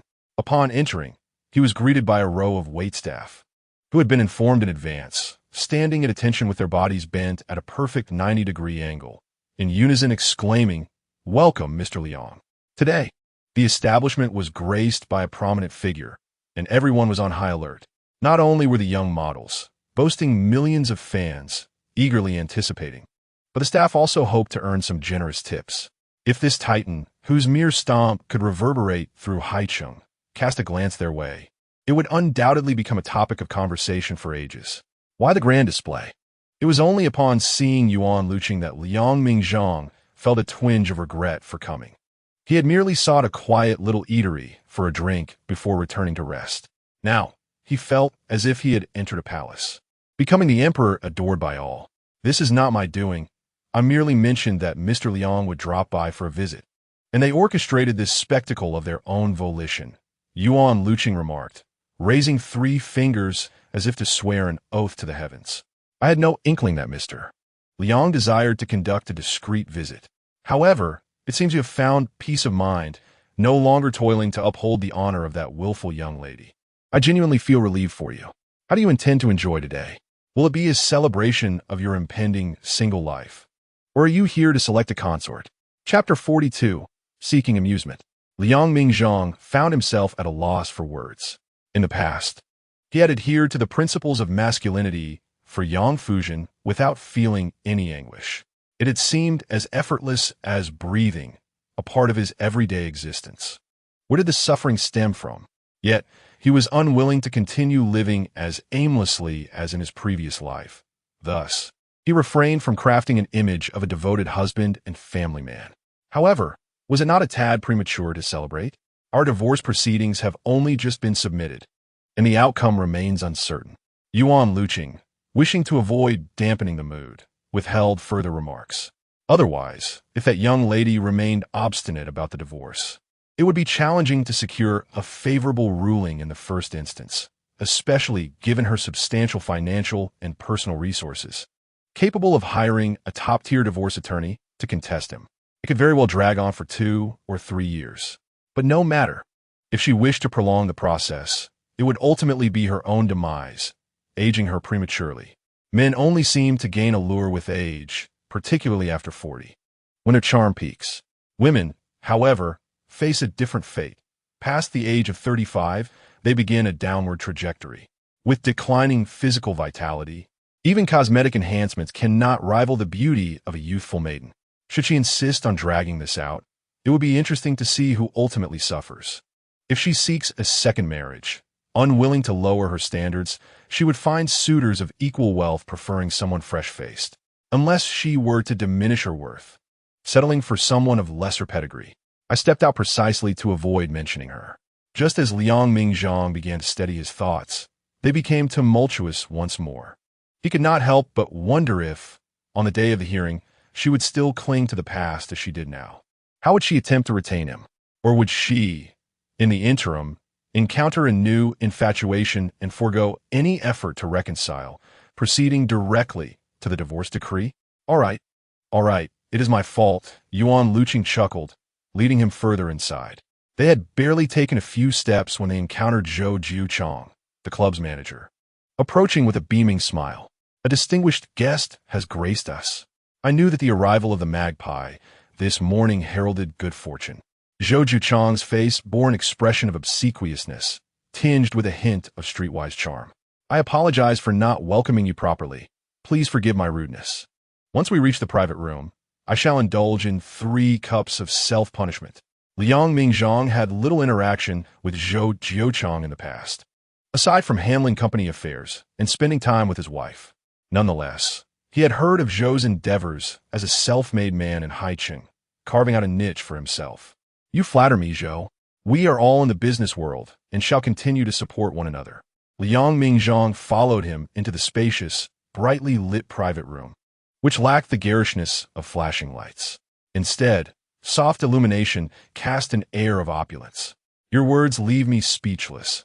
I feel utterly humbled, Zhou Jiuchang exclaimed, rubbing his hands together as he ushered Liang to the main seat. I merely engage in small ventures to make a living, nothing compared to your grand enterprise, Mr. Liang. I have known Lawyer Yuan for quite some time. He often graces my establishment for a drink.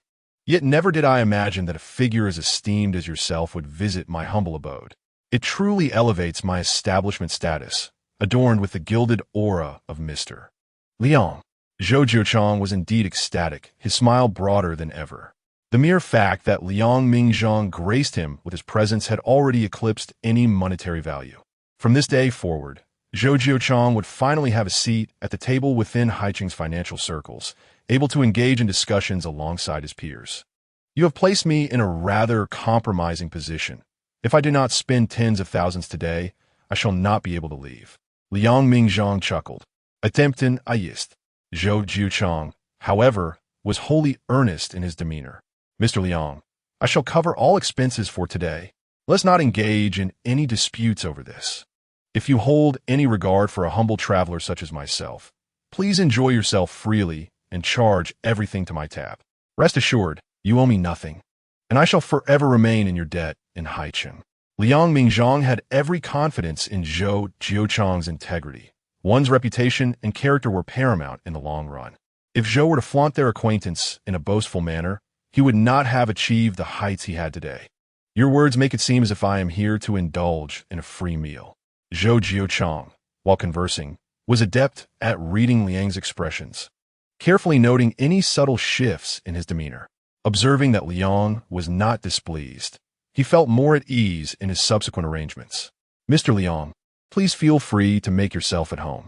I did not wait for you at the entrance because I was not late in receiving your message. Rather, I was busy arranging for the entertainment. Zhou Jiuchang continued conversing with his newfound ally while ensuring that Yuan Luqing was not overlooked.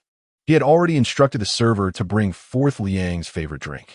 He was genuinely grateful to this old friend, who had introduced him to such a catch. Everyone awaited Liang Mingzhang's approval. Since he had come out to enjoy the evening, there was no need for hesitation. He readily acquiesced. It was at this moment that he noticed the sound of a violin emanating from the corner of the room, where a seemingly inconspicuous young woman stood, her beauty striking and captivating. Zhou Jiuchang quickly brought the enchanting lady over, smiling as he instructed, "Introduce yourself." The beauty approached Liang Mingzhang without a hint of shyness, exuding an aura of freshness akin to a cup of strong tea. "Good evening, Mr. Liang.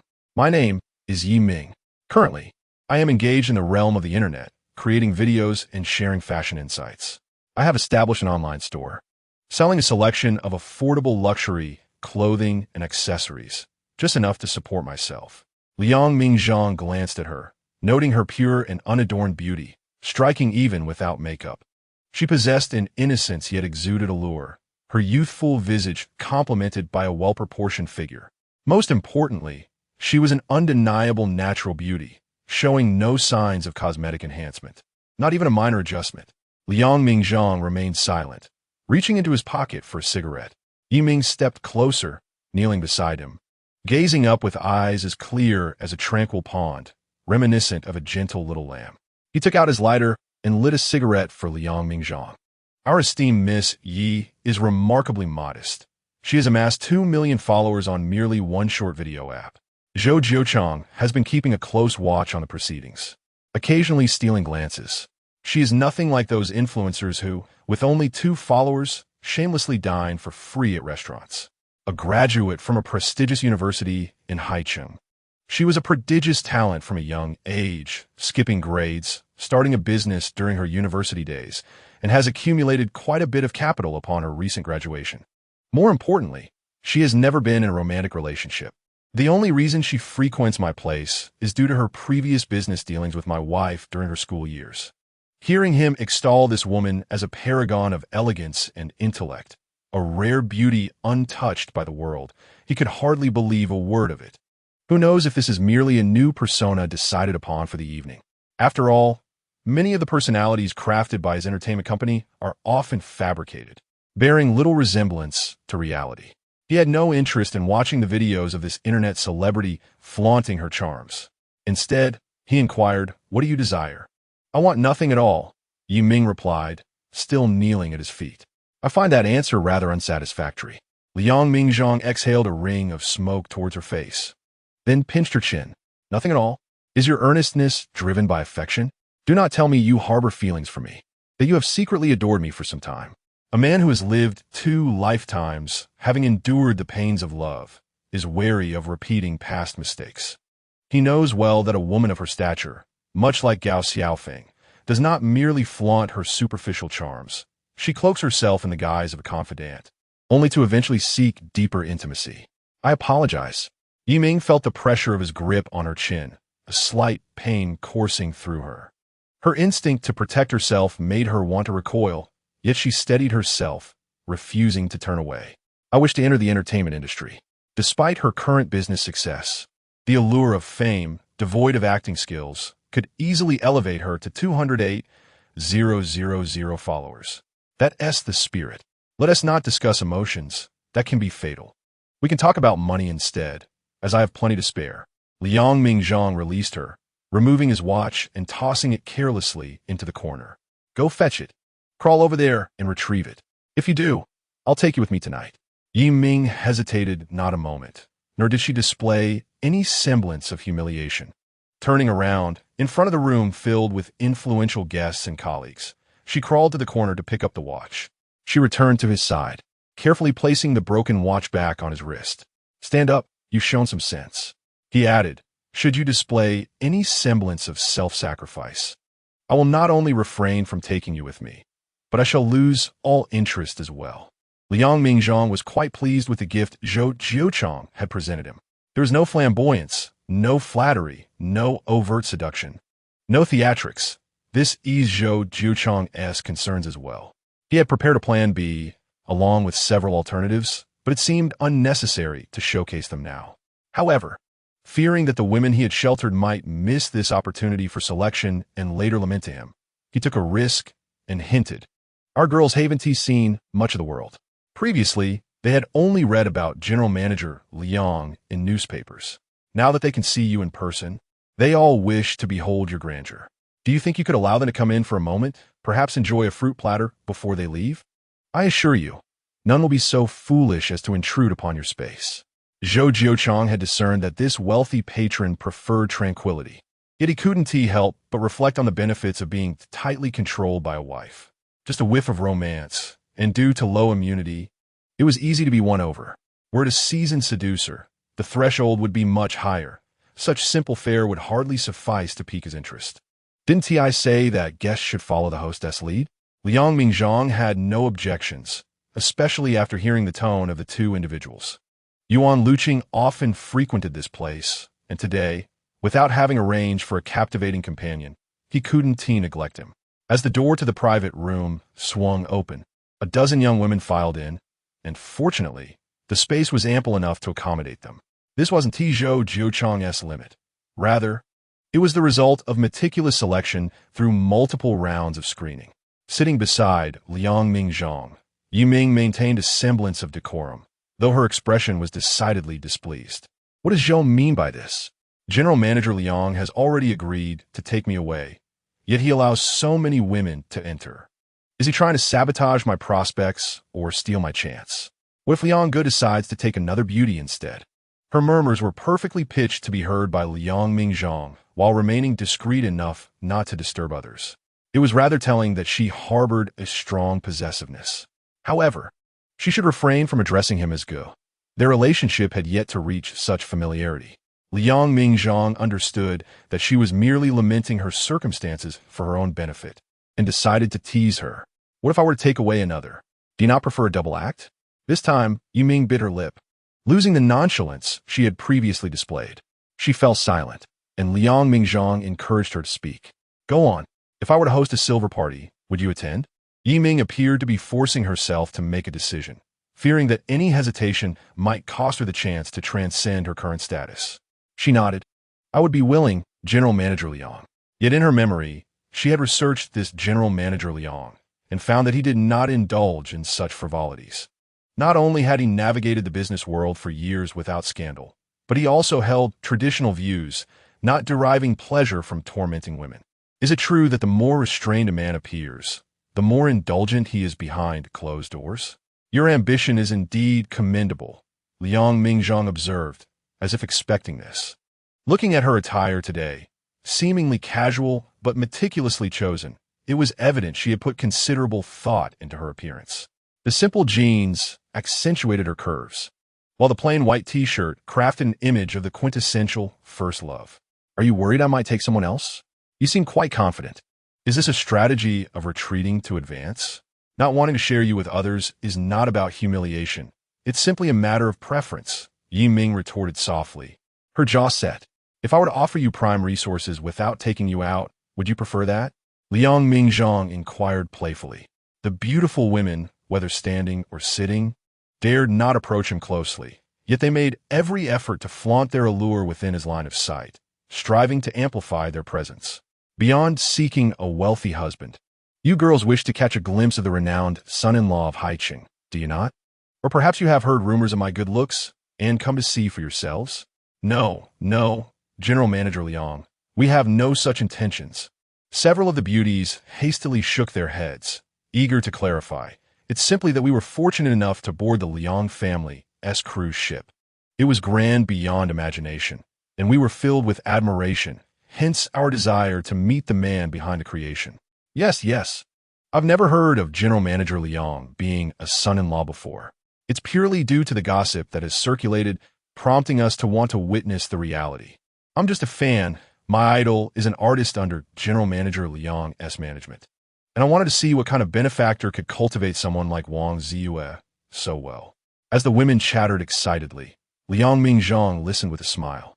This was the flattery and silence that wealth and power could command.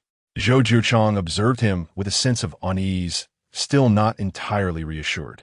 Fearful of these well-trained sisters, unable to charm them into compliance, I must personally take action to provide emotional value to the god of wealth. Mr. Liang, a hero's origins are of no consequence. Nobility and power do not dictate one's worth. Before I could command the winds and rains in Haicheng, I too endured hardship and persevered. Yet today I find myself here, sharing a drink with you, Mr. Liang. Our past resilience has shaped the achievements we celebrate today. Mr. Zhou Jiuchang did not intend to exploit this opportunity. His visit today is merely the prelude to future endeavors. However, in times of business and friendship, subtle mention during a crisis can indeed diffuse tension. That alone is worthwhile. Mr. Zhou need not dwell on this. I speak merely in jest, and you may take it lightly. Should I truly harbor any grievances, I would keep them to myself. Mr. Liang Mingzhang, having had his fill of wine and music, prepared to escort Yi Ming out. As they stepped past the entrance of the club, they spotted Yang Fuzhen standing by the landscaping across the way. Chapter 44. Seeking flowers and inquiring about willows. Mr. Liang quickly grasped the situation and shot a cold glance at the driver. You need not drive. I shall take Missy home myself. The driver, having witnessed Mr. Liang's intoxication, held back his words, drenched in cold sweat. He understood that he should not report to the young lady, yet Mr. Liang had appeared quite unwell at the outset, resembling a specter with his pallid complexion and prolonged silence. You come out. Yang Fuzhen hopet offer. Having initially occupied herself with counting stars, only to become bored and start counting her steps, from 1 to 100 and back again. She was unaware of how many times she had traversed the same path, nor when he would emerge. Why had he sent the driver away? Was it to engage in some amorous escapade with her? She tilted her head and inquired, fully aware that waiting was an exercise in futility. Yet she had no intention of disturbing him, nor did she plan to leave. She merely observed the new female companion by his side, her tongue involuntarily tinged with bitterness. The driver truly was a loyal servant of the Yang family. Now that I am the one paying his wages, any hint of disturbance prompts him to report back immediately. Mr. Liang noted her steadfastness, not succumbing to rage or jealousy as he might have expected. She seemed transformed. Had it been in a past life, she might have set the club ablaze, swinging her arms to strike Zhou Jiuchang, then stripping this female companion of her attire and casting it into the street. Yet, here she stood, docile as if embodying a virtuous wife. You have grown, Mr. Liang remarked. Yang Fuzhen understood his implication and simply nodded, feigning ignorance of his earlier mention of divorce. I fear I might intrude upon your enjoyment. If I were to enter, would I not disrupt your pleasure? If your happiness lies elsewhere, then by all means indulge with other women. Her words effectively quelled his sharp retorts, leaving him with a simmering frustration, as if he were striking a punch into a soft pillow. No need to pretend. I still prefer the old, unruly version of you, the headstrong heiress. Do you not favor my current gentleness, but rather the sickly sweet persona of my past? Yang Fuzhen blinked twice, unable to restrain herself, and boldly continued. I will not interfere with your pursuits of other women. However, might we not consider foregoing the divorce? A harmonious marriage and emphasis on family can enhance your business image. Abandoning your wife and child may lead to a loss of trust among your partners. Even if I am not as formidable as you, I can hold my own in both social and domestic spheres. When you attend significant events, bringing me along would certainly enhance your stature, much like many occasions where a gentleman appears more approachable with his wife by his side. It would yield better results than navigating alone. I dislike you in any form. Your lack of interference makes it even less necessary to continue, he replied. Indeed, whether he sought other women or not had little bearing on her. The true torment lay within herself. Perhaps having you accompany me to formal events would bring me some semblance of prestige. The pampered scion excels in the art of socializing among the elite, yet I require none of that.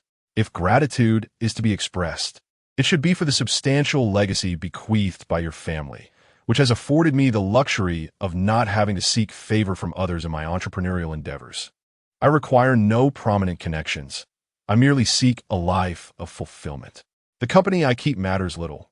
Rather, it is through my own reputation that others will shower admiration upon my companions. Should I choose to attend alone, it is akin to a solitary tiger.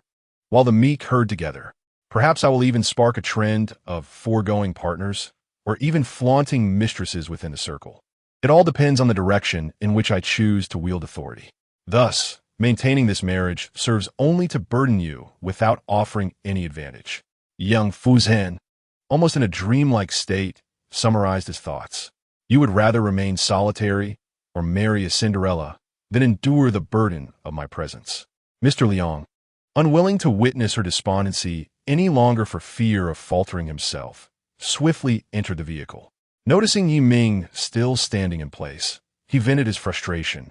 What are you doing standing there like a fool? Can you not exhibit some awareness?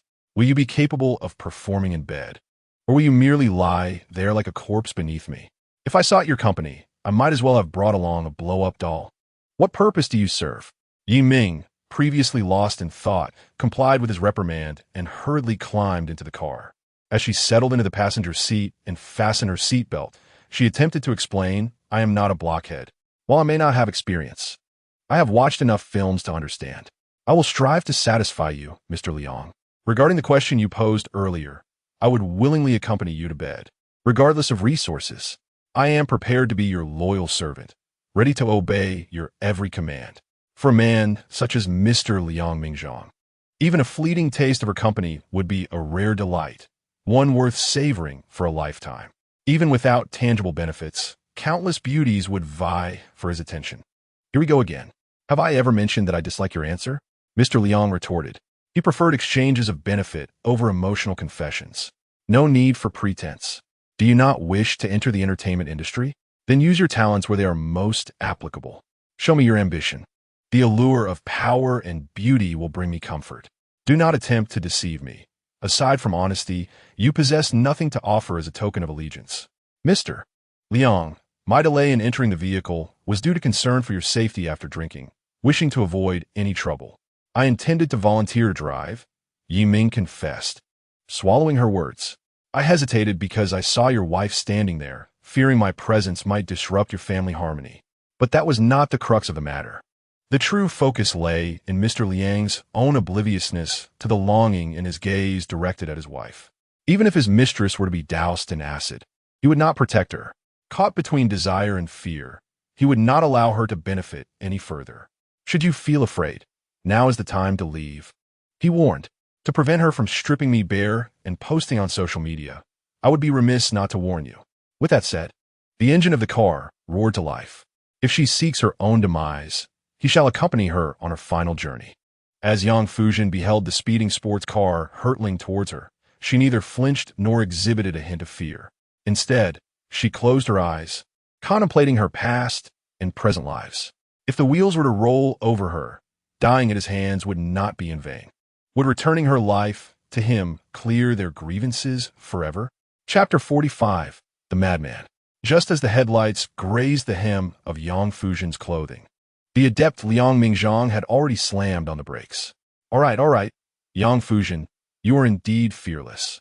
However, the car's inertia and the gust of wind still knocked her to the ground. Want to repay me? I'll tell you, you can never repay it.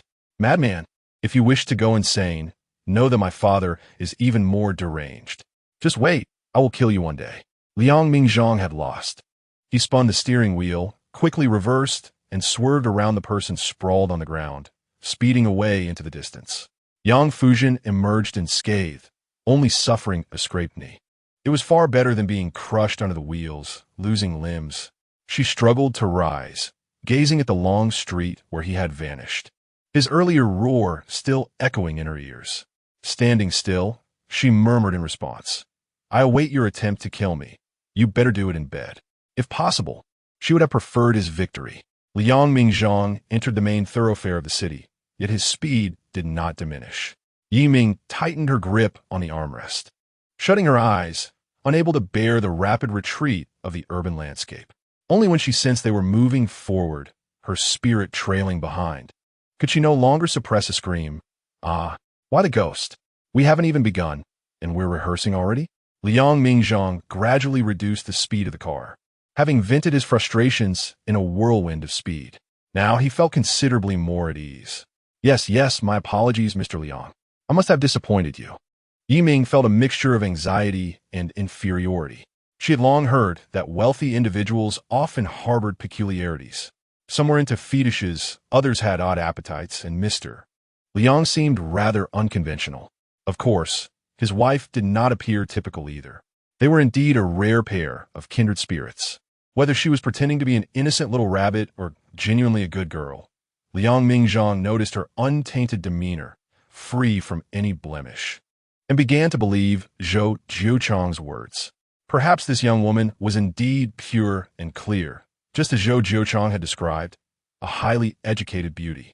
In her school days, she excelled academically, regarded by neighbors as the ideal child.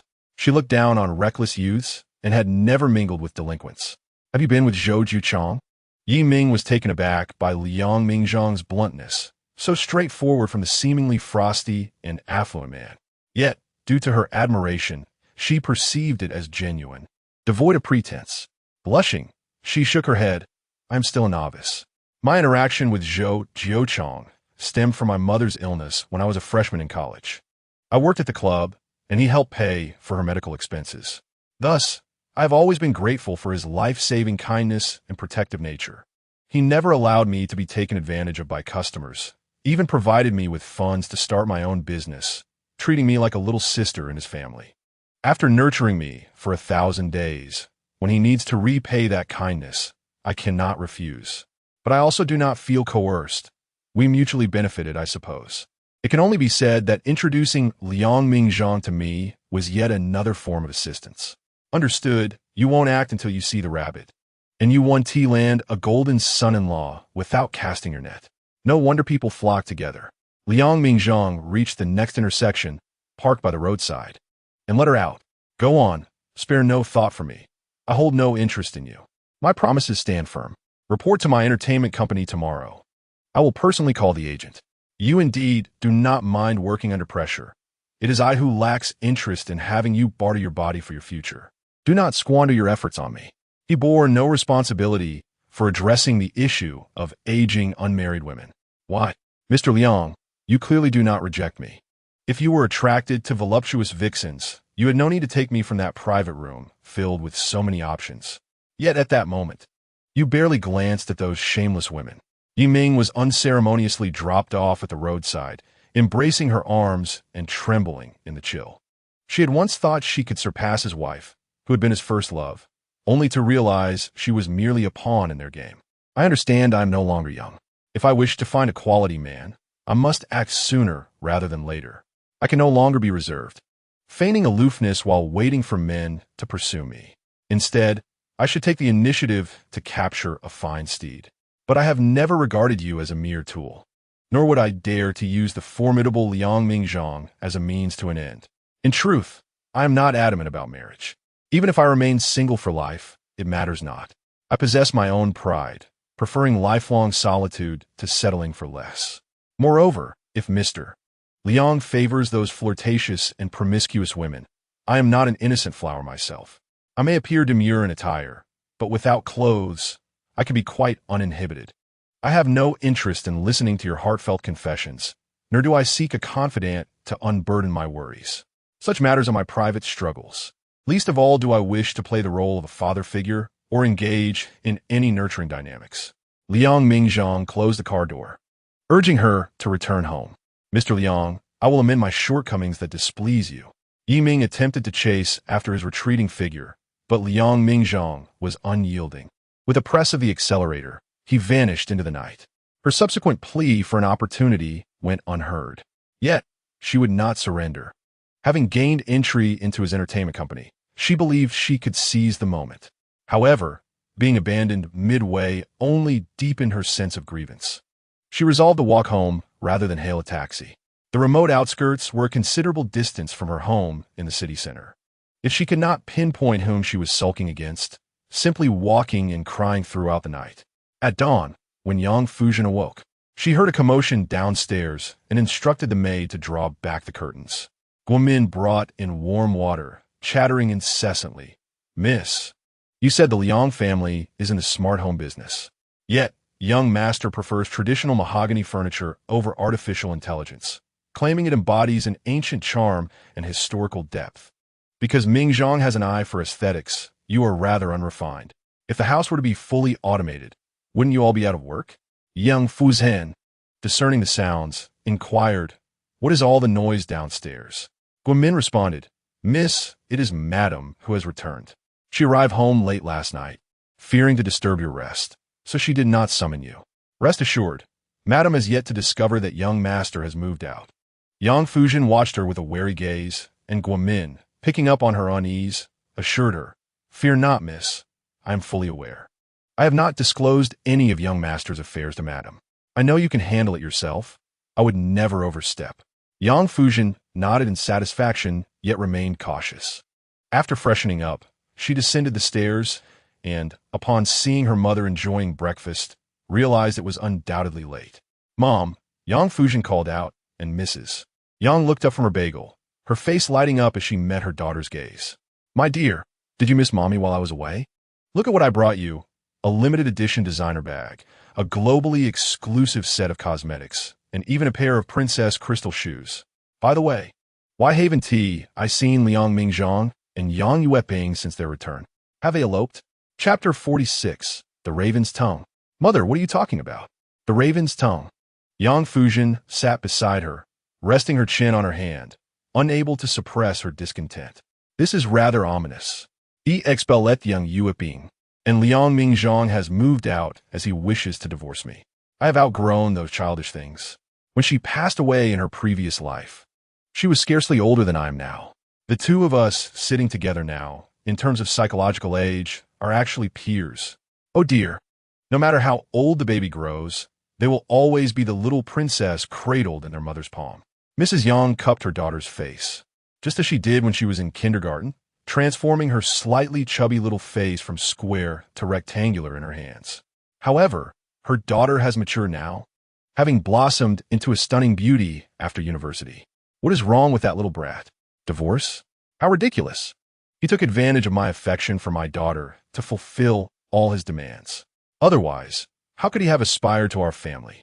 The gender-swapped prince and Cinderella story can only remain in fairy tales.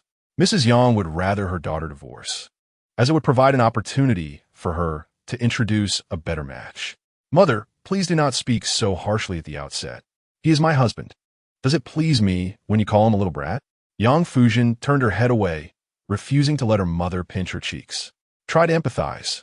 If you were to encounter a young wolf cub, and I constantly berated him as a useless wretch without considering your feelings, would you be happy?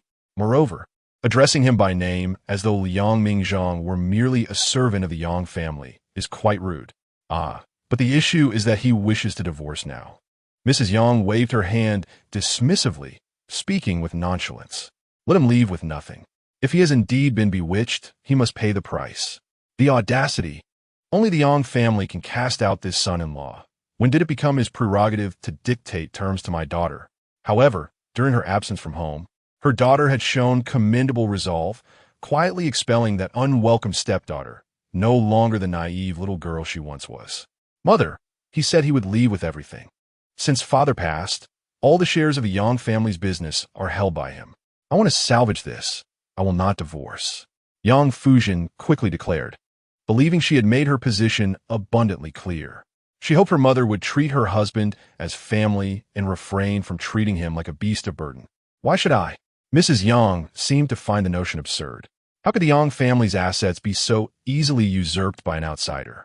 Although she often berated Liang Mingzhang for harboring ill intentions, believing he had ulterior motives for marrying into the Yang family, her own life experiences allowed her to see that the young man was, in fact, earnest and principled. Indeed, if he dares to be so brazen, then he shall not leave. That would be too generous of him, taking advantage of my daughter and absconding with our wealth. My dear daughter, listen to your mother. Never act foolishly. One can live without people, but one must grasp on money. In this world, one can forego everything but not money. Life without it is exceedingly difficult to endure. Mrs. Yang had just been fantasizing about introducing her daughter to the son of an old friend after the divorce. This young man was a handsome mixed-race diplomat, still unmarried, and of the same age as her daughter. Was this not a match made in heaven? So, mother, are you considering my happiness or merely the financial aspect? Have you pondered the fact that his willingness to indulge our extravagant spending stems from genuine affection for me, not out of desperation? Now that he has hardened his heart, how can I retain any of the wealth? Yang Fuzhen felt a surge of anger, also empathizing with the Liang Mingzhang of her previous life, who had to endure her mother's materialism and sharp tongue. Even her own mother felt stifling. How could an outsider like Liang Mingzhang possess the fortitude to maintain familial harmony under such a self-serving and acerbic mother-in-law? Why said he wanted a divorce. You were overjoyed, never once considering my feelings. Even if I do not wish to part ways, you are already popping the champagne. When I mentioned he intended to take all the money, you suddenly changed your tune. Do you not realize we have been living off his compassion? Now that he has become resolute, we are left with nothing. I am beginning to doubt that if I were to endure suffering with him, you would prioritize your own interests over my feelings. Fortunately, in her previous life, Liang Mingzhang had the respect and encouragement of her father. Well, our family has treated him well enough. Your father regarded him as a son, and you treated him like a deity. If I continue to coddle him, he will ascend to the heavens. Seeing her daughter sulking and turning away from her, Mrs. Yang gently nudged her shoulder, bringing her back into the conversation. If you do not like those gifts, I shall refrain from buying them in the future. Mother only thinks of you, wanting you to know that whatever I do it with you in mind. I never knew you were so considerate of that young man. Were you not once proud and aloof, making him chase after you, refusing to yield to him? Furthermore, it was he who acted unjustly first, abandoning his wife and children while attempting to cast us out. I cannot say he is entirely in the wrong. You still say that. Yang Fuzhen stood up, feigning to leave. His previous tantrums were merely attempts to prove his love. I overlooked that he too needs the love and appreciation of a wife. To repent is a noble endeavor. I am now a reformed prodigal. I will treat him well, no longer acting so immature and capricious. Mother must also respect him, even if he is younger. All right, my dear girl, I shall say no more. Kulme, accompany me to pray. Although Mrs. Yang did not comprehend her daughter's sentiments, she always indulged her before fully empathizing. Though I may not favor the air of poverty surrounding Liang Mingzhang, I prefer those born to nobility and value lineage. However, since my daughter likes him, I will converse with him kindly, even if I cannot appreciate him. As for you, whether you choose to reconcile or divorce, Mother will support you. And not merely in words. Whatever you need from me, I shall make it a reality. Hearing her daughter's reflections, Mrs. Yang felt a pang of sympathy. She did not believe her daughter had done anything wrong. What harm was there in being a little spoiled? Why did the son-in-law not see her softer side? Yang Fuzhen exited with her mother, noting how her flowing long dress added a touch of beauty to the autumn landscape. Since her rebirth, it was the first time she had seen her mother, and driven by nostalgia, she wrapped her arms around her mother's arm, resting her head on her shoulder. Mother, do you think Mingzhang will still be with me? Mrs. Yang wished to advise her daughter that one must let go of the old to make way for the new. A three-legged toad is hard to find, yet two-legged men are abundant. However, seeing her daughter's distress, she refrained from adding salt to her wounds. He will, my dear. If he persists in his stubbornness, we shall bring him back to the Yang residence and confine him, making him our daughter's captive. But I believe you are gentle and lovable. He would have to be blind to abandon you for someone else. Mrs. Yang thought to herself, not caring why her daughter had suddenly become so attached to her son-in-law. What on earth was Liang Mingzhang thinking? Once willing to be the knight for a willful young lady, he now seemed eager to avoid engagement altogether. Could it be that another had caught his eye? Chapter 47. Praying. Dear, should I hire a private investigator to see if someone has cast a spell on him? Mrs. Yang gently stroked her daughter's back, her heart swelling with unexpressed sorrow. No need, mother. I have my own pace in pursuing him. Thank you, but it would be more prudent to investigate me. My infatuation with him is far more profound than any hex. Yang Fuzhen gazed out the window, watching as the car approached the grandest Buddhist temple in Haiqing. The temple, now under imperial patronage, was enveloped in incense smoke, yet its atmosphere reeked of commercialism. Through the window, she noticed a woman in traditional attire, kneeling on the steps, bowing her head with each movement. What is she doing? After exiting the vehicle, Yang Fuzhen rushed over. What troubles you? How much do you need? I can assist. Unsure if this ethnic minority could comprehend Mandarin, she prepared to inquire with those nearby, only to see the woman shake her head. Thank you, kind-hearted Bodhisattva, but it is unnecessary. My daughter suffers from a terminal illness, one that cannot be cured. The master said that with sincere devotion, if I kneel upon these 99 steps, the divine will hear me and grant my wish. My wish is to trade my own lifespan for my daughter's health. If my daughter can live, I would willingly die at this moment. Yang Fuzhen stood frozen, realizing for the first time that many issues in this world cannot be resolved with money, despite her habitual reliance on it. Is this sufficient? The devotee wished for a lifetime of unrest, sacrificing her own peace for the chance to rekindle her connection with Mr. Liang. May the divine listen and bless the devotee's endeavors. With that, she lifted her long skirt and knelt on the steps, bowing deeply. Mrs. Yang, arriving shortly thereafter, rushed over to assist her daughter. Guomin, quicker to react, held her back. Madam, the young lady is now grown. Let her choose her own path. You cannot sway her. During your absence, I have implored her for quite some time, but to no avail. If this helps alleviate her inner turmoil, it may not be a bad thing. If she keeps it bottled up, it may only fester. Although reluctant, Mrs. Yang refrained from intervening further. As long as she does not betray her country, break the law, or engage with drugs, I shall allow her this freedom. A daughter becomes her own woman. I cannot control her, only worry silently. With each step and bow, Yang Fuzhen initially felt resolute, but her strength gradually waned. Eventually, the autumn breeze chilled her to the bone, and she ignored the wound on her forehead, wrapping her clothing tighter around herself as she collapsed on the steps. Lifting her head, she had never perceived this path as so interminable. Unbeknownst to her, a hidden camera captured her plight, and a passerby shared it on social media, sensationalizing it with the title, "A Wealthy Heiress Becomes a Forsaken Wife." A certain young lady kneels on steps, suspected of husband's change of heart, in an attempt to restore love. Upon completing the arduous journey down the steps, she saw her mother already there, burning incense and praying. She knelt beside her mother, listening to the master recite scriptures. Her heart was tumultuous yet tranquil, as if surrounded by myriad fireflies, while her mind remained as still as water. When her mother opened her eyes, the master ceased his chanting, producing a bamboo tube to draw lots. This benefactor has donated incense for half a year. If the lady has any inquiries, she may draw. Yang Fuzhen felt a deep inner conflict. She yearned to ask if her romance with Liang Mingzhang could be rekindled, yet feared that such a question might invite misfortune. Ultimately, she decided to employ a clever ruse with the divine, rephrasing her inquiry. Buddha, when will I be able to reconcile with my husband? It seemed as though their reunion was merely a matter of time. Drawing a bamboo stick, she handed it to the master.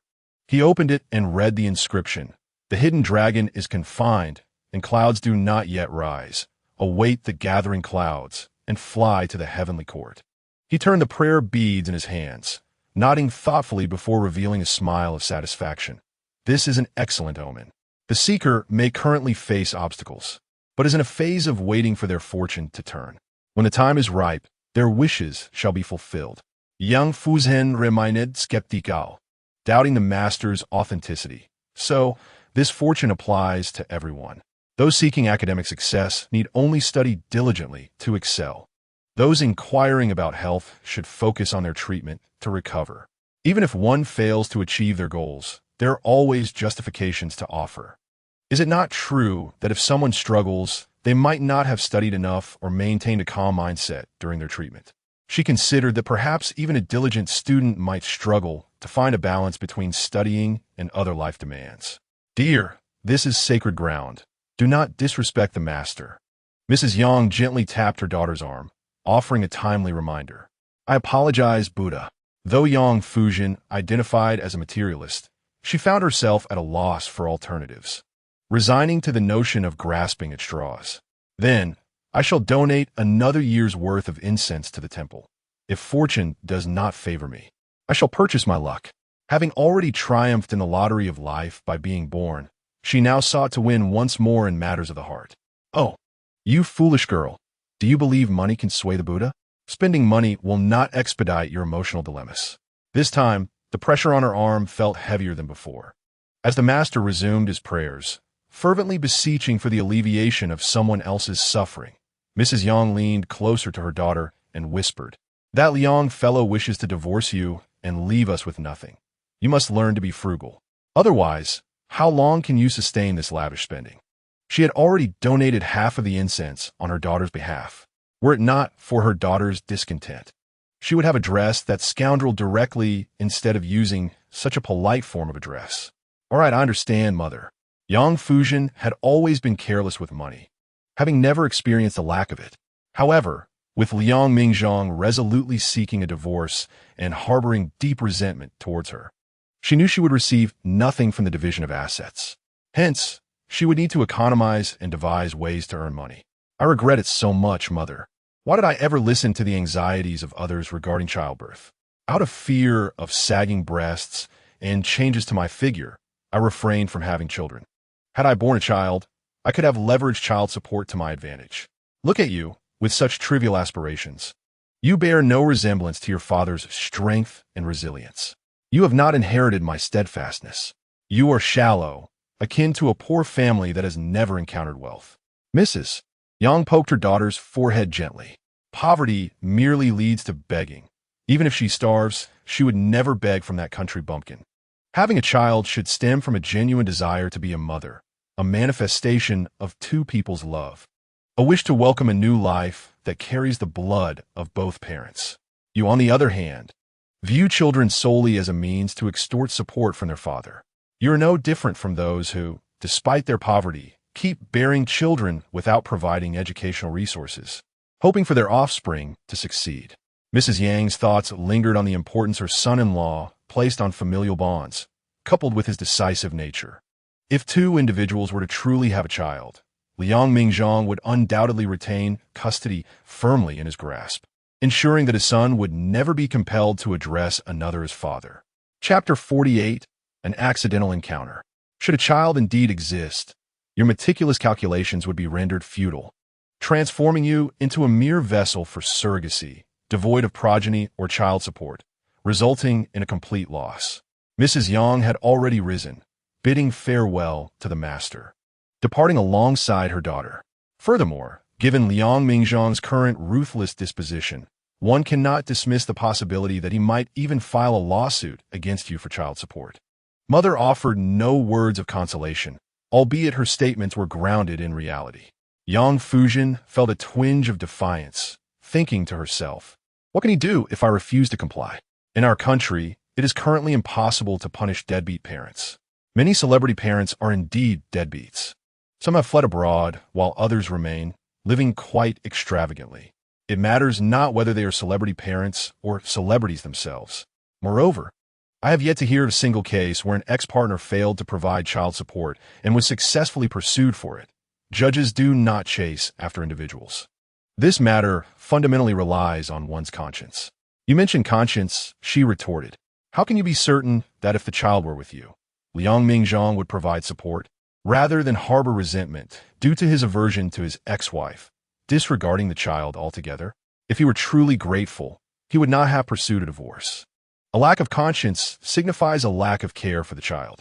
In truth, I am relieved that you do not have children. Otherwise, as someone so juvenile, struggling to care for yourself, the burden of an additional dependent would hasten your financial ruin. You, unencumbered, could earn and spend freely, never truly facing starvation. Yet with a child, life would become arduous. Surely, you do not believe raising a child comes without expense? Mrs. Yang, now quite clear-minded, recognized that her son-in-law's past affections for her daughter were up for debate. Currently, he exhibited no softness of heart. In contrast, her daughter, previously unruly, was merely putting on a fade, having become thoroughly infatuated with his son-in-law. It all depends on the manner of upbringing, she mused. If one were to raise a child in a humble household, providing only a bun and some water and casting them out to work after junior high, sending money home to supplement the family, it would be quite simple. Yang Fuzhen linked arms with her mother as they exited the Buddhist temple, heading to a nearby restaurant much like they used to. If today we take him to the racetrack and tomorrow teach him to ski, that would require substantial funds to maintain an aristocratic lifestyle and hobbies.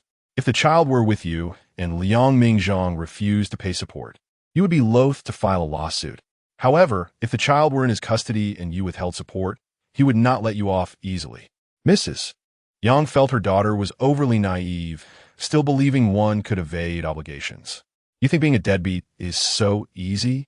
Indeed, if you refuse to pay, enforcement officers cannot act on it, nor can they pursue you across the country.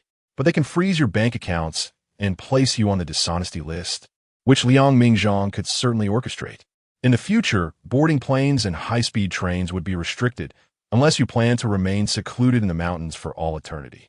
Child support is insufficient to manage the middle class, as before enforcement, they must be allowed enough for a home, a vehicle, and basic living expenses. If they can prove a lack of income, the matter is concluded. However, when dealing with the affluent, it is more than adequate. Just the inflow of funds and bank statements would be astronomical. I find those who claim to have no income to be deceptive. They might be secretly transferring money. The middle class is utterly frustrating. They deserve a lifetime of mediocrity, Yang Fuzhen retorted indignantly. Thus, why does your mother insist you seek a partner of equal standing? Bloodlines and genes dictate a person's character and abilities throughout their life. Mrs. Yang sighed. Discussing such matters now served no purpose, as it was meaningless. Yang Fuzhen yearned to timidly argue that even humble origins can produce exceptional individuals, those who are loyal, kind, and immensely capable. Yet her mother anticipated her retort and preemptively silenced her. From impoverished mountains come cunning individuals. The lower classes lack genuine kindness and only engage in mutual harm. If you doubt it, visit a nursing home or an orphanage, and you'll see. Do they assist one another? They fight tooth and nail over meager resources like buns, eggs, and soy milk. Abundance breeds etiquette. To claim that the humble are simple-minded while the wealthy are wicked is merely sour grapes from those who cannot reach the grapes. Only those educated can discern right from wrong. In the future, it will become increasingly difficult for the humble to produce exceptional offspring, particularly after the reform of college entrance examinations, which has closed avenues for advancement. The exams have also grown inequitable. Everyone is competing fiercely, and the competition revolves around family education.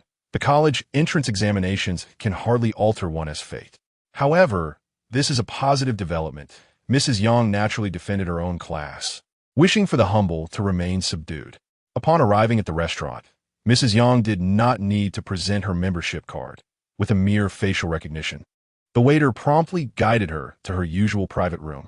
The hall manager greeted her warmly, noting, "It's been a while since I've seen you. Have you returned from abroad?" Mrs. Yang extended her hand, resting it on his, nodding imperiously without further words. Turning back, she noticed her daughter standing still, not following her. Upon closer inspection, she realized her daughter was captivated by something. To her surprise, an uninvited guest was seated within the establishment. "That day, you hastily abandoned me. and I bore you no grudge. I was neither brave enough nor willing to do so. It was merely the internal conflict that rendered me particularly insecure, to the extent that I contemplated cosmetic surgery. Yi Ming ignored the exquisite delicacies before her, appearing akin to a nervous student awaiting criticism from a teacher in Liang Mingzhang's presence, or a death row inmate hoping for a judge's acquittal.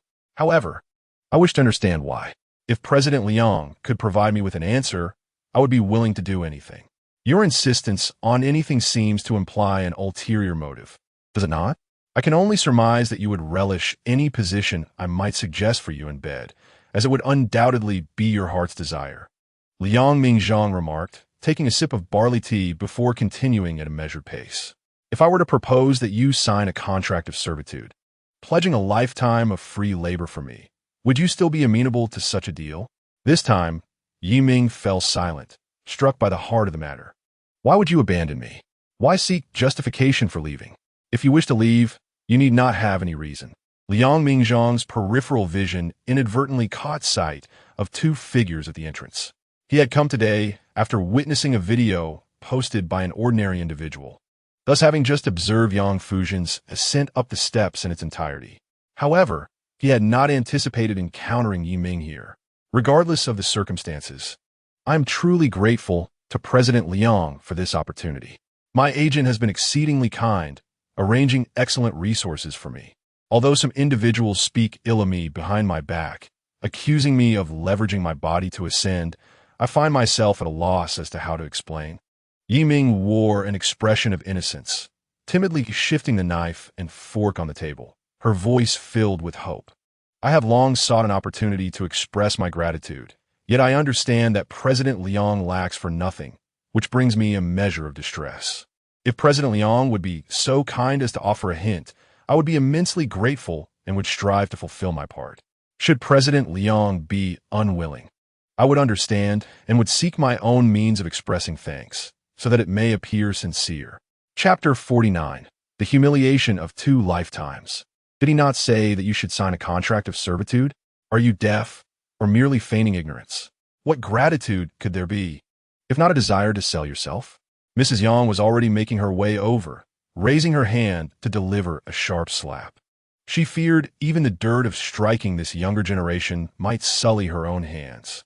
Nonetheless, this younger generation ought to consider themselves fortunate that she merely imposed a slight punishment, refraining from unleashing her bodyguard, who was always at her side. Failing to clarify matters at the company, it seemed she was eager for others to misunderstand. Being a cunning fox for a millennium, what game would they play? Yi Ming shielded her face, gazing at this well-preserved woman, whose actual age was indiscernible. However, standing side by side, mother and daughter could still be distinguished by their respective identities. I'm afraid you've misunderstood me. Dear aunt, I genuinely admire Mr. Liang. Even if you were to strike me today, I would not retaliate, for I wish to maintain tranquility in Mr. Liang's household. If you're displeased, feel free to strike me again.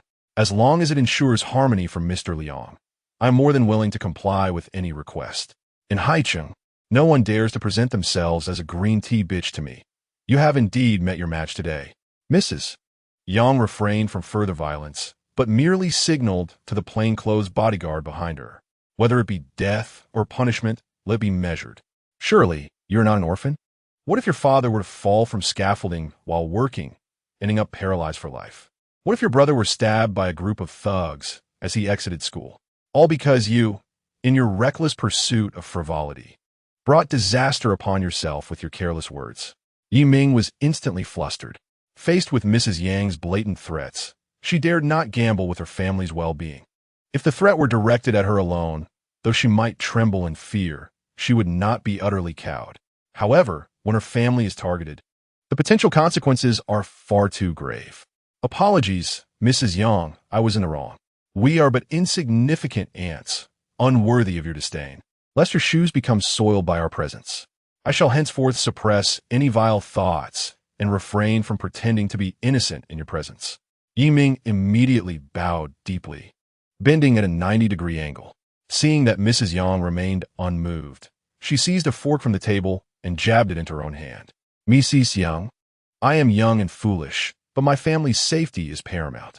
I implore you to consider that this is my first offense and show me mercy. With the government's intensified crackdown on crime and corruption, my family's demise would be of little consequence. Should you find yourself ensnared in this web, it would be an unworthy risk for someone of your stature. Our lives are of little value compared to yours. Is it not a loss for you to dirty your hands in exchange for our lives? The fork pierced Yiming's skin, drawing blood, and it seemed she was sincere in her submission. Mrs. Yang, a proponent of women's rights, would not solely pursue a seductress while letting the man who sits idly by escape unscathed. Soon, she turned her ire towards Liang Mingzhang, still married and yet hastily seeking a new match. How desperate you are! A benefactor of the Yang family.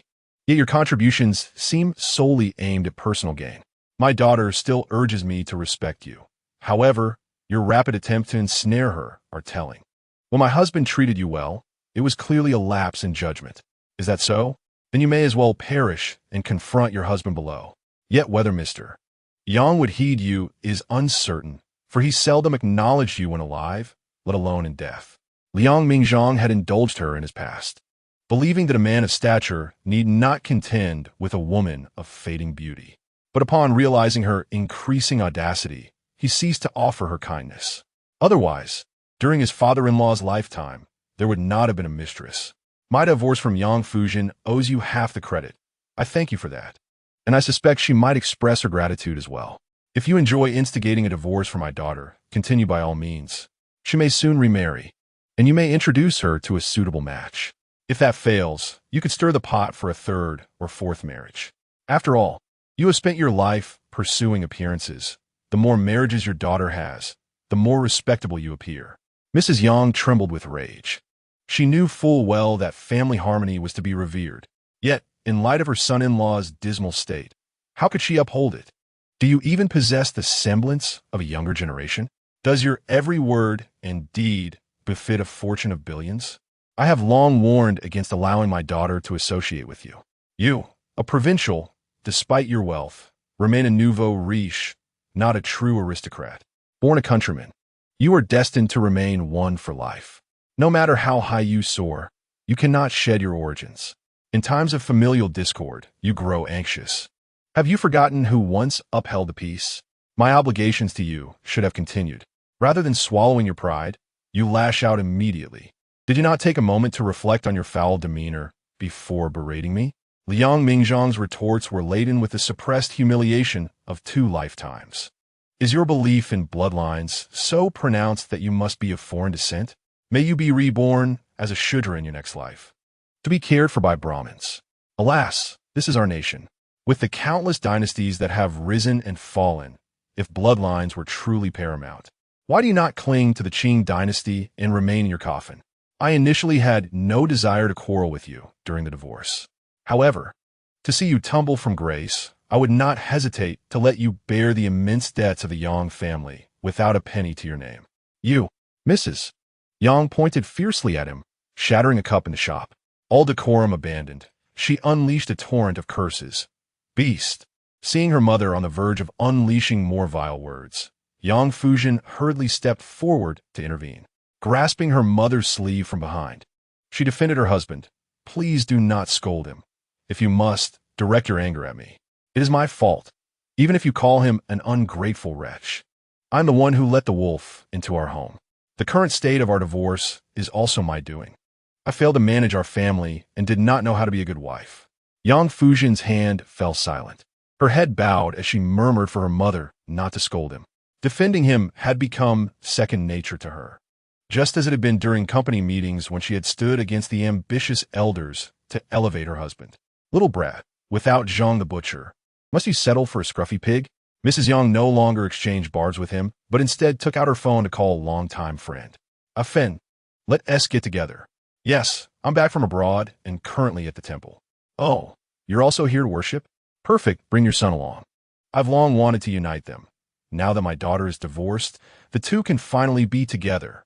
Mrs. Yang's face radiated with glee, as though she had just found a golden son-in-law who would soon become her second source of income. You, a mere parasite relying on men, have always been a source of my disdain. You fancy yourself an aristocrat while behaving like a rice weevil, brazenly proclaiming it. Who granted you such confidence? After Liang Mingzhang departed, thoughts of his mother-in-law's friend's son, a playboy driven by self-interest, involuntarily occupied his mind. He recognized that this was of no concern to him. He merely sought swift liberation. Chapter 50. The Younger Sister-in-Law. When Yang Fuzhen received the court summons, she was at home deliberating with her lawyer, Shi Qineng. She had not anticipated that Yuan Luqing would dare to come and act as a mediator. Miss, do not forget the upcoming court hearing at the beginning of next month. Avoidance will be futile. If your delays cause a series of legal consequences, you will bear the responsibility. Last time, you lured Mingzhang into that disreputable place. I have yet to settle that score with you. You come here seeking punishment, treating me as if I were invisible. In the study, Yang Fuzhen sat on a genuine leather sofa, her legs crossed, her expression grim. Even if you are from Mingzhang's hometown, and he recommended you, it was my father who granted you this opportunity. One must not forget their roots. Otherwise, who would employ a person devoid of loyalty and righteousness in the future? Do not be deceived by your current standing with Liang Mingzhang. When Mr. Liang comes to his senses, he will not want such a treacherous individual. Thank you for your advice, Mississippi. However, even though the Yang family has assisted me, it was your father who once supported me, not you. What? Do you demand I repay my father as kindness? Rights and obligations are equal. Mr. Yang has forged many enmities throughout his illustrious career. Do you endure the agony of assassination attempts daily? Yuan Luqing felt no remorse. Debts vanish with death. Did he owe the Yang family a lifetime of loyalty? He works part-time, and it is reasonable for the employer to compensate him. What is the point of discussing the traditional employment relationship? If we were to argue that way, then the Yang family hiring me, such an exceptional lawyer, would mean they owe me a debt of gratitude, and the young lady should repay me. As for Mr. Liang, what do you mean I coax him into this? He is a free adult. Marrying you does not equate to being sold. Even if he were sold, he has now proposed a divorce, seeking to redeem himself from the bonds of servitude. You should leave. The Yang family does not welcome you. Yang Fuzhen rose, pointing to the door, making a motion to expel her. At that moment, I realized from whom the lady had inherited her fiery temper. Frankly speaking, how is it that you did not learn a single one of your father's qualities of not flattering the powerful or oppressing the weak? Yuan Luqing, fearing that the young lady might truly instruct the butler to kick him out, quickly retracted his words. I am currently in Mr. Liang's favor. Where would I find someone else to employ me? If I worry that he might cast me aside, I shall strive to perform better. As for whether Mr. Liang would harbor any reservations about me betraying my former employer, that is merely the young lady's excessive concern. I'm not someone who joined the National Army in 1949. I have long been Mr. Liang's eyes and connections. However, my purpose in coming here is not to flaunt my authority, but to assist the young lady. After all, they are husband and wife, and there will be opportunities for interaction in Haicheng in the future. It is better to resolve enmities than to deepen them. Only then did Yang Fuzhen realize that her seemingly cunning husband was never the naive fool she had assumed. On the contrary, when favored by his father, he had secretly cultivated his own network. Yet, she bore him no resentment. I can understand Mingzhang. A business not built from scratch is ultimately unstable. His investment of so much effort to solidify his foundation, ensuring he does not end up as someone else's pawn, is entirely justified. This realization only deepened my compassion for him. In a past life, he clearly had the ability to seize power, yet he chose to align with me, relinquishing the inheritance of the Yang family group, not due to a lack of capability to rival me, but out of love, making such sacrifices. His tolerance and affection, which I mistook for incompetence, revealed themselves in this life when I witnessed him displaying his true nature. What the past? The past life? Yuan Luqing was uncertain if he had misheard, but he quietly took note of the young lady's slip of the tongue during her moment of distraction, preparing to tell Mr. Liang when the opportunity arose. Young lady, Mr. Liang has resolutely decided to divorce. Dragging this out will be of no use. Moreover, he is now inclined to start anew and does not reject the idea of seeking a new partner. It is likely that soon a new, gentle, and virtuous soulmate will appear by his side. At that time, Retaining this married status will only serve to humiliate you as he adorns another with a green hat. Furthermore, if the little sister desires a title and stirs up trouble, making Mr. Liang uncomfortable, if you truly care for him, why subject him to such torment? If you do not care, why not part ways amicably? As Yuan Luqing spoke, he felt a twinge of guilt himself. Those fleeting flowers and fleeting beauties do not receive Mr. Liang's attention. If he were to regard her differently, she would likely be content to engage in a lifetime of clandestine romance as an unacknowledged mistress. I fear not the verdant expanse above, for as long as I live. You shall always be a concubine. You need not speak falsehoods with open eyes. If Mr. Liang's women could stir him to unrest simply for the sake of a title, they would not be worthy of being his women. As for Yang Fuzhen, she could not possibly seek a younger lover. Her heart belongs entirely to her husband. Having experienced a vast ocean, she can no longer look upon anyone else. Therefore, the notion of seeking an outside relationship for recognition does not exist for her. In this world, no one will love me, cherish me, and pamper me like Mingzhang. How could I ever come to like another? I do not care whether these are remnants of the past. I am determined to win him back. Even if someone were to offer their life for me, whether for money or love, I would not consider anyone else. In this life, my mission and desire are to be together with him. If the benefits Yuan Luqing spoke of amounted to such drivel, I had no interest in continuing to listen. Yuan Luqing reluctantly resorted to his trump card, mentioning the debt issue Mr. Liang had previously referred to. Young lady, if you truly wish to challenge Mr. Liang's patience and push him to a breaking point, do not expect him to respond with kindness. From what you say, it seems you are reluctant to part with this servant. He has always been one to act decisively. If you do not grant him ease, he will not allow you peace either. Should he hand you this enormous debt, you will never be rid of that burden for the rest of your life. You, who are still young, what else could you do? After a divorce, you can start anew, but if you carry this debt, you will forever be estranged from comfort and enjoyment. Yuan Luqing anticipated she would boast about her beauty and find someone willing to pay off the debt, yet she incredulously responded, "How could that be? Does Mingzhang truly have these debts?" She had never heard of any financial losses. The company had always been thriving. Young lady, this reveals your naivety. Yuan Luqing did not mind clarifying. If you owe the bank 1 million, the bank is your father.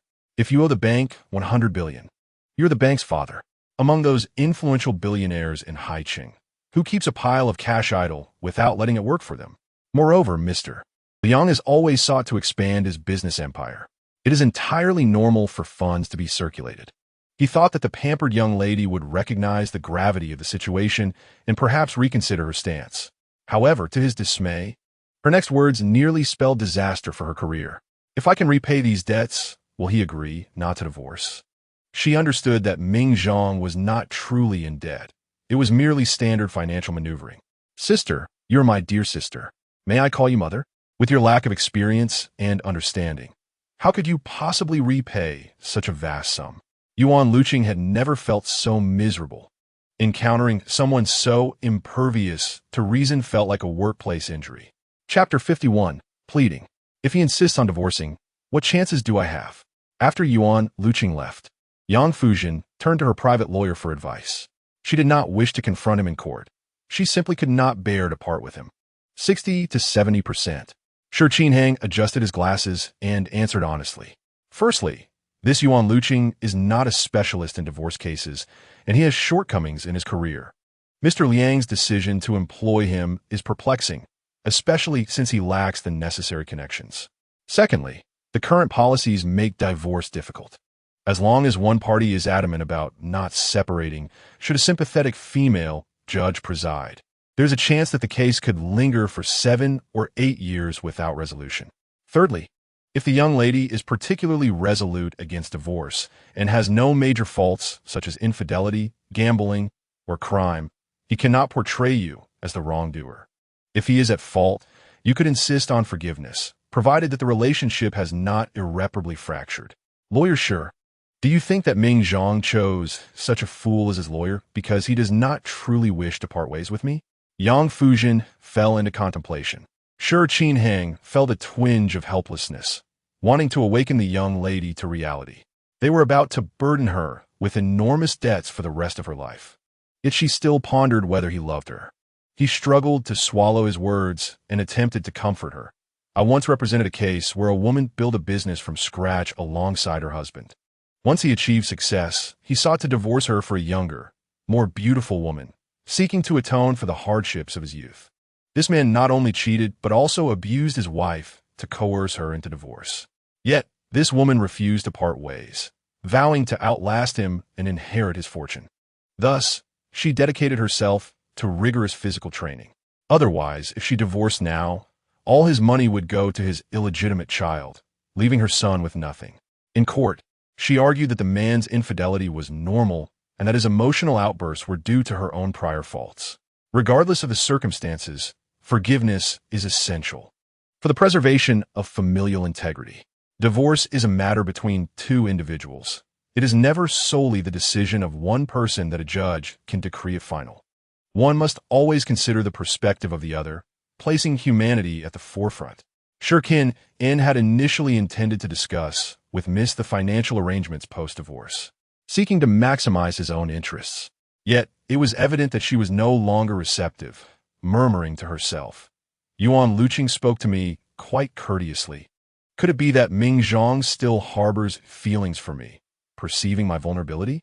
Otherwise, such a sycophant would surely understand the art of climbing high and stepping low.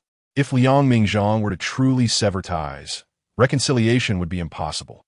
Yuan Luqing would not exhibit such patience and would cast me into the depths of despair. His cautious demeanor stems from the fear of my potential resurgence in favor, whispering sweet nothings to my husband, thereby undermining his loyalty.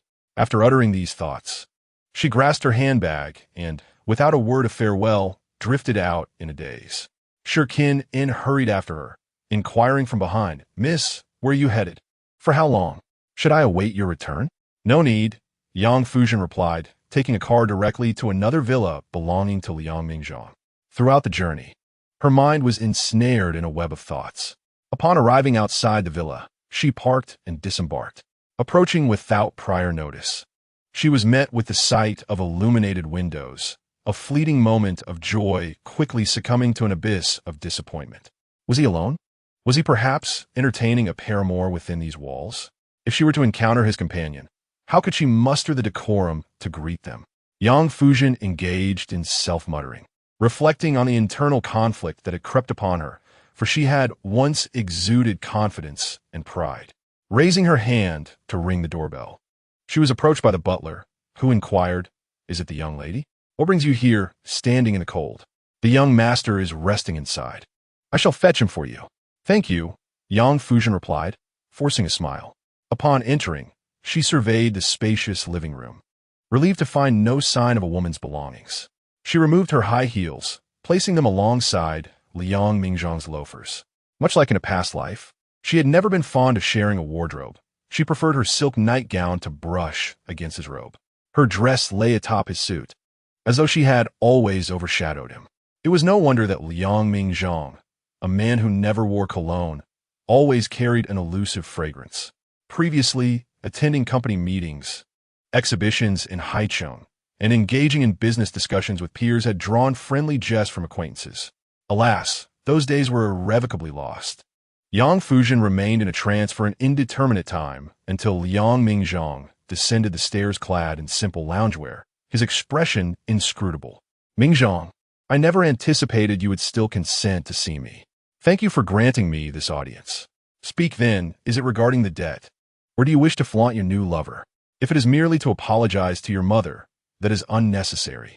After all these years, I have grown accustomed to my mother's scornful remarks. While I may not have developed immunity to them, allowing them to affect my mood would be utterly unworthy. Mingzhang, my mother is who she is. I shall not impose upon you to understand her. Her upbringing cannot justify her capacity to inflict pain." Yang Fuzhen did not adopt a martyr's stance to plead for his forgiveness. Instead, she expressed a profound sense of regret. "I have wronged you in the past, failing to defend you, believing you, as a man, should shelter me." Her mother's sharp tongue was but a trivial matter.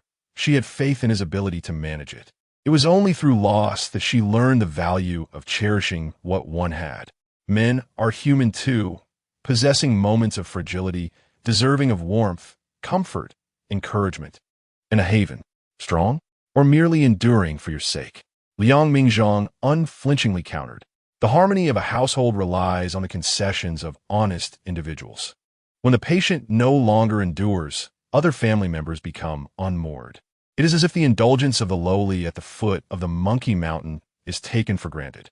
My refusal to comply has made me the villain.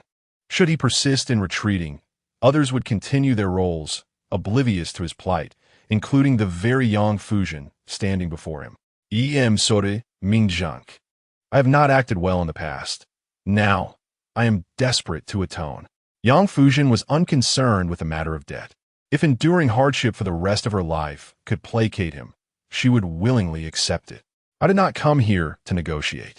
I implore you, can we not divorce? Her plea was met with disdain, as she inadvertently invoked the name of the woman he detested most. Is that acceptable? In the next moment, Yang Fuzhen knelt before him, gazing up earnestly. Yang Fuzhen, do you remember that you are a young lady of high standing? His heart quivered, as though a heavy weight had descended upon his chest. Have I not told you to cease your moral coercion? Stand up. My decision to divorce is final. Your kneeling is futile. What is it? Has your childhood friend failed to satisfy your desires, prompting you to seek me out once more? No, Mingzhang. That day my mother summoned an acquaintance. I left before I could meet her son. Yang Fuzhen reached out, tugging at his pant leg, shaking it gently. Her expression was one of piety, her eyes brimming with a sorrowful plea. How can I meet him? I have no interest, and I remember my duties as a wife. He is not my childhood companion. He was raised abroad, a foreigner. I have never been one to fawn over foreign cultures. I only admire our own country's men. No, I love only you. If you wish for me to seek other means to plead, I am willing, as long as it leads to your return. Since that is the case, would my beloved wife be willing to join me for a meal with a business partner? Liang Mingzhang lowered his gaze, gripping her chin, clearly intent on humiliating her. Each word was distinct. I happen to have a business associate who has long harbored feelings for you. He desires nothing more than your company for a drink, and in return, I can secure this project. You profess your love for me. Would you be willing to do this? Chapter 52. Shattering the Mirror. Liang Mingzhang, of course, had no intention of doing so. He bore no inclination towards infidelity, and this business partner was a mere fabrication. Yet, he relished in trampling her boundaries, savoring the thrill of unrestrained vengeance. Mingzhang, I am willing, Yang Fuzhen replied, tears of humiliation streaming down her face as she nodded. She understood the terrifying possibilities that lay ahead, the potential for many others to be involved, or worse, for the situation to spiral into chaos, control, and violence. Yet if it meant doing something for him, it would be worth it. If you do not care for me now, then my entanglements should not concern you either. As long as I do not harm you, what happens to me is inconsequential. I do not wish for us to drift apart. After divorce, all you would recall would be my shortcomings. She yearned to do something that would remind him of her, a kindness that could linger in his memory. Yang Fuzhen, you truly are shameless. Liang Mingzhang released her, his body trembling with rage. The insult was directed at her, yet it was his own fury that surged forth. Such eagerness to demean herself in my presence was indeed a waste of talent. If you are this desperate, I might as well find a few more individuals to cater to your whims, lest I fail to satisfy you. I shall also procure whatever implements you desire, collars, handcuffs, whips. Just tell me what you require. He feared that this oblivious woman might acquiesce once more, hastily turning away. After pacing the room twice, he finally struck the full-length mirror before him with a fist. As the glass shattered, his hand was also lacerated by the sharp shards. Yang Fuzhen, if you can piece together this pile of broken glass, I will reconcile with you. Her eyes, devoid of concern for the glass splinters, immediately sprang up from the ground. Disregarding the pain from the shards that had just grazed her neck, she rushed to inspect the wound on his hand, shouting at the butler behind her. Fetch the first aid kit. Now. Liang Mingzhang brushed her aside, gazing at the scattered fragments, recalling her earlier nod. The mere thought of her being bound to a bed, subjected to the whims of those gluttonous competitors, sent a shiver through his stomach. Don't touch me. Aren't you just longing to go to the silver party? Shackled by your own nature? I don't wish to see you again. Otherwise, I might perish sooner. Yang Fuzhen found herself at a loss for words, as the prejudices between them loomed like a towering mountain. I admit I once failed to consider your feelings, neglecting tenderness and care. Yet, I cannot be deemed utterly despicable. I was merely captivated by your fingertips. It's not as if I would indiscriminately shed my clothing at the sight of anyone. If you wish to avoid me, I can leave, but allow me to bandage your wound first. Once I tend to it, I shall depart. Yang Fuzhen, what right do you have to impose conditions upon me?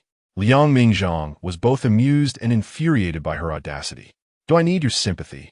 Or am I incapable of finding someone to tend to my injury? Or is my hand severed, leaving me unable to manage my own life? Yang Fuzhen paid no heed to his words, her heart solely focused on his injury. As the servant brought over the first aid kit, she urged him to sit on the sofa and began to carefully disinfect the wound with a cotton swab. The bleeding had ceased, fortunately, as there were no shards embedded within. Otherwise, a trip to the hospital would have been inevitable. Liang Mingzhang remained still, no longer resisting or struggling, simply watching her in silence. She concentrated intently on the injury, applying the medicine with utmost caution, as if his wounded hand were a rare treasure. Does it hurt? Yang Fuzhen cradled his hand, bending down to blow gently on it. In the future, you may act impulsively, but do not harm yourself again. If you are unhappy, you may strike me, curse me, vent your frustrations upon me, but do not inflict injury upon yourself. Yang Fuzhen, you've overstepped. When did it become your place to instruct me on how to behave or dictate my actions? Liang Mingzhang observed as she finished applying the ointment. Yet she showed no intention of relinquishing his hand. It seemed she seized every opportunity to hold his hand a little longer. He immediately withdrew his hand, rising to point towards the door. Leave. If I see more of your feigned affection, I will not look back, nor will I lessen your debts. Yang Fuzhen reluctantly thought, realizing she had no reason to remain and did not wish to provoke his ire further. The debts do not concern me. I simply do not wish to part ways with you. Easier said than done. Pray tell, how do you intend to repay them? By selling yourself? Indeed, your mother can find you a wealthy husband, ensuring both your futures are secure. This notion vexed Liang Mingzhang immensely, adding fuel to the anger that had ignited when he shattered the mirror. It was the realization that he had no leverage over her. With Yang Fuzhen's beauty and charm, be it as a pure college girl or a woman in her 30s or 40s, suitors would flock to her, eager to help her settle her debts and claim her as their own. No, I was once deeply immersed in the world of ball-jointed dolls. I could transform my hobby into a career. The specifics remained unclear to Yang Fuzhen, but she held a preliminary concept of striving to earn money. Regardless, she willingly bore the debts and would repay them. One doll is worth less than 1,000, and it takes half a year of manual labor. These debts are enough to bury you. Liang Mingzhang reminded her, recalling her university days, when her room was filled with BJD dolls, resembling a princess's castle. In his youthful naivety, he had once proclaimed he would be her knight. Now he aspired to be the king of the black gold empire he had built. I think you would fare better selling your trinkets than pursuing this endeavor. It would be quicker to earn money through fortune-telling. Those are sold to middle-class young ladies. Affluent women purchase $50,000 dolls, the kind that can enter auctions. Yang Fuzhen recognized his sarcasm, feeling a twinge of hurt but refraining from retorting. Admittedly, the creation of BJD dolls involved intricate craftsmanship, yet the surrounding industry offered lucrative prospects. The dolls, from clothing to accessories, could fetch astronomical prices. In the future, doll socializing, friendship, and matchmaking could yield substantial profits, forming a vast doll kingdom. Properly maintained, these dolls could be more profitable than Barbie dolls. Furthermore, within this upper-class circle, she possessed connections, sparing her the need to expend excessive resources to penetrate the market. Liang Mingzhang had grown weary of their conversation, adopting a posture of dismissal. Are you hoping to stay longer?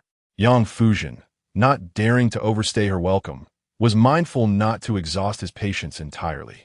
After his wife departed, Liang Mingzhang surveyed the shards scattered across the floor, finally feeling the sharp pain radiating from his hand. Damn it, he cursed, belatedly regretting his actions. Had he reverted to his old habits? Instead of confronting her directly, he had turned his frustration inward, despite having caused her considerable distress. As the servant cleaned up the broken glass, his phone buzzed with a message from Yiming. "Mr. Liang, how are you? Has your sister-in-law caused you any trouble? It is my fault for allowing my affections to overwhelm me and causing you distress. Yet I have faith in your ability to manage your household affairs. Without sweeping one room, how can one sweep the world? I also believe in your resolve.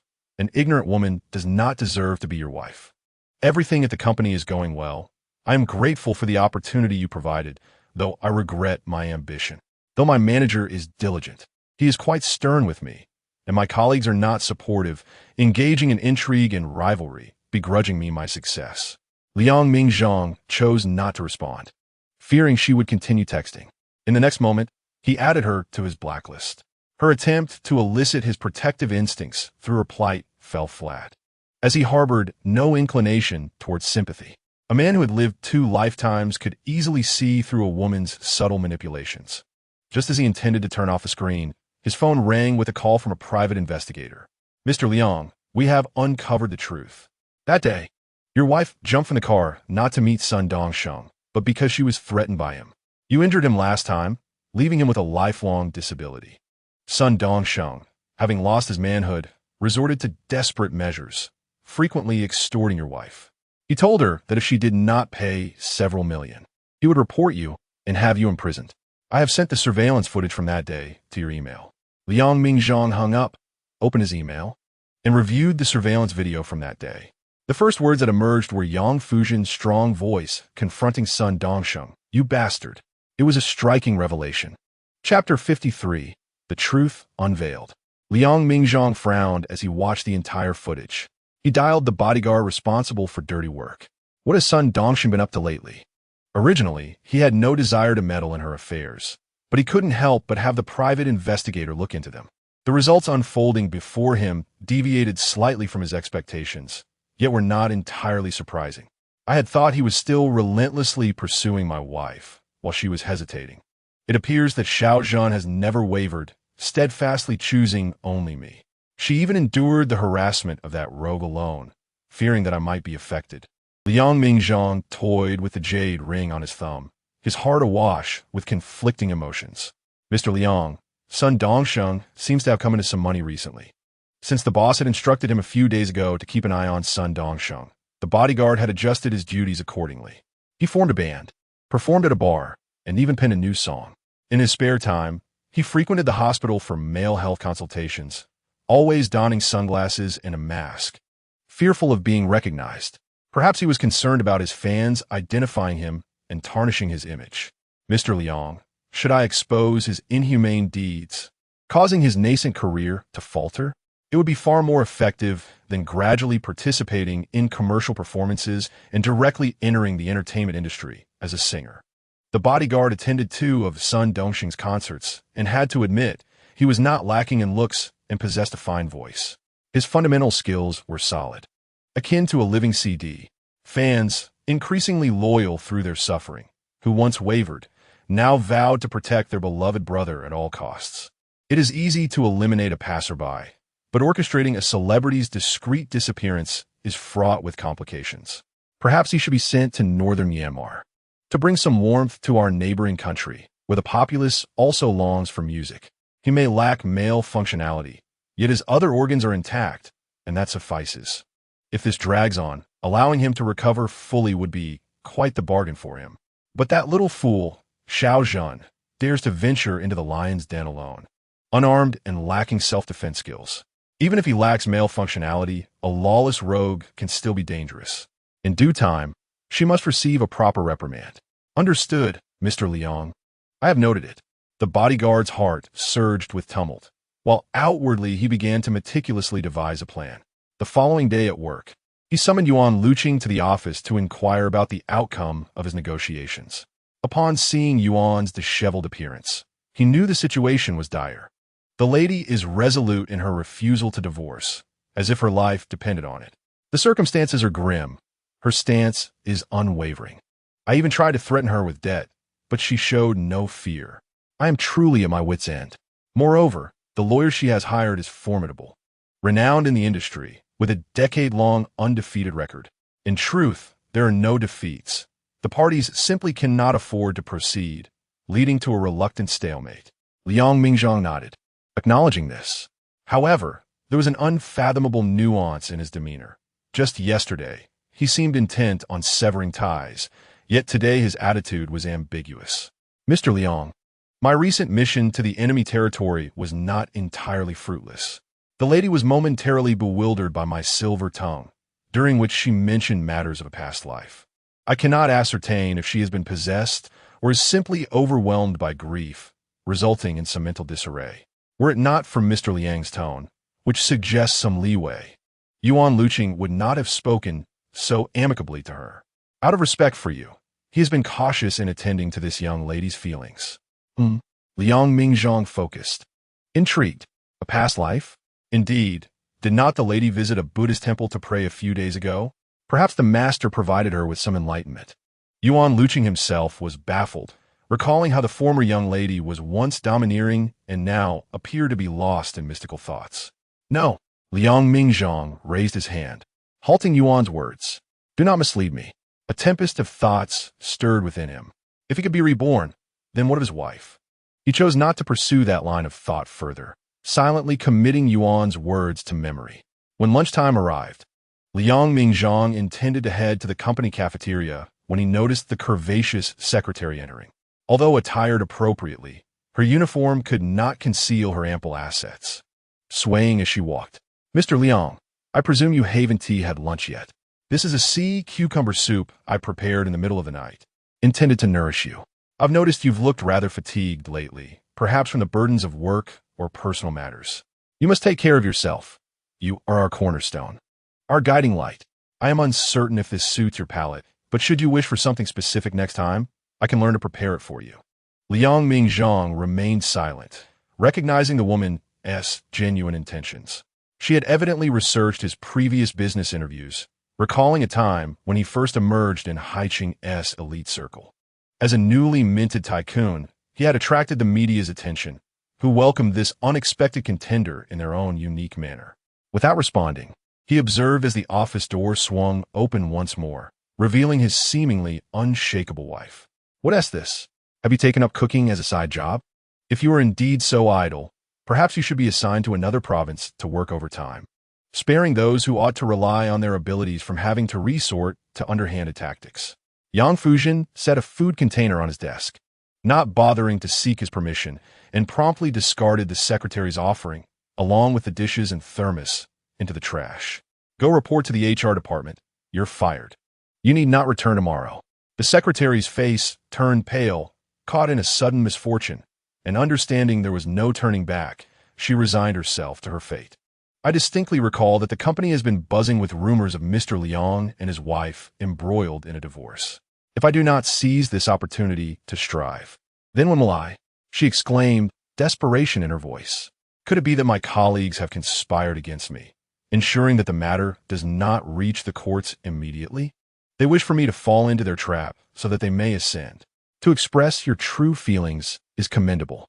It is simply tragic that a promising scholar should squander their talent on shortcuts. Yang Fuzhen was growing increasingly impatient. The secretary, aware that her continued presence might provoke a teapot to fly at her face, made her exit in defeat. Liang Mingzhang gazed at the home-cooked dishes prepared by his wife, pondering when this pampered young lady had begun to wash her hands and toil in the kitchen. He picked up his chopsticks, sampling a morsel as he spoke. It is not as if she cannot manage. Her abilities are commendable. I had a series of back-to-back meetings last week, and she organized everything flawlessly. You still defend her? Yang Fuzhen glared at him, as though he had committed an unforgivable act, caught in the act of infidelity. Haiqing is not lacking in people. It is teeming with PhD. When seeking employees, what kind of talent cannot be found? Is she truly that remarkable, with her 3 bags of fruit and 2 bags of candy, that you feel compelled to speak on her behalf? You relish in my anger. Your delight is evident when I am upset. Enough. Yang Fuzhen took a deep breath, reassuring herself that at least he was savoring her home-cooked meal, not some wildflower. That was sufficient. Otherwise, should Liang Mingzhang embarrass her, she would be utterly powerless to respond. Forced to retreat in humiliation, she could not bear to confront him, nor could she summon any resentment. Isn't recruiting new staff a hassle? Do you think I am as idle as you, merely indulging in manicures and afternoon tea? Liang Mingzhang cast a calm glance her way, keeping his thoughts concealed. He had to admit, his little wife possessed a remarkable talent for cooking. In her limited culinary endeavors, she had managed to evoke a semblance of their hometown's flavors. That dispassionate glance, however, led Yang Fuzhen to misinterpret his intentions. I understand. Even if it's only 3 bags of fruit and 2 bags of candy. I have never given you those before. However, I can promise to bring you lunch every day, prepared with your favorite dishes. Oh, she misconstrued it as a lament. Liang Mingzhang was acutely aware that his habitual harshness towards her had become excessive. Thus, with a mere calm glance, she could decipher myriad underlying sentiments. He did not attempt to correct her. Instead, he merely rebuffed her. No need. Each time you come, you create a new problem. I am not sufficiently equipped to deal with such complexities. Moreover, his tenure at the company was brief. He was either assessing the shipyard or occupied in the workshop for smart home devices. I had long discerned that this vixen harbored ulterior motives, her provocative attire betraying her intentions. She was not aspiring for a promotion or a salary increase. Rather, she sought merely to take advantage of him. The mere thought of the secretary's recent mention of divorce tightened Yang Fuzhen's chest with distress. Husband, do you dream of escaping from me? Without my incessant nagging, you would surely find greater happiness. Countless women would gladly cook for you, and they would be far more agreeable in bed than I. Chapter 54, Courtroom Confrontation. On the day of the hearing, Liang Mingzhang arrived early at the courthouse. His wife's nonsensical claims were hardly worth contesting. He had not noticed anyone attempting to take advantage of him. Rather, he observed her incessant fixation on his domain. Her malicious intent led her to mistakenly believe others operated under the same motives. As the weather turned chilly, you cannot continue to dress so inadequately, he admonished. Yang Fuzhen and his car arrived at the courthouse in tandem. Upon spotting his figure, her gaze was consumed by him alone. She approached him directly, unwrapping the scarf from around her neck and enveloping him snugly. What manner of servants do you employ? Even as the temperature drops, they fail to provide you with adequate clothing. In my opinion, they ought to be dismissed forthwith. If you catch a chill, the pain of hospital injections will be excruciating. Dear sister, do you have an obsession with dismissing everyone around me? In his previous life, he had been indifferent to self-harm. When had he ever feared the pain of an injection? Do you think everyone is like you? Previously, when I fell ill, I had to blindfold you and pacify you for ages while drawing blood. He suspected she was behaving deliberately, attempting to drive everyone away from him so that she could find joy in his isolation. Let me tell you, dismissing them now would merely mean hiring anew. The company's operations cannot be jeopardized. Thus, her fantastical notion that she could remain the sole individual by his side was unfounded. Indeed, I have been spoiled by you in the past. My failure to cherish it is solely my fault. Yang Fuzhen forced a smile as she accepted the bag from his hands. Allow me to carry it for you. Your back is not in good shape. She wondered what else was inside, aside from the computer and contractual documents that rendered it so heavy. Liang Mingzhang regarded this little thief brazenly robbing him. He acquiesced to her whims, entering the courtroom together. My back is perfectly fine now. You need not worry. Is that so? I do not believe it unless I am allowed to test it. Yang Fuzhen, lacking his long strides, trailed closely behind. You've seen through me. I do indeed wish to expunge everyone from your life, leaving only myself. I fear they harbor ill intentions and seek to seduce you. Yet you only wish to banish me. Her tone was steeped in sorrow, especially as he reminisced about their university days, intensifying her reluctance to part ways. Others do not possess the luxury of your free time, and I am not a mere vegetable in your garden. Liang Mingzhang did not rush to take his seat. Instead, he abruptly halted and turned to her, asking, Yang Fuzhen, is there something you are concealing from me? He alluded to the matters concerning her past life. Yet she stood frozen, immediately surrendering her defenses, not wishing for him to misconstrue her intentions. Particularly after hearing about that significant troublemaker who had traveled to northern Myanmar. She felt a burden lifted from her heart. I share nothing with son Dongsheng. That day he did not invite me for a date, but rather solicited money from me. Never mind. Liang Mingzhang was not foolish, and his inquiry did not pertain to that. If you ever truly find someone of that ilk appealing, I would genuinely feel inferior, for it would indicate how utterly wretched I must be to attract your attention. Yang Fuzhen moved to sit in a position starkly opposite his, still murmuring to herself, "Husband, I do not wish to argue. I am reluctant to part ways with you. However, the shattered mirror you left behind occasionally prompts thoughts of relinquishment. If we continue to entangle ourselves, it will only inflict pain upon you. Is separation truly the outcome you desire, the correct way to express your affection?" After the proceedings commenced, Yang Fuzhen listened quietly as Yuan Luqing presented evidence. Mr. Liang's initial pursuit of Miss Liang was not motivated by affection, but rather by desire for the Yang family's wealth. Now that he has acquired the assets, there is no need to persist. Furthermore, during their university years, Miss Liang treated Mr. Liang's affection as servitude, demanding daily meetings, embraces, and eventually cohabiting in an off-campus apartment, contributing to a shared household. Even a donkey in a production team would not be so exploited. Thus, from the outset, their relationship lacked genuine emotion, and the scant feelings that remained have now completely disintegrated. Given that there are no children involved, separation would be beneficial for both parties. Hence, we request a divorce. Counsel, please mind your language, the judge interjected. The phrase contributing to a shared household was not lost on the judge, as its implications were overtly transparent. In light of the opposing counsel's assertion that there exists no emotional connection, we do not concur. Mr. Liang is not one to endure humiliation. Whether during his scholarship days in university or now when he is held in high regard within the company. Shi Qinhang lowered his gaze to the thick outline before him. Thicker than a thesis. She never engaged in unprepared battles. The voluminous documentation was a testament to her late-night efforts and unwavering determination to win. As for Miss Yang, her feelings for Mr. Liang were profound. Otherwise, she would not have willingly entrusted all her shares, property, and business authority to her husband after her father's passing.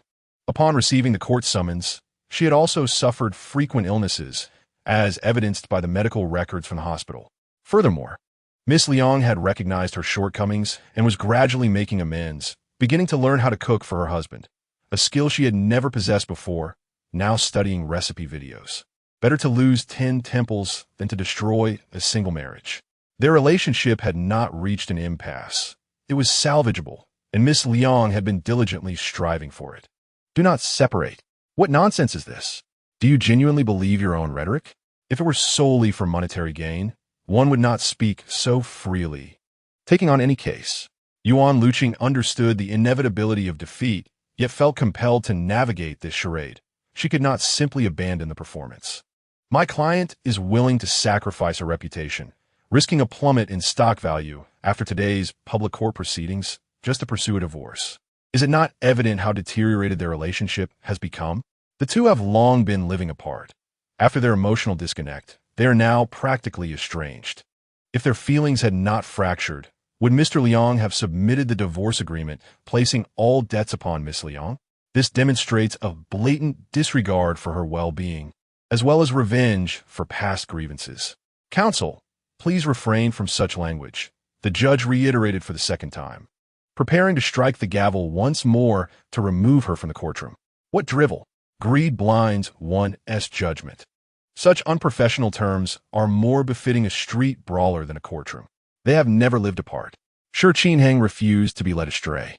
He adamantly stated that they had not been separated for more than 3 years and thus could not be considered estranged.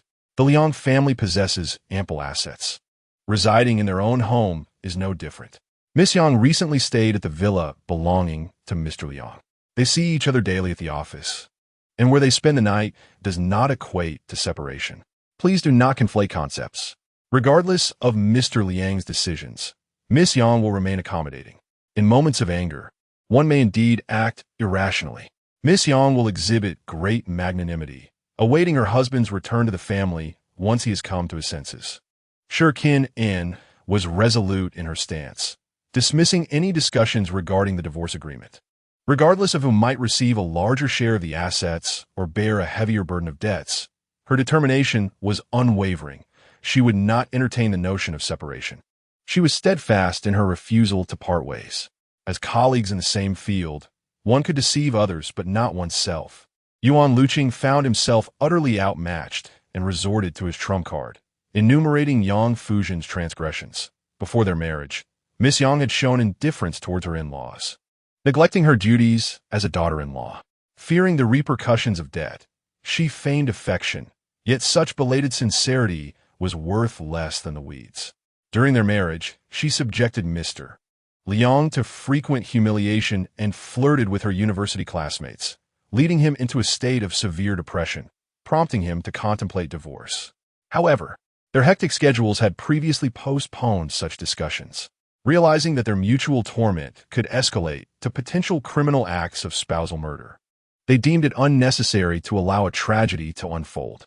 Listening to Yuan Luqing's litany of accusations, Yang Fuzhen was consumed by regret for having returned to this life too late, leaving behind a trail of blemishes and inflicting significant harm upon her husband, granting him ample leverage against her.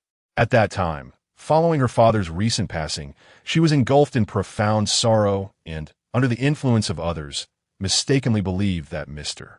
Liang was responsible for her father's demise, thus seeking vengeance, a sentiment not uncommon among people. Shi Kin, recalling the heartfelt exchanges between the parties involved, possessed an extraordinary memory that enabled him to counter each point with precision. Yet, the opposing counsel could not hastily conclude that the couple's relationship had irretrievably fractured. Yuan Luqing gritted his teeth, frustrated by the opposing side's obstinacy regarding their emotional connection. Reluctantly, he resorted to self-deprecation. To be candid, due to their already fractured relationship, Miss Yang exploited legal loopholes, employing the current divorce framework to deliberately impede Mr. Liang's well-being. Mr. Liang has found solace elsewhere and has been unfaithful for some time. My client is already in a relationship with the rising star, Wang Ziyue, upholding the principle of prioritizing individuals and respecting the freedom of personal relationships. I petition this esteemed court for a divorce. Mr. Liang, a man of exceptional caliber, navigates the complexities of fame and social interaction, often surrounded by temptations. Shi Kin refrained from delving into the veracity of Liang Mingzhang's infidelity, deeming it inconsequential.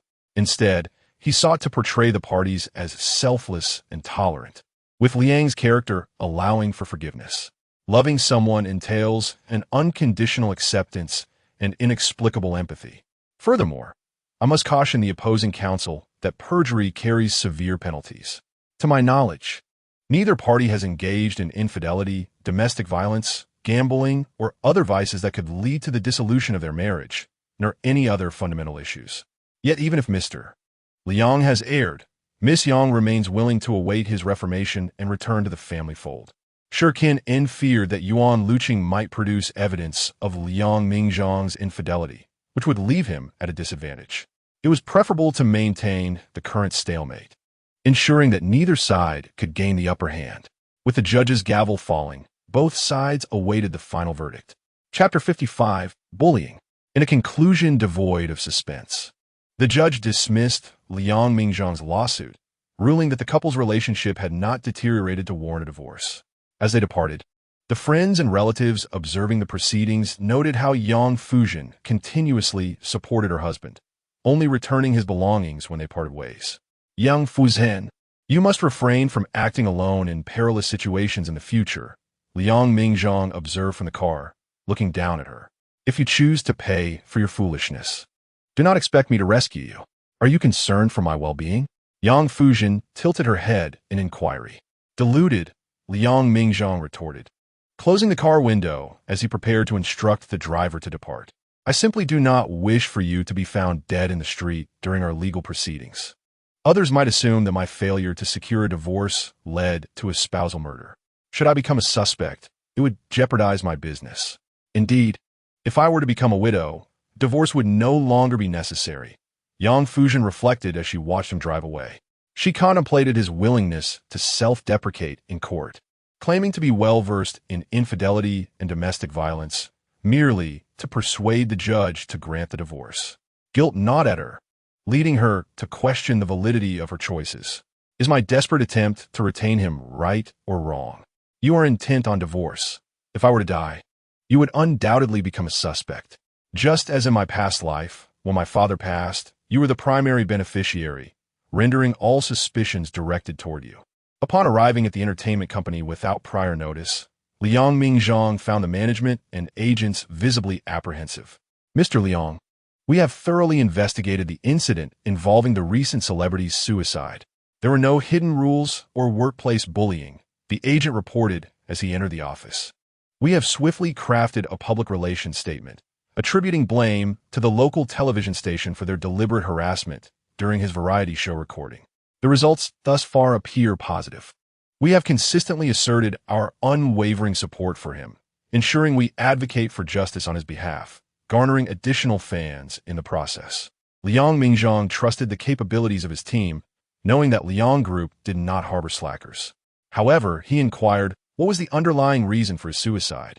It appears he had a history of bullying others during his school days. Now that the victims have resurfaced, they seek to tarnish his reputation. He considered settling with them financially, but the victims refused, intent on exacting revenge and ensuring mutual destruction. The agent reported with a stoic expression, with so many endorsements. If he were to breach contracts, he would face exorbitant penalties. Moreover, he would become a non-entity in the entertainment industry, losing his current earning potential, leaving him with insurmountable debt. His loss of fans and the subsequent burden of $2.08 million would lead him to despair, culminating in suicide. I believe it was not a realization of wrongdoing, but rather an acknowledgement that he could no longer generate income. Otherwise, he would never have voluntarily apologized to those he once bullied or offered compensation. Of course, no amount of compensation can truly heal the victim's wounds. A decline in academic performance could have led to a life-altering trajectory. He may carry the weight of this immense shadow for his entire life, forever trapped in that narrow alley of his school memories. Perhaps psychological issues have arisen, transforming him from a kind-hearted individual to one exhibiting antisocial tendencies. When he bullied others, he failed to consider their feelings. Now that he has met his end, it is an apt consequence. The company can exploit this situation for profit, and his parents will not be required to provide any compensation. While the parents may be at fault, the child is often the innocent party. Yet, those who raise children capable of bullying others are unlikely to be paragons of virtue. Understood, the agent concluded his report, glancing back at the locked office door. Lowering his voice, he added, Mr. Liang, I have completed all the tasks you assigned last time. Here is the evidence of Wang Ziyue's tax evasion, all compiled. The agent harbored doubts about Liang Mingzhang's intense interest in this unfamiliar young woman, questioning the depth of their animosity. Noted, you may leave, and please summon her, Liang Mingzhang instructed. Unable to suppress his curiosity after years of working alongside Liang Mingzhang, the agent unwittingly posed a question. If you find her displeasing, why not simply dismiss her instead of complicating matters with a report?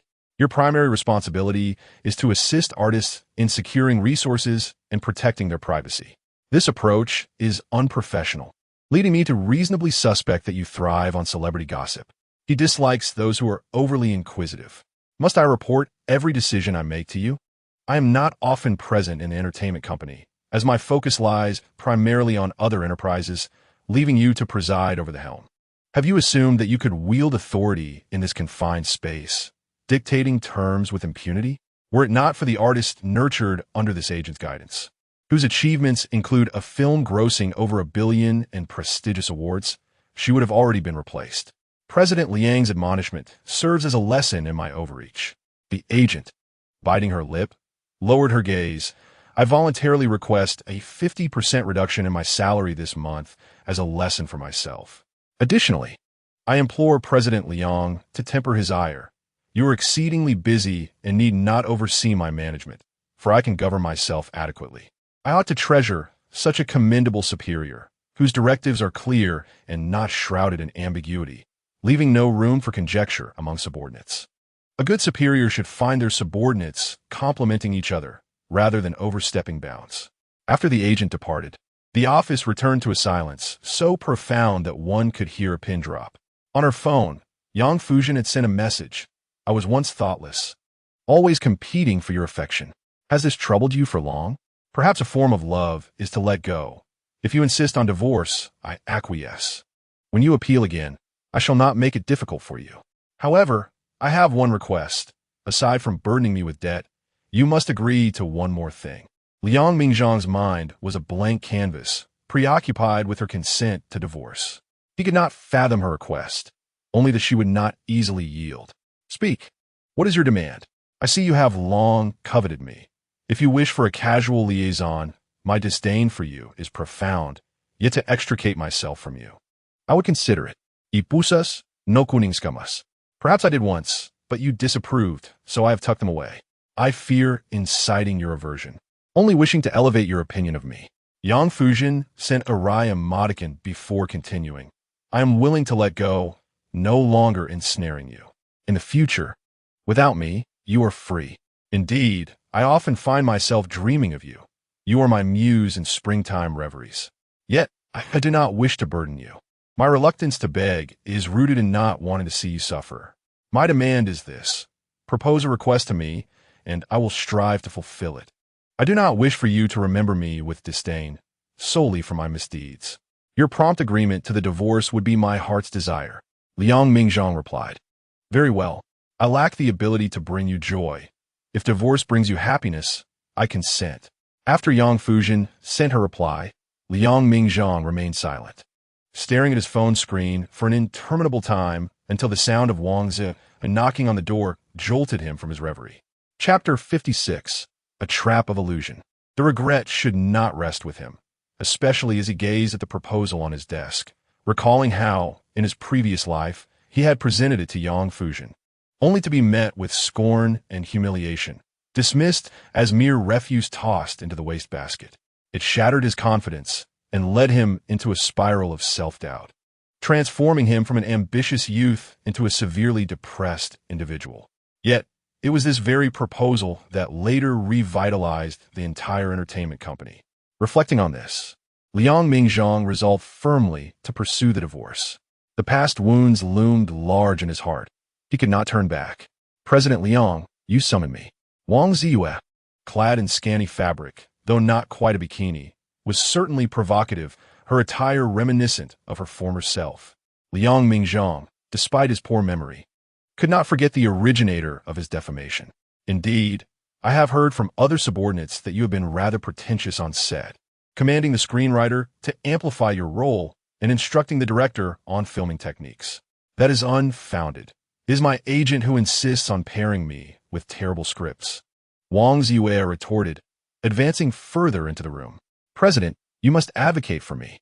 Her slender fingers boldly rested upon his broad shoulder. With your capabilities, do you truly aspire to star in serious dramas, or will you merely become a detriment to the crew? Liang Mingzhang suppressed his revulsion and brushed her hand away as if sweeping aside dust.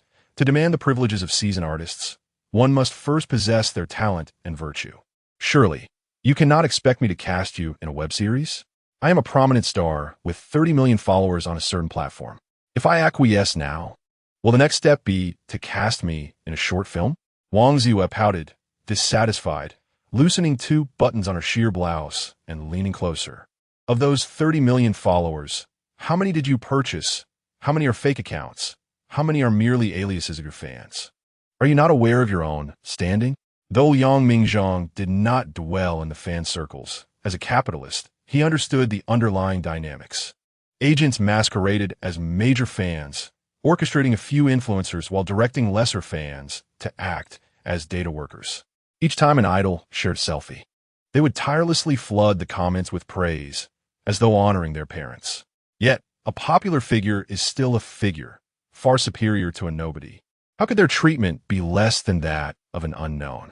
Wang Ziyue leaned in, her cleavage almost visible, approaching him with unabashed boldness. Sadly, even if Liang Mingzhang were starving, he would not be so desperate as to lower his standards. Dress properly. Have you come here to sell yourself? I have already informed my agent to terminate your contract. Seek other opportunities henceforth. I have found you today. Even if you contemplate repentance, I shall not grant you the chance. You do not recognize your own worth, yet you seek to go solo. Seeing her losing this pillar of support, Wang Ziyue felt her throat tighten with distress. Before departing, she sought to extract something from him. President, speak to me civilly. Why must you resort to such tactics? If you continue this way, I will call for help.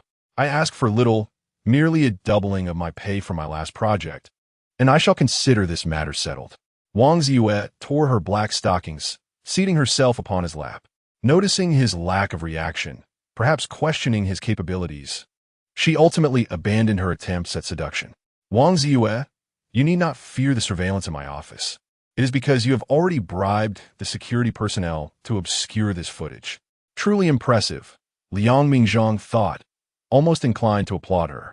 He forcefully pushed her out of the office, continuing, You, who have matured prematurely, altering your age, though you are merely 16, you claim to be 19. You dare to slander me without restraint. Your actions, given your exploitation of a minor, compound your guilt. The previous company had sheltered you too well, allowing you to take advantage of other artists. While others lacked the audacity, you would always return victorious. Alas, this time you have met your match. President Liang, how did you come to know this? She asked, disregarding her painful fall, palms scraped, her hip throbbing as if it were broken. Otherwise, how could I possibly earn the title of President Liang? In his previous life, Liang Mingzhang had overlooked this venomous femme fatale, dismissing her as inconsequential. On one hand, he was embroiled in a power struggle with the Yang group, leaving him no time to consider other matters. On the other, his wife's constant betrayals had left him drained, suffering from both physical and psychological blows, rendered helpless. Yet this life was different. He possessed the foresight from his past experiences, enabling him to evade numerous risks. Since you're already aware, are you not concerned about the repercussions should this come to light, even facing imprisonment?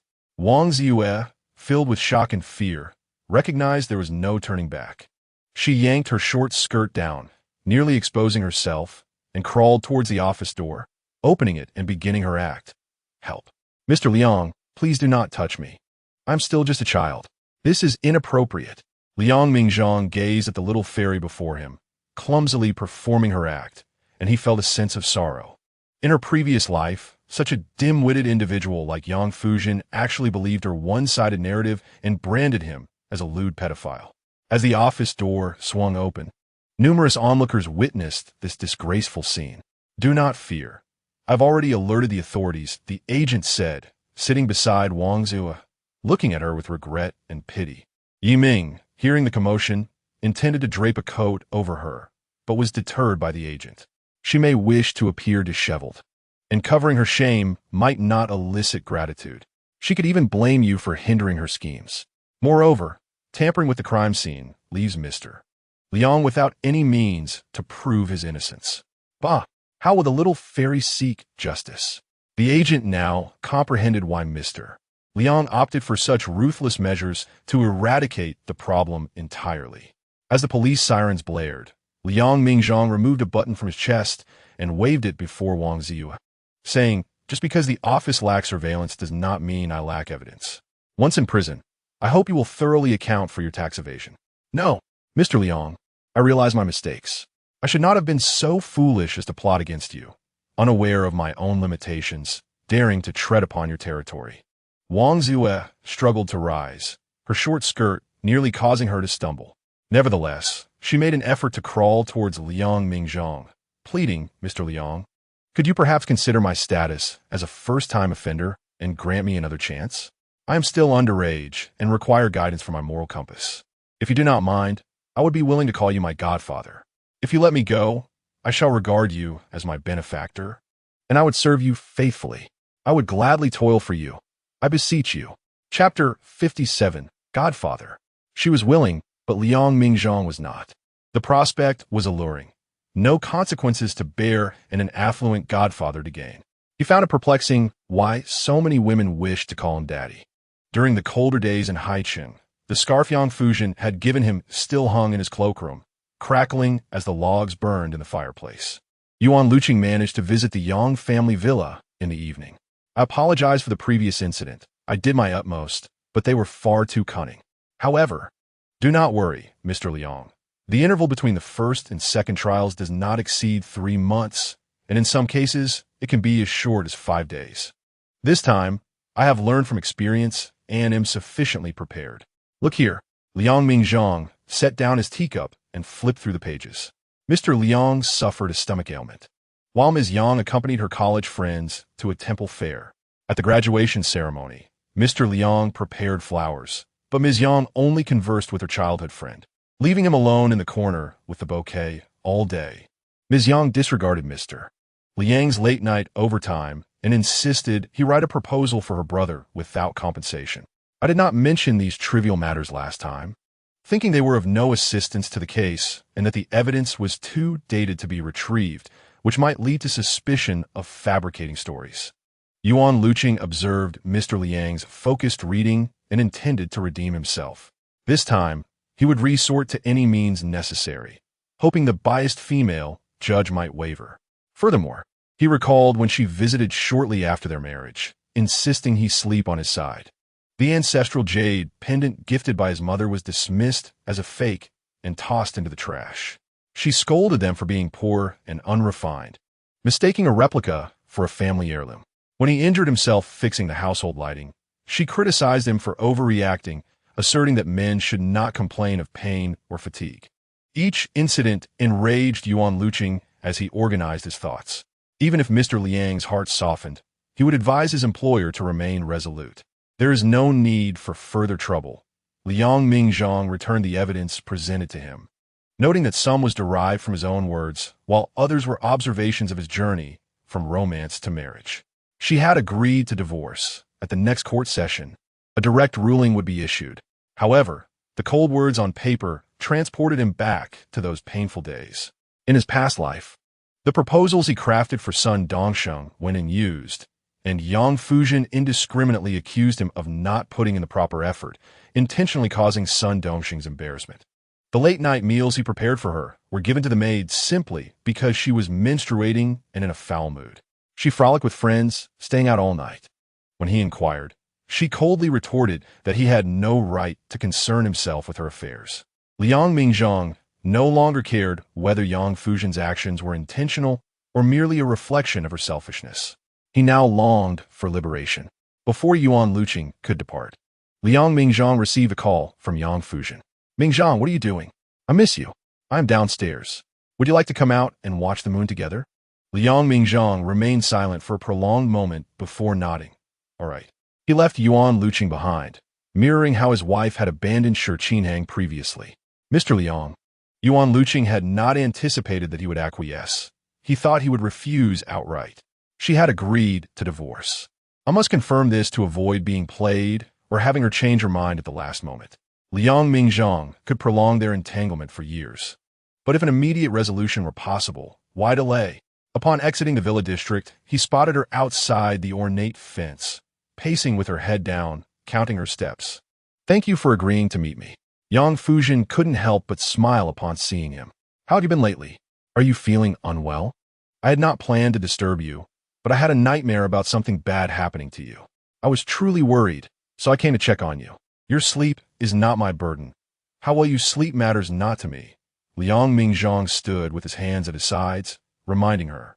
I recall the times you returned from places like dance halls, KTV, and bars, reeking of smoke and alcohol, only to blame me for not caring about you. Yet you forget, it was you who said you did not want me to interfere, using my proposals as favors for your relatives, disregarding my efforts.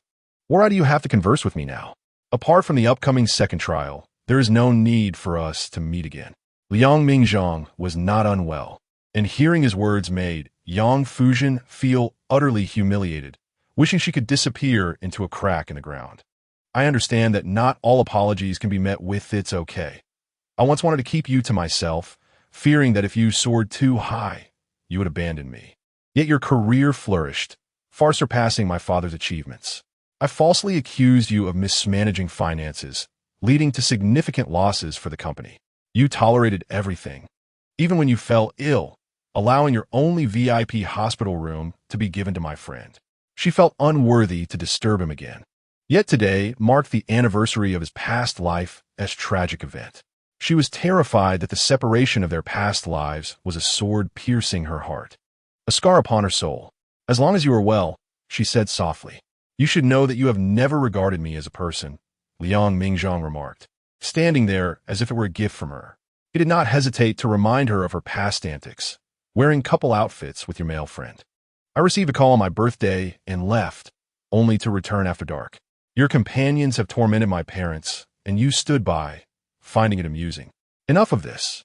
Yang Fuzhen's face flushed crimson, tears blurring her vision. Not every matter can be brushed aside with a flippant remark about youthful ignorance. At the age of 40, how many more tears must Yang Fuzhen shed for the 20-year-old version of herself? And how many apologies must she utter to find solace? What did you say? Liang Mingzhang's eyes widened in disbelief. Yang Fuzhen swallowed her tears, rushed over, and embraced him tightly for a fleeting moment. Reluctantly, she released him, forcing herself to let go despite her reluctance. Farewell, Mr. Liang.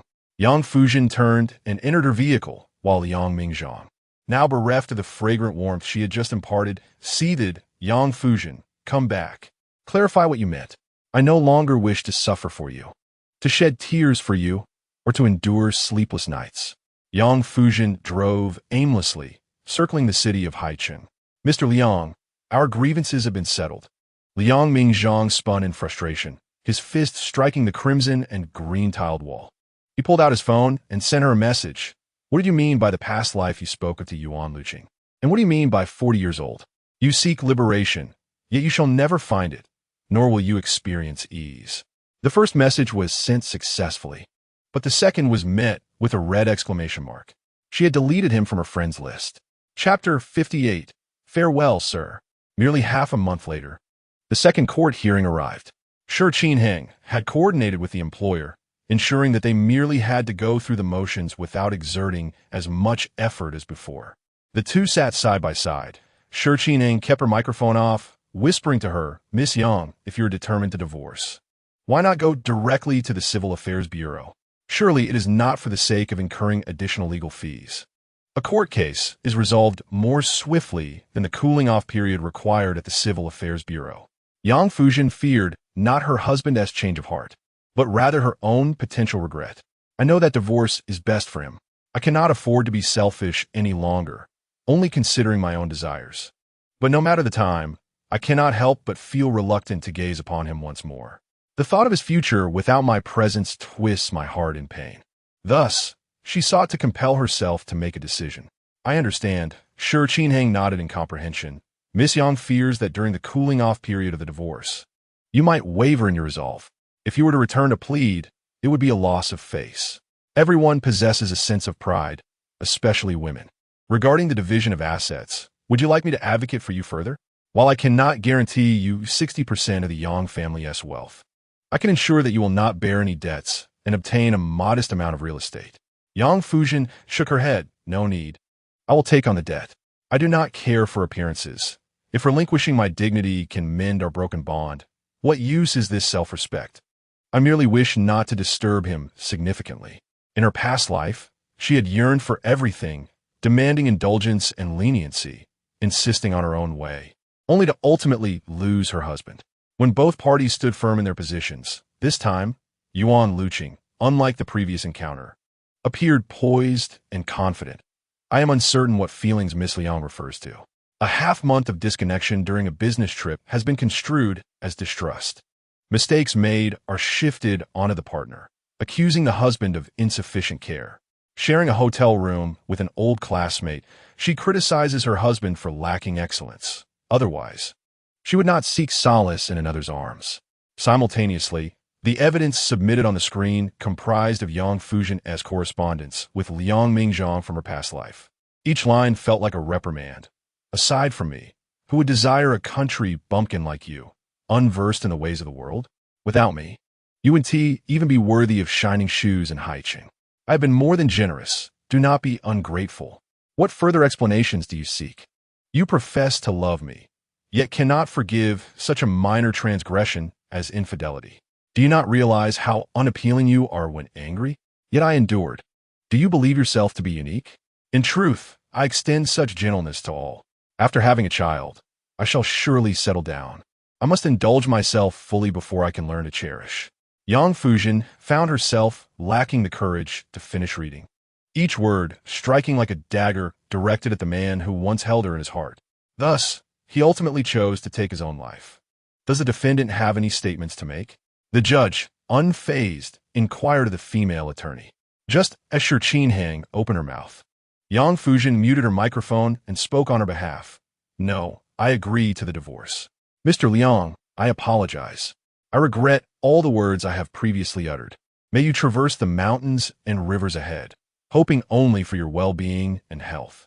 The female judge, subtly favoring the plaintiff in the proposed asset distribution, overlooked the evidence submitted by the defendant and intentionally offered reminders. Yang Fuzhen felt grateful but had no objections. The assets belong to him, and I shall bear the debts. Yuan Luqing cursed silently, realizing the female judge's influence was pervasive. Had it not been for the awareness of her integrity, one might have suspected corruption. Indeed, it echoed the sentiments of those little fairies who proclaimed that women should step out of their homes, ascend in various professions, and raise their voices for others.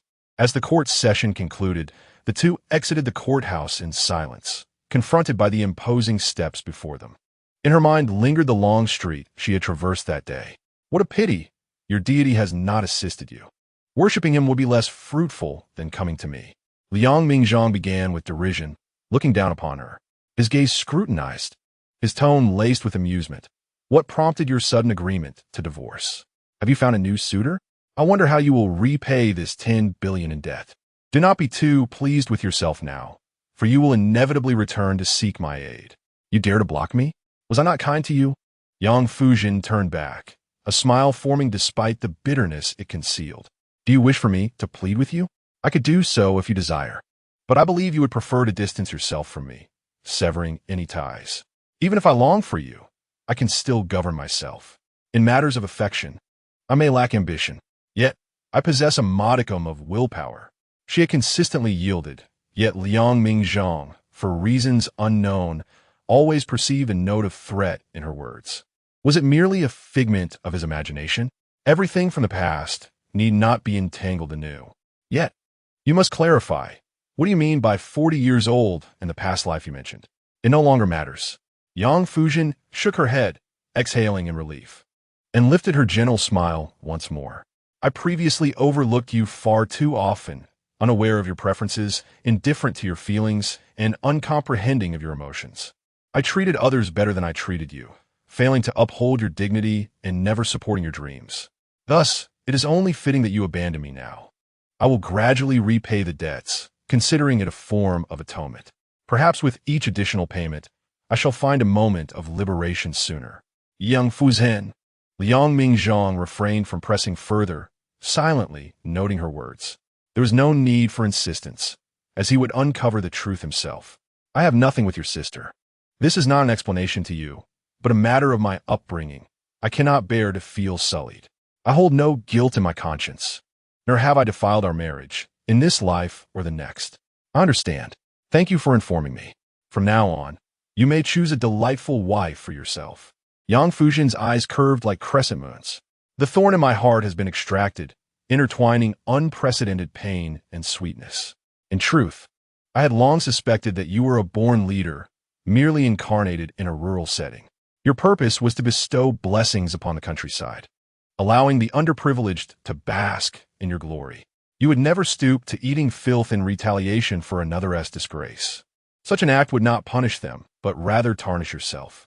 I have never regretted my affection for you, whether in your past gentlemanly tenderness or in your current heartless severity. Given the chance to relive it all, she would still choose him, even if it meant repaying with tears and dignity, willingly entangled in 1,000 mistakes once more. Liang Mingzhang gazed towards the direction of her departure, reminiscent of the countless times she had watched her own silhouette fade away. Closing her eyes, she suppressed the surge of emotions that threatened to overwhelm her. Chapter 59. A Turn of Face. After the divorce, Yang Fuzhen's life remained largely unchanged, save for the sleepless nights and the abundant strands of hair that fell from her head, just as she finally began to drift off. The sound of banging on the door jolted her awake. After days of restless tossing and turning, she could no longer endure it. Forcing her eyes open was a struggle. "Mom." Upon opening the door, she was met with her mother's figure, particularly those eyes filled with resentment, which instantly plunged her into an icy dread. "So you've grown up, have you? Your wings have hardened, haven't they? You undertake such a monumental decision as divorce without even consulting me.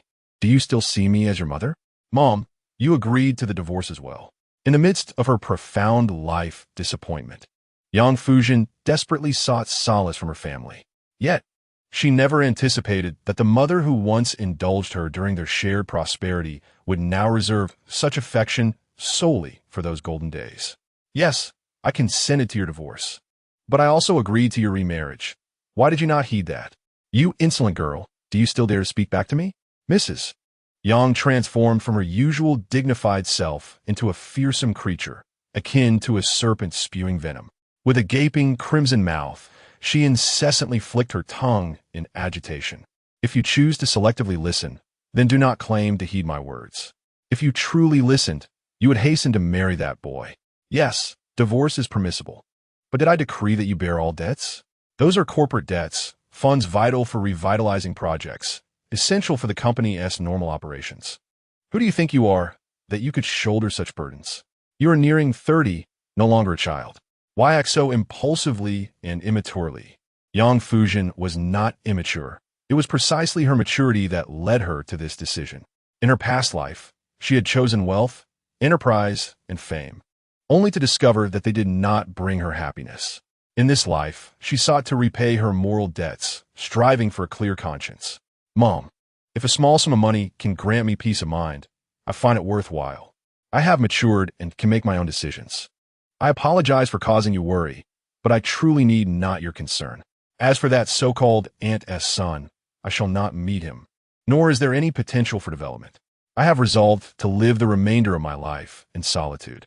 Do you hear yourself, ungrateful wretch? I raised you, nurtured you, and now I see you throw it all away." In a fit of rage, Mrs. Yang struck her with a sharp slap. Facing her seemingly wayward daughter, she wished she could shake sense into her. "Is it the debt I care about? I refuse to let your father's legacy be pilfered by another. I warned you that Liang Mingzhang was ambitious, and his intentions were apparent. You insisted he was dependable. He does not exude loyalty or honesty, and my initial suspicions have now been validated. He will eventually usurp what is rightfully yours." "Mom, please calm down. Hitting me will not resolve anything. Moreover, that legacy was built by my father. You are not a crown prince whose dynasty has ended. Why suffer so?" Yang Fuzhen covered her face, despite her inner maturity. Being scolded by someone close still stung, especially as her past self, a mama-esque girl, had lived in accordance with her mother's expectations, always receiving soft words in return. Suddenly meeting her mother's disappointed gaze felt distinctly uncomfortable. "Mom, if I were not an adult now, would you still resort to physical punishment? What is so admirable about being an honest person? A man devoid of any virtues is praised by matchmakers for being honest. I appreciate that Mingzhang is not that sort of man. There was a woman who was perpetually convinced her husband would cheat, and her incessant suspicions drove him to actual infidelity. When he did, she confidently declared, 'See, my prophecy has come true.' With Mingzhang, you warned me of his ill intentions right after we married, then mocked him and constantly subjected him to tests of obedience. Now, you've driven him to this path whilst absolving yourself of all responsibility. You unfilial daughter, do you seek to drive me to my grave?" Mrs. Yang, bewildered, observed that her daughter, who had always been obedient and sensible, was now defying her for a man who had already abandoned her, forsaking even the warmth of familial bonds. "I do not care. You now have two choices. Either seek out Liang Mingzhang and transfer the debts to him, or marry the son of my friend, receiving a bride price to pay off the debts." With a sigh, Yang Fuzhen chose neither option, instead turning to gather her belongings, determined to move out. "Mom, I once believed maternal love to be selfless, only to realize that no love in this world is truly selfless. Only when I provided you with emotional value, acting as your little servant, was I cherished as your beloved. Yet, when I express my own thoughts that diverge from yours, I am rendered less than an animal. It is worth reflecting that even the most accomplished and obedient child may not win parental approval or a single compliment. If one were to rebel, the only feedback would be the lamentations of misfortune. Leave. Go. I wish to see where you will go after this. With a mountain of debt pressing down upon you, you will soon realize the hardships of life when you have to forage for wild vegetables. In her fury, Mrs. Yang hurled her daughter's wedding photos across the room, seething with frustration as she yelled, venting her emotions without concern for the servants who might witness the spectacle. Having lived a life of privilege, she could no longer maintain even the facade of dignity she once valued most. You have never faced hardship, believing you can live on your own. Someone, freeze all of the young lady's bank accounts. She must not spend another penny of the Yang family's money. What a sin I have committed. I fought with the second family for half my life, thinking I had a husband and wealth, only to end up with nothing, merely sewing garments for others. Mrs. Yang sank to the ground. The thought of Yang weeping and her money-losing mother sneering at her behind her back made her heart ache, especially when she considered Liang Mingzhang, whom she had dismissed, now rising to prominence, commanding influence in Haicheng, as if ants were crawling all over him. Madam, please calm down. I will instruct the servants not to spread today's events. Guomin, concerned for her young lady, recognized that maintaining peace was paramount. If she could not gain the support of the matriarch, her efforts would be futile. The servants would neither gossip nor dare to do so. They were all beneficiaries of the Yang family's generosity, loyal and grateful. The matriarch need not fear family disgrace, but even if the news leaked, it would merely reflect poorly on those lacking decorum. In this world, no matter how perfectly one conducts oneself, it is impossible to satisfy everyone. At present, the most pressing concern is the young lady. After all, the well-being of one's own flesh and blood surpasses mere appearances. She has just emerged from a marriage, a time when she is undoubtedly feeling desolate. How could the old matriarch refrain from offering her comfort, instead choosing to exacerbate her pain by rubbing salt into her wounds? Particularly, prior to the divorce, it was evident that the young lady was struggling, exhibiting signs of depression. I fear that if pressure mounts from her mother, it may become the proverbial last straw that breaks the camel's back, leading her to despair. In Chapter 60, Punishment, Mrs. Yang, upon witnessing her daughter in such a disheveled state, has lost all hope. She decides to take matters into her own hands and ventures to the company. However, she does not go alone. Seeking courage, she brings along her uncle, Yang Qiutao. As they enter, they are immediately intercepted by the receptionist. Please wait a moment. I will call the president's office. What do you think you are? Do you have any idea who we are? Mrs. Yang, incensed, uses her hand as a fan, waving it furiously to cool herself down. She wishes she could deliver a resounding slap to the receptionist's face. All right, sister-in-law, calm down. Anger only brings wrinkles. Yang Qiutao interjects, pulling her back gently. You've been abroad for quite some time.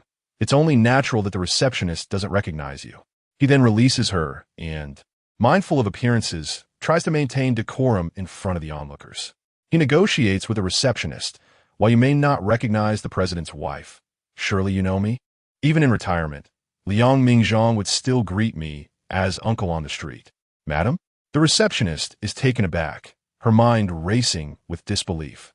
Their President Liang is in the prime of his life, and it is hard to fathom he has a wife of such advanced years.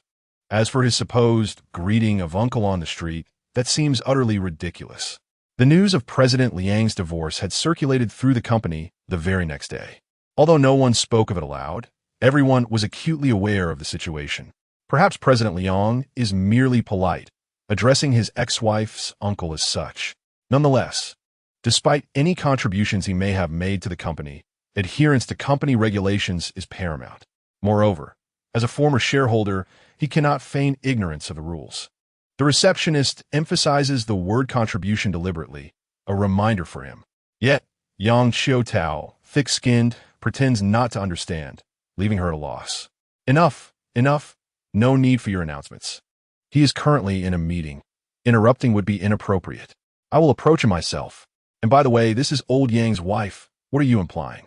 Oh, I thought the Qing dynasty had fallen. The receptionist rolls her eyes, and as soon as the two step into the executive elevator, she promptly calls the president's office. Frustrated, she exclaims, "It's been 7 days since Mr. Yang's passing. Would he be aware that these people are exploiting his memory? And what about Mr. Yang? We might as well trace it back to the Shang and Zhou dynasties." Inside the elevator, Mrs. Yang remains oblivious to the receptionist's tirade. Otherwise, she would surely have turned back to confront her. Especially in these past few days, her mood has been dismal, and she longs for an outlet for her frustrations. What a farce. Is it merely a case of dogs relying on their masters for power? While I was alongside old Yang, this little vixen was still suckling in some alleyway. If I may say, when the leadership is morally corrupt, the subordinates will inevitably adopt a condescending attitude. This is indeed a case of a crooked beam leading to a crooked structure. Yes, calm down. Getting worked up will only harm your health. Others may not care. But I will be concerned. This is indeed a case of the loved ones suffering while the enemies rejoice. As Yang Qiutao steps into the elevator, he naively believes that after his resignation, he has become unrecognizable. Little does he know the awkwardness that awaits him and how he will explain himself. Fortunately, he does not have to endure the humiliation of taking the employee elevator. Just as he revels in his good fortune, Mrs. Yang slaps his hand, redirecting the ire towards him. "You are utterly useless. Years ago, I entrusted our daughter to your care, and you failed to protect her. With someone like you, how can you even call yourself an uncle? Had I known better, I would not have gone abroad. If I had retained control and kept a watchful eye on the management, that Liang fellow would not have had any say in matters. Now, they're bullying us. The orphan mother and daughter. If you do not stand up for me now, it would be a fruitless endeavor for me to have ever regarded you as an ally." Mrs. Yang's frustration is palpable. Had she not pursued excitement, she would not have found herself entangled with him. Regret comes too late. Do not accuse me unjustly. If you doubt my intentions, let us summon Xiao Zhen, and I will confront her directly. I put forth immense effort to support her rise. Yang Qiutao's face reflects his despondency, as though he has suffered a great injustice. However, Xiao Zhen is uncooperative, seemingly in league with her husband, viewing him as the outsider intent on her downfall. Now, what has become of their situation? Has she not been cast aside, alienated by all? One wonders what charm that young man possesses to have bewitched Xiao Zhen so thoroughly. Perhaps he is under the influence of some narcotic. Mrs. Yang casts a reproachful glance at him, and as the elevator arrives at the top floor, she steps out and shouts, "Liang Mingzhang, you ungrateful wretch, come out at once. Years ago, you were nothing but a beggar. Had it not been for the Liang family's assistance, you would not have even completed your university education. Instead, toiling in some remote corner.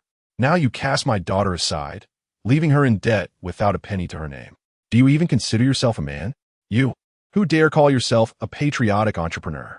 Before she can continue her tirade, Liang Mingzhang, having received a call from the receptionist, emerges from the meeting room, already prepared. "Whose leash was not secured properly, allowing you to wander free? Is it your uncle's doing? Son-in-law, your words are rather harsh. One must not forget their roots." Yang Qiutao interjects, his face flushed with indignation. "In this world, one must repay their debts. If you do not engage in good deeds, even if you pilfer from others' companies, it cannot last. A true man stands tall and upright. How can one engage in petty theft? You cannot simply run amok just because your esteemed president has passed away. Even if you cast Zhen into the streets, you cannot transfer all debts onto her. Indeed, one must not engage in petty theft."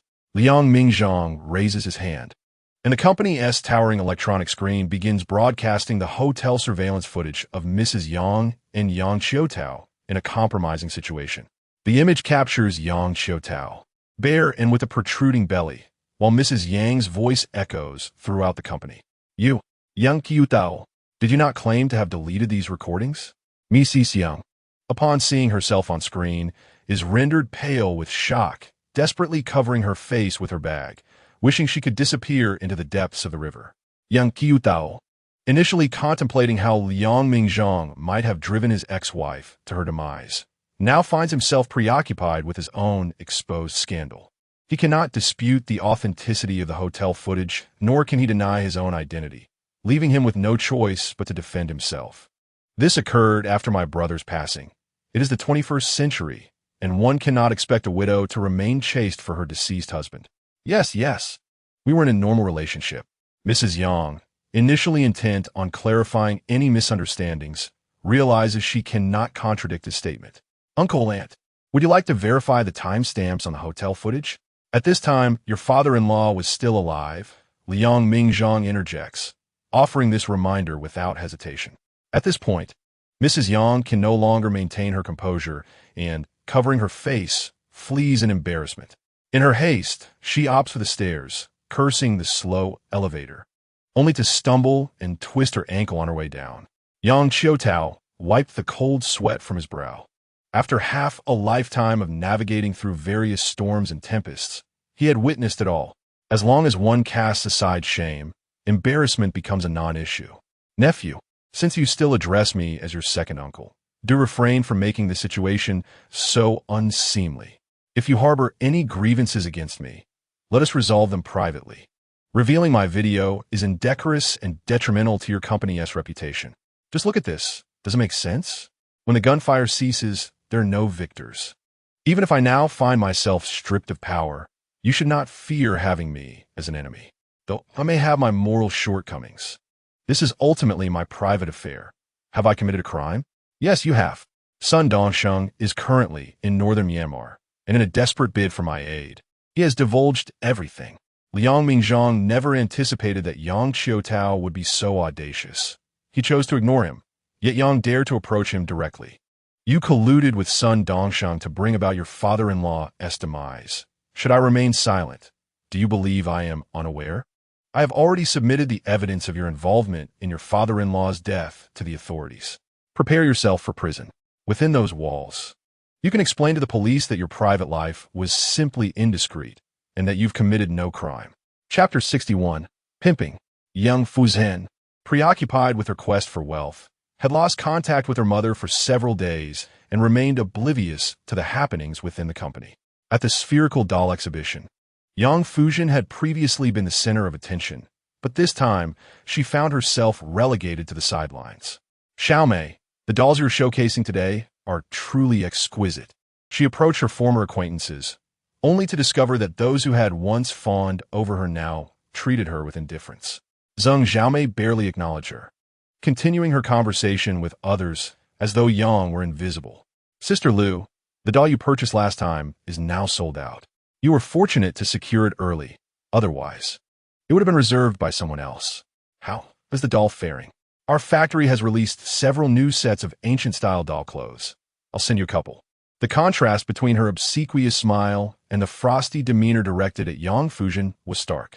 Yang understood the necessity of business. Naturally, she could not expect her old friends to engage in pleasantries while preoccupied with courting patrons.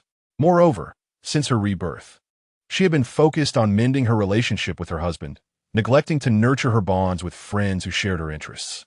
It was only when one needed help that they regretted their lack of social interaction.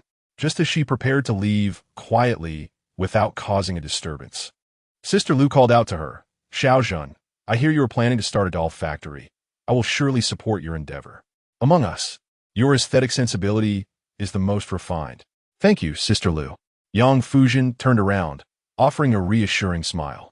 Zheng Xiaomei immediately shot her a venomous glare. "Fuzhen, how would you do this? I considered you a friend, yet you are stealing my clients." She then stomped her high heel onto the ground, seething with envy. Fuzhen has just divorced and received no assets, but now she carries debt. Who knows if she has the funds to start a factory? It's likely she is trying to pull off a scam. I will find a way to secure startup capital. Yang Fuzhen felt a twinge of displeasure at her undermining comments. However, the sharp edges of her past, once piled high with gold and silver, had been softened by life's trials. At that moment, she was not inclined to retaliate. She merely wished to maintain her integrity in front of potential clients. The bank debts were not urgent, and I still possess some jewelry that could be sold. A lean camel is larger than a horse, and it would not hinder my plans to open a shop. Are you joking? Zheng Xiaomei shot back. Who doesn't he know that you have been cast out by the Yang family? Can your mother even let you take those jewels with you? Dream on. It seems customers are free to choose whichever shop they prefer, right? Sister Lu, having observed the unfolding drama, could no longer remain a passive bystander. Typically averse to kicking someone when they're down, she now took it upon herself to defend Yang. Hurry and cancel my order for the doll accessories from you. I want to be purchasing anything. Before doing business, learn to be a decent person. Otherwise, if the shopkeeper lacks integrity, the dolls produced cannot be of good quality. Fuzhen, I'm placing an order with you right now. Here, as the deposit. I want the very first doll you make. With that, she handed over a gold card.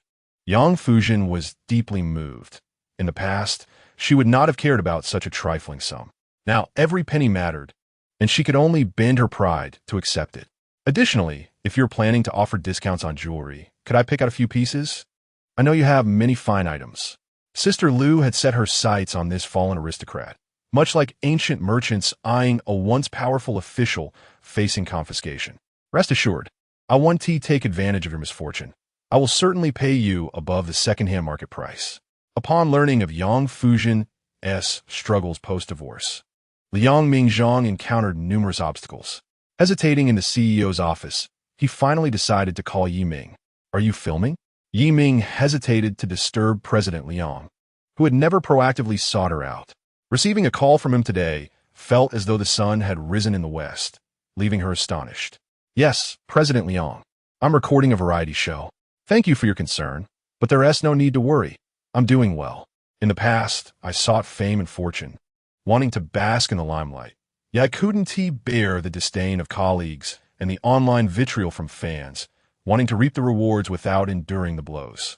How could I expect to have all the good fortune? Liang Mingzhang feared that if he did not interrupt her, she would ramble on until next year. My lack of concern isn't personal. I need your assistance. Yiming perked up at the seriousness in his tone. I am your subordinate. Please feel free to give me orders. Could this be a personal matter? Your affairs are my affairs. I am more than willing to alleviate your burdens. Cough, cough, well, I suppose it could be considered personal. Liang Mingzhang cleared his throat before continuing. Xiao Zhen, my ex-wife, has recently opened a doll shop. Is it BJD? Yiming iklemet kunojin. I adore Ace. I'll go buy one right away, no too. Liang Mingzhang, holding the phone, felt an urge to hang up. When had he become a matchmaker? After a moment's hesitation, he refrained from disconnecting and continued. It's not about you selling. I haven't asked her to recruit anyone. Rather, I meant that when her shop opens, you could help promote it. You have quite a following on every platform. Just share it across all channels. Understood. Even if she doesn't promote it online, I will proactively advertise for her. Yiming understood his intentions and replied dutifully. I don't know Miss Yang, but I trust you, President Liang. A shop you recommend must be worthwhile. However, even if Yang's business lacks integrity, it won't matter. Should it tarnish my reputation, I'll take it upon myself to rectify it. But I can't help but wonder why you want me to do this. Are you concerned for your former sister-in-law? It's because among your fans, many are women, and the market potential is vast with their purchasing power. Liang Mingzhang noted the girl's growing audacity as she dared to pry into his private matters. I have no personal interest in her. I simply do not wish to force her into a corner where she might act disgracefully and tarnish the Liang family's name. On the other end of the line, Yiming's suppressed laughter could be heard. Don't worry, President Liang. I will ensure the task is completed. Even if there are male fans among my followers, I will guide them to purchase dolls for their girlfriends. For those who are overweight and single, I'll suggest they buy a doll to serve as their wife. But President Liang, since I have no familial ties with Boss Yang, if she inquires about my unusual enthusiasm, how shall I explain it? Can't think of a reason? In truth, Liang Mingzhang, this straightforward man, is not particularly adept at crafting excuses. Much like the ludicrous pretext he just offered, it is utterly untenable. Having already parted ways, what relevance does his family's reputation hold? If such trifles require my guidance, it would be better for you to pack your belongings and depart at once. I am aware that the company has regulations prohibiting artists from arbitrarily posting on their accounts. I shall speak with the manager about it. If Yang Fuzhen inquires, do not mention that I prompted you to do so. Understood, Mr. Liang. Yiming merely indulged in a bit of playful charm with him, not daring to truly provoke the boss. Should Yang inquire later, I shall claim that I harbor a secret desire for her ex-husband, feeling a twinge of guilt. Thus, I perform these minor acts as compensation to her. However, Mr. Liang, if I assist you in this matter, shall there be a reward? Before the task is even undertaken, you already broached the subject of conditions. Liang Mingzhang furrowed his brow immediately, aware that today's youth are difficult to manage, often demanding workplace reform. Yet, instructing others to labor and offering a small token of appreciation is not entirely out of the question. Speak, how much do you desire? However, a foreboding sense flickered through Liang Mingzhang's mind. He feared this little monkey was not motivated by monetary gain. Sure enough, she spoke. Mr. Liang, I do not require money. Could you please lift the ban on my friend whom you blocked last time? Chapter 62, Aunt. Yang Fuzhen had sold all that she could, just managing to scrape together enough to open her store. But not a penny more remained. While in the shop, collaborating with the designer to finalize the custom doll designs, she received a call from her mother-in-law. Hello, Xiao Zhen. Your father and I have arrived in Haiqing. Liang's mother's tone was as warm and affectionate as ever. Zhang is busy with work, so we won't disturb him. Last time we were at your home, he couldn't even pause for breakfast. He was chewing on dry bread while simultaneously conversing with his secretary. We have just reached the station. Would it be convenient for you to pick us up? If you're busy, it's no trouble. We can take a taxi. This time, she brought your elder sister along, as her grandson is on winter break. He performed well on his final exams this semester, and she wanted to reward him. He has been mentioning wanting to see Haiqing. Liang's mother chattered on, noticing her daughter-in-law had been silent for a while, realizing something was amiss. Just as she was about to inquire, Yang Fuzhen spoke up. All right, Mom. Please hold on a moment. I'll come to pick you up right away. What a splendid little fellow. So diligent and eager to learn at such a young age. He will surely grow up to be as outstanding as his uncle. After hanging up, Yang Fuzhen relayed a few instructions to the designer. You all continue working on the designs without waiting for me. I will return once I have finished. The first batch of goods is crucial. Do not hesitate to put in the effort. Only by nurturing our earliest customers can we open up future markets. Focus on the client's aesthetic. Do not attempt to mold the patrons, pushing them out of their comfort zones.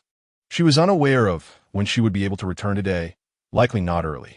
Nevertheless, it mattered little, at worst. She would return and burn the midnight oil to review the work.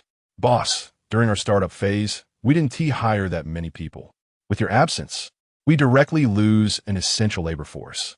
The designer wore a troubled expression, not intending to command the boss, but feeling compelled to state the facts. Moreover, the interns have no experience with BJD. If you're not here to supervise, how will they manage? If we begin micromanaging, we risk appearing self-indulgent, using our seniority to dominate.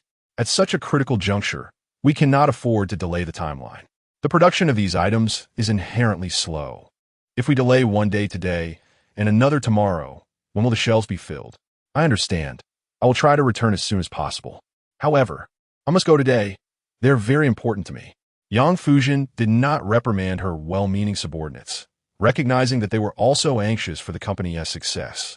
Unified efforts are far better than languishing in idleness. Grabbing her canvas bag, she departed, boarding the subway, while silently praying for a swift journey. Hoping not to keep her in-laws, elder sister, and young nephew waiting too long. Upon arriving at the station, she spotted several individuals waiting in the distance and immediately donned a bright smile, approaching them. Dad, Mom, big sister, have you been waiting long? She crouched down to ruffle the small child's hair, exclaiming, Welcome to Haiqing, little friend. The tiny tot, perhaps averse to such adult affection, shrank behind his mother and cheekily retorted, You don't represent Haiqing, so why say welcome? Nonetheless, the vastness of Haiqing was undeniable. From the moment he disembarked the train, he felt overwhelmed by the sights. How rude. How dare you speak to your aunt that way? Your aunt is a native of Haiqing. How can she not represent the city? The elder sister yanked the child closer and ordered, Go. Apologize to your aunt. What a mischievous little rascal, utterly oblivious. The child went slightly from the tug and cast a pleading glance at his grandparents. However, Even the indulgent grandparents seemed enamored of this stunning aunt, their newfound treasure. "It's all right, big sister. The little one is still young, and doesn't he understand?" Children speak without a filter. Yang Fuzhen chuckled, refraining from patting the child's head again. "Everyone has their quirks. If he dislikes being touched, it is only natural. We must respect a child's feelings. Our little man is growing up, not fond of being handled. Your aunt understands. Long live understanding." The little one, refusing to apologize, managed to evade the situation. "Xiaozhen, your educational philosophy is truly advanced. What a pity you don't have children. Otherwise, when will you and your younger brother have a child? Your son would surely be a responsible and caring gentleman." The elder sister held her son's hand, chatting merrily as they followed behind her. "We didn't wait long. The traffic must have been heavy, right? Haicheng is bustling with many vehicles. Thankfully, in this big city, civility prevails, and pedestrians are given priority." Liang's mother joined in the laughter, not forgetting to poke fun at her own rural hometown. "Unlike where we live, where pedestrians yield to cars, and it's not pedestrians crossing the zebra crossing, but wherever a person walks, that becomes the zebra crossing. There was no traffic. I sold my car and took the subway." Yang Fuzhen led the group onto a bus, where there were no seats available, and she approached a young girl occupying a priority seat. "Please stand. Don't you know about respecting the elderly and caring for the young?" The elder sister, watching from behind, was taken aback, whispering to her mother, "This sister-in-law appears delicate, yet she can be quite fierce. When she gets riled up, she is rather intimidating. Is your younger brother not completely under her thumb?" Liang's mother remained unfazed. As long as her daughter-in-law and son were united in purpose, she held no antiquated beliefs. "However, you have misjudged her. Xiaozhen only appears fierce outwardly. In front of your brother, she is as soft as a noodle." The Navi girl, having been scolded by Yang Fuzhen, reluctantly relinquished her seat, grumbling quietly to her friend as they moved to the back. What is she pretending for? Does she think she is a hero? Today, as elderly are often healthier than we are, swinging from the monkey bars in the park all day. It's the delicate college students who need more care. "Which school do you attend?" Yang Fuzhen, having seated her in-laws, pointed at the two students. "You're from Haicheng University, right? I recognize the keychain on your backpack. I previously donated to Haicheng University. Should I mention to your advisor how you behave when out in public?" "I'm sorry, sister. I realize my mistake. Please do not go, otherwise my opportunity to become an active member of the group will vanish." The young girl's expression shifted in an instant, and she quickly yielded. "From now on, whether on campus or off, we must embody the qualities of a responsible youth. We should offer our seats to the elderly, assist grandmothers across the street, and help pregnant women carry their belongings. We are not students of Haicheng University. This pendant was simply purchased online. I will take full responsibility for my actions. If you wish to scold me, feel free, but please do not trouble our teachers. I implore you. Taking a life is no trivial matter." Yang Fuzhen refrained from pursuing the matter of which school they belonged to, merely addressing it in passing, disinterested in further engagement. Liang's father, having lived a life of earnestness, was accustomed to yielding in confrontations. He felt a deep sense of guilt for taking someone else's seat. Standing for a while wouldn't harm him. In his youth, he had toiled in the fields for an entire day without respite. "Perhaps I should rise," he mused. The child had a point. City dwellers faced their own challenges and pressures. "Sit down." Liang's mother firmly pressed him back into his seat, her face a mix of urgency and exasperation. "It's difficult for Xiaozhen to have found us a seat. Why should you act so self-importantly, leveraging her efforts for the benefit of others? You are truly bothersome, always trying to meddle. If you were able to reclaim your wages, would you be pleased if I generously offered it away? You shouldn't have come with us. City folk receive pensions. Why should you feel concerned?" She lamented. "You're acting like a cabbage seller, yet you harbor the heart of a jeweler." The little one, small and short, was hoisted by his mother, seeing only legs as he struggled to maintain his balance. Soon, he couldn't stand any longer and whined, "Mommy, carry me." "Em tired. Stop fussing. I'm carrying a bag," his elder sister admonished him impatiently.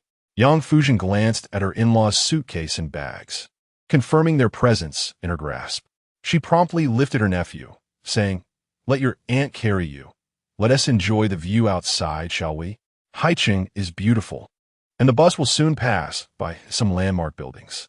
When you take your exams here in the future, I'll have your uncle take you on a business venture." He is quite exhausted. Having a family member to help him would allow him to rest. "Ajun, please hand the child to me," his elder sister suggested, feeling a touch of awkwardness about asking her sister-in-law to hold the child. "By the way, why did you sell your car? Was it for environmental reasons?" Chapter 63, Bankruptcy. The elder sister was aware that city dwellers had many customs. With ample finances, they resolved their survival concerns and began seeking spiritual enrichment. "What I lack is money." Yang Fuzhen adjusted the little one in her arms to provide him with a clearer view. In her previous life, though she had no children, she had lived until her 40s and had held her best friend as child, thus mastering the art of cradling infants. "Allow me, you've been seated for so long. Surely you must be weary. Rest for a moment. We still have to visit the scenic area." My holding him would be no different in the countryside. That is how children are raised. Neighbors and relatives take turns carrying them, and that is how they grow up. "Xiaozhen, I never expected you, a city dweller, to be so knowledgeable." The elder sister, too fatigued to argue, opted to wait for the bus to start, then leaned down to whisper to her mother amidst the bus's rumble and the chatter inside. "Weren't you saying my sister-in-law was quite wealthy? She casually spends millions, as if they were mere paper money. Why then has she sold her car? How much is that worth? Has there been trouble with the Yang family business? Or has my brother encountered some issues?" "Do not pry," Liang's mother admonished her daughter, speaking earnestly. "If Xiaozhen wishes to share, she will. Otherwise, respect her silence. Adults have their own struggles and deserve space." Riding the bus is quite pleasant, with a broad view and a chance to learn the route. Just stand still. Your busyness does not hinder your concern. If you truly have time to spare, take the child. Don't make your daughter-in-law carry him. She is tired from work too. Having lived a humble life for half a century, Liang's mother, benefiting from her son's success, had seen a bit of the world. She began to learn to set aside her previous selflessness and advocate for her own interests. "I understand. Life is already hard enough. But you just said that we farmers shouldn't worry about the capitalists," the elder sister retorted, her lips curling in discontent, unsure where her mother's loyalties lay. "Xiaozhen is different. She is part of our Liang family and deserves protection." Liang's mother imparted her wisdom. "Is Xiaozhen not family? Am I not your true sister?" The elder sister asserted this without any intent of competing for affection with her sister-in-law. "No need for mother to remind me. I am aware of my sister-in-law's previous intention to sponsor the child's education. I am perfectly capable of understanding this. Even if my sister-in-law has not provided me with such benefits, I will not disrupt her harmonious life with my brother. As the eldest sister-in-law, I may not have had much education, but I am sensible. I hope for my brother's happiness and a harmonious family, as this will allow him to focus on his career." When the bus finally reached the museum, Yang Fuzhen descended with the little one in her arms. Approaching the ticket counter to inquire about any discounts, she momentarily froze upon hearing the price. Turning away, she took a few steps and called her good friend. "Yiyu, could you lend me some money?" It felt akin to a prince borrowing from a beggar. Yiyu at the hospital balanced her phone with her ear while her fingers busily scribbled on a medical record. "Did you lose a game of truth or dare?" "No, I'm not joking. I'm quite serious." Yang Fuzhen, having abandoned the pretense of borrowing, outright demanded, "Just transfer me some money. It's more like a robbery now." Yiyu sensed something was amiss, halting the intern from calling the next patient, and focused on her. "What is our relationship? Why talk of borrowing? If I have it, it's yours. Unfortunately, my pockets are emptier than my face. What about your old Liang? He just entered the restaurant industry and has become quite influential in Haicheng. Why not ask him for a little financial support? However, I worry that if this continues, his business rivals might accuse him of unfair competition. Thanks for the heads up, but you're a bit out of the loop. I've divorced." Yang Fuzhen had moved past the heartbreak and could now casually mention it. Unlike the days immediately following the separation when she couldn't bear to speak of it. "Poor girl, you're overwhelmed by work to the point of being oblivious to explosive social news. Goodness, I can't believe it." Yiyu was momentarily at a loss for words. Her mind momentarily blank. Then she felt a wave of sympathy for her friend. So, you become poor after a divorce. Where did you find your lawyer? Share, so I can steer clear of trouble. I truly sympathize with you, but I genuinely have no money. A few months ago, if you had asked, I would have been fine. Back then, I was still from a prominent family. Last month, I quarreled with my father over my refusal to marry, and he cut off my allowance. I spend money frivolously. My salary at the hospital barely covers my living expenses. It's not the lawyer's fault. I simply didn't want to contend with him. At that moment, Yang Fuzhen was desperate for funds to purchase tickets, disregarding her friend's plight. Then borrow from someone else. You must give me something. Goodness, you can't let your sister suffer while you're in need. Yu, now sharing the same plight with her friend, was immensely loyal and was already calculating where to find some funds. Receiving red envelopes from patients is out of the question. That LL never happened. Sick individuals are already burdened with their ailments while also facing the financial strain of treatment. Are doctors still human if they exploit them? Wait a moment. I'll see if I can extract some retirement funds from my mentor. I'll tell him I'm getting married and request a gift. After hanging up, Yu sent her a small amount with a note, a voluntary gift. Her sharp tongue belies a tender heart. Dejeun. There's only so much I can spare. No matter how much you squeeze, there's nothing left. Never mind, when my salary comes in next month, I'll just have to tighten my own purse strings. I barely have enough for myself, and yet I have to support my best friend. My life is so difficult. At a young age, I've already experienced what it means to be an uncomplaining mother. Yu may grumble, but she still gives her friend face. Deep down, she knows it's not that she doesn't want to seize the inheritance, but rather that she cannot compete with Liang Mingzhang, that cunning old fox. To salvage her pride, she claims there's nothing to fight over. Yang Fuzhen immediately accepted the money, intending to buy tickets, but before she could scan her code, her mother-in-law interrupted. Let your elder sister pay. Every time you come to Haicheng, it's always you footing the bill. We should have a chance to show our hospitality. As the eldest, it's your duty to look after your younger siblings. The eldest sister's eyes widened in disbelief. But I don't have money. She noticed her younger siblings were also financially strained, yet she had already covered the travel expenses, and she wasn't a money tree. Moreover, the monetary system between her and her brother's family was different. The cost of a meal for her brother was something she had to toil for 6 months to earn. Didn't Tia Zhang used to send a lot of money home? Liang reminded. But weren't you the one who said not to touch that money? The eldest sister had once entertained the thought of dipping into it, believing her brother was doing well enough that she didn't need to live in hardship anymore. However, their parents forbade it, so she didn't dare to covet it any longer. Each matter must be dealt with accordingly. Now that the situation is urgent, why not use it? Yang Mu did not wish to take advantage of her son, but she was not oblivious to the need for flexibility. Chapter 64, a subject of ridicule. As several individuals entered the museum, the little ones were captivated by the sights. Yang Fuzhen left behind, her phone buzzing with a message from Yu. You've received the money, and now you're ignoring me. This is rather heartless of you. I didn't want to interrupt your work. Why not consider marriage? Yang Fuzhen replied. You would betray your best friend for money? Are you even human? Yu raged. That's not it. Yang Fuzhen realized she had fallen into her trap and quickly corrected herself. I'm a person, not motivated by money. I genuinely believe marriage is wonderful. Having a companion is quite nice. If you continue to live as a single aristocrat, you may regret it when you're older. Not a chance. Without descendants, I want to have to worry about being bullied by caregivers. Yu's steadfast stance on remaining unmarried and childless showed no signs of wavering.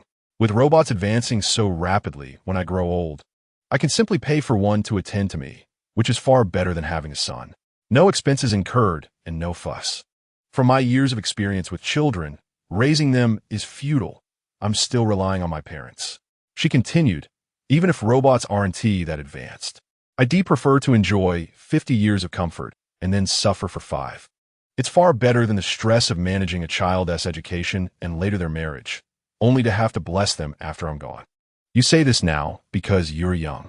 When you truly grow old and fall ill, you'll come to understand the importance of family. By then, your parents will be gone, and being alone will be utterly desolate. Yang Fuzhen earnestly expressed concern for her friend. When you're in good health, you think you can continue like this forever. But when illness strikes, a person's will to survive is incredibly strong. If marriage is so great, why did you get divorced? Yin shot back. If marriage were so wonderful, why would I consider remarrying? Just wait. I'll eventually reconcile with him. I'll hold you to that. But first, pay me back. It's your turn to support me now. Yin hoped she wouldn't have to wait too long. If her friend only came to her aid when her hair turned gray and her teeth fell out, she would miss out on the joy. Rest assured, your investment in me will yield significant returns. I want to wait until you're unable to reciprocate. Yang Fuzhen painted a grand vision for her future. It was uncertain whether Yin Yu would chuckle at the exaggerated promise, which seemed to blossom into a grand delusion. As Yang Fuzhen lifted her gaze, she noticed Liang Mingzhang had entered unnoticed. Mom, do you think my sister-in-law doesn't want to spend money on us? The eldest sister, who had been whispering with their mother, abruptly halted upon seeing her younger brother. Father, mother, what is going on? You didn't call me when you arrived. What are you looking for her for? Liang Mingzhang's brow furrowed deeply. After complaining to his family, he turned to admonish his ex-wife. Yang Fuzhen, do you think you're remarkable? You believe that by doing this, I'll feel indebted to you? You're mistaken. If you choose to indulge in self-pity, I won't care. I'll simply watch the spectacle. That's fine. If you enjoy watching, then watch. After all, I become the laughingstock of the entire elite circle in Haicheng. At this point, she was burdened with debts, but felt no pressure. She had become immune to the ridicule. It's good that you came. I was just about to leave. Otherwise, I wouldn't know where to put your uncle and aunt for the night. I can't return to my mother's place, and my own residence is too small for so many. Yang Fuzhen contemplated whether she should move in with her friend. This way, she could save on rent, utility bills, and improve her living conditions. Ajahn, what do you mean by that? Am I and your mother and sister a hindrance to your work? Liang father noticed the tension between his son and daughter-in-law, but felt it inappropriate to intervene and didn't press further. All right, Mom, I understand. I'll let you know next time. Xiaozhen also has a job. Liang mother felt a wave of anxiety and unease, her right eyelid twitching uncontrollably. Why didn't you give us a heads up before coming to Haicheng? What if you got lost or scammed? Liang Mingzhang stood there, arms crossed, feeling a weight in his chest as he struggled to breathe. I used to visit your sister's homes without prior notice. All right, Mom, I get it now. Your son's house is not like your daughter's. You can drop it on your daughter anytime, but you need to book an appointment for your son's house.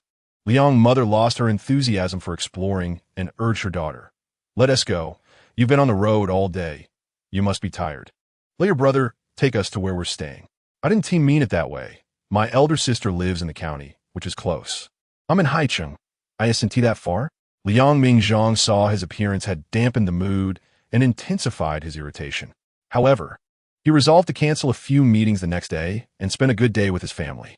The eldest sister hadn't anticipated things would turn out this way and regretted calling her brother. Seeing her sister-in-law about to leave, she called out, Xiaozhen, aren't you coming back with us?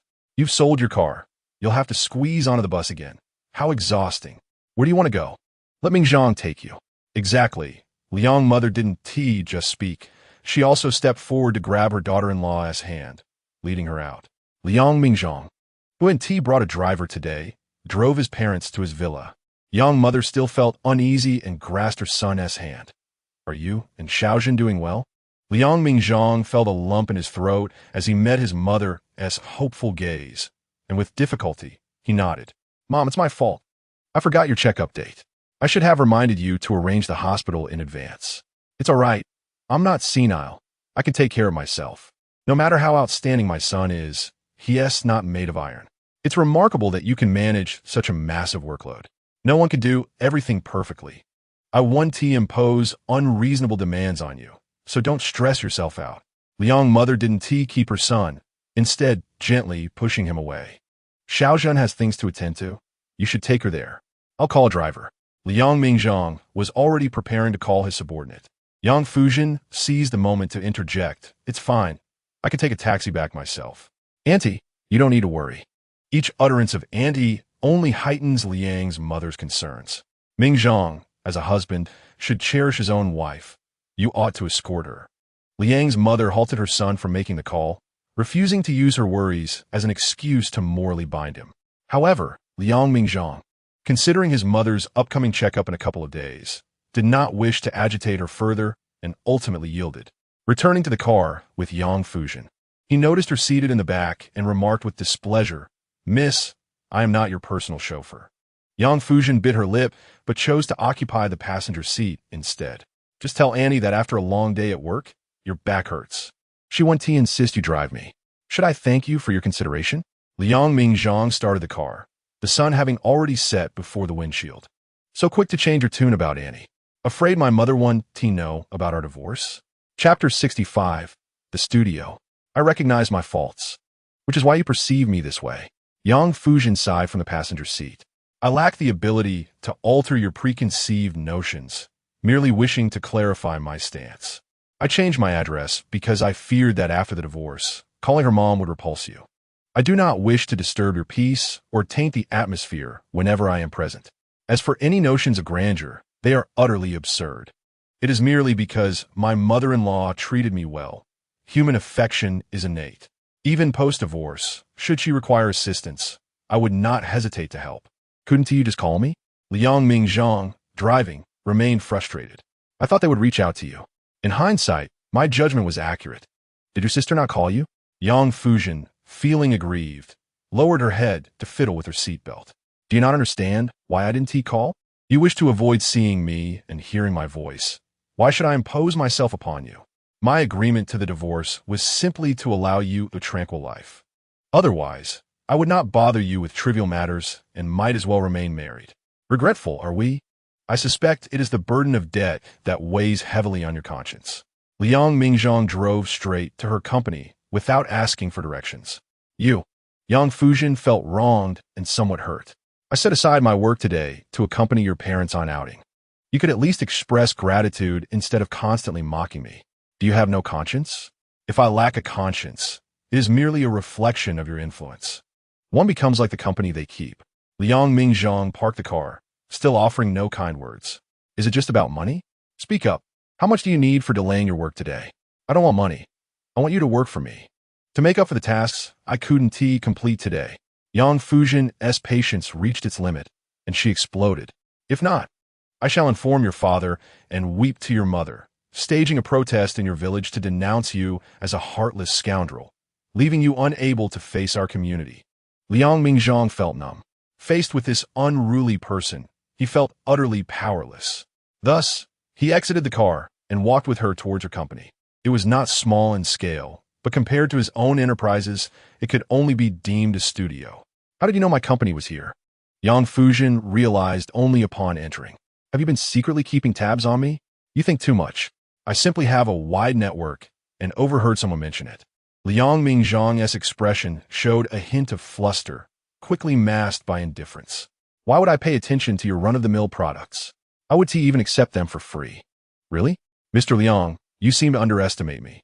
Allow me to properly introduce my store. It has tremendous potential. If you were to invest, I assure you of substantial returns." Yang Fuzhen, in a teasing tone, was half serious. She began to elaborate. "You have no idea how impressive my store is. Just opened. And now the rising star of your company, Yi Ming, is actively promoting it. Without a single product delivered, orders are already overflowing, even reaching overseas. My products target the high-end market, with a starting price of no less than 10,000. Once I scale up, my profits could rival those of the jewelry industry." Liang Mingzhang, pondering her words, responded under her expectant gaze, "I'm not interested." After painting a rosy picture for her friend, she now attempted to do the same for herself. Yang Fuzhen's spirits plummeted as she saw a subordinate still working late, instructing, "Everyone else can leave. I'll take care of the finishing touches." Those unfamiliar with Liang Mingzhang assumed he was merely a charming young man courting the boss. In a lighter moment, a subordinate jested, "Sister Zhen has such charm. This new flame seems far superior to the last. Looks like the kind that knows how to please. Just hope he's not too clingy." "What nonsense. There was a last one. I can barely support myself. I need to escape poverty before I can consider dating." Yang Fuzhen felt annoyed by her subordinate frivolous comments.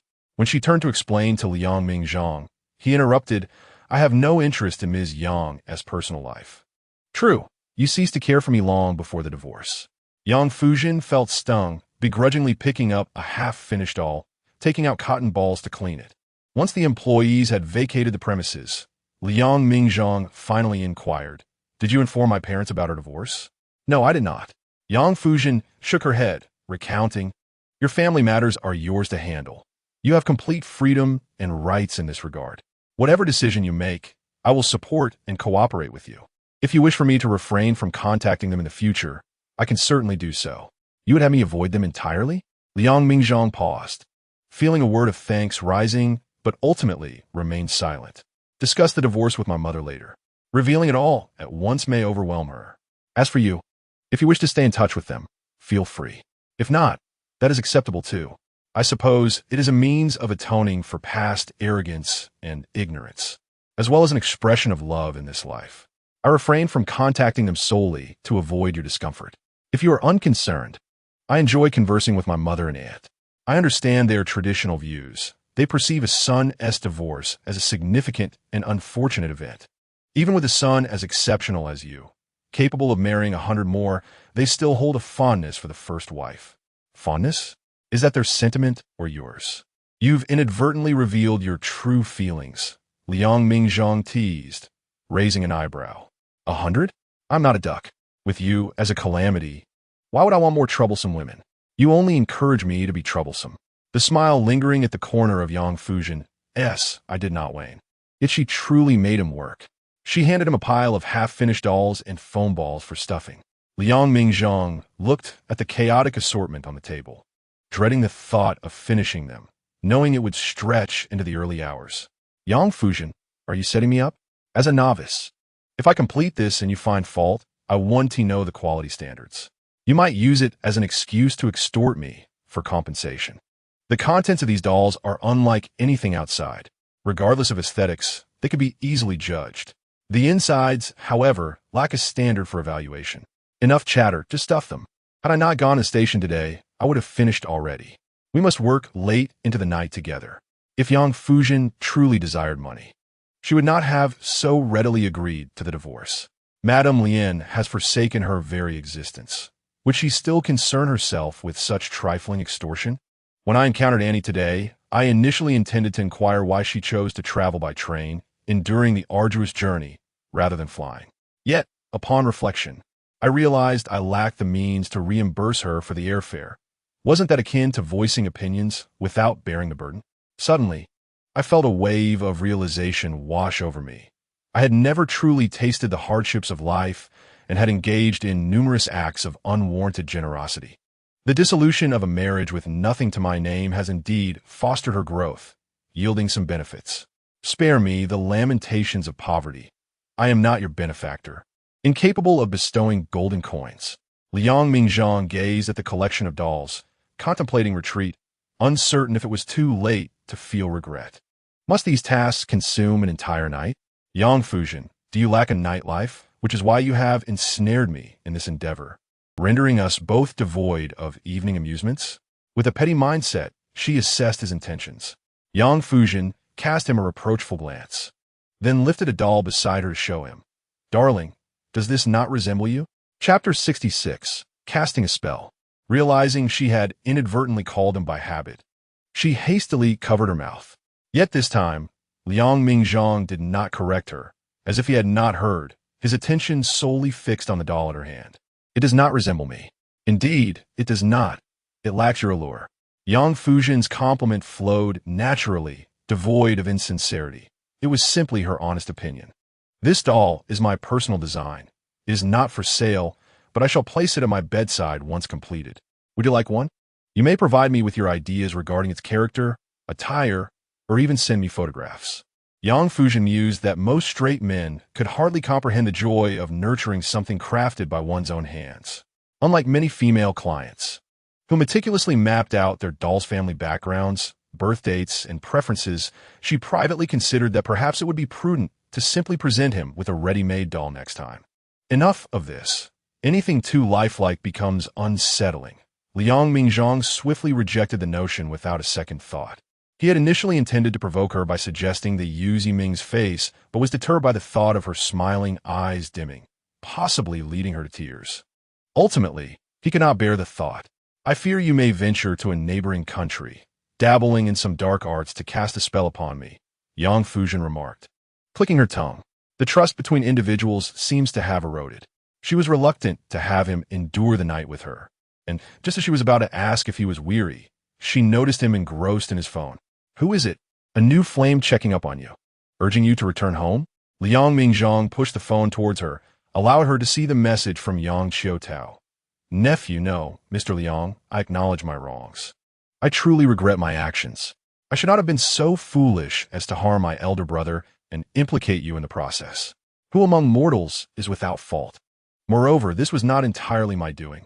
It was all that woman's instigation. My sister-in-law is ambitious and meddlesome. Else I would not have been so easily led astray. Whispered words can be deadly. My sister-in-law is truly a calamity akin to dodgy. However, you cannot simply cast me aside now, for I did not push my brother. I merely guided him to the edge of the rooftop. Besides, all the surveillance cameras in that area were malfunctioning. Initially, Yang Fuzhen felt a surge of elation at his willingness to share his secrets with her, daydreaming about whether he still harbored feelings for her.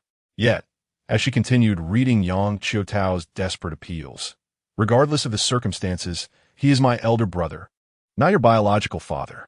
There is no need for you to hold a grudge against me for the death of your father. Furthermore, his demise leaves you to benefit from the aftermath, does it not? Viewed from that angle, you should express gratitude towards me. I am aware of your impeccable reputation, having managed your business lawfully for so many years. If I were to seek vengeance, I would find no means to do so. But one walks by the river. How can one avoid getting wet? This time, I shall grant you a reprieve, and I will remember your kindness. Should you ever stray in the future and fall into my grasp, I will recall today's act of mercy and assist you once more. You know, my connections are extensive. Do you not desire an additional friend and safety net?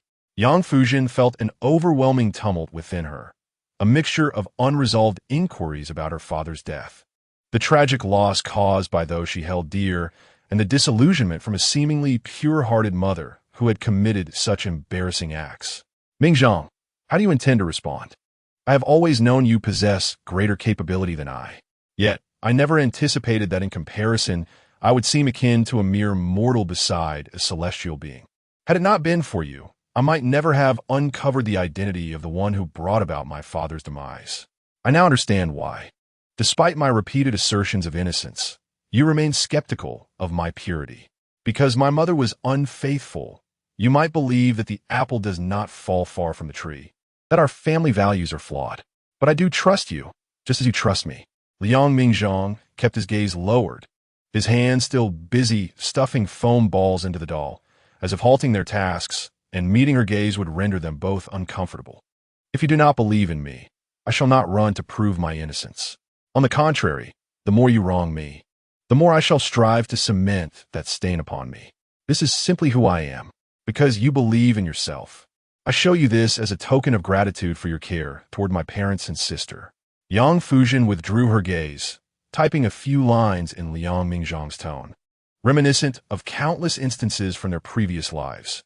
In the past, whether within the ivory tower or the city walls, she often perused his phone without restraint, responding to messages from both friends and colleagues alike.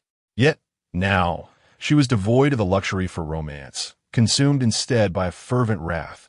Once a teacher, always a father. My father-in-law is both my mentor and friend, even if he is not my biological father.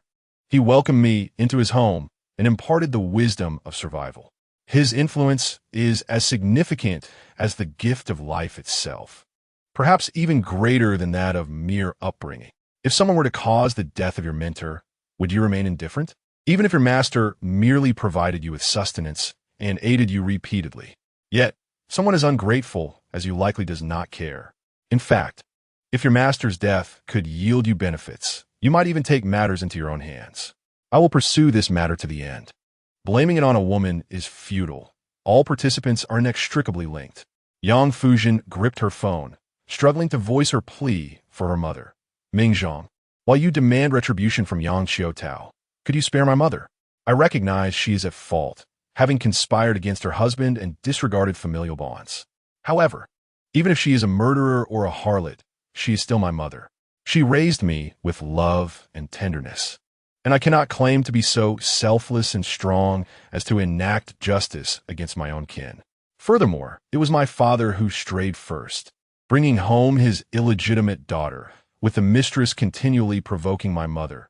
Her pain is understandable. I know my father possesses wealth, but can that justify betrayal? I understand that regardless, my mother should not repay treachery with treachery, yet she is merely a simple, perhaps even foolish, ordinary person. This was Yang Fuzhen's essence. She had never concerned herself with how one treated others. What mattered to her was how one treated her. If a person were saintly yet unkind to her, she would maintain her distance. Conversely, if a person were selfish yet kind to her, she would find it difficult to part ways. Thus, as long as she did not betray her country, she considered her principles intact. Such infidelity, resulting in her husband's demise, could not be dismissed as merely a personal failing.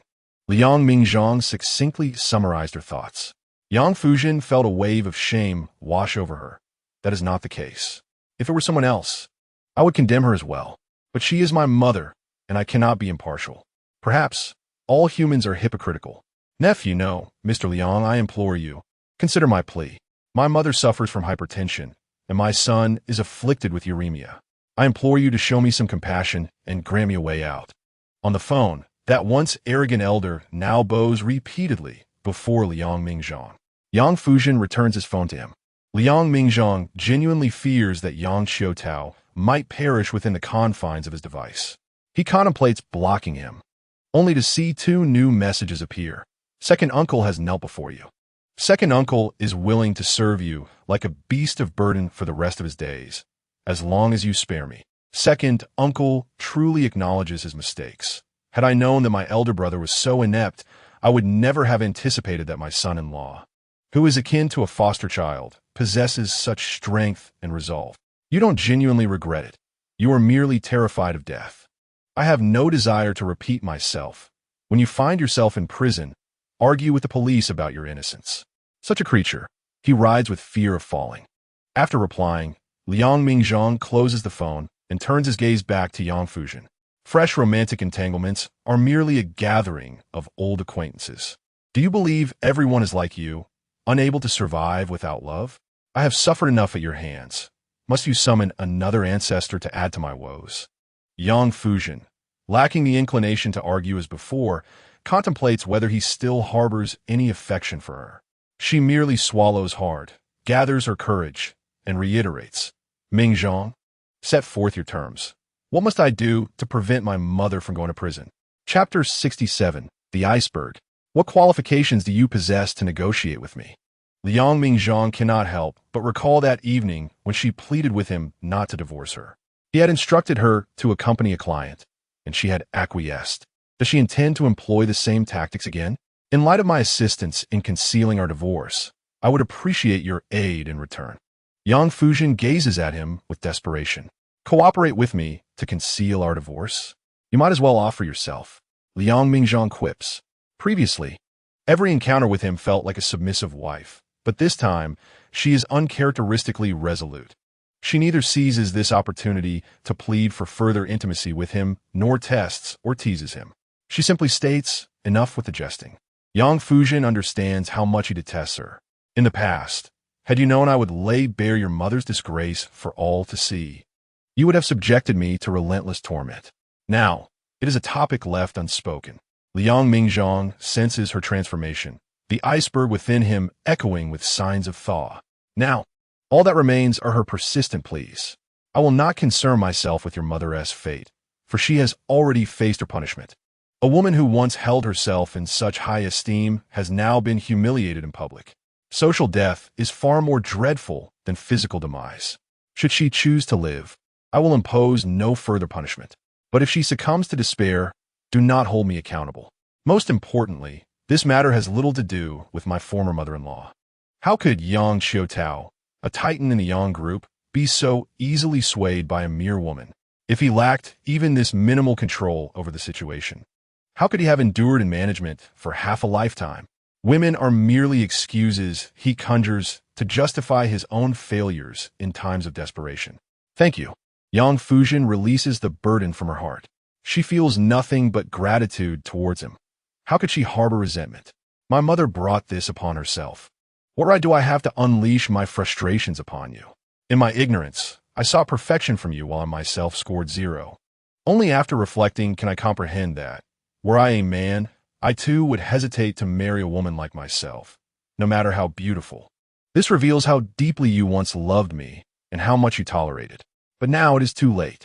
You must be weary. You should return home. I will finish my work and then retire for the night. Fearing his obstinacy might resurface, she jestingly adds, lest you gossip with Yuan Luching behind my back, claiming I treat you like a beast of burden from production team. Liang Mingzhang's face betrays a hint of embarrassment. As he strides past her, he assertively pulls her along. You are not permitted to refuse. We shall leave together. Where do you reside? I will escort you home. Have our roles reversed? I was the headstrong one, and now you're being unreasonable. Yang Fuzhen winces as he grips her arm tightly, dragging her out of the studio. Do you not know where my company is? Did you not inquire about my rented residence? We are not family. We do not enter the same door. Liang Mingzhang stands at the entrance of the company, awaiting her direction. What are you waiting for? Let's go. Birds of a feather flock together. What is so surprising about that? Yang Fuzhen secretly chuckles, obediently leading the way. My residence is not far from here. We can reach it on foot without the need for a vehicle. Navigating through winding alleys, they arrive at an old, dilapidated complex. From the outside, it appears run down. But upon entering, one discovers it is a shared accommodation, with several households utilizing a common kitchen and bathroom. Well, here we are. You may return now. Is this place even fit for habitation? This is either subsidized housing or coffin. Liang Mingzhang disregards her comments and strides inside. The room is merely the size of a bedroom, yet it is tidy and well kept. His frustration cannot be contained. Yang Fuzhen, you possess the talent for causing me distress. Could you not apply your strategies to your mother instead? She expelled you, yet you complied. Why not confront her? Why should the Yang family be dictated by her whims? If you were to cast her out, what difference would it make? I was nearly ensnared by your manipulations. In the face of your mother, have all your arguments vanished, leaving you defenseless? I recall you are not so blindly filial. That is not the case. In truth, most of my mother's clothing, jewelry, luxury bags, and modes of transportation have been sold off. I cannot sell the villa and leave my mother on the streets. Yang Fuzhen stands at the door, nervously tugging at her clothing, lacking confidence. Otherwise, I could not afford this studio. Although you may perceive it as a mere workshop, initiating anything requires substantial investment. If she had not driven me out, I would not have returned. The estate in the suburbs is too distant from the studio, wasting much time on the commute. I do not often return here. I primarily reside in the studio. Today, it was you who insisted I come back. On weekends, I often stay with you, mooching off him. Yang Fuzhen is at a loss for how to express to him that she has never treated her mother well in either life. Since the day he took his own life in her previous life, she succumbed to alcoholism and late nights, ultimately leading to her mother being left alone in her old age. In this life, her divorce has burdened her mother, diminishing her quality of life and leaving her to worry even at her advanced age. She has been deceiving friends for food and drink, and she wears this shame as a badge of honor. Liang Mingzhang decides not to leave, turning back to lock the door. The flimsy wooden bolt serves as the only lock. How do you know this is smaller than a pigsty? Yang Fuzhen does not wait for his response, suddenly realizing, all right, even though my parents only grow vegetables and do not raise animals, there must be major livestock operations in your village. Noting his lack of intent to leave and his readiness to settle in, she approaches him. This place is too small to accommodate anyone. Have you forgotten my background? What hardships have I not encountered? If a little princess like you can sleep here, what is there that I cannot endure? Liang Mingzhang finds women to be perplexing, as they change their dispositions faster than one can turn a page. Just a moment ago, she was distressed over their separation, yet now that he is leaning in, she retreats, The heart of a woman is a riddle. Even having lived 2 lives, he still cannot comprehend how women think. During university, was not your rented apartment of similar size? I assure you, you need not spend a dime. I received my salary this month and can spare my parents a little less to rent a larger place. If you insist on staying here, we shall endure this closeness together. You once claimed to enjoy the sensation of being able to turn around and find me at your side. She has committed so many unscrupulous deeds that Liang Mingzhang no longer wishes to speak of them. The two of them are cramped together in a rented room outside the school, where the confined space makes it difficult even to turn over in bed, resulting in him often waking up with a stiff neck. It is precisely because he acknowledges his past mistakes that he now seeks to rectify them. Yang Fuzhen, of course, has not forgotten. In this place, she can sleep, but she cannot bear to let Liang Mingzhang rest. The bathing facilities are inconvenient. There are no pajamas to wear, nor any new toiletries.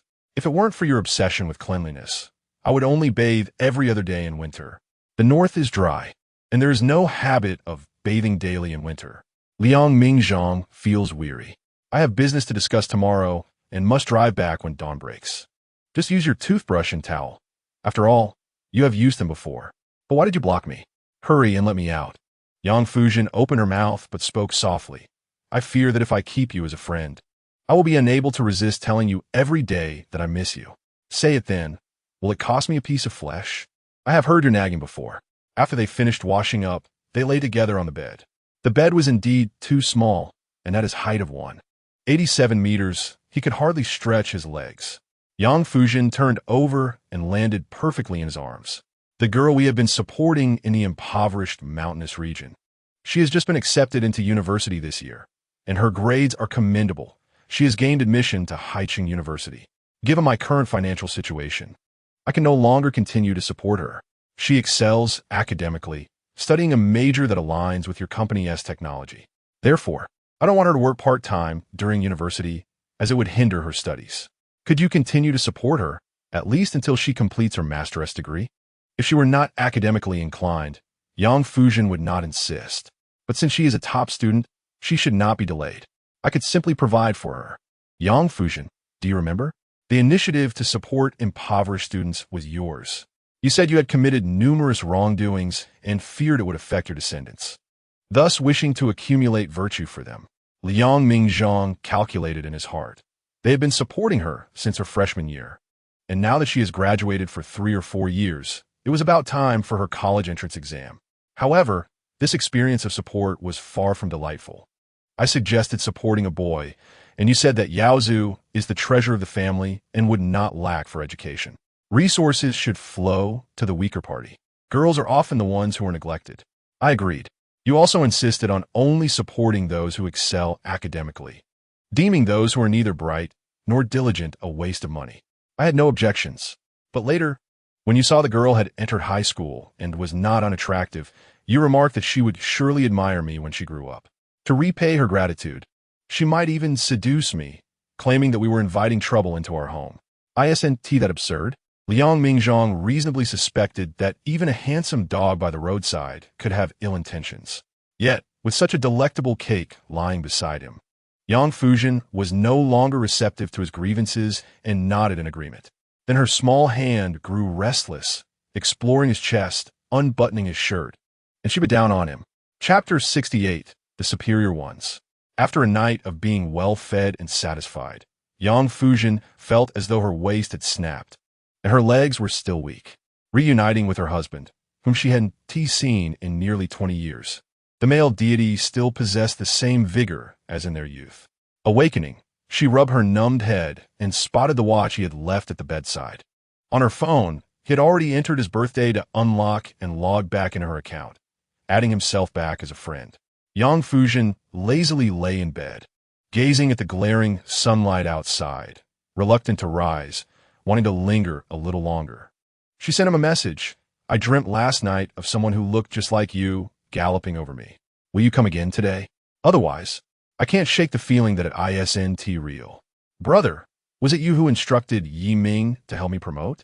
Nervously sending the message. She awaited his sharp tongue, only to see his prompt reply. Open the door. Your breakfast is here. Still a swift response. Yang Fuzhen got out of bed, forgetting the tattered nightgown he had ripped off her. After opening the door, she finally shook off the reminiscence of last night, instinctively covering her chest.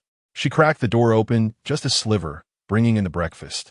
Placing it on the table, she discovered it was all her favorites: sweet rice balls, sesame balls, and pumpkin millet porridge. She was not a bird with a small appetite. She could scarcely finish it alone. You used to despise me wasting food, didn't you? You even made me write the farmer works hard in the midday sun 10 times. I detest how you bought a mountain of food, taking a bite and stuffing it into my mouth. You made me attend classes during the day, work at night, and run on the treadmill on weekends just to maintain the abs you desired. Liang Mingzhang was too lazy to respond. What he had left over had ceased to matter. Her mischievous antics far surpassed this. She relished sharing a meal, forgoing chopsticks, taking bites from the same piece of bread together, savoring it slowly. It seemed to bring her a fleeting joy. What do you mean by instructing? I just know that graduates from art schools have numerous shortcomings in academics.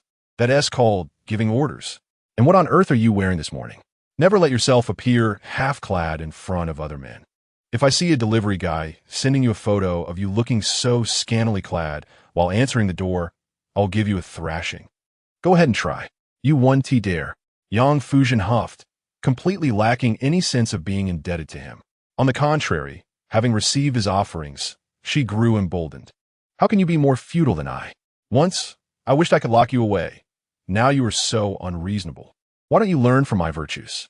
Or is it that I possess none? You wield your power for personal gain, oppressing others, and bullying female subordinates into doing your private bidding. We're like Donghua and the wolf, but seeing you bite El Dongbin, I find it oddly familiar. Accustomed to being mistreated, her gentleness always felt strange to him. If I were a wolf, I would be the first to devour you.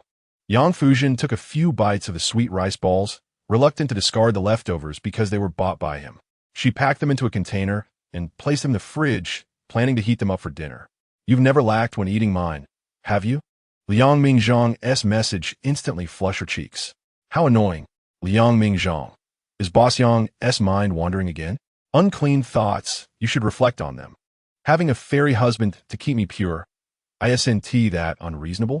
Yang Fuzhen left the house, not heading to the company, but rather in the opposite direction. Knowing her mother had encountered such a scandalous incident, she feared for her mental state and decided to return home. Since you last left, I've been constantly thinking of you. Guomin was delighted to see the young lady after such a long time. I wanted to call and inquire, but feared I might disturb you. Later, I heard they said you opened a doll studio, which eased my worries considerably. You should go see the old lady. Ever since she returned from Liang's group, she has been locked in her room, refusing to eat or drink for 3 days. I failed to do my part. I could neither persuade her to let go of her grievances nor facilitate reconciliation between you two. Aunt Gua, there's no need for internal strife.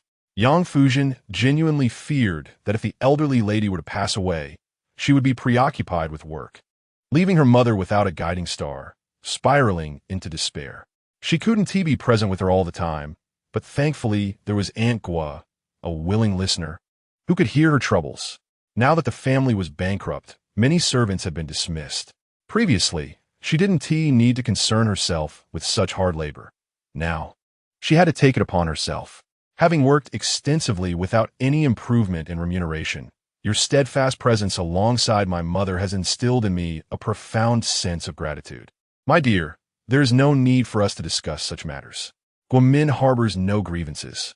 Since your birth, I have remained with the Yang family, steadfastly present until you reached an age where you could bear children yourself. In the past, life was excessively leisurely, which left me in a state of disquiet. Now, I merely lead a life of ordinary labor, earning a living with no sense of imbalance. Yang Fuzhen cast a glance of reassurance at her before proceeding to knock on her mother's door. Mother, it is me, Xiaozhen. I have returned to see you. I apologize for my previous actions. I should not have morally coerced you, demanding that your maternal love be boundless and selfless. It was already a significant transgression on my part to sacrifice your interests and to accuse you of indifference and a lack of empathy, culminating in our quarrels. Was indeed a grave error. I am uncertain who instilled in me this habit of being relentless in my demands and arguments. Noticing her mother's reluctance to open the door, she called upon Guomin to retrieve the key, disregarding any notions of respecting her elder's privacy, and unceremoniously opened the door. Upon entering, she was met with the sight of her mother, whose visage bore the marks of weariness and despair, which pierced her heart. "Xiao Zhen, is that truly you, my precious darling?" Mrs. Yang said, brushing aside her disheveled hair to reveal her clouded, aged eyes. "I am so sorry, Xiao Zhen."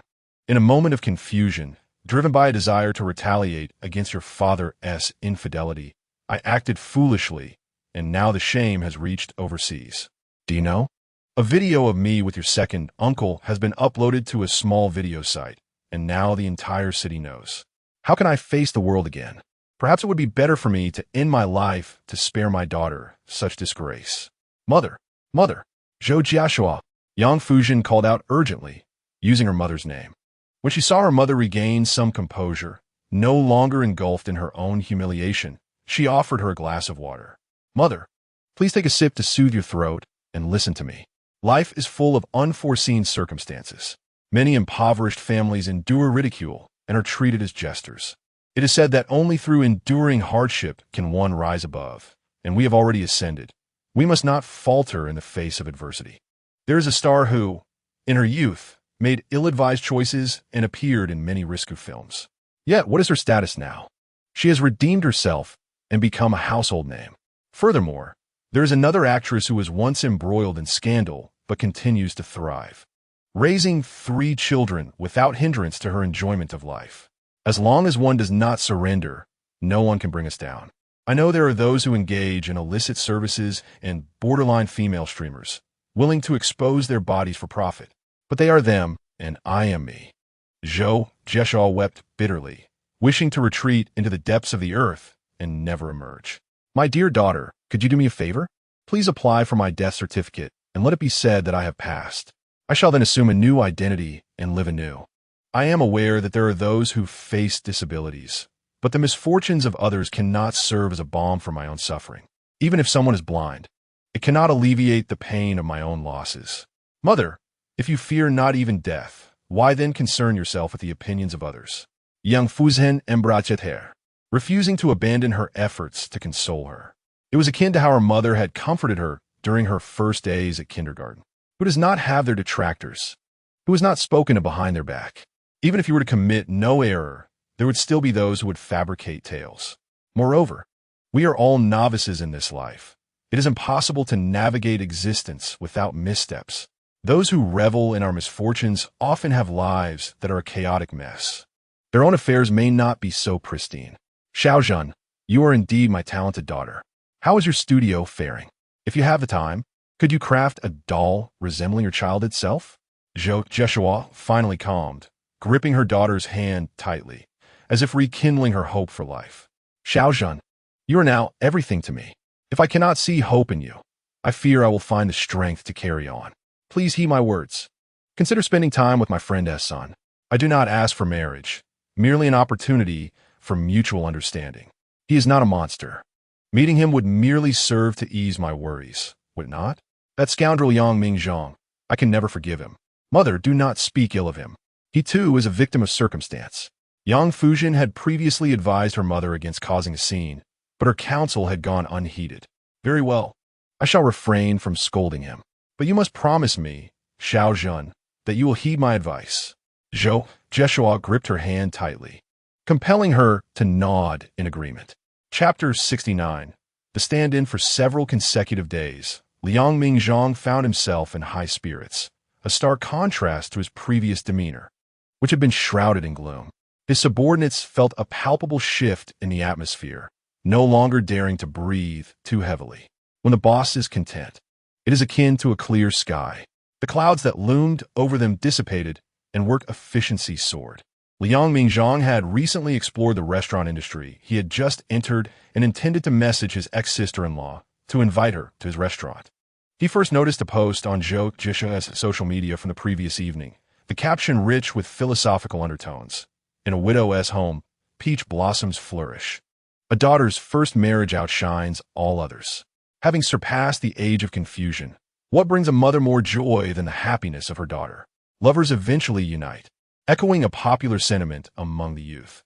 The couple I ship has finally become a reality. The accompanying image exuded a vivid ambience, depicting a man holding 99 pink roses, grinning like a fool. Although only the girl's silhouette was visible, he recognized her immediately. This woman, with whom he was entwined across 2 lifetimes, was his first love and tormentor, Yang Fuzhen. Just then, his phone chimed, signaling a new message from Yang Fuzhen.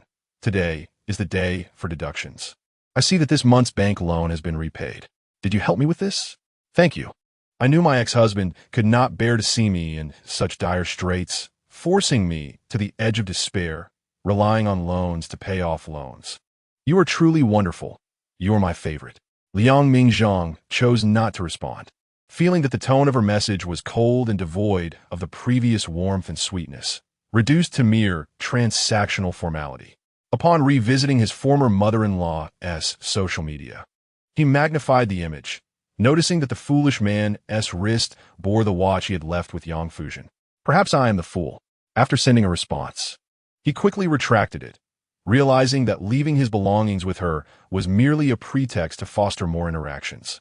Now it seemed that his feelings of unreciprocated affection were misplaced. Across both lifetimes, he had faced defeat, yet he refrained from sending the message, opting instead to delete the text he had prepared. He contemplated taking out another loan to alleviate her debts, but chose not to engage in this juvenile game any longer, deciding to withdraw. He rose from his desk and took the executive elevator down to the basement level, where a new batch of young talents, recently signed by the entertainment company, were rehearsing their dance routines, all fair-skinned, beautiful, and long-legged. What brings you here today, Mr. Liang? The manager asked, immediately setting aside her work to greet him. These new girls seem promising, with great figures. Some are aspiring art students, while others are fresh graduates, and some have been dancing since childhood. Most importantly, their beauty is natural. None have undergone cosmetic procedures. They are willing to endure hardships and are not spoiled or prone to complaining at the slightest discomfort. Liang Mingzhang's gaze swept across the group and landed on a young girl he had noticed on the day she joined the company. At this moment, she swiftly caught his eye amidst the crowd, clad in a simple, pure white dress reminiscent of gardenias. Her name is Su Laiqing. With a casual gesture, Liang Mingzhang indicated her, and the agent promptly identified the young girl without error. It was evident that Liang had an exceptional eye for talent.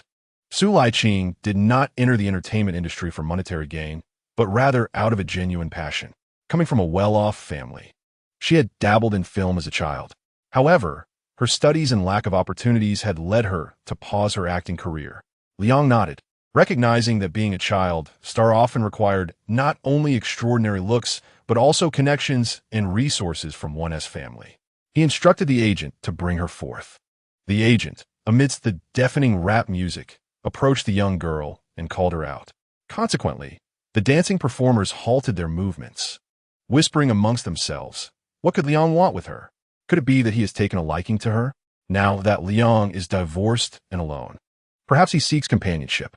Did you notice how her eyes and mouth bear a resemblance to Liang's ex-wife? Have I told you to stop? Continue your practice. The agent shot a steely glance, causing the crowd to disperse. Yet within the practice room, the discussions persisted. I've heard that Liang is quite innocent, never indulging in casual affairs with women. No, does he possess any peculiarities? How enviable for Laiqing. Her fortune is indeed remarkable. If only I could attract Liang's attention as well. Surely, with Liang backing her, she would effortlessly acquire resources and sweep all awards. Even without the protection of a powerful figure, merely associating with someone of Liang's caliber would render a life without regrets. Alas, none of us possess such striking beauty. If I could get closer to Liang, even as a mere substitute, I would willingly accept. Liang Mingzhang led the young girl into the exclusive elevator for executives. As the doors closed, he spoke. Is that man truly so destitute that he resorts to wearing a second-hand watch to feign sophistication? You find him appealing? After parting ways with me, he has evidently downgraded his lifestyle. To take my possessions and offer them to others, how audacious of him. But your romantic naivety makes such actions unsurprising. It seems your affections have merely shifted, You once pursued me, and now seek a new target. Have I failed to satisfy you, or do you crave novelty? Liang suddenly found himself in a whirlpool of conflicting emotions. He distinctly remembered her trembling that night, rolling her eyes repeatedly. How could she forget him so easily after their intimacy? Is it that once acquired, one does not cherish? Women, it seems, must always be kept wanting, never fully sated. A single indulgence could quench their desire. Mr. Liang, are you speaking to me? Su Laiqing, alone in the elevator with him, was taken aback by Liang's seemingly soliloquy. It sounded as if he were addressing her, yet she struggled to comprehend. Was it due to her limited education? Or perhaps the intense workload of late had fatigued her mind, diminishing her understanding? She longed for a fresh start and sought companionship to bridge her transitional period. Upon reaching the office, Liang ushered her inside and promptly closed the blinds. Are you willing to be with me? Such fortuitous opportunities are seldom welcomed with reluctance. Su Laiqing notet hestitan. In the next breath, Liang commanded disrobe. Su Laiqing's pupils dilated in shock, yet she swiftly composed her expression. Uncertain if this was a test of obedience, she acknowledged that having entered this industry, she had no intention of remaining untarnished. Although inexperienced in such matters, she steeled herself against her embarrassment, gradually shedding her garments. My preference lies in a teardrop figure. I'll finance the adjustments, Liang remarked, surveying her as one might admire a piece of art. Not bad. You bear some resemblance to her. Internally, you're not so different either. Mr. Liang, I fear the pain. Must I undergo breast augmentation? Su Laiqing trembled from the warmth of the office's heating, her teeth chattering, ears flushed with crimson. In the future, I can wear shaping undergarments to create the desired silhouette. Success is often built on fate, and I am bound by destiny. Liang beckoned her closer with a flick of his finger. Follow me, and you shall rise as a luminous star within the entertainment realm, dazzling enough to blind others. Let those of your ilk be consumed by envy, powerless to intervene as you soar above them. Be obedient henceforth. Do not defy me. Understand? Chapter 70, Pathology. Liang Mingzhang brought Su Laiqing to his opulent residence, a sprawling villa far surpassing her modest upbringing in both size and grandeur. Upon entering, he lifted her onto his lap, intertwining her fingers with his and brushing his lips against her hand. Little Su, I must tell you, I do not favor overly docile women. Adapt to my desired demeanor in our interactions.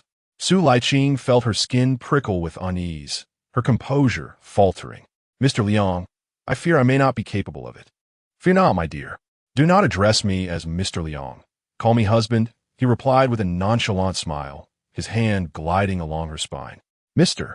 Liang feels too distant. I prefer the intimacy of husband. He then picked up an orange from the table, meticulously peeling its skin, patiently removing the bitter pith.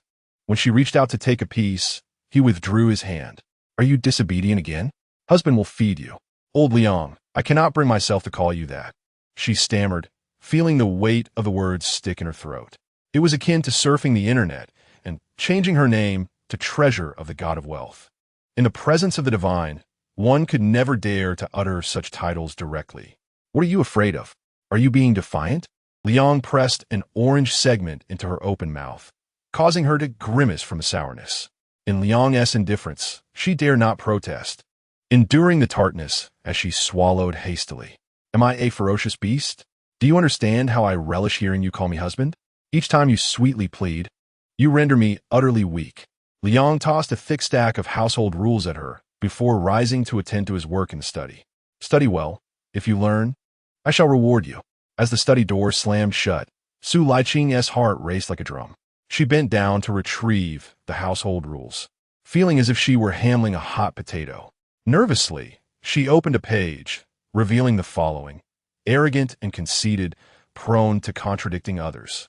Like a contrarian, you often dismiss my words, questioning not just my statements but my very being. You exhibit an unhealthy possessiveness and desire for control. Witnessing me converse with other women drives you to the brink of madness, escalating into fury. You deny yourself rest, depriving me of sleep as well. You frequently belittle me, undermining my confidence and instilling a sense of self-doubt, leading to a tendency towards depression. Su Liqing felt as though she were reading an ancient script. The girl depicted within the document a stark contrast to her naturally gentle and compliant disposition. Was this not a prescription for her demise? She sat alone in the living room for an extended period, anxiously perusing the document, nearly pulling her hair out in despair. When she finally saw Liang emerge from the study, whether to fetch water or relieve himself, she summoned the courage to resign herself from the position. Boss, I cannot continue with this job. I do not possess a dual personality, and I fear that if this continues, I may suffer a mental breakdown. Even if you are willing to cover medical expenses, I do not wish to incur a work-related injury. Boss, when I first arrived, I mistakenly thought you were in search of a sleeping companion, someone far more functional than an inflatable doll. Alternatively, I could also take on the role of a caretaker, serving you tea and water. Observing the vastness of this villa, it was apparent that there are but a few servants. In any case, I have not shied away from physical labor, yet the demands of cerebral tasks are far too daunting for me. She may be able to perform momentarily, but I wonder how long she can maintain a facade that is utterly contrary to her true nature. If you desire to partake in this endeavor, the art of performance must be paramount. I do not expect you to harbor genuine feelings for me. Can you not merely play your role? Liang Mingzhang's smile held an unsettling chill. Approaching her, he gently ruffled her hair, coaxing her softly. Many individuals from humble beginnings possess a naturally resilient disposition, yet they're compelled to wear a smile to make a living. Even in the face of the foreman's scorn and insults, they must feign cheerfulness. Some housewives, weary from the ceaseless drudgery of domestic chores, find themselves reliant on their husbands for sustenance. Divorce would lead to starvation. Thus, they don a mask of dutiful daughters-in-law. Presenting a fade. If you wish to abstain, where else can I find an NPC so perfectly suited to my needs? If you were to genuinely develop feelings for me, it would only complicate matters, rendering the experience devoid of interest. Liang Mingzhang suddenly seized her hair, pulling it back forcefully, compelling her to meet his gaze. Darling, why is your husband's watch adorning another man's wrist? Pray tell me, have you sold it? I am aware of your financial struggles. You seem to be selling everything. Will there come a day when you would sell your husband as well? Liang Mingzhang chuckled lowly before releasing her. Su Liqing, her scalp still stinging from the tug, dared not utter a sound. Now, forced to nestle in his embrace, she recalled a rule from her household, to respond to his soliloquies, however sudden and nonsensical. At this moment, she resembled a startled rabbit, her teeth chattering as she spoke. Mr. Liang, do you perhaps harbor masochistic tendencies? Many of your stipulations are quite unfriendly towards you. Your gaze truly instills fear in me. You are nothing like the aloof, unapproachable CEO during company meetings. I can accommodate you, but if it becomes excessively stifling, may I utter a safe word to liberate myself for a brief respite? Su Liqing now felt that to refuse him would not only risk his wrath, but would also jeopardize her future in the entertainment industry, rendering her non-existent. Without a safe word, you must remain by my side. Do you understand? Xinjia, my dear. Liang Mingzhang held her tightly, almost to the point of suffocation. It felt as though, upon releasing her, this ephemeral dream would shatter like fragile bubbles at the slightest touch. I shall personally craft a script for you, shall I? I will have seasoned artists accompany you, devoted solely to your support. Do you prefer highbrow drama or a more authentic portrayal that aligns with your true self? Such endeavors are devoid of difficulty and quite convenient. My affection for you prevents me from allowing you to endure hardship. We shall not commence in hellish circumstances. Liang Mingzhang had even devised an idea for her to star in a campus romance drama, reliving her university days with Little Zhen. Su Liqing, lacking any real options, mustered the courage to suggest, Mr. Liang, have you considered consulting a psychologist to assess your mental state? Very well. If you insist, I shall comply. However, let us wait until your career stabilizes, shall we? Liang Mingzhang grasped her hand, observing its smoothness, devoid of the gaudy embellishments typical of many young women. When the time comes, what accolades do you desire? I shall procure them for you, using wealth to sway the judges, presenting them as gifts. You need not repay me nor endure any hardships. Simply accompany me and be obedient. Such beautiful hands ought not to remain unadorned. Allow me to apply a touch of color. His tone was gentle and unassuming, yet Su Laiqing felt an involuntary shiver run down her spine, fearing he might produce something peculiar. He spoke of painting her nails, yet she worried he might resort to scissors. Chapter 71. The Innocent Flower. Su Laiqing officially joined the cast. After concluding a meeting, Liang Mingzhang drove directly to the filming location. The considerable investment from marketing had firmly established the persona of the pure, innocent flower, garnering her a significant following. Upon disembarking, she was greeted by a throng of female fans, not seeking autographs or photos, but fervently presenting gifts. "Qingqing, you are so adorable. I am utterly captivated by your beauty. I have followed you since your time in the training camp and have silently admired you ever since.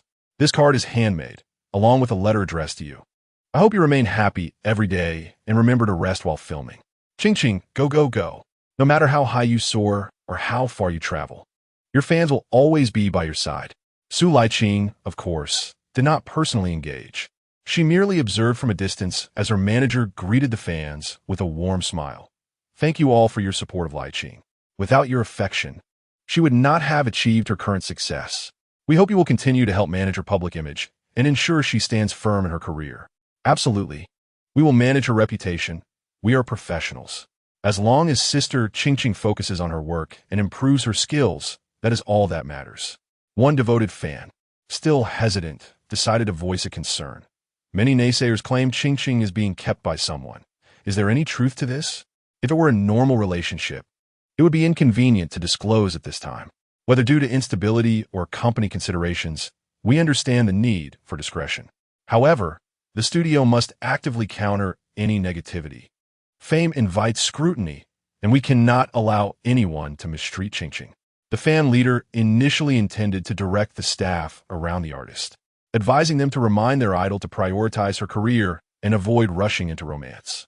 Yet, the manager, growing increasingly impatient, dared not offend the devoted fans and found a hasty excuse.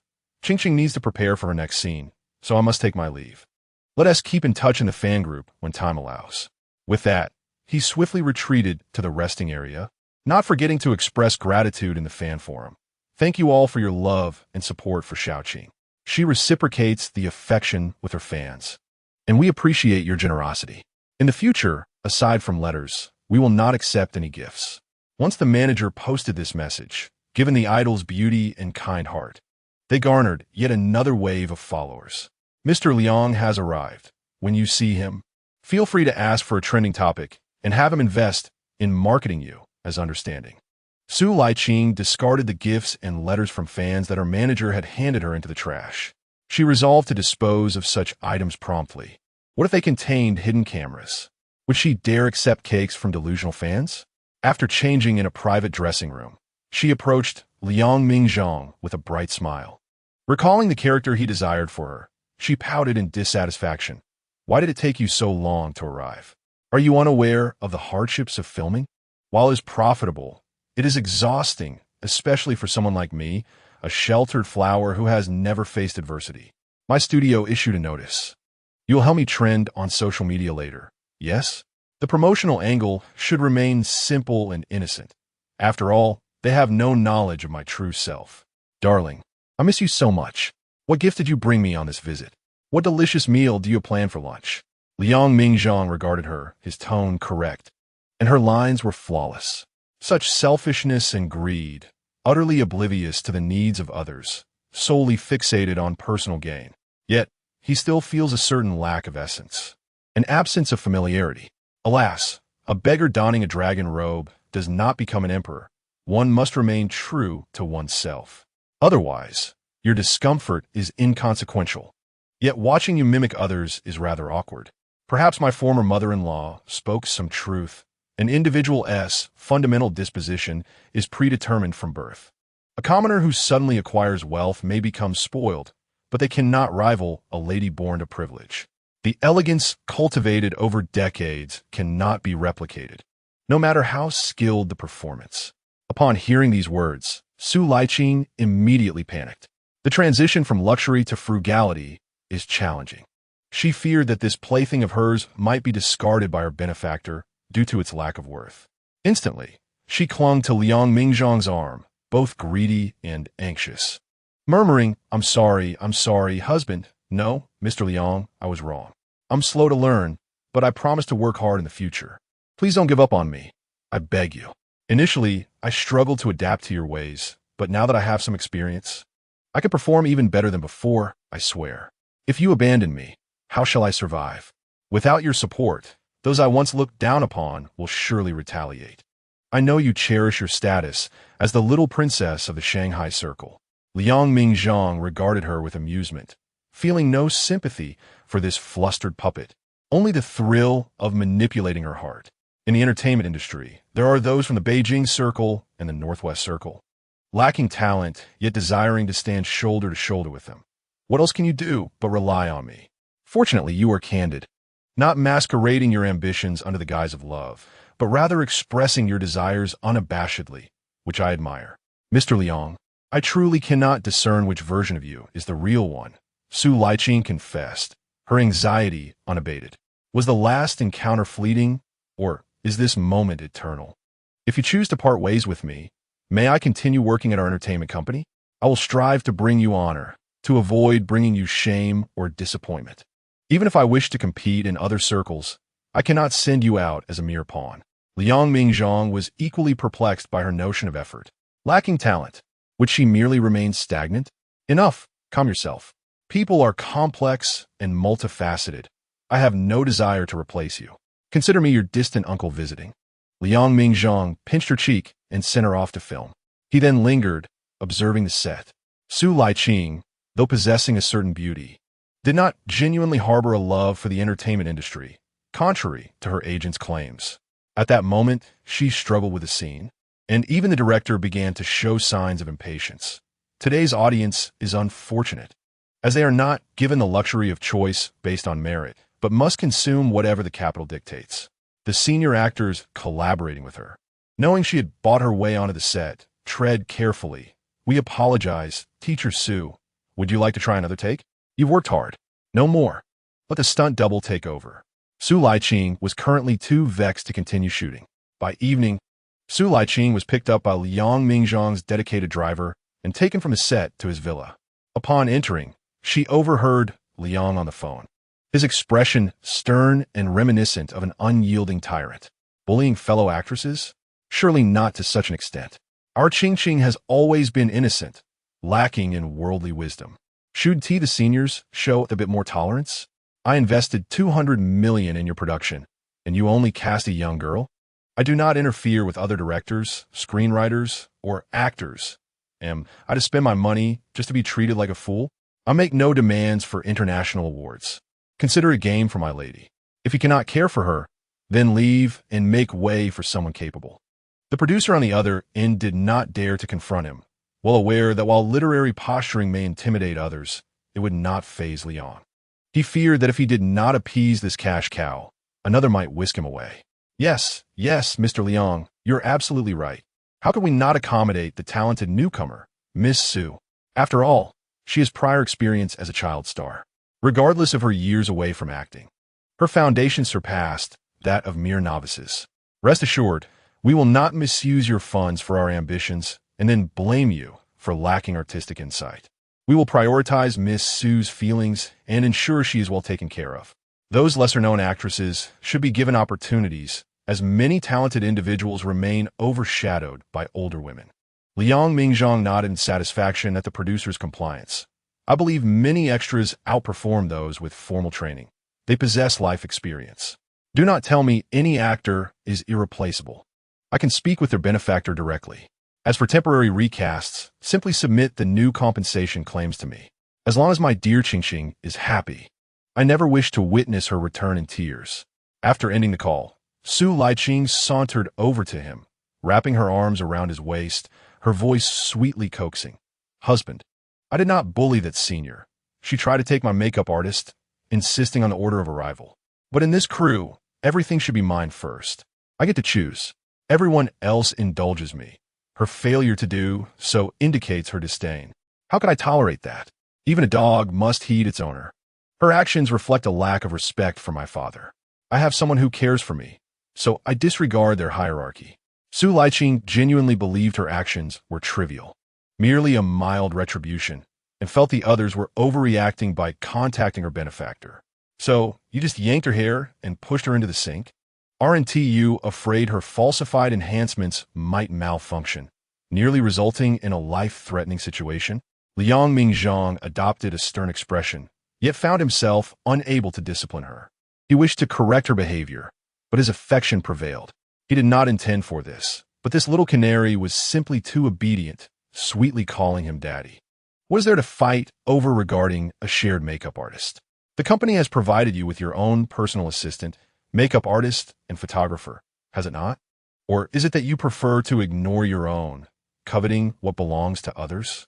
If you continue this way, I doubt the company will provide you with such extensive support in the future. You may have to compete with others. I have yet to see other female stars enjoy such privileges. While filming and resting, social media platforms were already showcasing images of her. Liang Mingzhang, while educating his child, could not help but reflect on how fate plays its hand. Once a naive and carefree girl who understood the importance of considering others, she had become arrogant and capricious after witnessing the excesses and rivalries of the entertainment world. This was precisely the feeling he had initially desired. Yet she was no longer the same. Daddy, I am still young. I just turned 18 this year. I am still learning. Please teach me more. I am most obedient to you and willing to put in the effort. Su Laiqing stood on her toes, kissing his throat. I can tolerate being overlooked, but I cannot endure anyone slapping your face. That little wretch who challenged me clearly disrespects my benefactor. In the future, I shall exercise restraint, ensuring that no one is mortally harmed or injured, merely striking a balance and inflicting psychological torment. My aim is to humiliate her spirit thoroughly. It is not out of fear that I comply. Rather, I do so out of obedience to my benefactor. I am aware that he cares for me beyond the confines of the bedroom, wishing for me to seize my youth and cherish beautiful moments. The photographer possesses exceptional skills. Truly, a formidable leader does not surround himself with the inept, and it is no surprise that he was chosen by my benefactor. Please, do not replace her. Su Laiqing initially hoped for a word of flattery, believing it was due to her beauty that he would be swayed. Yet she was acutely aware that this was but a fanciful illusion. A man like General Liang derives emotional value solely from those in close proximity. Yet he cannot be expected to behave like a conventional boyfriend, offering occasional reassurances. Little Qing, you stand in stark contrast to her. Liang Mingzhang grasped her arm firmly, neither bowing to her whims nor permitting her any further actions.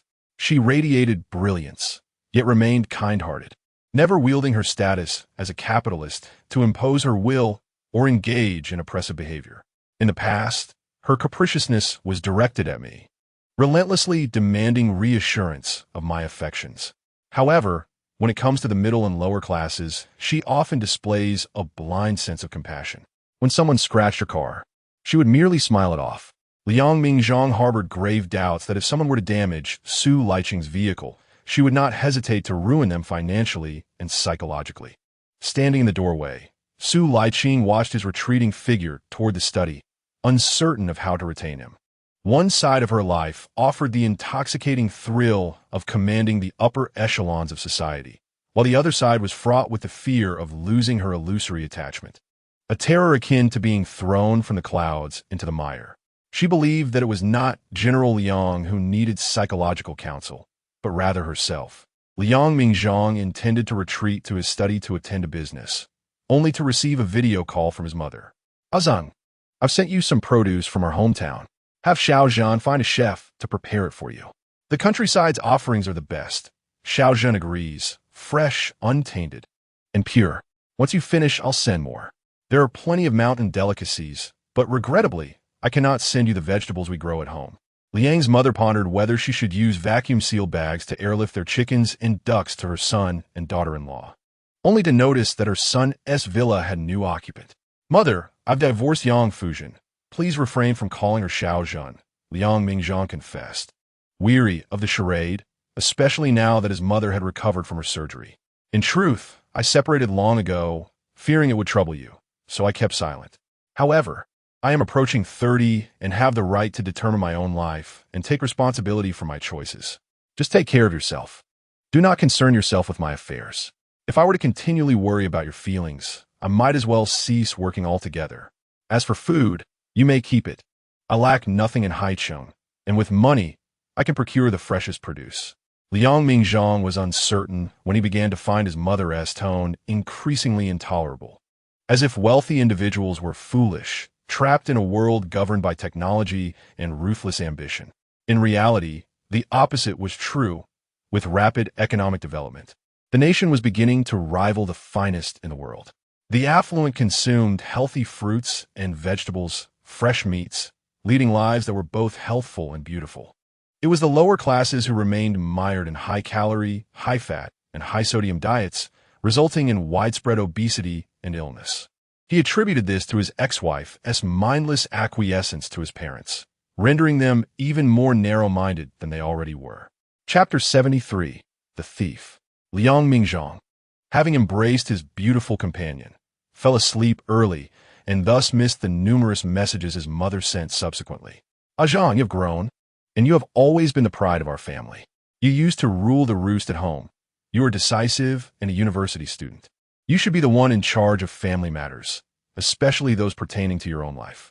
I have previously advised you on Zhen's virtues, but I shall refrain from further comment to avoid annoying you. Just remember to approach marriage with caution. You cannot treat emotions lightly or toy with other women's bodies simply because of your elevated status. As for food, I shall no longer bother you with trifles. This is simply a mother's worry for her child, akin to the saying that a mother's heart is burdened by a child's journey.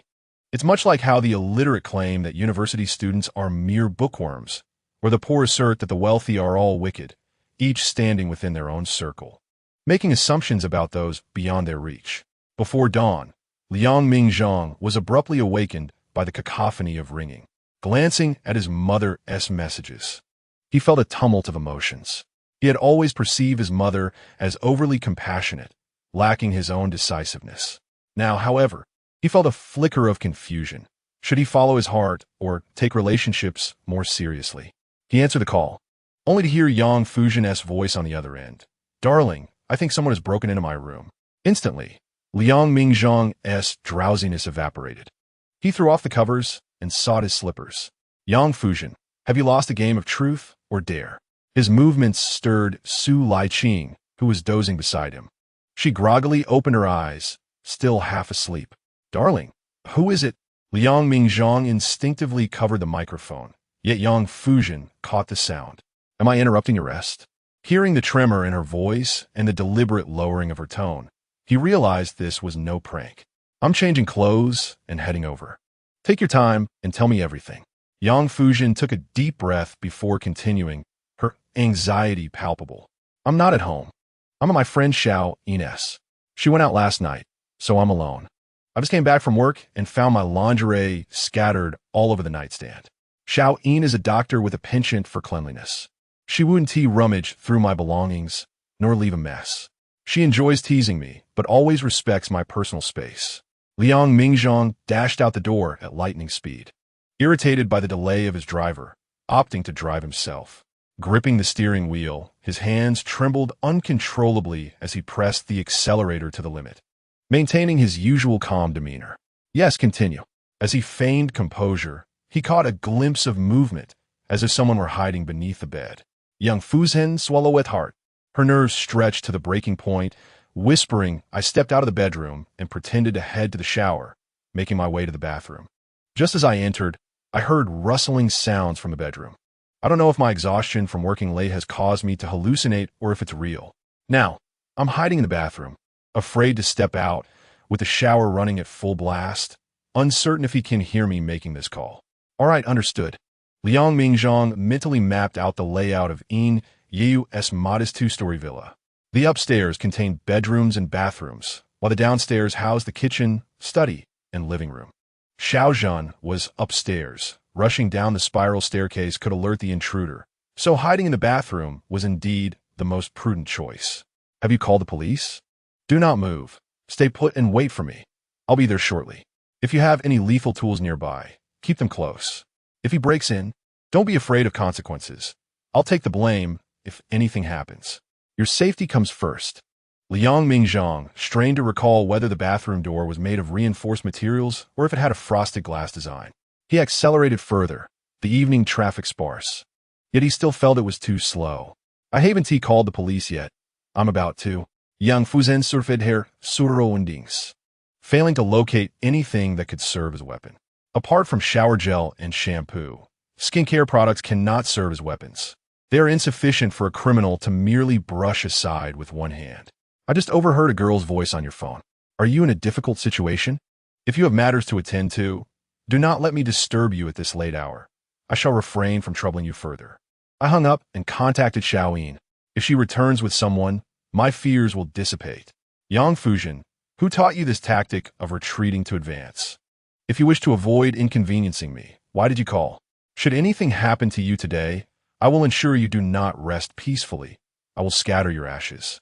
Liang Mingzhang's eyes burned crimson as he fixated on the approaching navigation, disregarding several red lights along the way.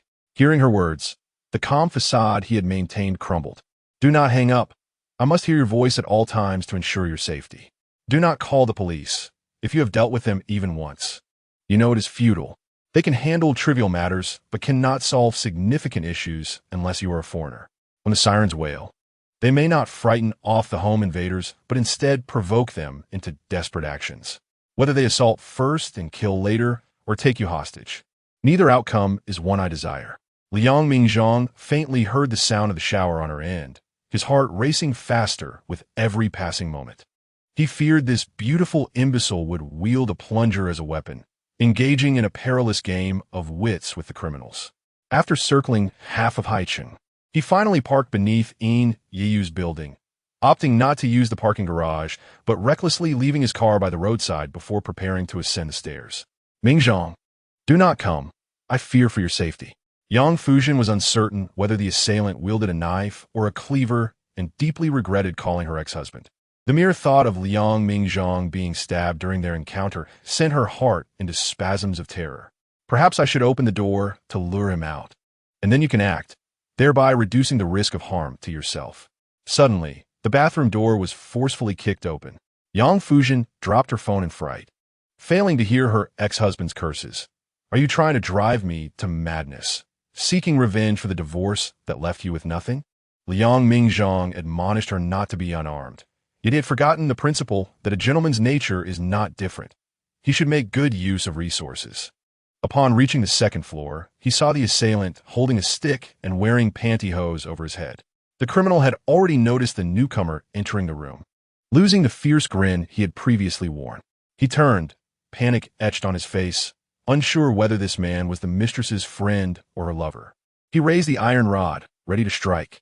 As the bathroom door swung open, Yang Fuzhen found nothing suitable to defend herself with. Yet, even without a weapon, she felt no fear. Perhaps the arrival of her ally had emboldened her, or perhaps the dread of Liang Mingzhang being harmed made her forget her own trepidation. Chapter 74, A Serenade at Half Moon. Liang Mingzhang deftly dodged, catching the blade barehanded and wresting the stick from the assailant's grip. Just as he prepared to counterattack, he saw Yang Fuzhen embrace the criminal from behind. His anger flared. Yang Fuzhen, what are you doing? In front of me? You dare embrace another man? He was about to deliver a kick, but hesitated, fearing he might injure her, and thus interrupted his own strike.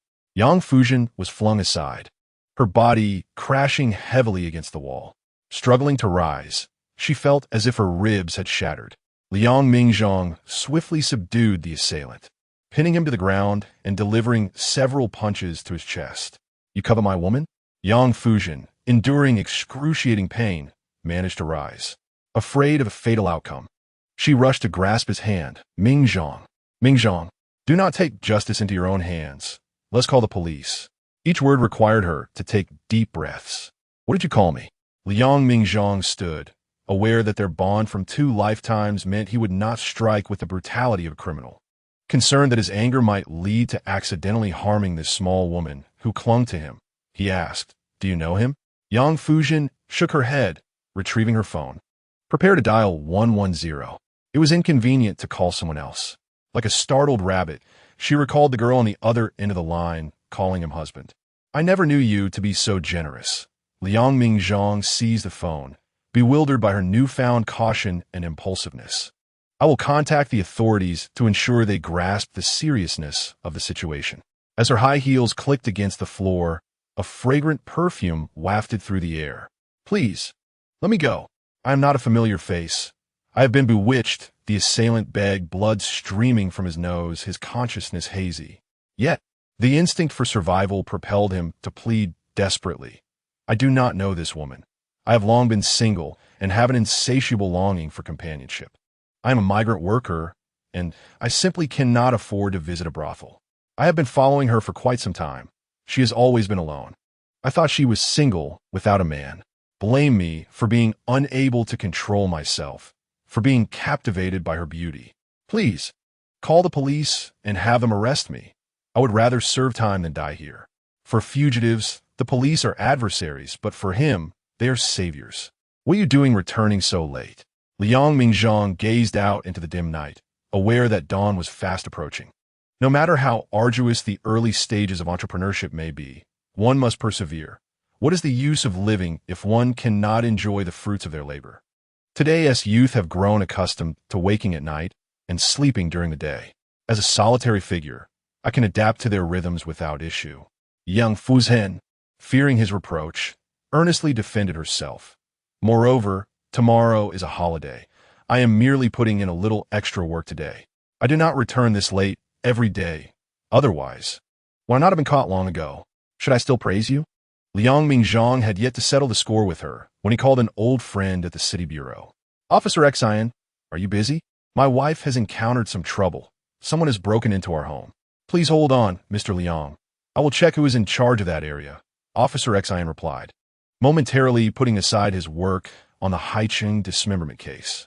Safety is no trivial matter. Rest assured, I will personally oversee this issue. Thank you, brother Xian. I hope I am not disturbing your rest, Liang Mingzhang said. Even though it was still early morning, he continued to press on. Not at all. I am on duty. Officer Xian responded before hanging up. The assailant dared not utter a word as he watched the lady of the house return. I saw Xiao Zhen's message, and it terrified me, Yin exclaimed, barely having time to remove her high heels before rushing upstairs, nearly twisting her ankle. As she ascended, she had overheard snippets of Liang Mingzhang's interrogations. Now, she delivered a swift kick to the assailant, gritting her teeth as she spoke. Another outsider, a filthy beggar. The once prosperous Haicheng has been turned upside down by people like you. Why do you not stay in your own mountain village? Why roam about, causing chaos? When will we drive you all back home so that you may finally settle down? Yin, distressed for her friend, felt a surge of indignation, wishing to impose heavier taxes on these outsiders to see if they would still flock here. All right, Yu, I am fine now. Please do not lash out at other innocent compatriots. Yang Fuzhen felt somewhat better as the sharp pain that had gripped her began to subside. After all, youth was on her side. She took a deep breath and felt as if nothing was amiss. Among those who were also helping to build Haicheng, there were many from out of town, yet these drifters remain a minority. You are simply too kind, she thought. Yin, pulling her along, incessantly checked to see if she had sustained any injuries. The soaring prices in Haicheng had failed to drive away these leeches. The rats of the sewers seemed capable of thriving anywhere. They were merely trying to make a living, after all. As Yang Fuzhen looked around and saw her loved ones by her side, warmth flooded her heart. Yin had just spotted old Liang's car downstairs and felt a sigh of relief.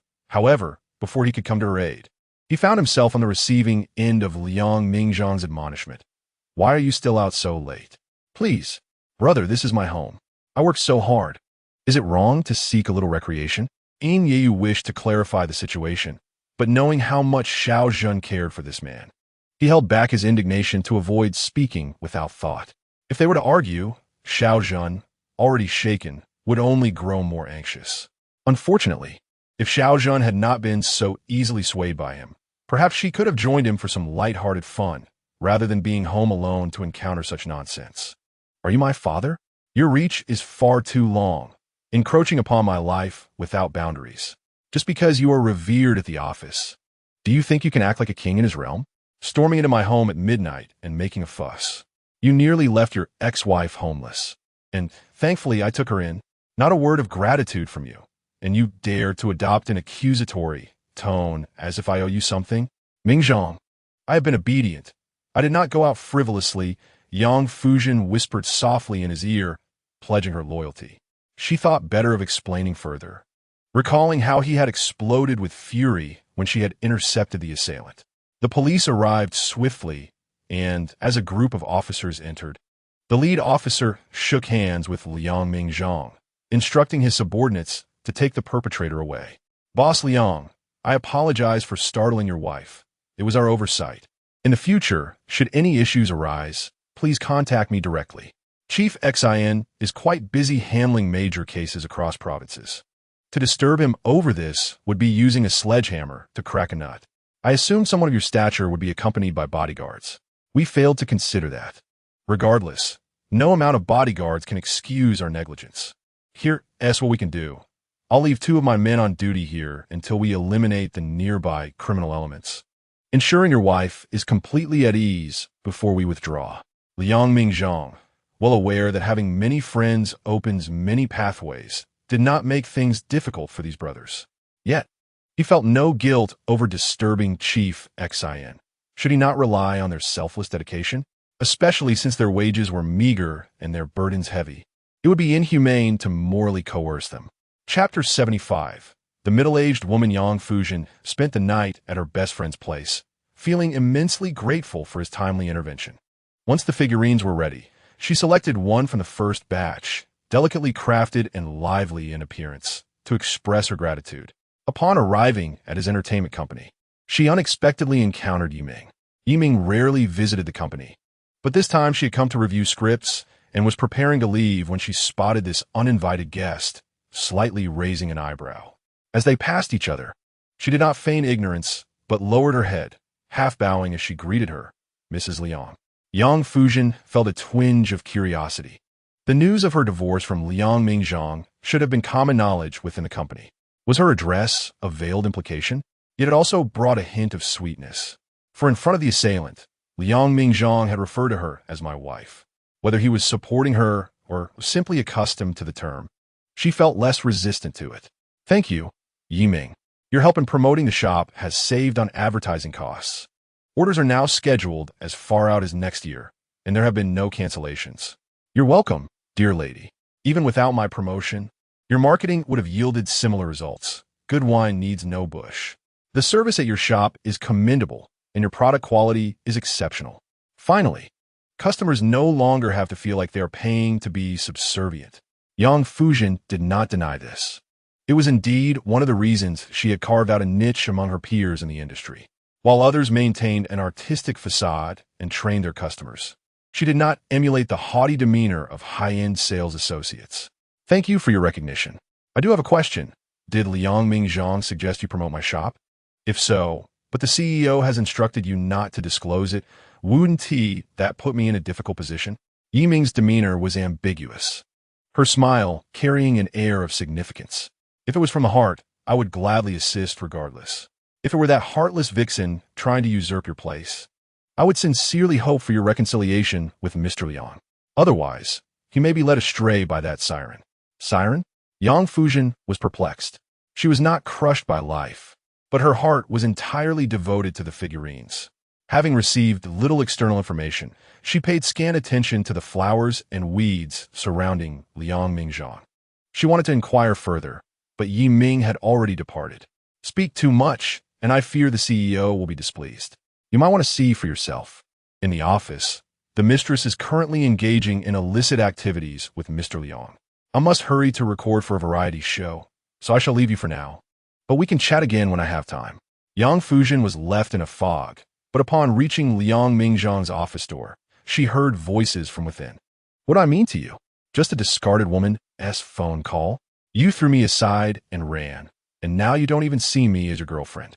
Su Liqing's voice trembled with emotion, her possessiveness over him intensifying, spiraling out of control. I toiled daily on set, enduring hardship under the scorching sun and enduring the bone-chilling waters. I refused to hire a stand-in, wanting to dedicate myself to give you pride. Yet, you show no concern for me, your eyes only for that old hag. She is nearly as old as my mother. If she has captured your heart, I ought to enroll in a class on winning a man's affection. I would be the first to sign up. Enough. You're exaggerating. Your mother gave birth to you at 10? Even the courtesans of the late Qing dynasty didn't start so early. Liang Mingzhang lifted her onto his lap, feeling not pity but a blossoming joy. This capricious demeanor finally resembled that of his foolish ex-wife. The inner urge for control and obsession was far more moving than any performance.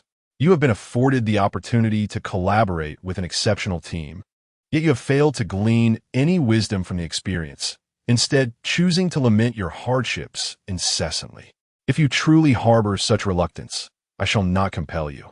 In fact, I would prefer you remain at home, venturing nowhere. While I toil, you may indulge in leisurely strolls with a few friends, pampering yourself and enjoying afternoon tea. Upon my return, you can attend to me with gentle massages.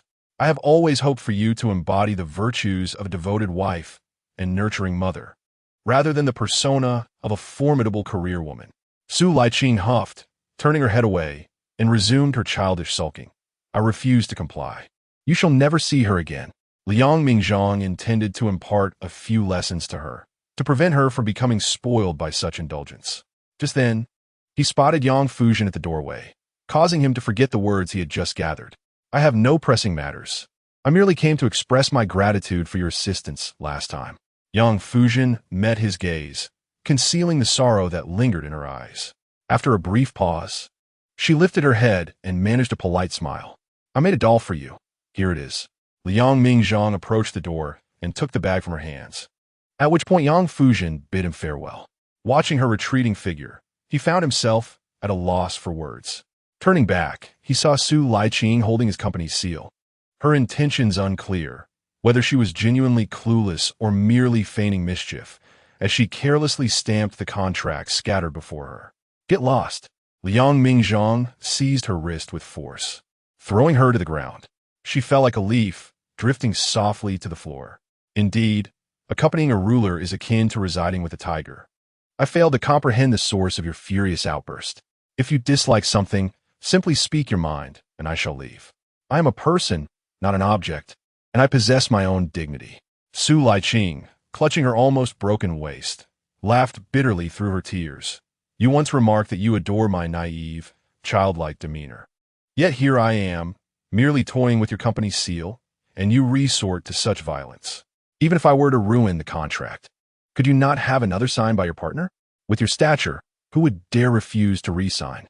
They all seek your favor and strive to appease you. Do you think I am oblivious to the reality? A single encounter with your ex-wife sends you into a frenzy. Each reconnection subjects me to your torment.